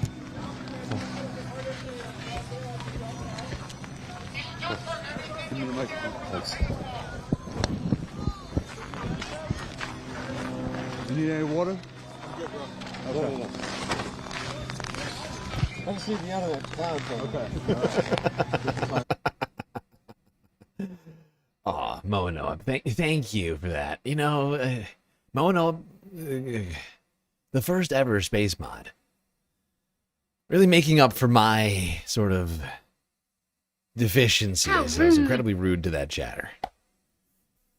And she's saying, you know, don't... Such a nice person. You're not lucky. Don't listen to him. You can go to the regular stream. So thoughtful. She's right. Don't listen to me. I'm a jerk. I get angry. I get a lot of deranged chatters in here, okay? And sometimes it's gone up a lot since coming back to streamings. I feel like somehow. Like, and not back to streaming, coming back to YouTube because we were down for like 3 months.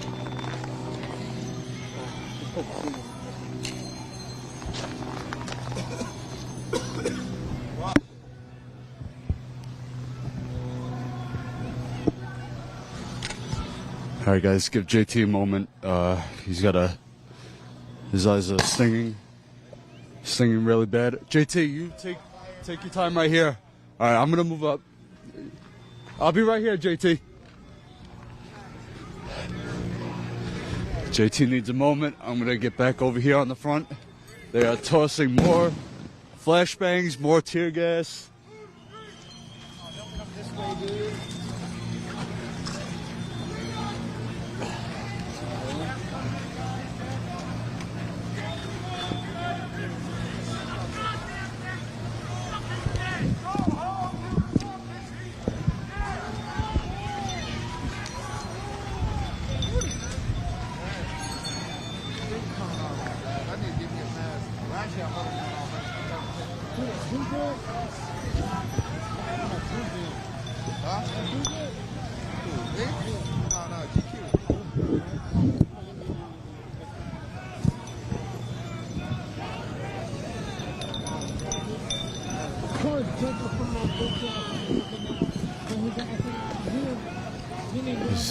Hey guys, if you appreciate our hard work. Anyway, eventually these losers run away. Refuse to leave. I can't find where it was and that they run police away. were able to They do eventually the leave. scene. This is Actually, I think I know where it is. Hold on. I think there's a moment that should be easy to find. Where is it? Right? It's like, where's this really? Yeah. Yeah, this is like 2 hours into the stream. I'm about halfway through it. For under 5'10", you fucking midget fuck!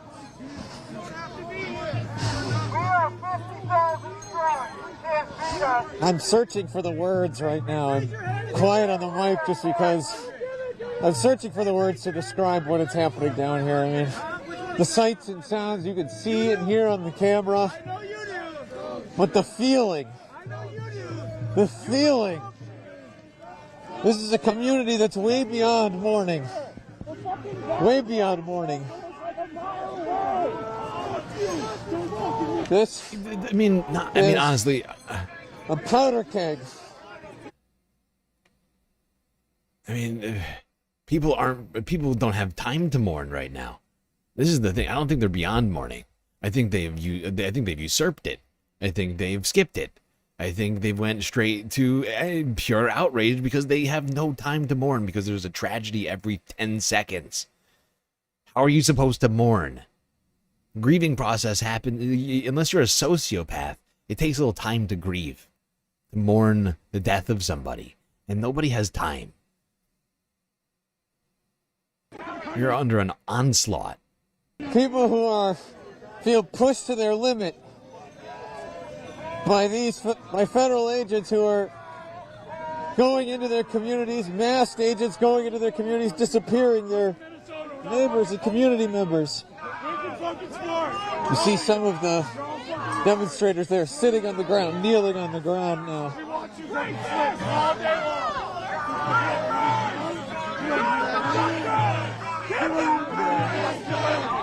Fuck you all!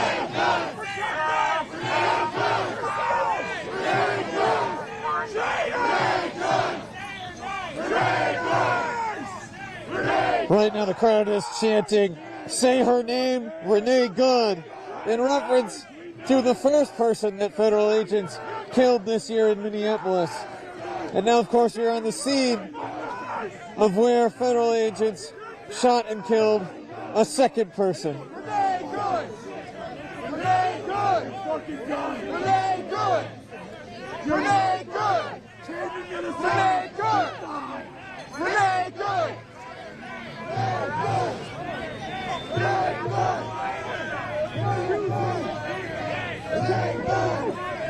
Renee Gunn! Renee Gunn! Get the fuck out of here, fucking Nazi! These guys are creating martyrs. The Trump administration is creating martyrs right now. I don't know if this is what they're intending to do, but it's what they're creating. There's no other word for it.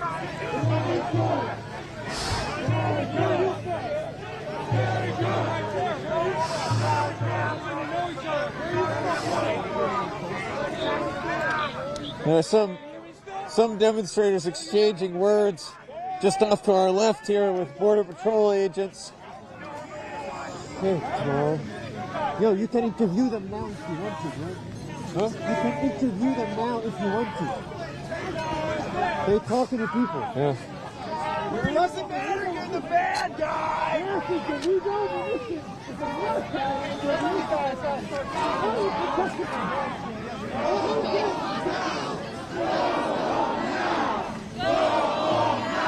Now chants of "Go home now" directed towards the agents.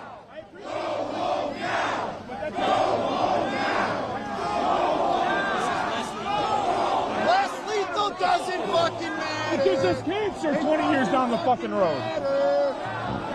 Yeah, don't engage with us, right? Don't engage. Now! Now! You're still the bad guy.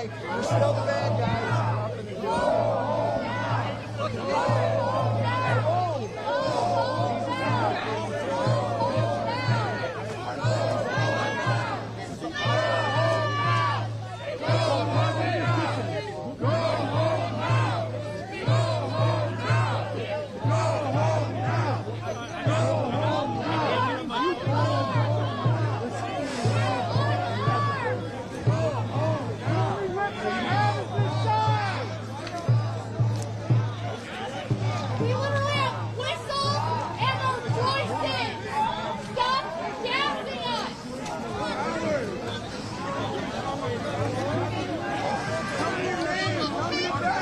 Federal agents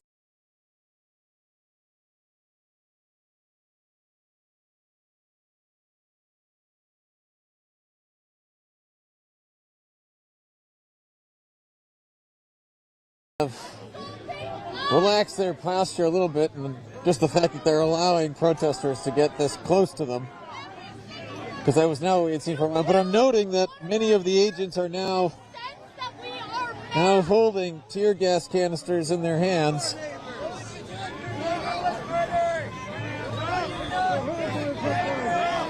Some of the agents are pointing out into the crowd. You see them there making those gestures out into the crowd, either pointing out particular protesters or pointing out, you know, locations for their own tactical deployment. And protection from the chemical weapons you are deploying against us. Stop assaulting us after one of our neighbors was killed. Stop. Stop hurting us. You have the weapons. Please go. You will pay for your crime. We just experienced the murder of one of our community members. It is okay for us to be angry. Stop assaulting us. Bring chemical weapons at us for being angry that our neighbor was murdered. We are exercising our First Amendment rights. Who do you protect? The people?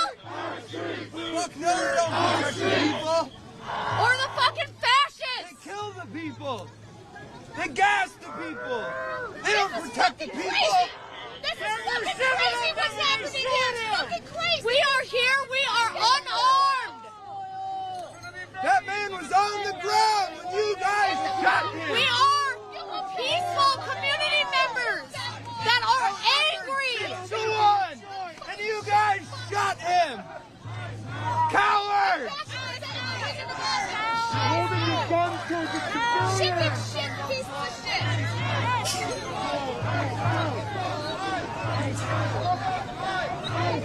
Stop assaulting us after one of our neighbors was killed.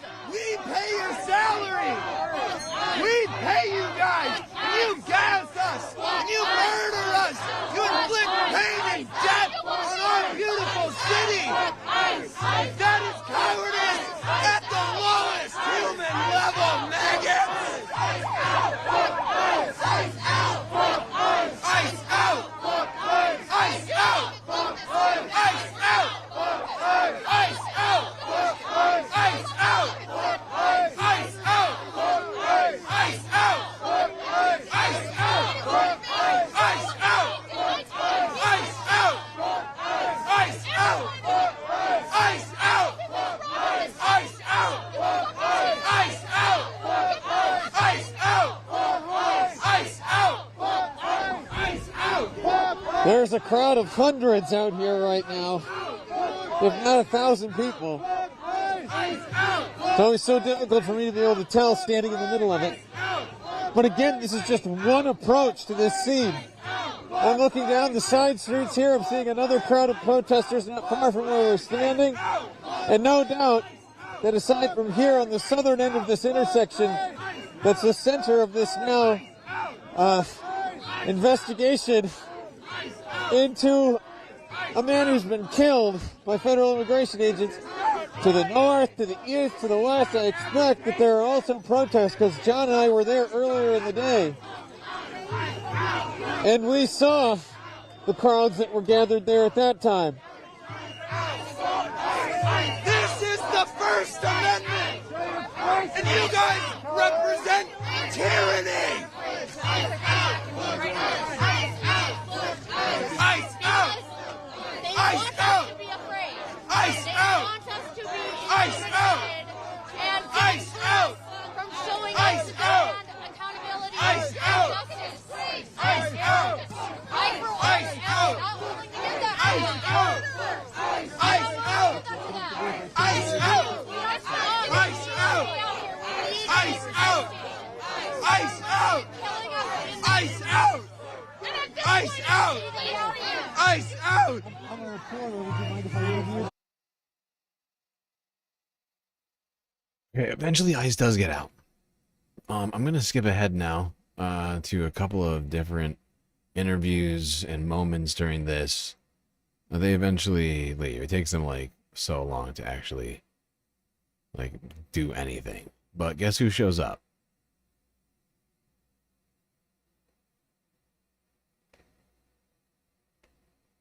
The state police. They are here to face off against protesters now. Where were they just moments ago when ICE was shooting at them? Huh? Where were these fuckers? Where were they? They're part of it. They are conspiring with them. They are collaborators. They're not protecting the people. Your local taxes are going to this.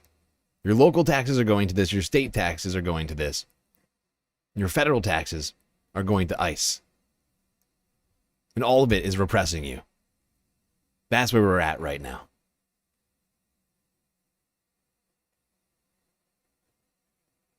Back in the day, it was no taxation without representation.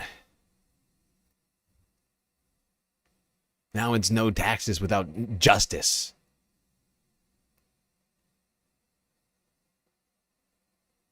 You're a bastard too! You too! You too!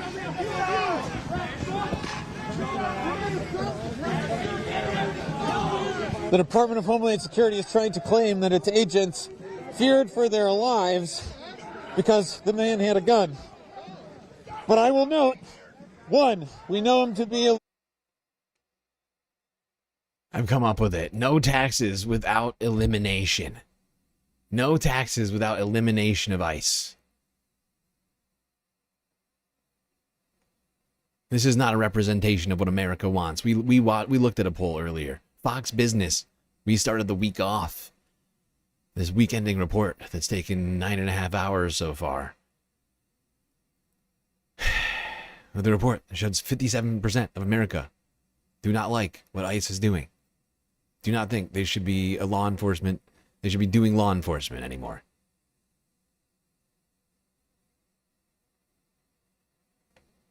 Also, thank you, Columbia Regan, for the super chat on YouTube. Quote from Count Dooku in Tales of the Jedi. Describes police right now. Live alongside corruption for too long, and you no longer notice the stench.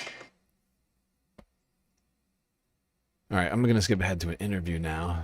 I just wanted to show you that these guys are here, apparently, not protecting people, not preventing anyone from getting murdered, but they are there to face off against protesters.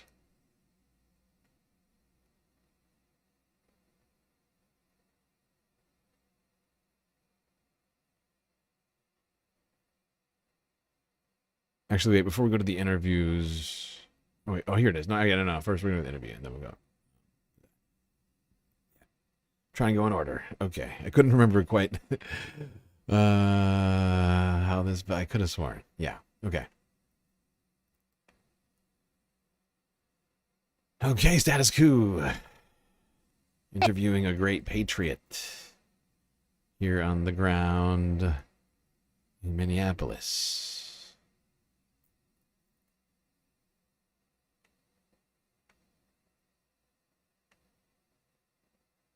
First name. Whoopsies. Ron, R-O-N-N, last name Easton, E-A-S-T-O-N. Ron, when did you come out here and what prompted you to get in the streets? I have been in the streets for the last 11 years. Like a baseball against bat. all of this bullshit. I came out here after I saw that man was murdered at my home today. Put Illegal. 5 shots in his body. And he had a conceal and carry permit, and they just killed him. They murdered that man. I'm against all of this. It's because body counts are now piling up in the state of Minnesota. We are a peaceful state. This is a resilient state. You just saw 50,000 people in the streets of Minnesota yesterday to fight against this. ICE comes in, murders a man, they take off, and leave it to these guys to clean up their bullshit. That's unnecessary. The president wants to inflict as much pain on this state because we are a blue state, because he can't stand Governor Walz, because he can't stand the fact that he has never won this state, and he will never win this state. It is my job at this point to do all I can to make sure that every Republican that is responsible for this gets voted out of office. And I will do this until my dying day. I am a veteran. I took the oath. It is my oath to defend this country against all enemies, foreign and domestic. I will die doing that. You talked about how you've been in the streets for the 11 years against, you said, all of this. Can you describe how this is a continuation of activism you've been doing for those last 11 years? What's the through line? Really draw it, make it clear for me. The through line is the persecution of people of color. And he has called African country shithole country. He had looked at Somalis and condemned an entire race of people, calling them shithole or whatever the case may be. These are human beings. I will not allow that to happen as long as I am alive. We are human beings who deserve the respect that we've earned, period. Does this feel like the country that you signed up to serve? No. This is not the country I fought for. Not at all. At 76 years old, I don't want to be here. But I'm compelled to be here. I will continue to be here. As long as this takes place, I will be here. What was that version of the country or the ideals that you did feel you were signing up to serve? What paint me that picture of that idealized America. What should we be aspiring towards? Freedom. Freedom and the liberties that people have died for in order for us to have. They're just taking it away. The voting rights, gerrymandering in states, basically saying that people of color don't matter because your vote doesn't matter. That is exactly what's going on here. I will not allow that to happen. Thank you very much, Ron. Is there anything else you would want to add while you had the platform? People need to understand that this is real. Minnesota needs help, all right? People need to get in the streets or call their congressmen, their senators, en masse, and let them know that this is not going to be tolerated. Thank you very much, sir. Thank you. Appreciate the time. Appreciate it. Yeah, appreciate it. The Great Patriot.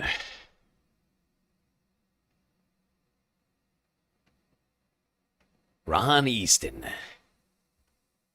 Like the baseball bat.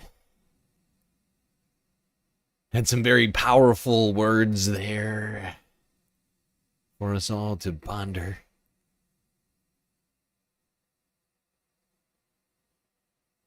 What our duty is in this time as we face fascism on our own soil.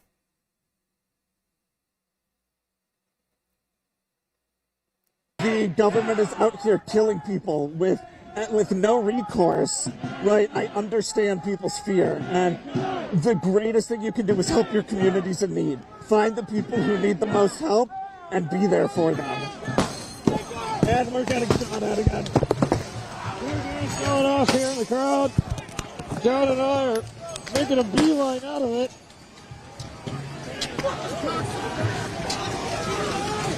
Wasn't clear to me what led up to that. Nothing. Yeah, it seemed like the law enforcement and the protesters are just content standing there, and then all of a sudden, law enforcement starts throwing tear gas.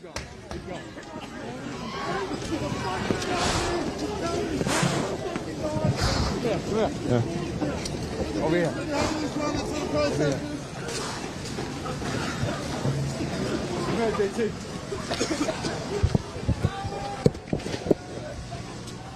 Trying to safely make our way out of that cloud of tear gas.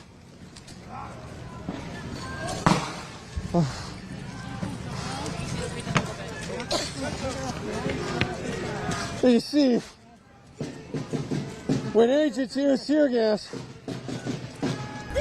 when authorities use tear gas, they tear gas everyone, including the elderly. I mean,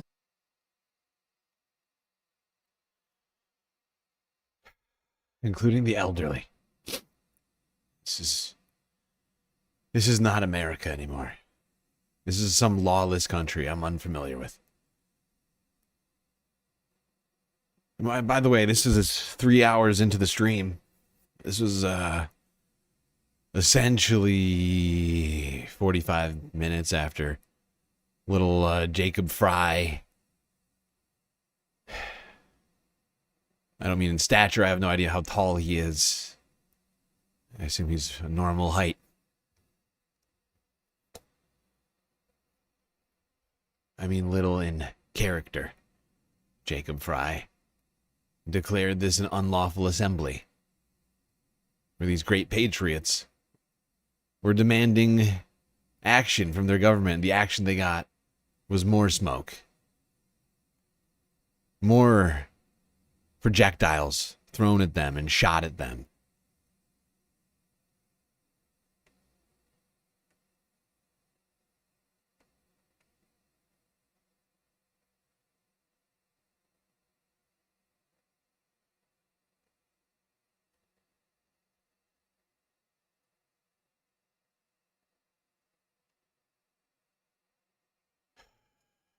I'm gonna go.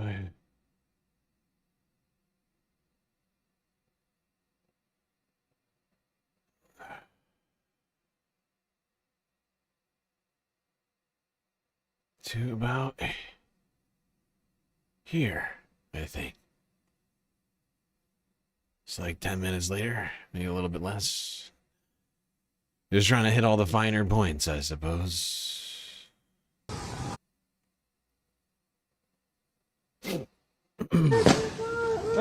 Nope.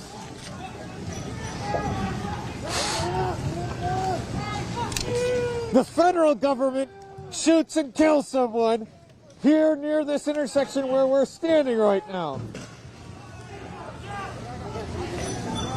DJT, come here. Yep. Ready? We're gonna run. All right. Come on.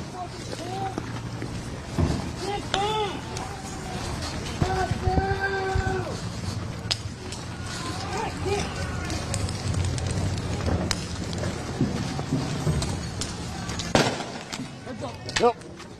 Keep your head down. Yep.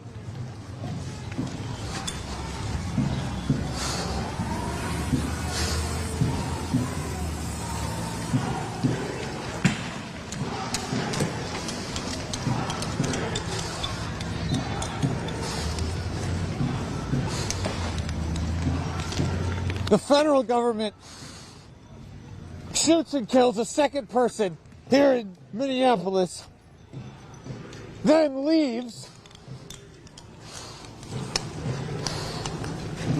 and prompts local authorities to tear gas Minneapolis residents. But make no mistake, what is happening out here is a scene that would not have happened had the federal government just not opted to shoot a second person. Shoot and kill a second person in Minneapolis.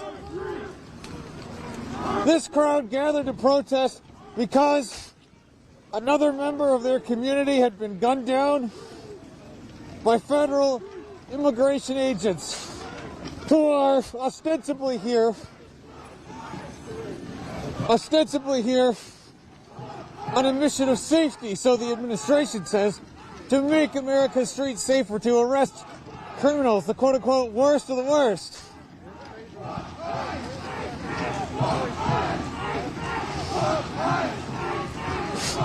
But in effect, what is actually happening is that American citizens, and certainly immigrants who don't have criminal records, are also being detained.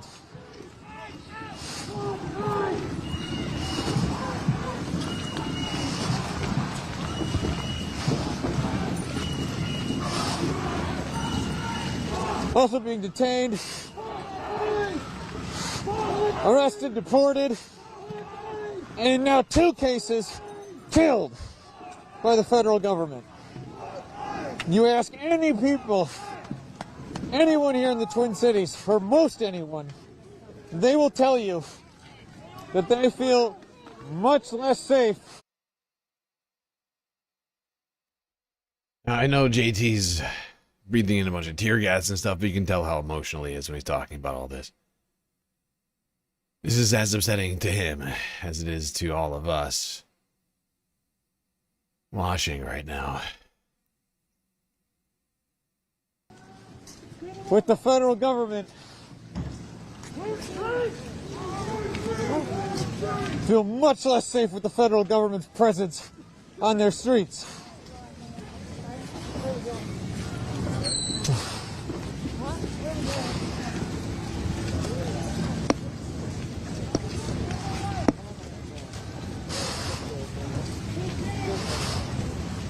What we see here is like a impromptu march developing with the protesters.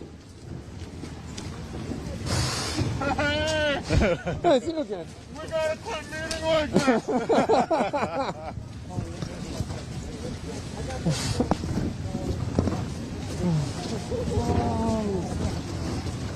You see that? Good recovery. Good recovery.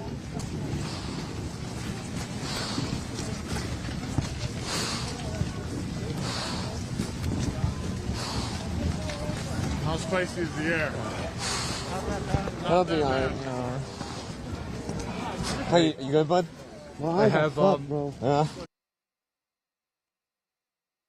Okay, and so that they walk for quite a while. I'm going to skip ahead for time's sake, because there's still things that I want to talk about today.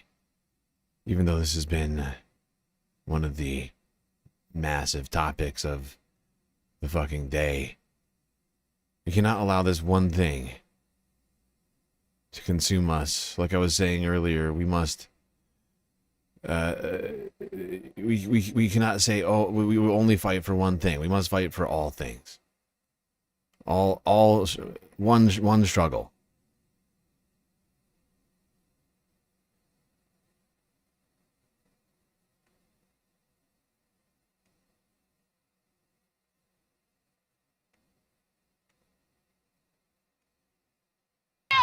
Have endured in this cold while these ICE agents come here in fear.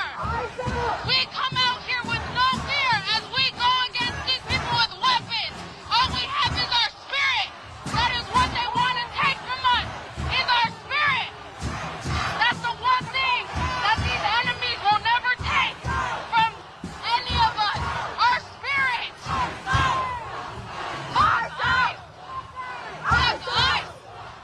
I will not stand here and see our relatives be taken down.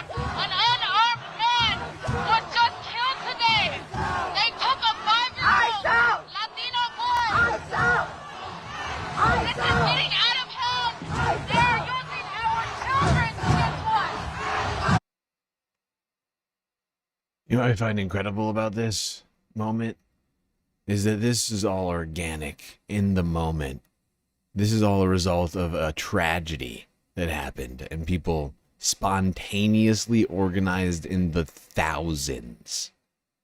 And this is what we need in every city across the United States of America. Radical unity with one another. Everybody doing the hard things. Because with hard work comes results over a long time. Just chipping away at it a little bit every single day does in fact do something. Not just with politics, but everything in life. And we cannot forget that. Just being there for these moments is meaningful. They're going after our children, our family members, our neighbors, our relatives. How does it feel to come into the land where we fight and endure, even in the coldest of weather? They tried to bury us, but they didn't know that we are seeds.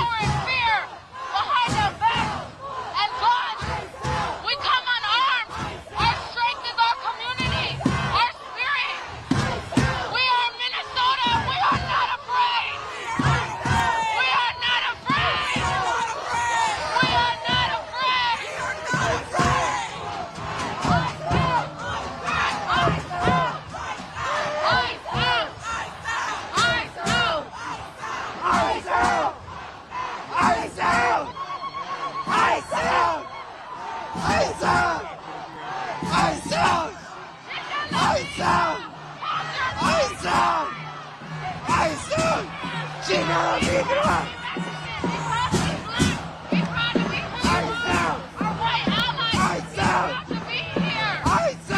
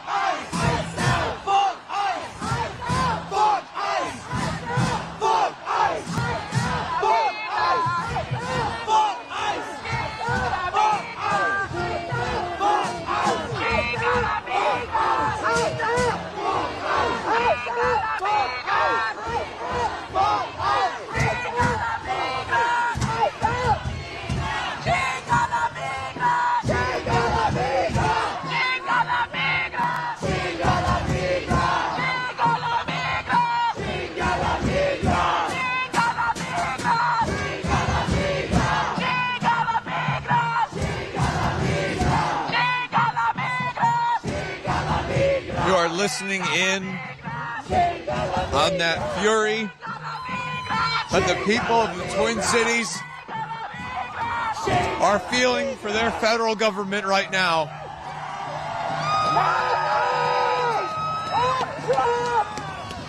And the joy and solace that they are finding together.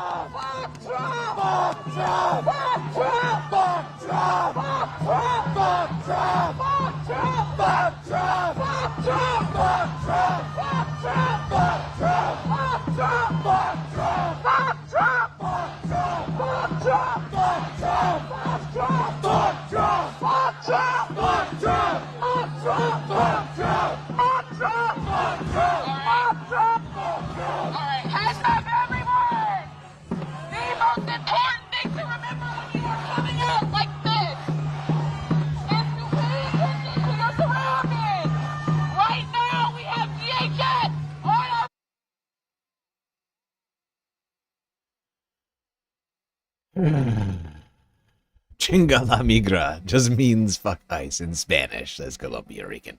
Thank you, Colombia Rican. Yeah, la migra, is that slang? It's like slang, isn't it, technically? It like predates ice, right? Like, used to refer to the, what's it called? INS, right? The predecessor to this horrific monster that is raging this lawless campaign against our people.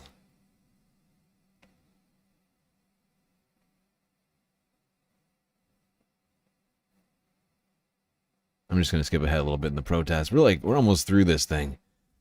3.5 hours into this. This is quite a stream. An old status coup.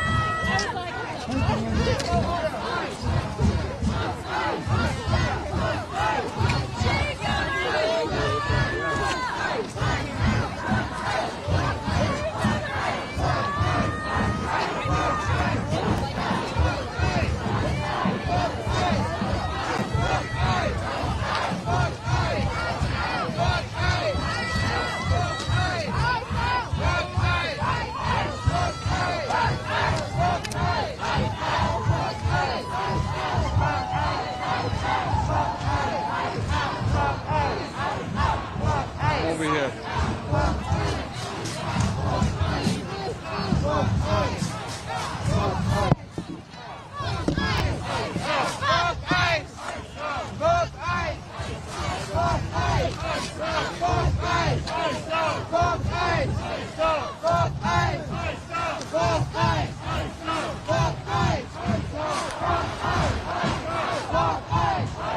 It's up to you if you want to grab it.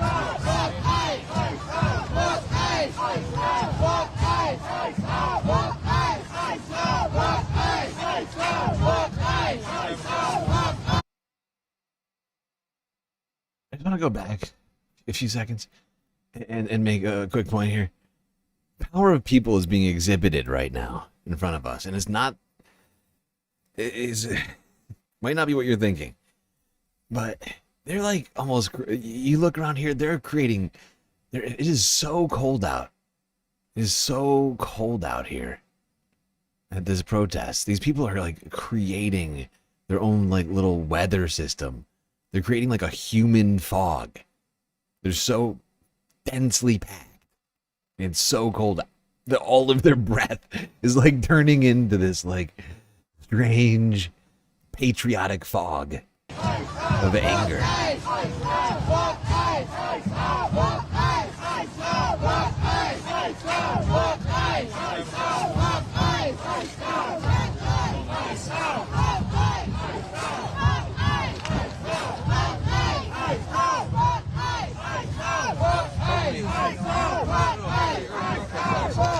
I'm a reporter. I was looking to interview people in the crowd.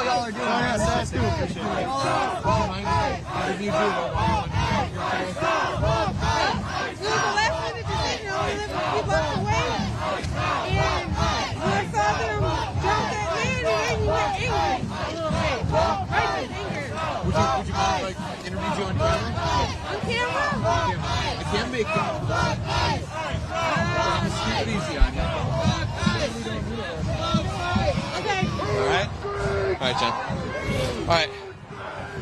I don't know what to listen. I don't think I want to. No. All right. Thought we had an interview lined up there, but last second deciding against it. We're going to try and get a few more voices from this crowd. Okay, yeah, we're gonna. There is, I think, one more interview I want to grab. The JT does find one more person, I think, to talk to. And then we're gonna move this along. Yeah, this guy right here. This guy, this patriot, this great patriot right behind him. This guy. This guy with the the 80s porn stash. The 5 o'clock shadow, the pink, the fucking. This is America. Fuck yeah! The pink respirator, got some fucking swimming goggles. Looks like about 5 layers of clothing and a giant American flag. Voices from this crowd before we call this stream to an end, because the crowd has very clearly occupied this intersection. They're not going anywhere anytime soon. And I'm not seeing any law enforcement out here to challenge them. And we've got to be mindful of ourselves in this cold. I already had a loss of feeling in my hand there for a little bit until we got some heated gloves and hand warmers on here. So we're trying to be safe. But I'm going to try and find a couple of people to hear from in this crowd, just to process their emotions in this moment. Pardon me, man. What's up? I'm a reporter. I'm interviewing people about how they're feeling in this moment. Would you mind if I asked you a couple of questions? Sure, why not? Sure. This is my cameraman, John. My name's JT. And who are you with?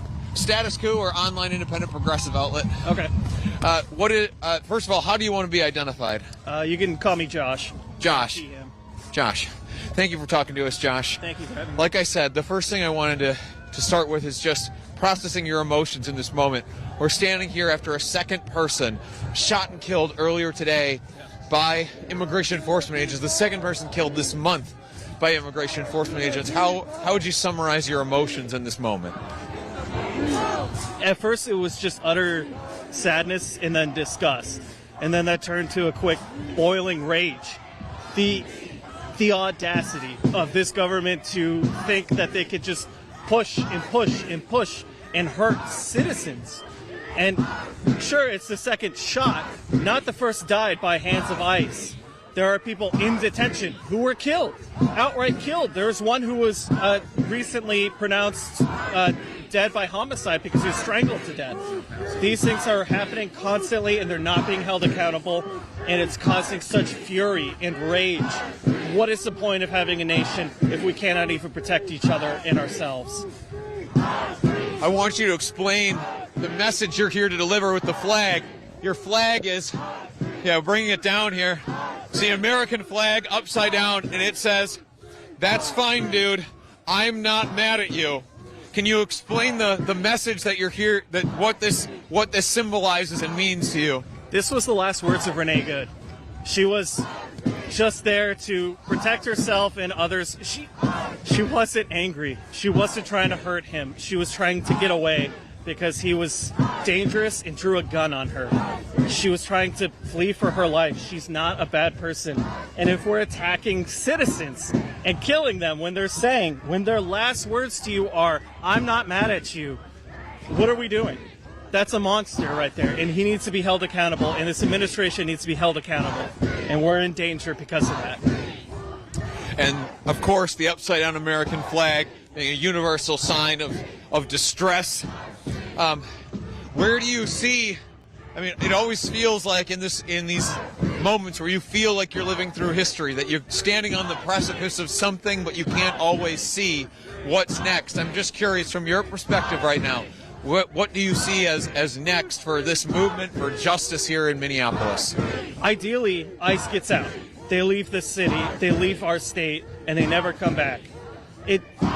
That's what I want. I want peaceful resolution. I want them to just leave. Leave us alone, leave our citizens alone. If not, I hope that we continue with what we've been doing, which is holding them accountable, keeping eyes on them, recording them, following them, and making sure they're not hurting other people, other innocent people. That's what I want to have happen, is they need to be held accountable. And today, I hope that our message is heard. Our message of get out. We no longer want you here. We never wanted you here in the first place. That's the same message that the governor delivered earlier today, said that the Trump administration should remove all agents from Minnesota immediately. Is there anything more that you want to see from your state, your local leaders, from the nominal opposition party in this country, the Democrats, in this moment? I want them to actually do something. They're doing nothing. Ooh, we'll file a letter. Ooh, we'll sue in court. They're doing it. They're hurting us. Protect us. That's what you're supposed to be doing, but they're not protecting us. I can't say exactly what they should be doing because that's from them. But I want them to do something. Get out here. March with us. Have your agents stand by and keep things civil and supportive. Officers are obligated to hold other officers accountable and hold them to the law. What are they doing? They're not doing that. And we need to take actual action. He's doing nothing. He's standing by doing nothing. Thank you very much. I appreciate the time. Josh, before I let you go, is there anything else you would want to say while you had this platform? Stay safe out there, everyone. Keep it peaceful where you can and keep yourself safe and stay warm. A message from a great patriot on the front lines of fascism in America. Stay safe, stay warm, Space Fams. A wise message indeed. Alright, well, we're not done with our coverage of this horrifying event. Later that evening, the day is almost over for most. But Saturday, as Saturday came to a close, vigil was held for, I keep forgetting his name now. I have to say his name again. I'm holding too much information in my brain right now. Alex Preddy. God damn it. Yes, Alex Preddy.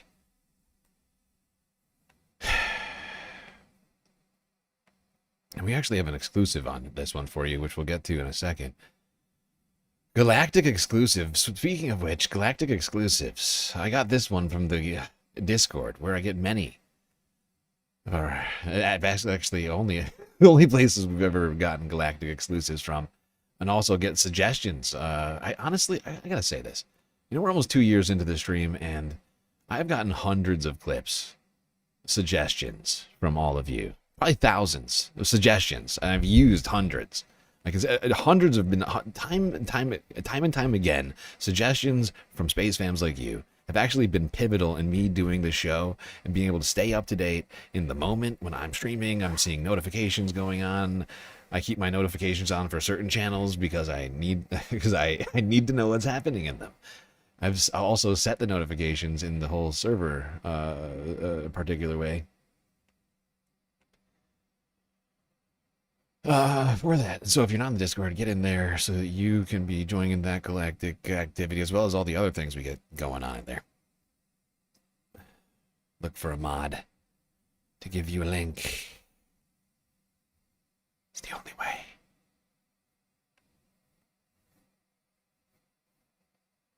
All right, to the vigil now. Fox 9 Minneapolis, St. Paul from 6 hours ago.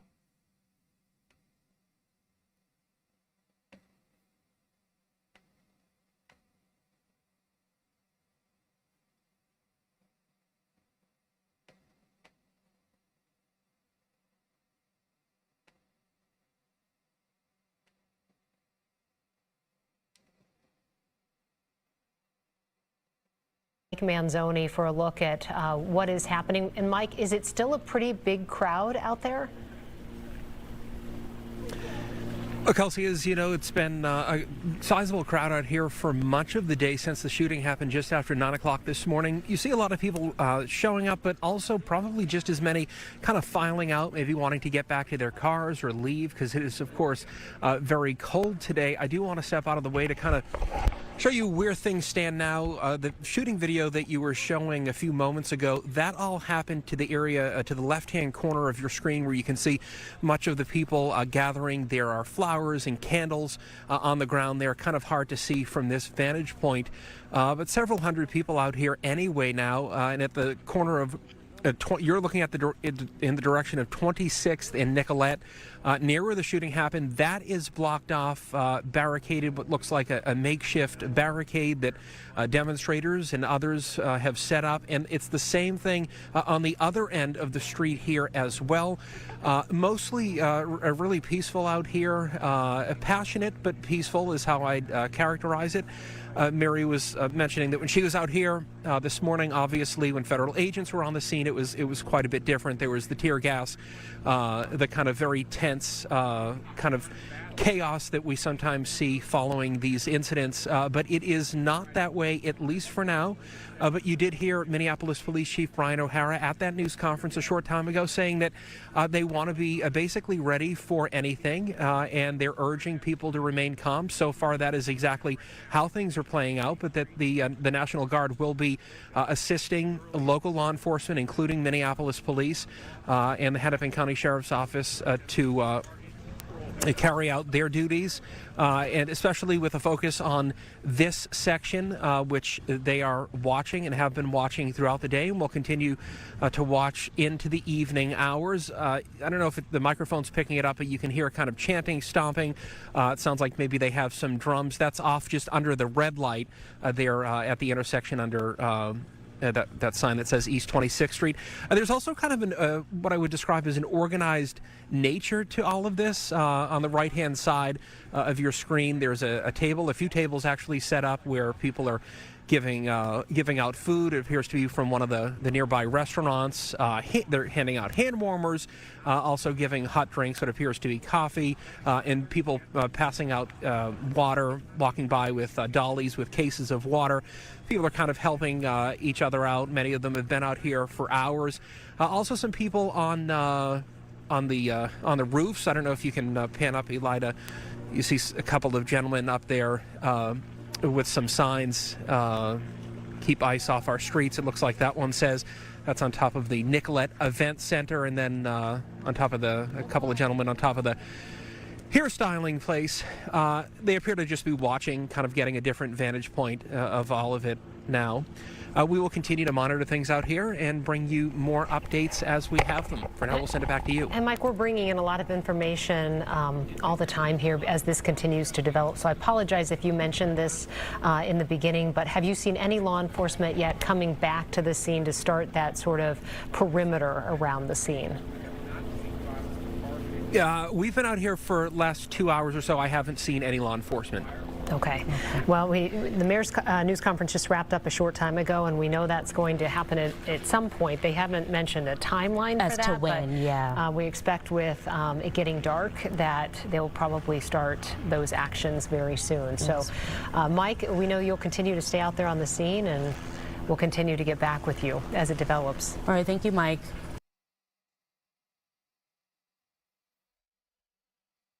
Okay, before we move past that vigil,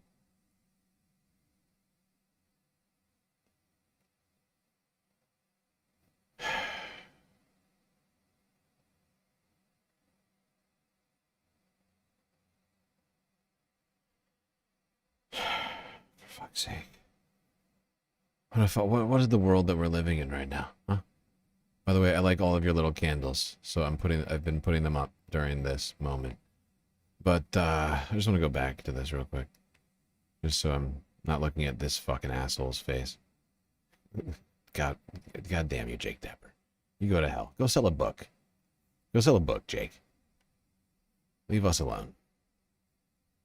Go tell us about Joe Biden's health. I'm staying in the a race. You piece of shit.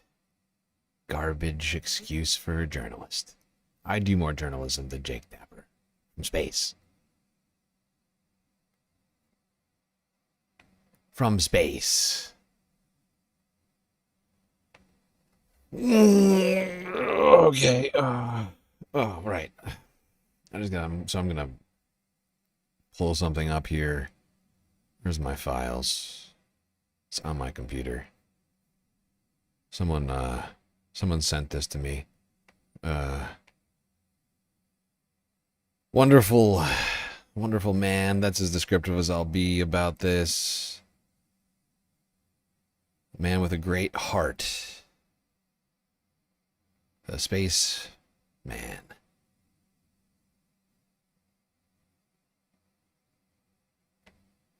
Sent this to me.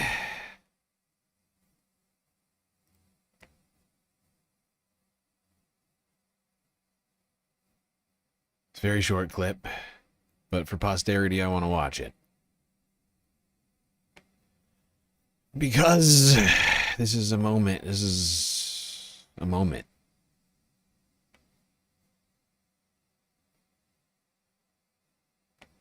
This is a historical moment right now.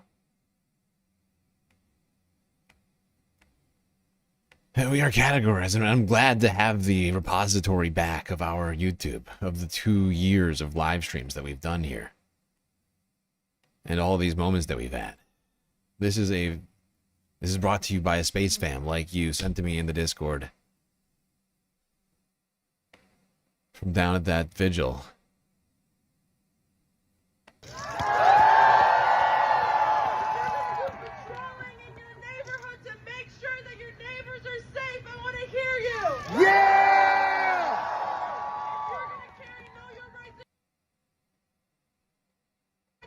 Just want to hear it one more time. Well, what the hell is that? That was fun.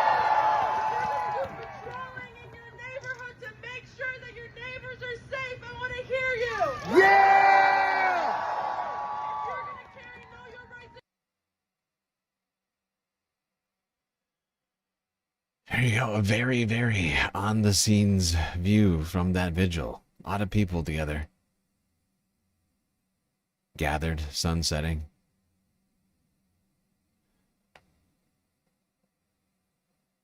Remembering another slain Minnesotan by federal lawlessness enforcement. It's disturbing. It's disturbing and uplifting to see the people there, to know that we have space fams there on the ground. With NSPM 7, there's no way I'm going to get any more specific. I mean, shit, I'm probably on there.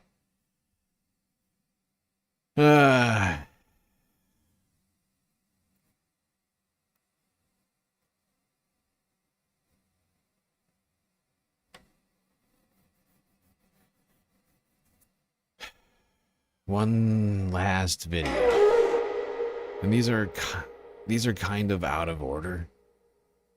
But I just felt like it was actually 2. I take it back. There's 2 more videos for this topic. Let's not forget, we still have 2 more topics left in the stream to cover. The goddamn storm that everybody's been protesting in here in Minneapolis that's hitting the rest of the country as well. And the goddamn deranged Davos trip of the orange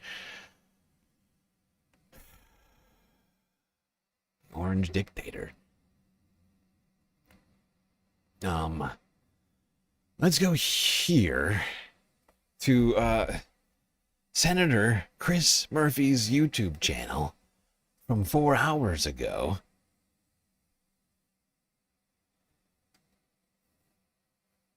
Here's actually, no, I think that was in order. That might have been in order, chronologically speaking. I could be wrong.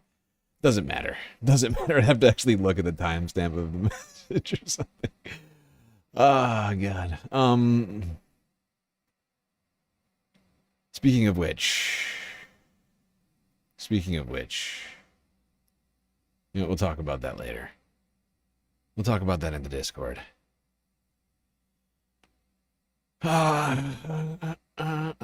Chris Murphy, Senator Chris Murphy had some things to say. Fascinating development on this situation. This ongoing situation. I don't know what to call it anymore. I'm losing all of my sanity.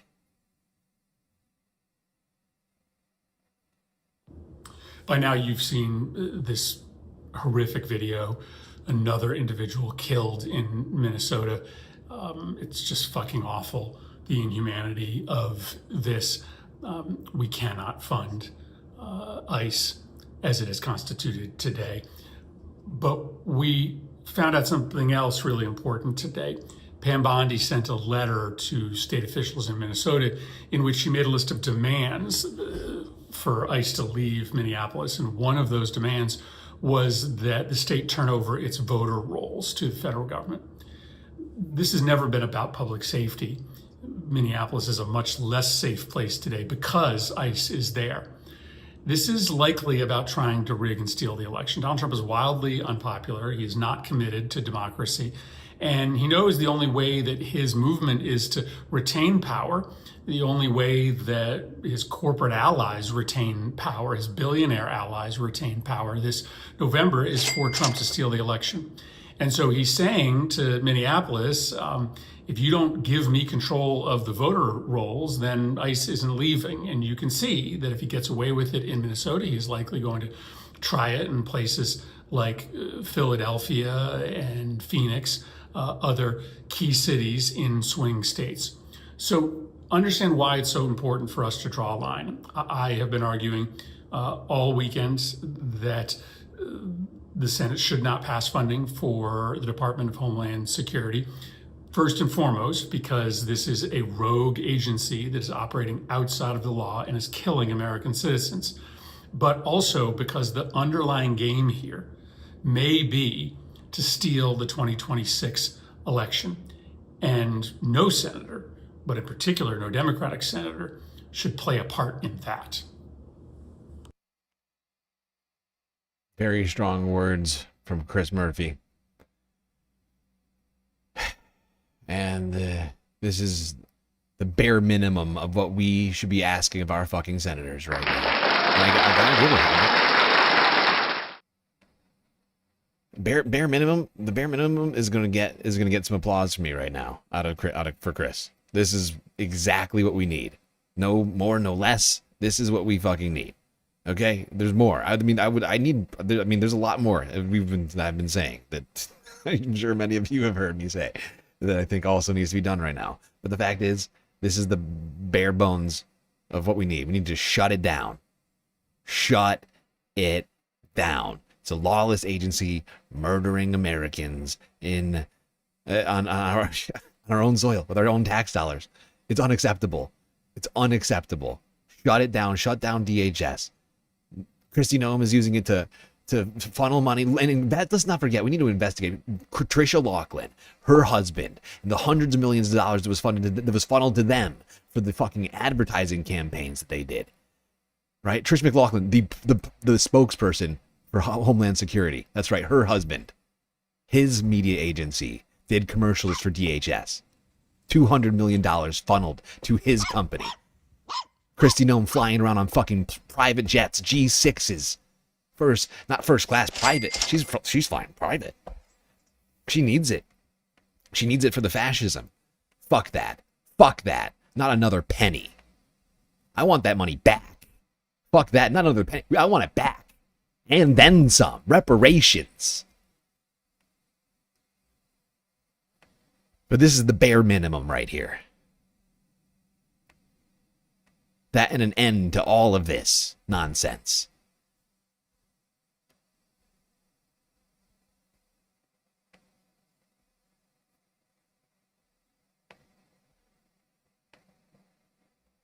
All right, to end the discussion of what ICE has done in the last week for this first part of this weekend's week-ending report. Oh, only 10 hours and 20 minutes in. One of our founding fathers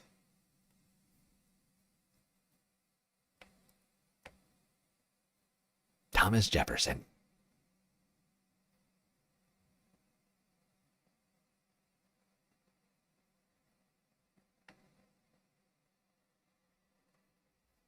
The tree of liberty must be refreshed from time to time with the blood of patriots and tyrants. It is a natural manure.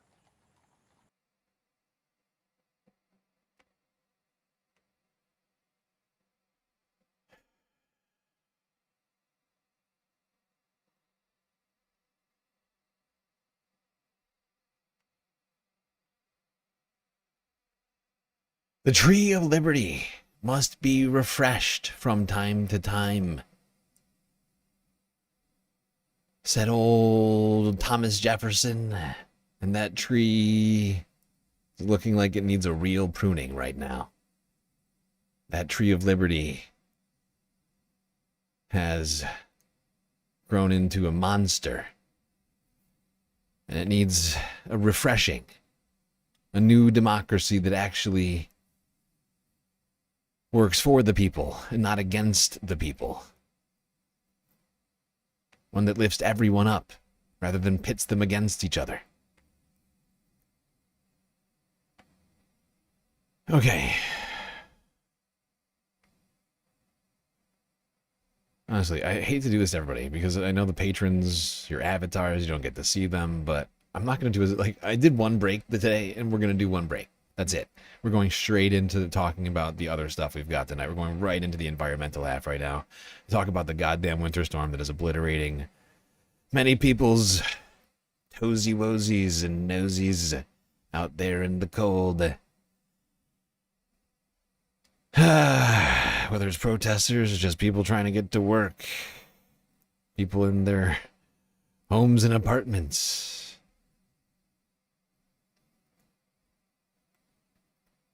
Getting hit by this goddamn blizzard of epic proportions that may be bringing some of the biggest numbers seen in recorded history to some places.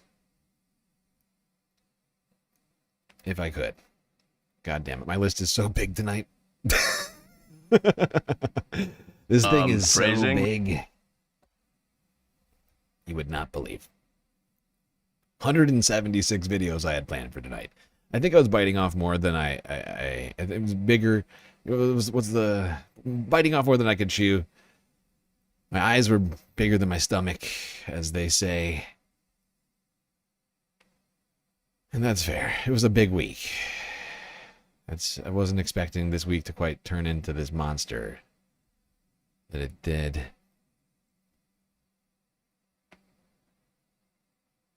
Which one do I want to start on? Yeah, let's start here. ABC News. 3 days ago. Potentially historic ice and snowstorm. Winter is coming. United States.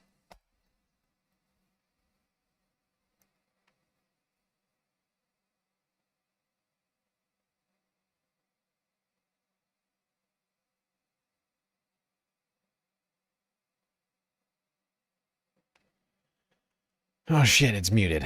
That's not helping. Hey. Runaway video. The traffic event from Texas to the Carolinas.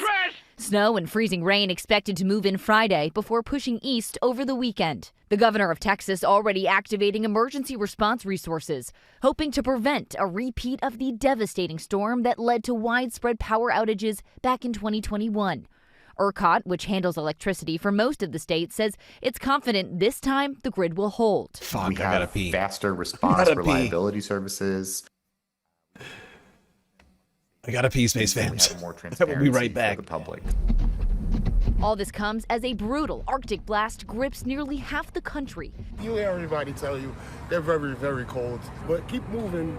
and later on. Feel like temperatures plunging to the single digits in New York and Boston. Parts of the upper Midwest could see wind chills of 50 below zero. Dress in layers that trap heat, cover exposed skin, limit your time outdoors, and actually try to avoid alcohol, which can increase heat loss. Natural gas prices now soaring, with the frigid weather set to last through the weekend. The bitter cold even impacting the nation's blood supply.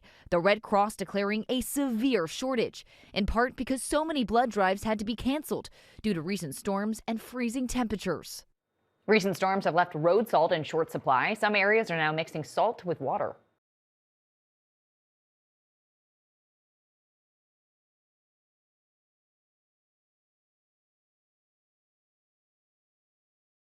This morning, a brutal winter wallop not letting up. You definitely need layers when you come outside. Parts of western New York buried in more than 2 feet of lake-effect snow. The roads so treacherous near Buffalo. Some drivers like Joe Chanelli forced to spend Monday night at a rest stop after getting snowed in. We just watched the snow come down. Everyone was taking it pretty well. In the Midwest, firefighters battled a major blaze in sub-zero temps. Despite the harsh conditions, they managed to rescue 2 adults and a child. Meanwhile, large chunks of ice blocked a water intake pipe at a treatment plant in Pittsburgh, affecting water pressure in the city. Emergency crews used a barge and a tugboat to clear the Allegheny River.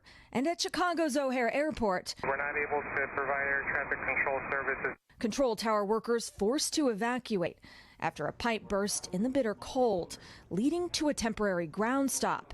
Hospitals nationwide also feeling the freeze. In Michigan, health officials say emergency room visits for cold-related illness are up 50% this week. In this Arctic punch, and seconds count. So you really have to take precautions. But some enjoying the wintry blast, including snow leopards and bison at the zoo. Experts urge caution against going outside for extended periods of time. But if necessary, look out for signs of frostbite, which can include numbness and pale skin. Hypothermia is also something to watch out for. Those signs include extreme shivering, confusion, and drowsiness. Guys. All right. Take that seriously. Yeah. All right, for a closer look at the cold and that brewing storm, let's say good morning to Al. Hi, good morning, guys, and good morning to you, boy. Let's say we're going to have to buckle up, friends, because we got cold air, bitterly cold air, 31 million people. We are looking right now at wind chills in New York City. It feels like 10, 6 in Saranac Lake, 8 in Detroit. And then we've got this second storm that's going to be developing. That cold air is going to be locked in. So we got this Pacific storm moving in from the southwest. We've got moisture coming up out of the Pacific. That's going to surge into the plains, and that's going to start off the snow and ice. And then we've got this second tap of moisture coming in out of the Gulf. You add to that this Arctic air that's coming in here. It's going to collide with this tropical moisture. This is going to be a mess. So tomorrow, snow and ice begin Friday afternoon. Treacherous travel after sunset from Lubbock, Texas, Amarillo, Oklahoma City. We move on into Saturday. We're talking heavy snow, about a 1,500-mile trek from Oklahoma east into Atlanta. Below that, we're looking at ice from San Angelo, Dallas, Little Rock. Could be crippling. We're looking at Sunday, significant snow moving into the mid-Atlantic area, an increasing chance of heavy snow moving into the northeast. So here's the deal. We take a look at this snowfall amount. We're talking 8 to 14 inches, Oklahoma City. Little Rock, 6 to 12 inches. The ice, again, anywhere from 1/4 of an inch to 1/2 an inch of ice. That brings down trees, power lines from San Angelo, Shreveport on into Tupelo. And then the snow. So the European model is going to bring this thing up into the Ohio Valley and into the Northeast with that axis of heavy snow from Boston, Columbus, Springfield. The American model, a little further to the south, the heavier snow moves still south, but still, we are talking, it's still a little too early to talk about accumulation. Okay, well, these were the predictions leading into the week here, or not into the week, into the storm, to the front of the storm. All right, I'm gonna kind of skip through a few of these just for time's sake. I had a little bit longer coverage of this plan. We'll probably talk more about it tomorrow, considering it's not gonna be going anywhere. I just want to cover everything that I set out to tonight. If I do, I think I'll be really kind of pleased with myself. Not to congratulate myself ahead of time. Don't do that. Race not over yet. Where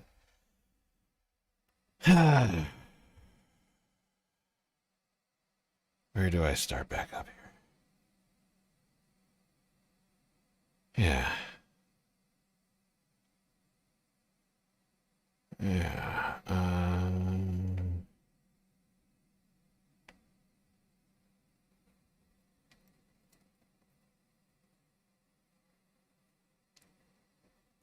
Seems like everybody in chat's getting hit by this thing. I see your messages, everyone. Yeah, no, it's hitting all of us. When I'm back down on Earth, I'm freezing cold, okay? My Earth apartment is devastating. It's in a building made in the 1800s, okay? It's horrible. The cold comes in from every pore and crevice of that goddamn... It's a facade of that. It's a goddamn travesty. I can barely think about it. You could help keep me warm, technically. During these times, you could go on to Throne and contribute to the Galactic News Network. You could buy me some sweatpants or perhaps some scented candles. Not only would the scented candles, in a piece-of-meal way, keep me warm, but also make my Earth apartment smell fresh and clean. It's really 2 for 1 on that one. That's the cool thing about Throne now. You can know exactly what your money is going to. You're like, oh shit, that's cool. What a cool thing for you to set up. I know. I do stuff. Not gonna lie. Hey, welcome back. Beautiful sunrise and sunset again today here in Anchorage. This was the view from Mount Baldy and Eagle River looking back toward Anchorage. Wait till this sun is low. I did not mean to go to this one. I meant to skip this one. Honestly, you guys are fine. Hush, Alaska. You're not getting hit the same way everybody else is, and you're already used to it. You're in the Arctic. You set yourself up for snow. We're skipping you today. I'm sorry. I love you. I know we have Alaskan chatters. States bracing for a monster of a winter storm set to bring damaging ice and heavy snow. The massive storm's impact zone could stretch more than 1,500 miles from the plains across the south and up into the northeast there. More than 90 million people across parts of 23 states are already under winter storm watches. That's half the country, you guys. Of particular concern, though, is the ice that's set to hit the southern states there, which would make the roads really treacherous over there, and it would also bring some extensive power outages, too. North and South Carolina have declared states of emergency. Meanwhile, heavy snow is expected to the north of the storm's freezing rain zone. The Arctic blast will also bring bone-chilling cold, potentially breaking daily high and low cold temperature records. Meteorologists from our sister stations around the country have been putting in the work, letting us know what's coming. We start with Rebecca Kopelman, who stepped outside in Cedar Rapids, Iowa this morning to bring us a look at what the other half of the U.S. is preparing for.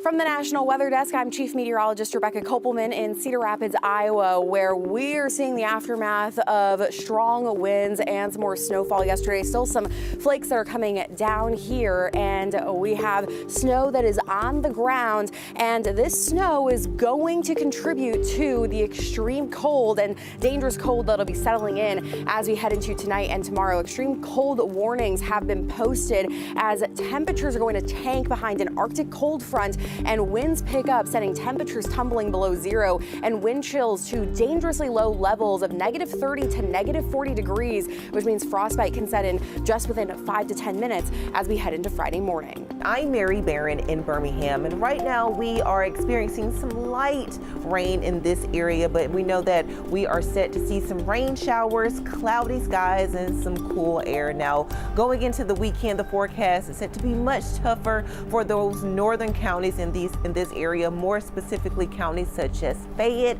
Walker, Coleman, and Cherokee. Now, what we know for certain is that the temperatures are set to drastically get colder in the afternoon going into the weekend, which raises concerns for black ice developing, which could pose a threat for those Monday morning commuters. Reporting in Birmingham, I'm Mary Barron, ABC 3340 News. I'm meteorologist Phil DeCastro in Green Bay, Wisconsin. Right now, temperatures generally in the single digits above zero.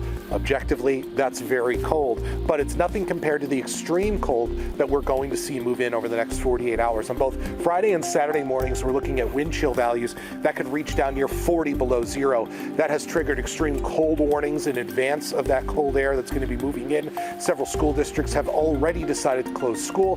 Many others monitoring the conditions, waiting to make that call. But either way, we're talking about dangerously cold weather that could give frostbite to exposed skin in just minutes. It's the coldest air we've seen in about 7 years. So even for this part of the country, it is extreme. For the National Desk, meteorologist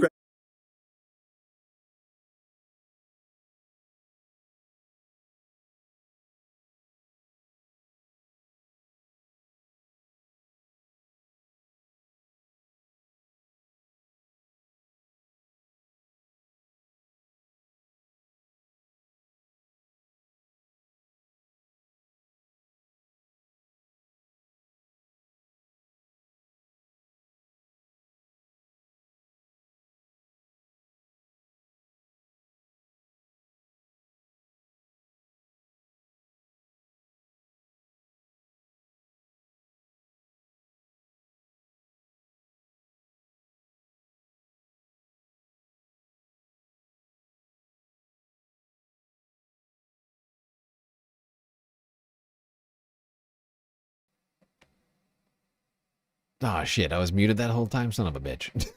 That's my bad. Everybody cold. Everybody cold and planning to get colder. I'm trying to get us up to current. That was from Friday. I'm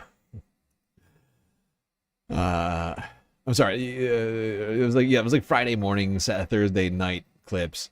I'm trying to get us ahead now to current. I'm skipping a few things that I had planned. We're just going to cover them tomorrow because of time. Because time is finite. And we're 10.5 hours into this puppy, which means I have less than 1 hour and a half until YouTube starts cutting off this stream. I don't know how to get access to 24-hour live streams. I've seen other channels do it. Although I need to look into whether I don't know what it requires, but I do need to find out what it is that allows you to not get cut off, but they just clip it. It's happened to us multiple times, so we've stopped doing streams past 12 hours on YouTube, generally speaking, due to that fact. Thank you, everyone, for trying to make sure that I'm not muted. I appreciate you all. By the way, make sure to click live. I get the sense that some people are dragging behind slightly. It's possible. We've had a little bit of latency problems. People like getting behind the stream for some reason. I saw some people mentioning that earlier. I've also noticed it on my devices, so I assume other people are.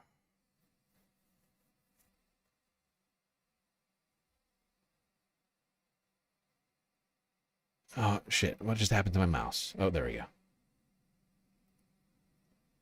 This is taking longer than I should have just clicked out of the list and gone to it like that. This is taking way too long. Where is this? Where is this at right now?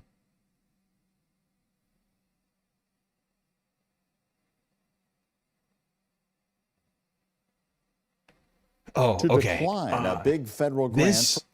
This right here, this story we need today. Considering absolutely everything, we need this story. Although, this, honestly, I wanted to tie this in with everything. I hate to do this, but I'm skipping this today. I really wanted this, but you know what? We're going to have plenty to talk about with ICE tomorrow. We're not going to, no. And when I'm saying ICE, I don't mean ICE. I mean the federal lawless agency. Yeah, no, we can't. So wait, should I do this or not? I'm trying to think. Sorry, everybody. I'm doing calculations in my brain.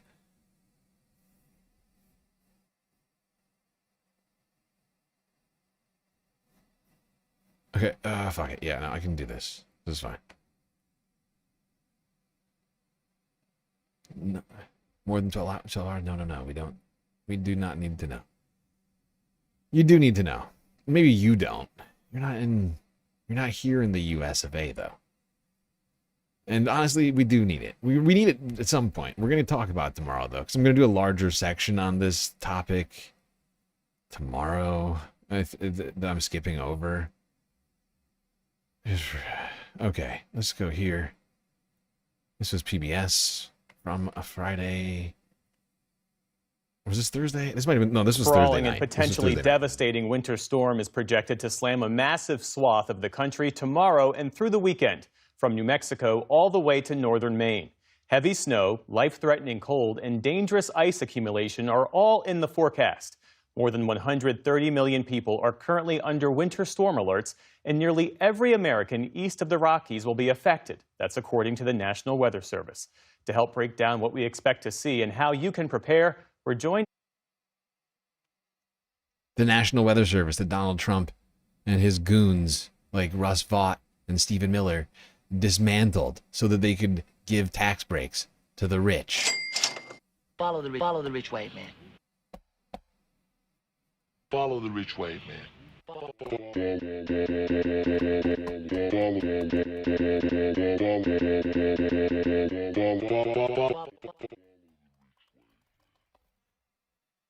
Sorry. Now by My Radar senior meteorologist Matthew Capucci. Thanks for coming in.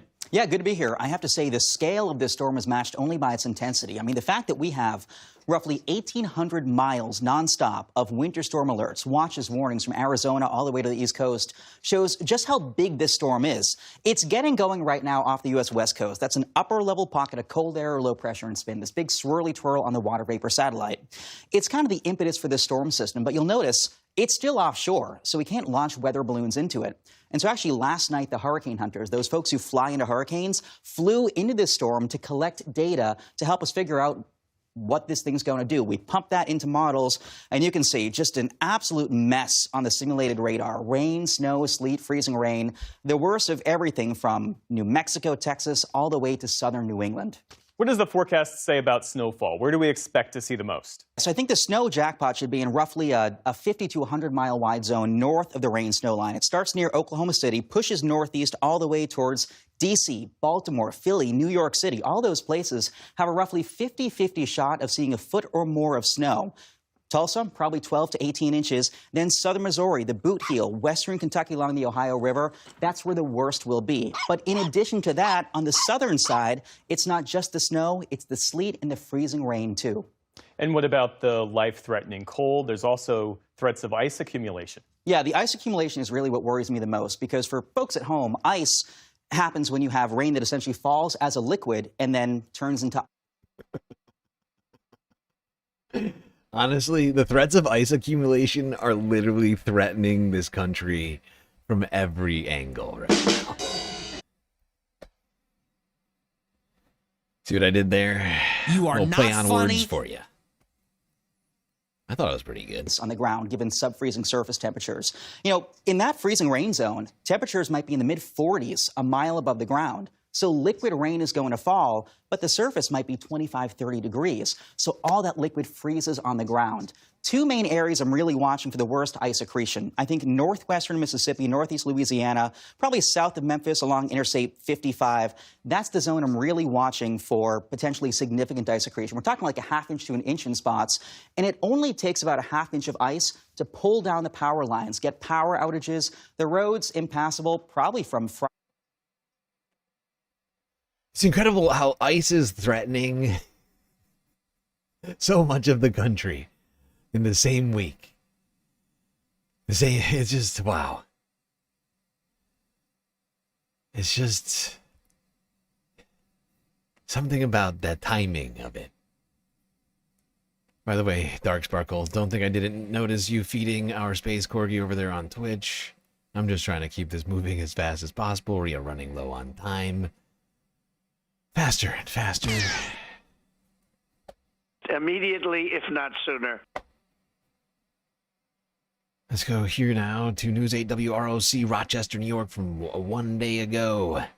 If you don't have to go out, don't. Monroe County leaders on winter storm preparations. Night all the way through Monday morning, and then behind it. I did not mean to click it.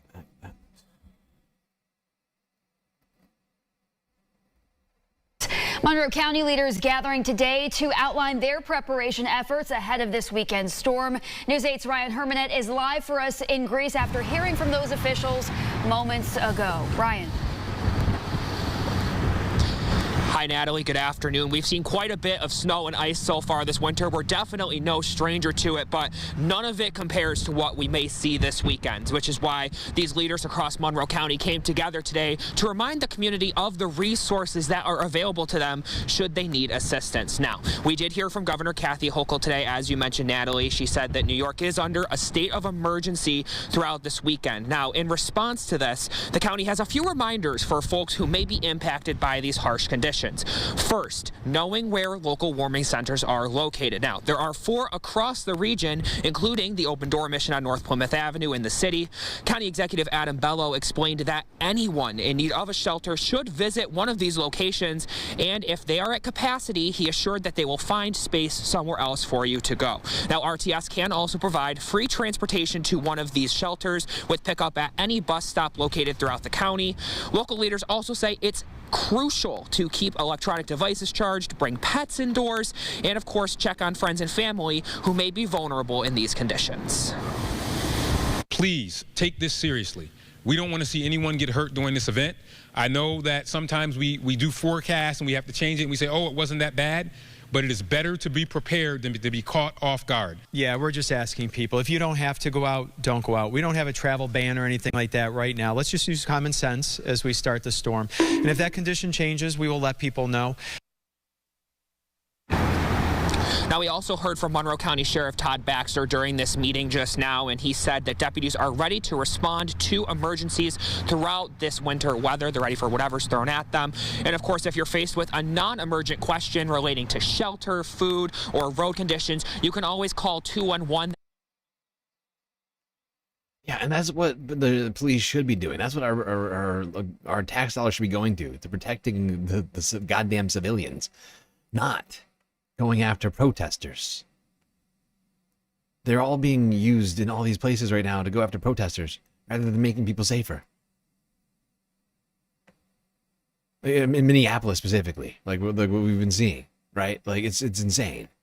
And meanwhile, FEMA's dismantled, completely gutted, run by an incompetent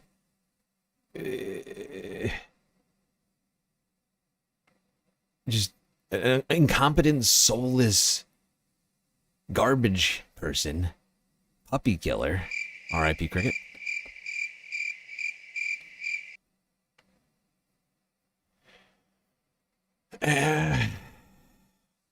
By the way, guess what FEMA did on the night of the storm? The morning, I'm sorry, the afternoon of the storm. They froze cuts. They froze they froze the firings that they've been doing. A year into the firings, they froze the firings. I keep saying hiring because I'm tired of shit and I'm trying to go so fast. But you get what I'm trying to say. It's so helpful. Thank you. That's good. I wonder how many resources they mobilized. I wonder how many tents they set up. Something we're going to talk about a lot more tomorrow. I had to pepper it in. Had to pepper part of that in there. Couldn't not do it. Had to do it. Eyewitness News, ABC 7, New York. Yesterday.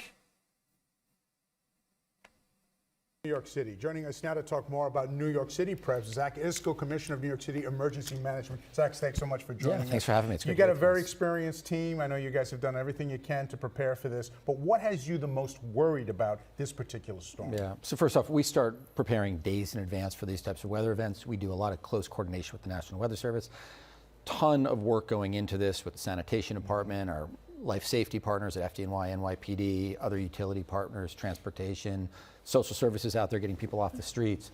I think the biggest concern right now is just seeing how the forecast actually develops. You know, right now we have a pretty good amount of clarity in terms of what Sunday is going to look like. I think the biggest concern is what happens overnight Sunday into Monday when we start to maybe get into a wintry mix, maybe some icy conditions. I think that's the thing that we're looking at. And then also just making sure that New Yorkers are taking this seriously. We're going to have whiteout conditions right now are forecasted on Sunday. People need to stay inside, not go moving around the city or commuting to different places. That's not only for their own safety, but also to allow us to do our work and also to allow emergency crews to get around the city. I understand that you have and correct me if I'm wrong, you've got a system in place that's fairly new. It's not been tested in a big storm. Blade Runner, does that sound familiar? So we have used Blade Runner, and we have Blade Runner 2.0 right now. And on the front end of it for New Yorkers, they can go to Plow NYC and actually see what roads have been cleared. And Blade Runner. What a name. What a fucking name. Blade Runner. Wait. Don't they go to Zoran in this clip? Or is it the next one? Oh, no, they go to Zoran. It must be the next.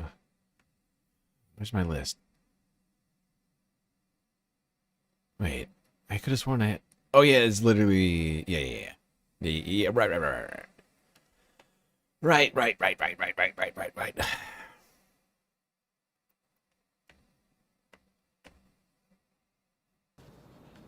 Well, you can expect that more school districts will probably announce over the weekend that they'll be shutting down. We are standing here in Paramus, New Jersey. This is where Bergen County keeps a lot of its salt. You can see this big pile of salt right behind me. The crews have already loaded up many trucks, hundreds of trucks already ready to go as they get prepared for the storm. And if you go over to one of the shopping centers and watch people go into the stores, they're buying just about everything as they also prepare for the big storm.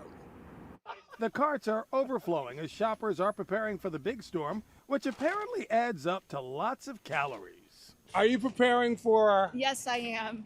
Yeah, I'm preparing for the big storm that's about to hit us. Just want to make sure that I have everything for my family and, you know, we're all intact because I have like my grandchildren and my daughter and her husband and the kids, so we're all getting ready for it. The parking lot at the ShopRite in West Caldwell was a bee's nest of activity. It's packed, and I don't understand why. I mean, it's okay, fine. It's 2 days. We'll be out of snow. About 2 days, maybe 3. There was only one bag of salt left to sell, and everything else was flying off store shelves. As it appears, folks plan to ride the storm out full of food. I bought stew because she's going to make stew. I bought some crushed tomatoes for Italian gravy and some macaroni, and she.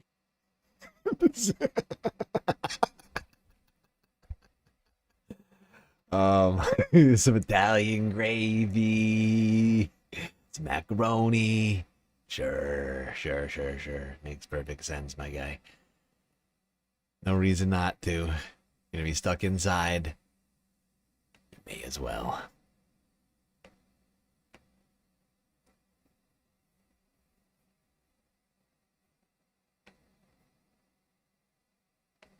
You found Wake Up Weather on ABC7 and why. This is also your weather discussion for Weather or Not. And boy, do we have a lot to discuss as we get into a major storm. The last time that we had a storm in New York City that was over 6 inches of snow, you have to go back 5 years ago. If you want over a foot of snow, you can go back 6 years ago. It's been a while. 6 inches, very likely a foot is on the table in New York City, but there are so many other elements to this as well. So first thing is laying the foundation of the dangerous cold, which is coming to us from the Great Lakes and, of course, directly from the Arctic. The temperatures in the Great Lakes today are sub-zero with wind chills that are 30 to 50 below in some cases. So that's the type of air mass that's coming our way. And the reason that we have a cold weather advisory from later tonight all the way into Saturday morning. And there'll probably be additional cold weather advisories over the next week. We're looking at sub-zero wind chills and frostbite that can occur within 20 or 30 minutes. Okay, and then the major winter storm. And this is Sunday into early Monday. The brunt of this is happening during the day on Sunday. From about mid-morning to mid or late afternoon is. Well, I'm going to skip ahead to the. I think this is the one with the Zoran clip in it. I think it's at the end of the. Wait, where did they go to Zoran? You fuckers. You guys are Zoran right now. Zoran. I keep thinking I'm being tricked by ABC7. God damn it. At 2, ABC7. At 2.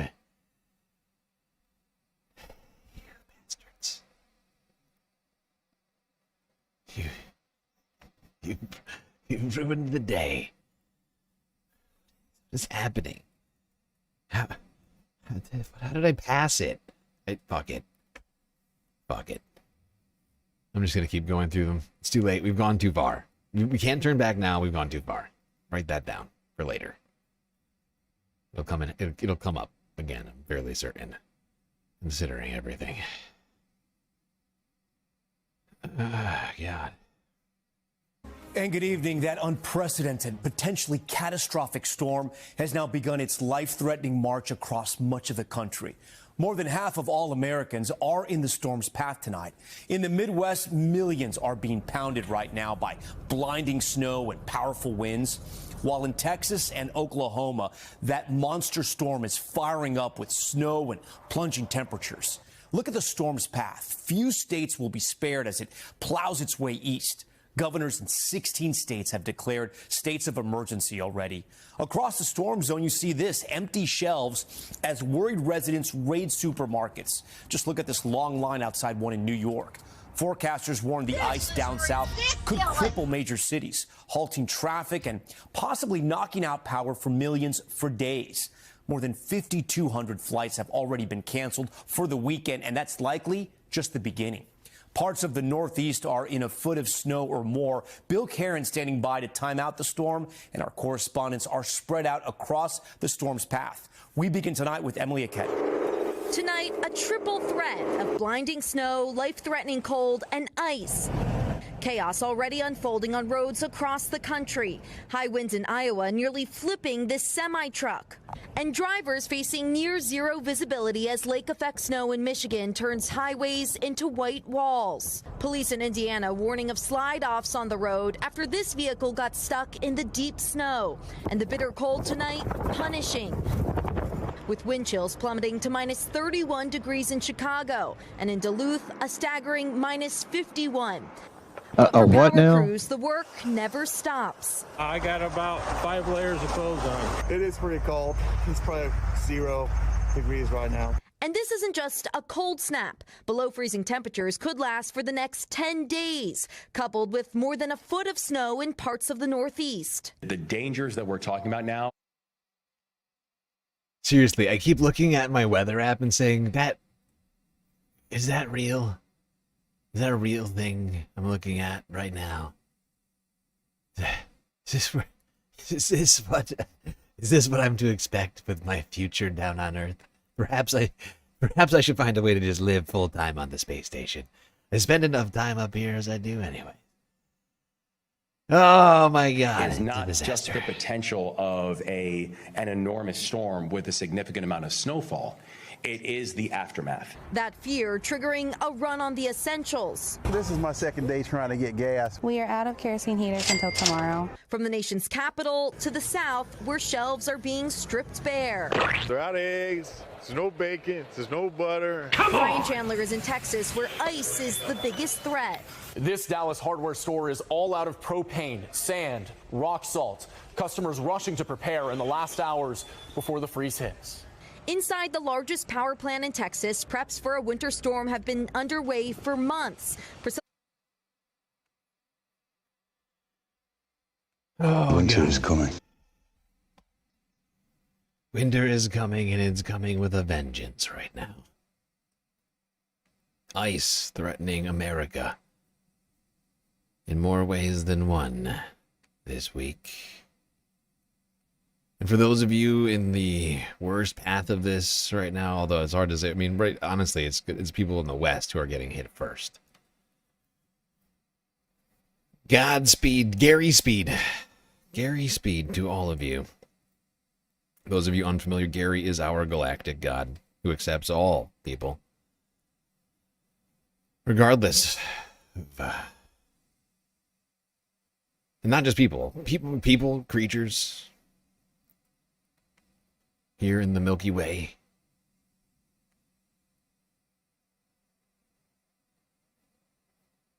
Ted Cruz booking his vacation for months to Cancun.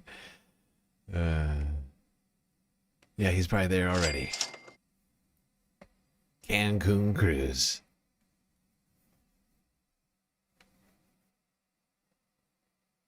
I can't remember what was it that he said in the wake of that. Ah, fuck it. All right. Now, thousands of flights have been canceled this weekend. I think it's over 10,000 now. I don't know the exact number, but it's humongous. Just suffice to say, a shitload of flights have been canceled. Who knows how many traffic accidents and other sorts of things have occurred. Oh my God. Seriously though, real quick, before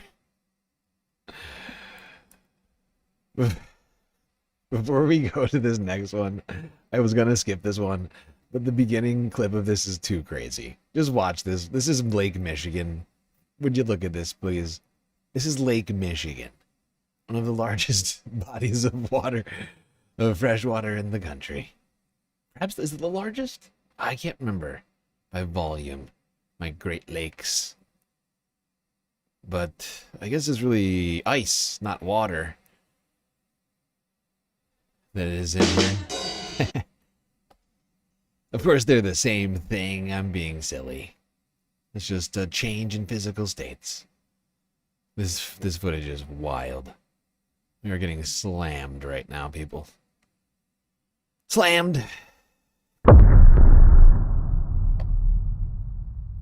That was loud. I'm sorry for everyone's ears. How rude! It's very rude. I made a huge, tiny mistake. Okay, now I'm going to skip ahead to the live stream of the current trajectory of the storm. If this is still live, hopefully it is. Fingers crossed.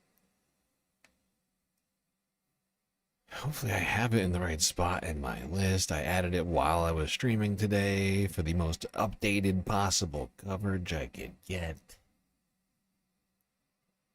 Something I do try. Wait, I can't go to it.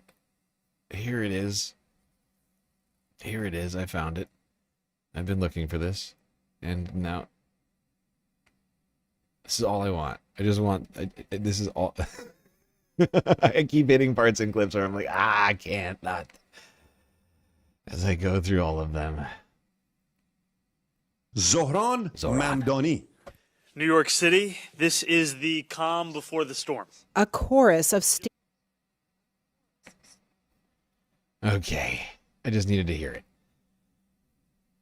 That gives me what I needed to get through the stream.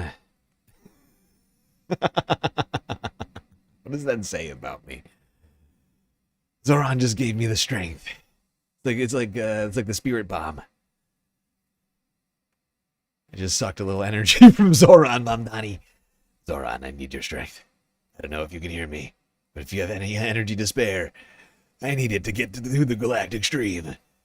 That's the worst. That wasn't a Goku. That really wasn't a Goku impression. That was just sort of a generic anime impression. I wasn't even trying for. I could probably do a halfway decent Goku impression. Although I could do Vegeta better, I think. Although I've never listened back to my impressions of them. I'm not doing that right now.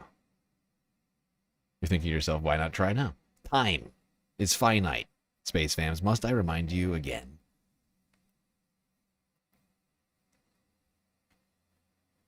It's like you have no concept of it.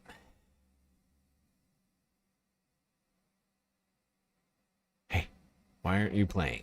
Oh, it's because it's trying to load this freaking chat, which is going bonkers over here. Stop that.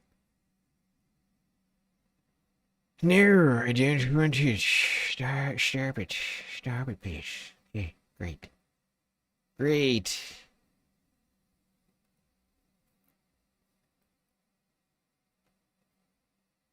Okay, live. Click live.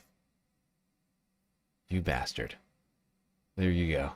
Live picture engaged in 3, 2, 1, go. There it is. Live. This is 3:50 a.m. the 25th of January, so it's behind the time right now by 25 minutes. I assume that's Eastern Standard Time, but it's just delayed for some reason. It's probably just updating a picture, but look at the size of this puppy. This is a beast. It's more than half the country. Look at it. Look at this. And look, it's just getting fed. Like they were saying, it's just getting fed from over here and over here. Oh, in the South Pacific. All this warm, moist air is coming up. Okie dokie. Now, of course, we talk about something pretty frequently around here. Probably more than most streams on the entire interwebs, perhaps. Something called the Atlantic Meridional Overturning Current. Winter is coming. It is the thing. It is the geological. No, it's not really geological. It's the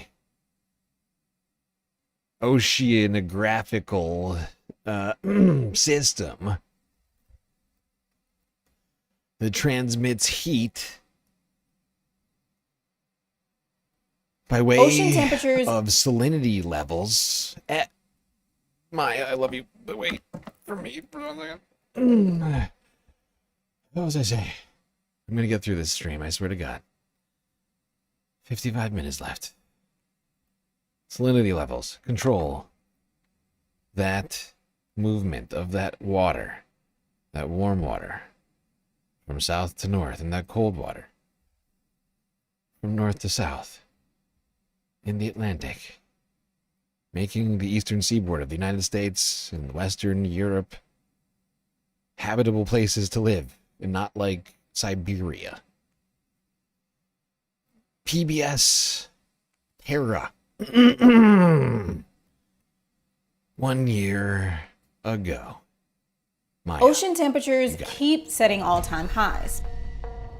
But in the North Atlantic lies one very mysterious, very creepy exception. It's called the cold blob, or the warming hole. And according to climate models, it shouldn't exist today, which means we're missing something. So one researcher got to wondering, did the cold blob exist the last time the planet was this warm? And if so, what happened after it appeared? Our study is actually probably provides hints regarding our very near future. Mohammed is talking about Earth's most important heat transfer system, the AMOC, an enormous ocean circulation that redistributes heat from the tropics and southern hemisphere into the northern latitudes. And this global heat transfer is responsible for regulating weather that we rely on to function as a society, especially temperature and rainfall patterns. And the appearance of the cold blob could mean that this vital Earth system is on the brink of collapse. But it might not be so simple. It turns out that there's a hot debate in the scientific community about the AMOC. And in this episode, we're going to get to the bottom of it. Because although there is debate, what most scientists agree on is that an AMOC collapse will change our world dramatically. Once the climate warms enough, we could hit a tipping point where very suddenly and very catastrophically, this AMOC current could collapse.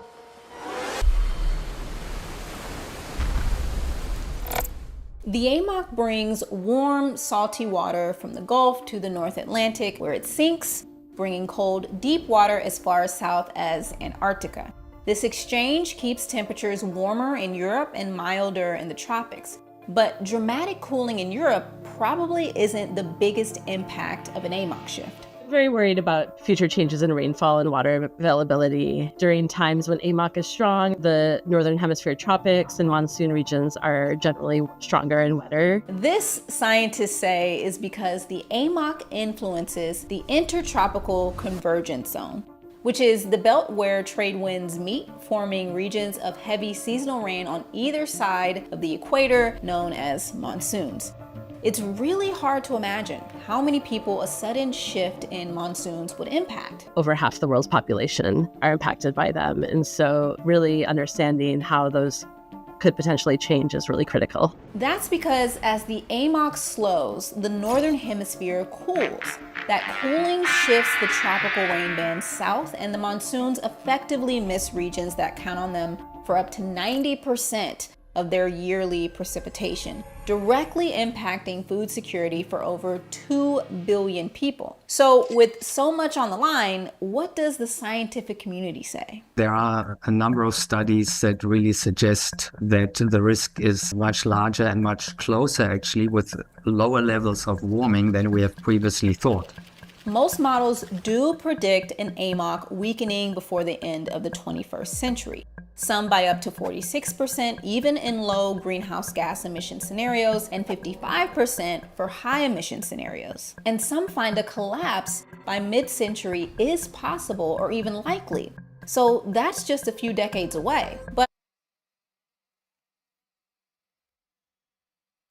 yeah, honestly, scientists, we've talked here on this stream about some discoveries, of one in particular that suggests that it's possible that the current models, the climate models that we've been running on for a very long time, have not been accounting for necessarily some of the feedback loops that the Earth has been exhibiting lately. We're not going to get into that today because of time, but I know the well-versed galactic viewers know exactly what the fuck I'm talking about, and it's not good. Okay. I am going to skip way ahead.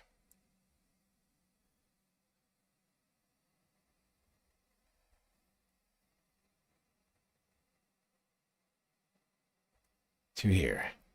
Monday.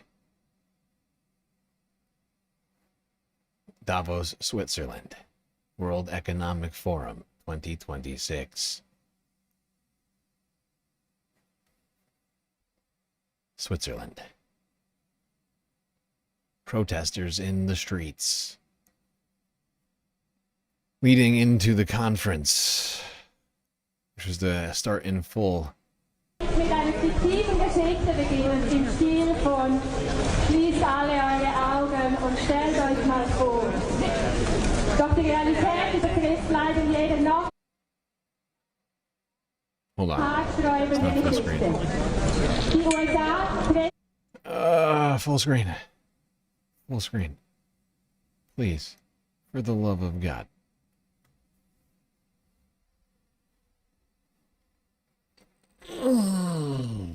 Dude.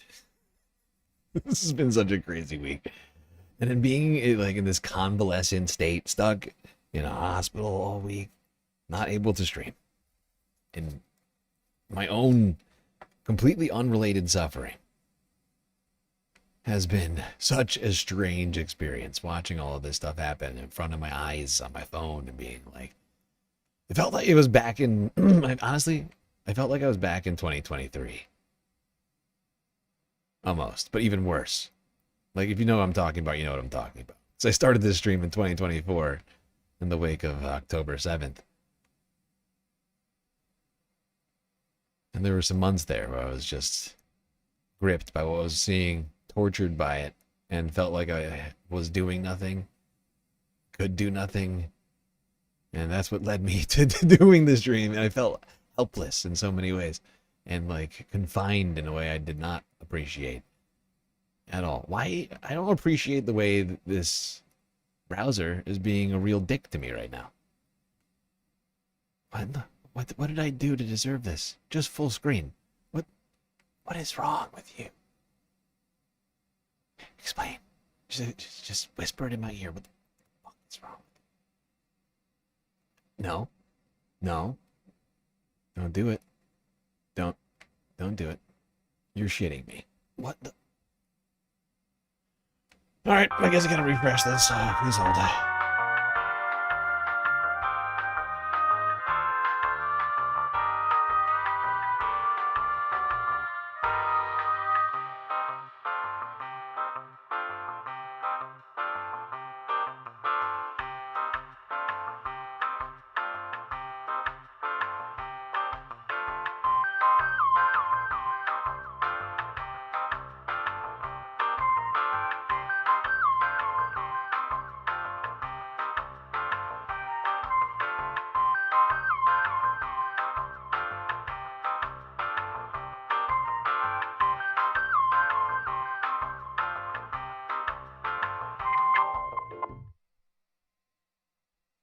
Okay, I fixed it. Entführen nicht genehme Präsidenten in Nacht- und Nebelaktionen. Nationen bangen um ihre Souveränität. Gaza wird seit 2 Jahren durch Erdboden gleichgemacht. Jegliche Infrastruktur, die ein Überleben sichern könnte, wurde zerbombt. Kein Stein steht mehr auf dem anderen.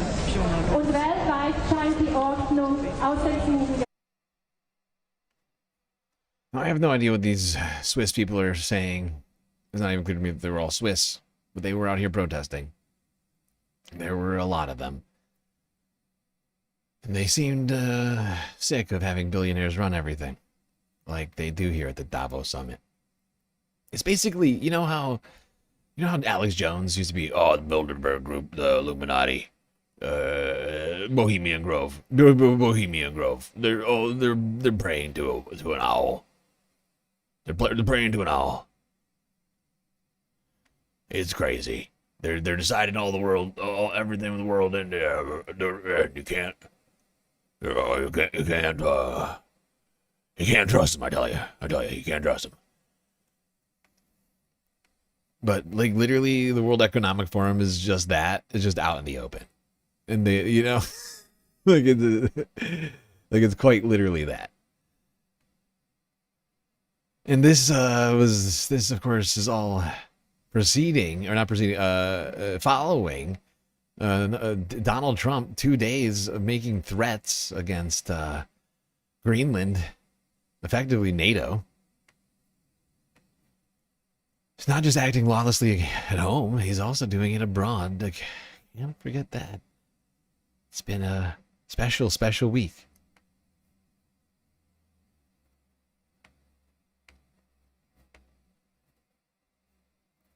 There's been condemnation of President Donald Trump's announcement that he will hit the UK and other European countries with increased trade tariffs unless the US is allowed to buy Greenland, which is a semi-autonomous Danish territory. The president said a 10% levy would come into effect on the 1st of February. Sir Keir Starmer said threatening tariffs on NATO allies was completely wrong. The EU is to hold an emergency meeting today. Our North America correspondent David Willis reports. In Greenland, hundreds took to the streets in defiance of Donald Trump's desire to take control of the island. An estimated 85% of Greenland's population rejects becoming part of the United States. We are not interested in being Americans. The president believes the island is crucial to America's national security interests and that only the US can protect Greenland against invasion by China or Russia. Having talked of buying or seizing it, he's now turning his attention to those who stand opposed to America's annexation, namely its allies in Europe.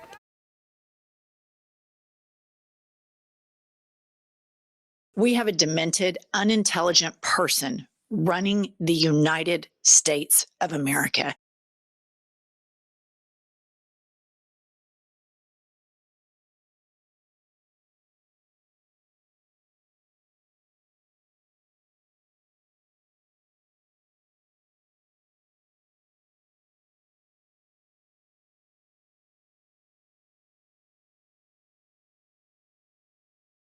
An extraordinary new development in President Trump's push to take over Greenland as European... Shit. I've foiled by my own petard. Muted again. I know. People are about to come at me for being muted in 2 seconds. 3, 2, 1. Yep, there it is. Shade Dragon first. I was saying, there's your president, everybody. America. You voted him into office. 80 million of you. That's right. Looking at you, Trump voters. You put this man here into office. This deranged fucking lunatic. Okay? You did it. How are you feeling about that? Is this good for you? This lawless Extraordinary cretin? new development in President Trump's push to take over Greenland as European leaders meet to discuss an emergency response to his new tariff threat. The president sent a letter to Norway's prime minister, according to a diplomat who's seen the note. He wrote in part, quote, "Dear Jonas, considering your country decided not to give me the Nobel Peace Prize for having stopped 8 wars plus, I no longer feel an obligation to think purely of peace, although it will always be predominant, but can now think about what is good and proper for the United States of America." CNN's Melissa Bell joins us live from Paris this morning. The Prime Minister of Norway now saying, yeah, that's the letter I got from President Trump talking about the Nobel Peace Prize. It's a pretty remarkable development. Yeah, it's a remarkable letter. A completely, stupefyingly, it makes you dumber thinking about it. I feel dumber every time I have to listen to Donald Trump. Sometimes I feel you know how I do the Donald Trump impression all the time. Honestly,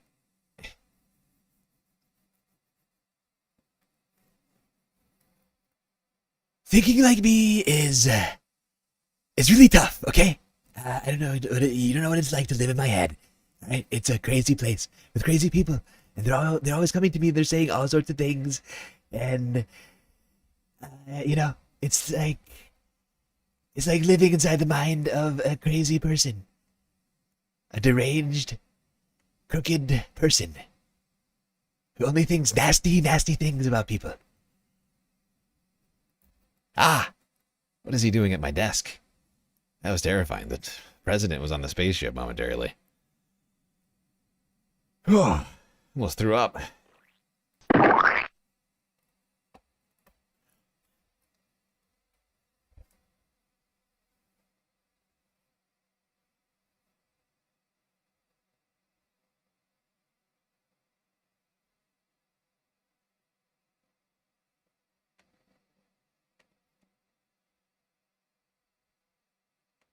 I need a new chair. I think I need a new chair. It stinks in here. Okay. God damn. It's been a long stream, Space Fams. Many of you have been here through the whole thing. God, I need hydration. I am...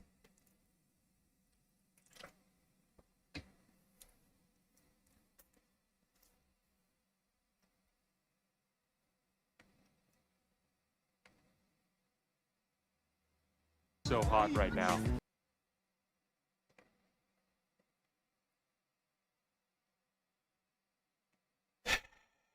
I've lost my place over here. Let's go see here. Let's go to Canadian Prime Minister Mark Carney.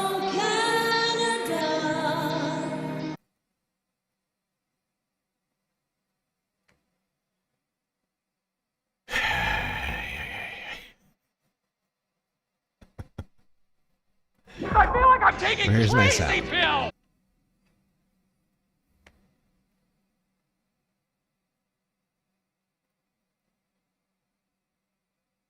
I'm glad we have each other, Space Vams. I think that to myself many days. When I was in the hospital, for instance, I thought to myself, I'm really glad I have the Space Vams. You're all so supportive through my illness. I really appreciate that. Both on Discord. Oh, and also, I just realized I'm updating the goal right now. But actually...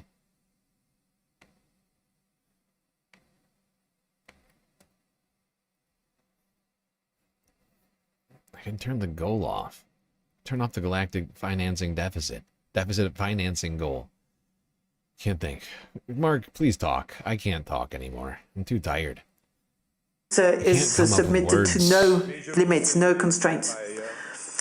On the other hand, I would like to tell you that the other countries, especially intermediate powers like Canada, are not. I would like to point something out to you all about this speech. Are you noticing anything? There is an interpreter speaking right now. And I made fun of Mark Carney for his French at one point during the election, at more than one point, I think. But here he is addressing the World Economic Forum in French, which I think says a lot, and not about his ability to speak French. It says something about that too, undoubtedly. But what this says is that Mark Carney is, this is a specific, in my opinion, this is a specific message. Because Mark Carney's most familiar language is English. And he's in the World Economic Forum. He could have just done an English and gotten away with it, probably. Especially at this time. But he did part of his speech in French.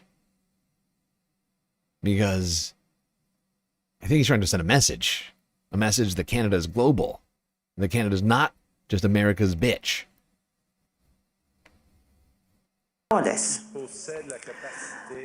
They have the capacity to build a new order that encompasses our values, such as respect for human rights, sustainable development, solidarity, sovereignty, and territorial integrity of the various states. The power of the less power starts with honesty.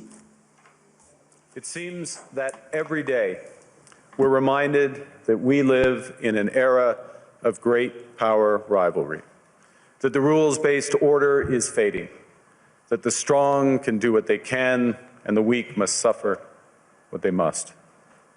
And this aphorism of Thucydides is presented as inevitable, as the natural logic of international relations reasserting itself.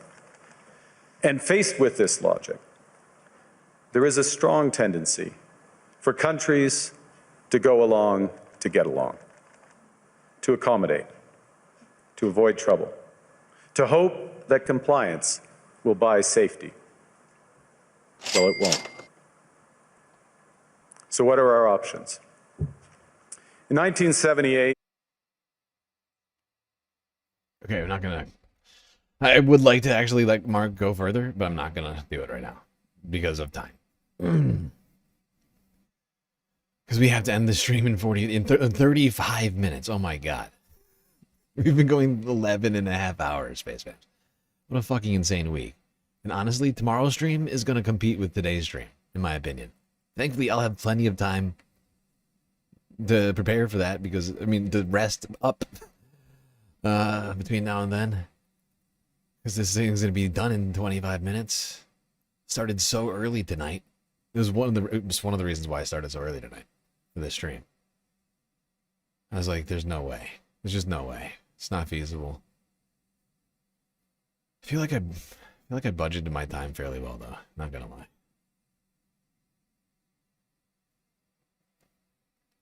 Oh, still gonna have so much to talk about.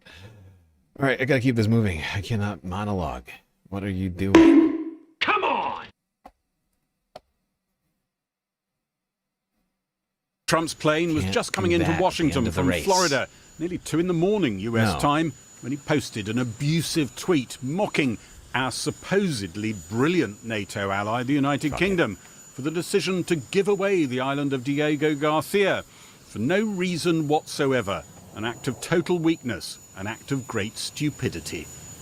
He said it was proof Europeans couldn't be trusted with the security of Greenland, and was quickly on the tail of 2 earlier posts, with mocked-up pictures of European leaders being lectured by him about an expanded US, and this image of him planting. This is disgusting. This man is fucking deranged. We have a demented, unintelligent person running the United States of America.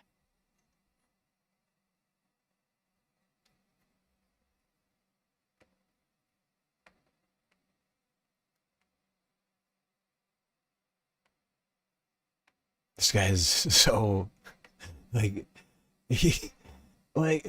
honestly, Donald Trump puts Napoleon to shame. And Hitler. I mean, like, some of the, like, the utterly deranged things that this man is doing.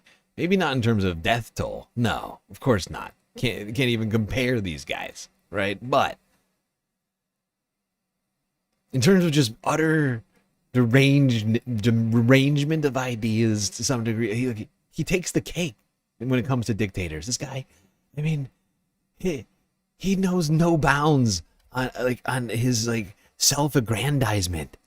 It's incredible. He is an endless well of narcissism. He is a bottomless pit, a despair-filled bottomless pit filled with orange Cheeto mush.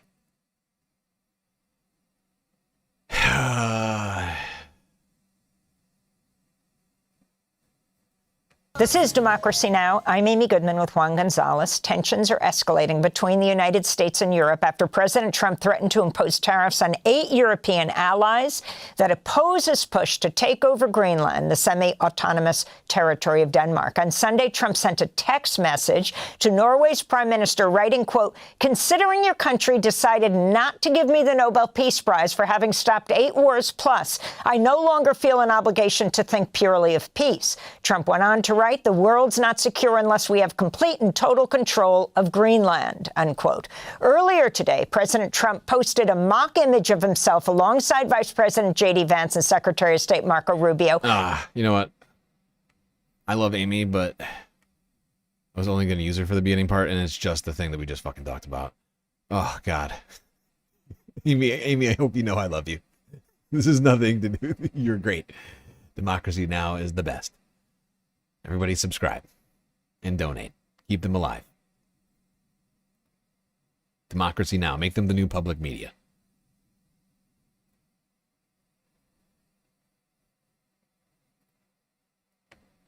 Give back funding to NPR and PBS. And take ICE's budget and give it to Democracy Now! Let them distribute the funds. They'll do it in a much more efficient and effective manner.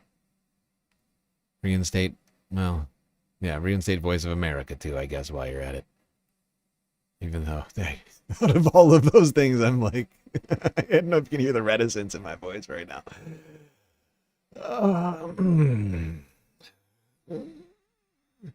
Keep this moving. Let's go here to British Prime Minister Keir Starmer. Mr. Starmer. Associated Press. I will not yield. Britain will not yield on our principles and values about the future of Greenland under threats of tariffs. As we engage constructively, I have made my position clear on our principles and values. The first of those is that the future of Greenland is for the people of Greenland and the Kingdom of Denmark alone. The second is that threats of tariffs to pressurise allies are completely wrong. Yeah. Mr. Speaker, we will continue to engage constructively. I've had many international calls in recent days, and the Prime Minister of Denmark is coming to the United Kingdom tomorrow for bilateral talks. But I do want to be clear with the House. I will not yield. Britain will not yield on our principles.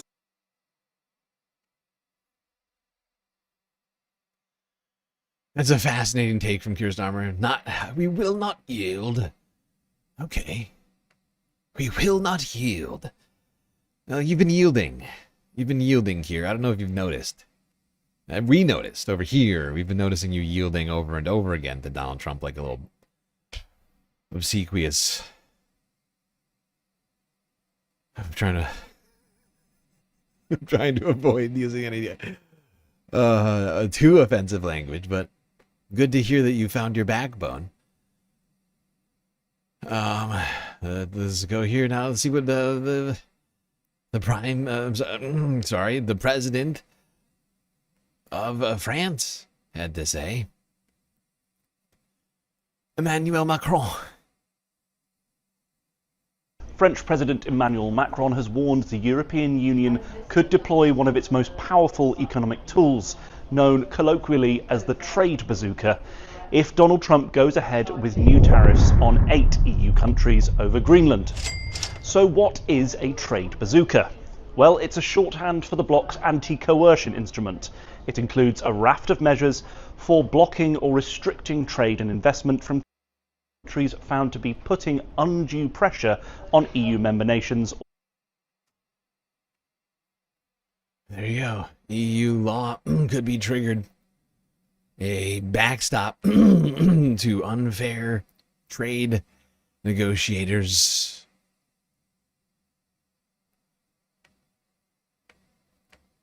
Trade war. I said it. I said, what, how many times have I said it now, Space Fams? What do you think? I know a lot of you listen to this stream pretty regularly. How many times have I said that Liberation Day could come and may very well come? And it would be perhaps short-sighted to think that it wasn't, in fact, immediately, if not sooner. Because I feel like it's been a bunch of times. Like, and maybe I'm just imagining all of the times that I can thinking of right now in my head.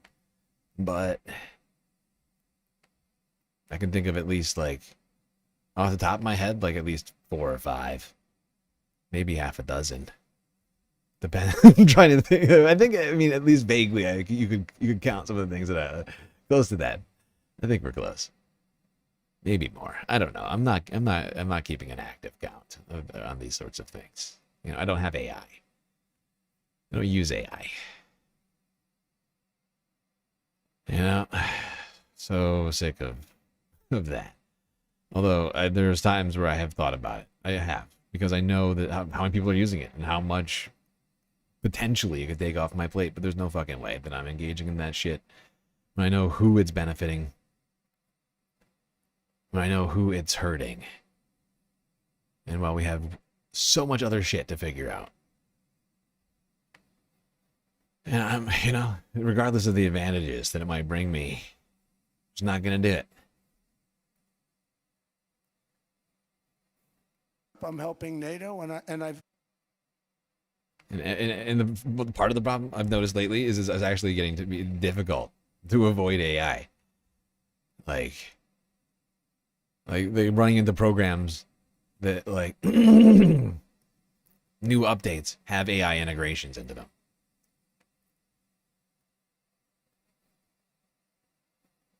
So, like, if I want to continue using the same app that I've been using for however long, and have it continue to, you know, be compatible and all these other, it's like full on AI and shitification right now. Okay, I'm getting sidetracked. It's like totally tangenting over here. Just blathering away. Lost my place, that's why. Okay, let's go to some of Donald Trump's deranged speech. Here in Davos, just a couple of quick clips. Donald Trump has been talking a hell of a lot about Greenland, wanting Greenland, needing Greenland, having Greenland, invading Greenland. Just doing all sorts of things to Greenland. Being real creepy about it. Don't be creepy. You know?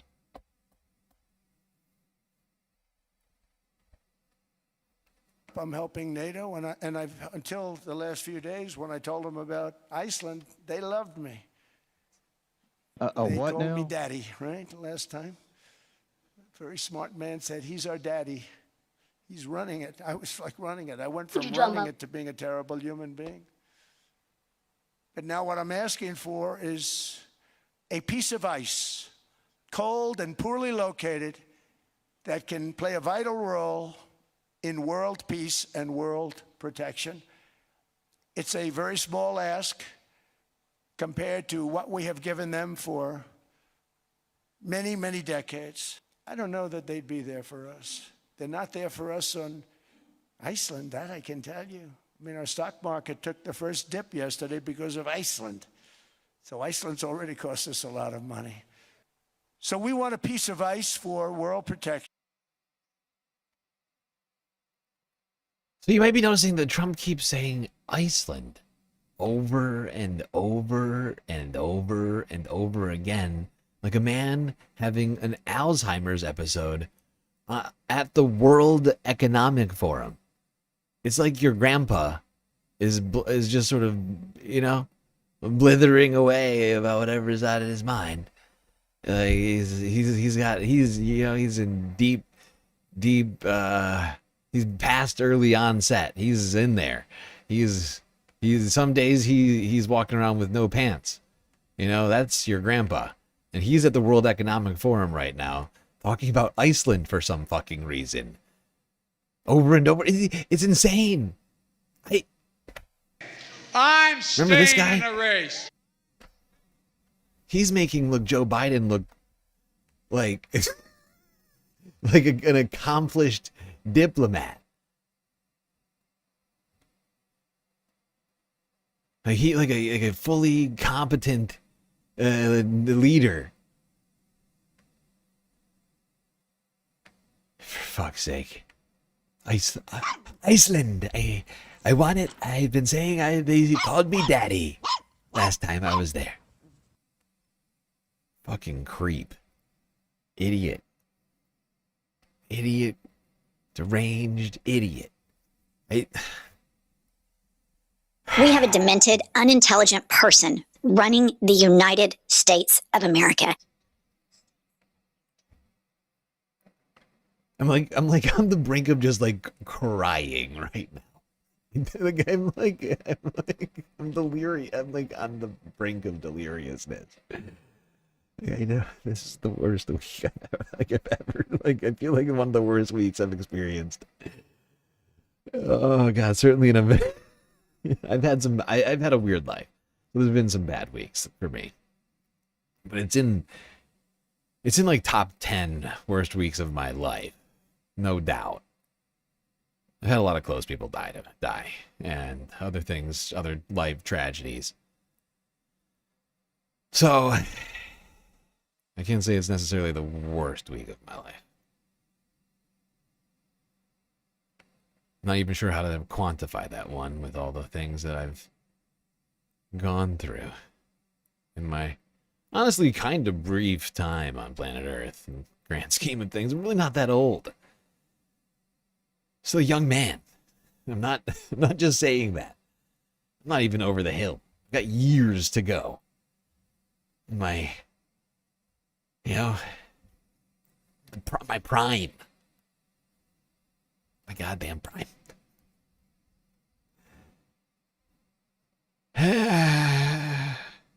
What is happening? Let's go here. Associated Press. Right, this is, might as well. Right, actually, you know what, chat? I'm going right to here. I'm skipping ahead to this. These guys are arsonists, okay? The Republicans who are supporting this, and of course the Trump administration, every single one of them are arsonists. They don't give a fuck. Honestly, they don't give a fuck about anybody or anything. If they don't start speaking up about this stuff right now, nobody should ever vote for them ever again. I mean, I've been saying that for a long, long time. I'm saying this to Republicans right now. I feel like we've been speaking to Democrats only, or at least leftists. We've had a lot of people in these chats who are very much leftists of third-party affiliation and or desires, not so much blue blood Democrat types. Although there's certainly some of those too. But the fact is that I feel like lately we've had a lot more right-wingers watching. Ever since we came back to YouTube. 3 months hiatus, whatever, I don't know. But if you ever vote for a Republican again after this, and these guys don't move to action in the next 24 hours, I'm gonna give you 24 hours right now for you. Honestly, though, really, if I'm being honest, that's too generous. That's probably too generous. But although that's complicated, I'm gonna point this out to everybody listening, and this is actually more directed to white chatters, but not exclusively. The fact is, is that Democrats and Republicans have there's a lot of atrocities that have happened in this country under both parties. And different minority groups in this country have been told to say that's in the past, and have in fact done that. And I don't know how to put this. This is like and this is not a good time to delve into this because I have so little time, because I actually have a lot to say on this.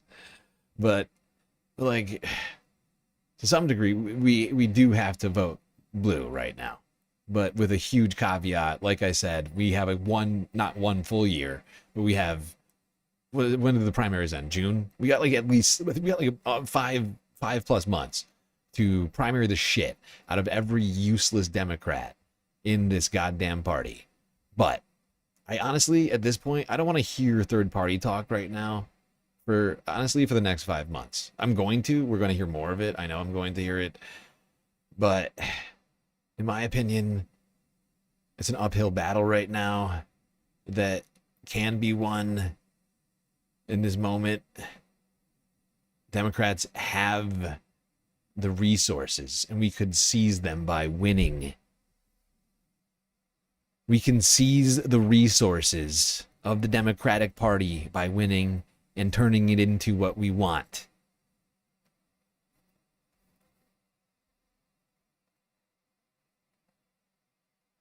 All right, let's quickly talk about this. The Board of Peace. What you talking about?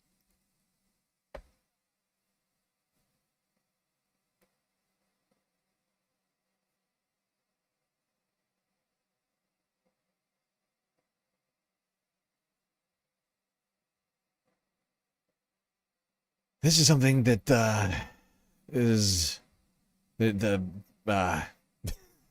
came up at Davos, Switzerland, something that I had never heard of before until this. Something I think Donald Trump just sort of must have come up with on the plane ride over or something. I don't know. This is maybe one of the most unhinged plans, considering the people that are being lined up for this thing.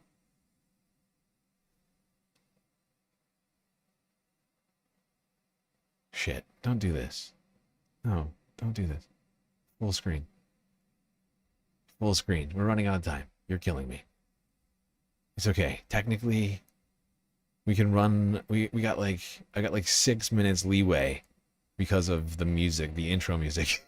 I'm like counting down the intro music now, like it's overtime in a soccer game.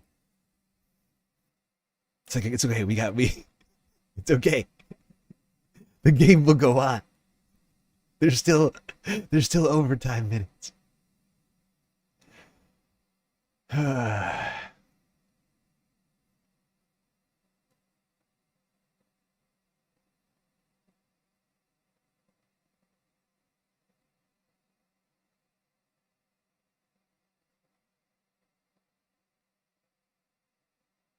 All right.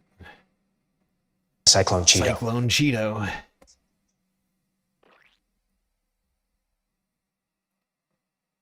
Cyclone Cheeto.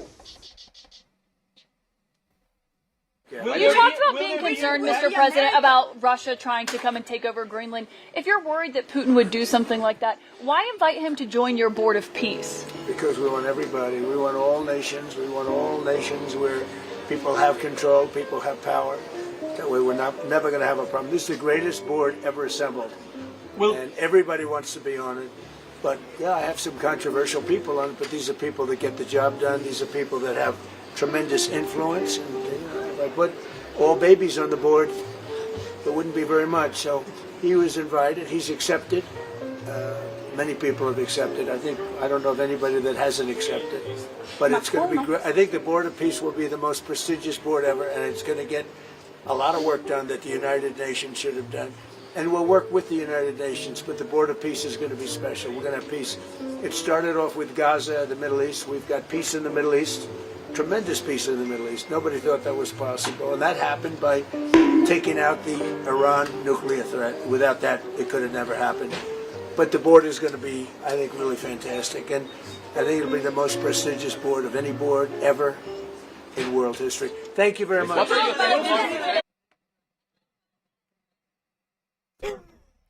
Honestly, oh my God,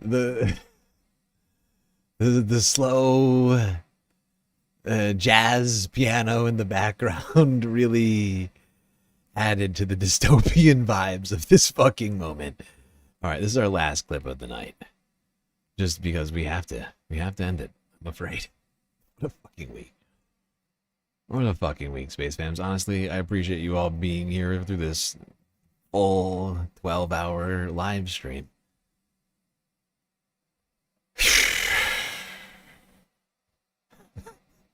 This is a ridiculous time to be alive. Just know this, though, Space Fams. At least you're a part of history. You're living it. Yay. Yay. We did it. We did it. Oh, God. Boy, oh boy. The Board of Peace. What will it be like? I wonder.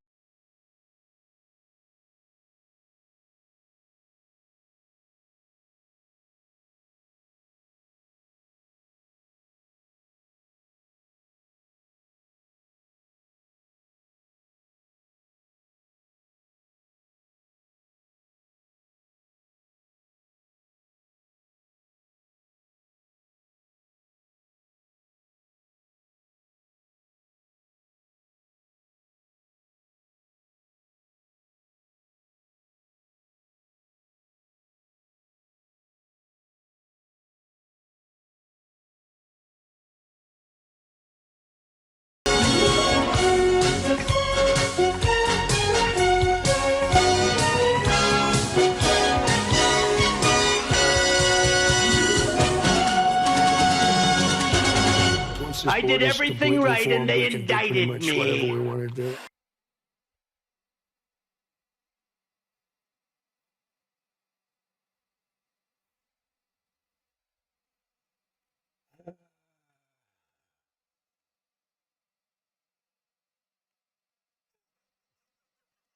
But you wrote a piece a couple of days ago.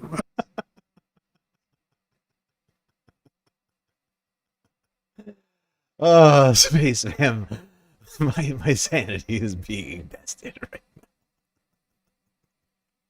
now. What is this world we're living in? I don't understand.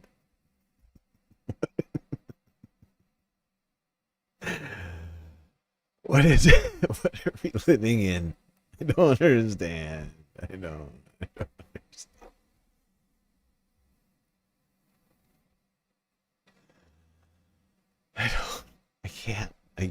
I can't reason with it.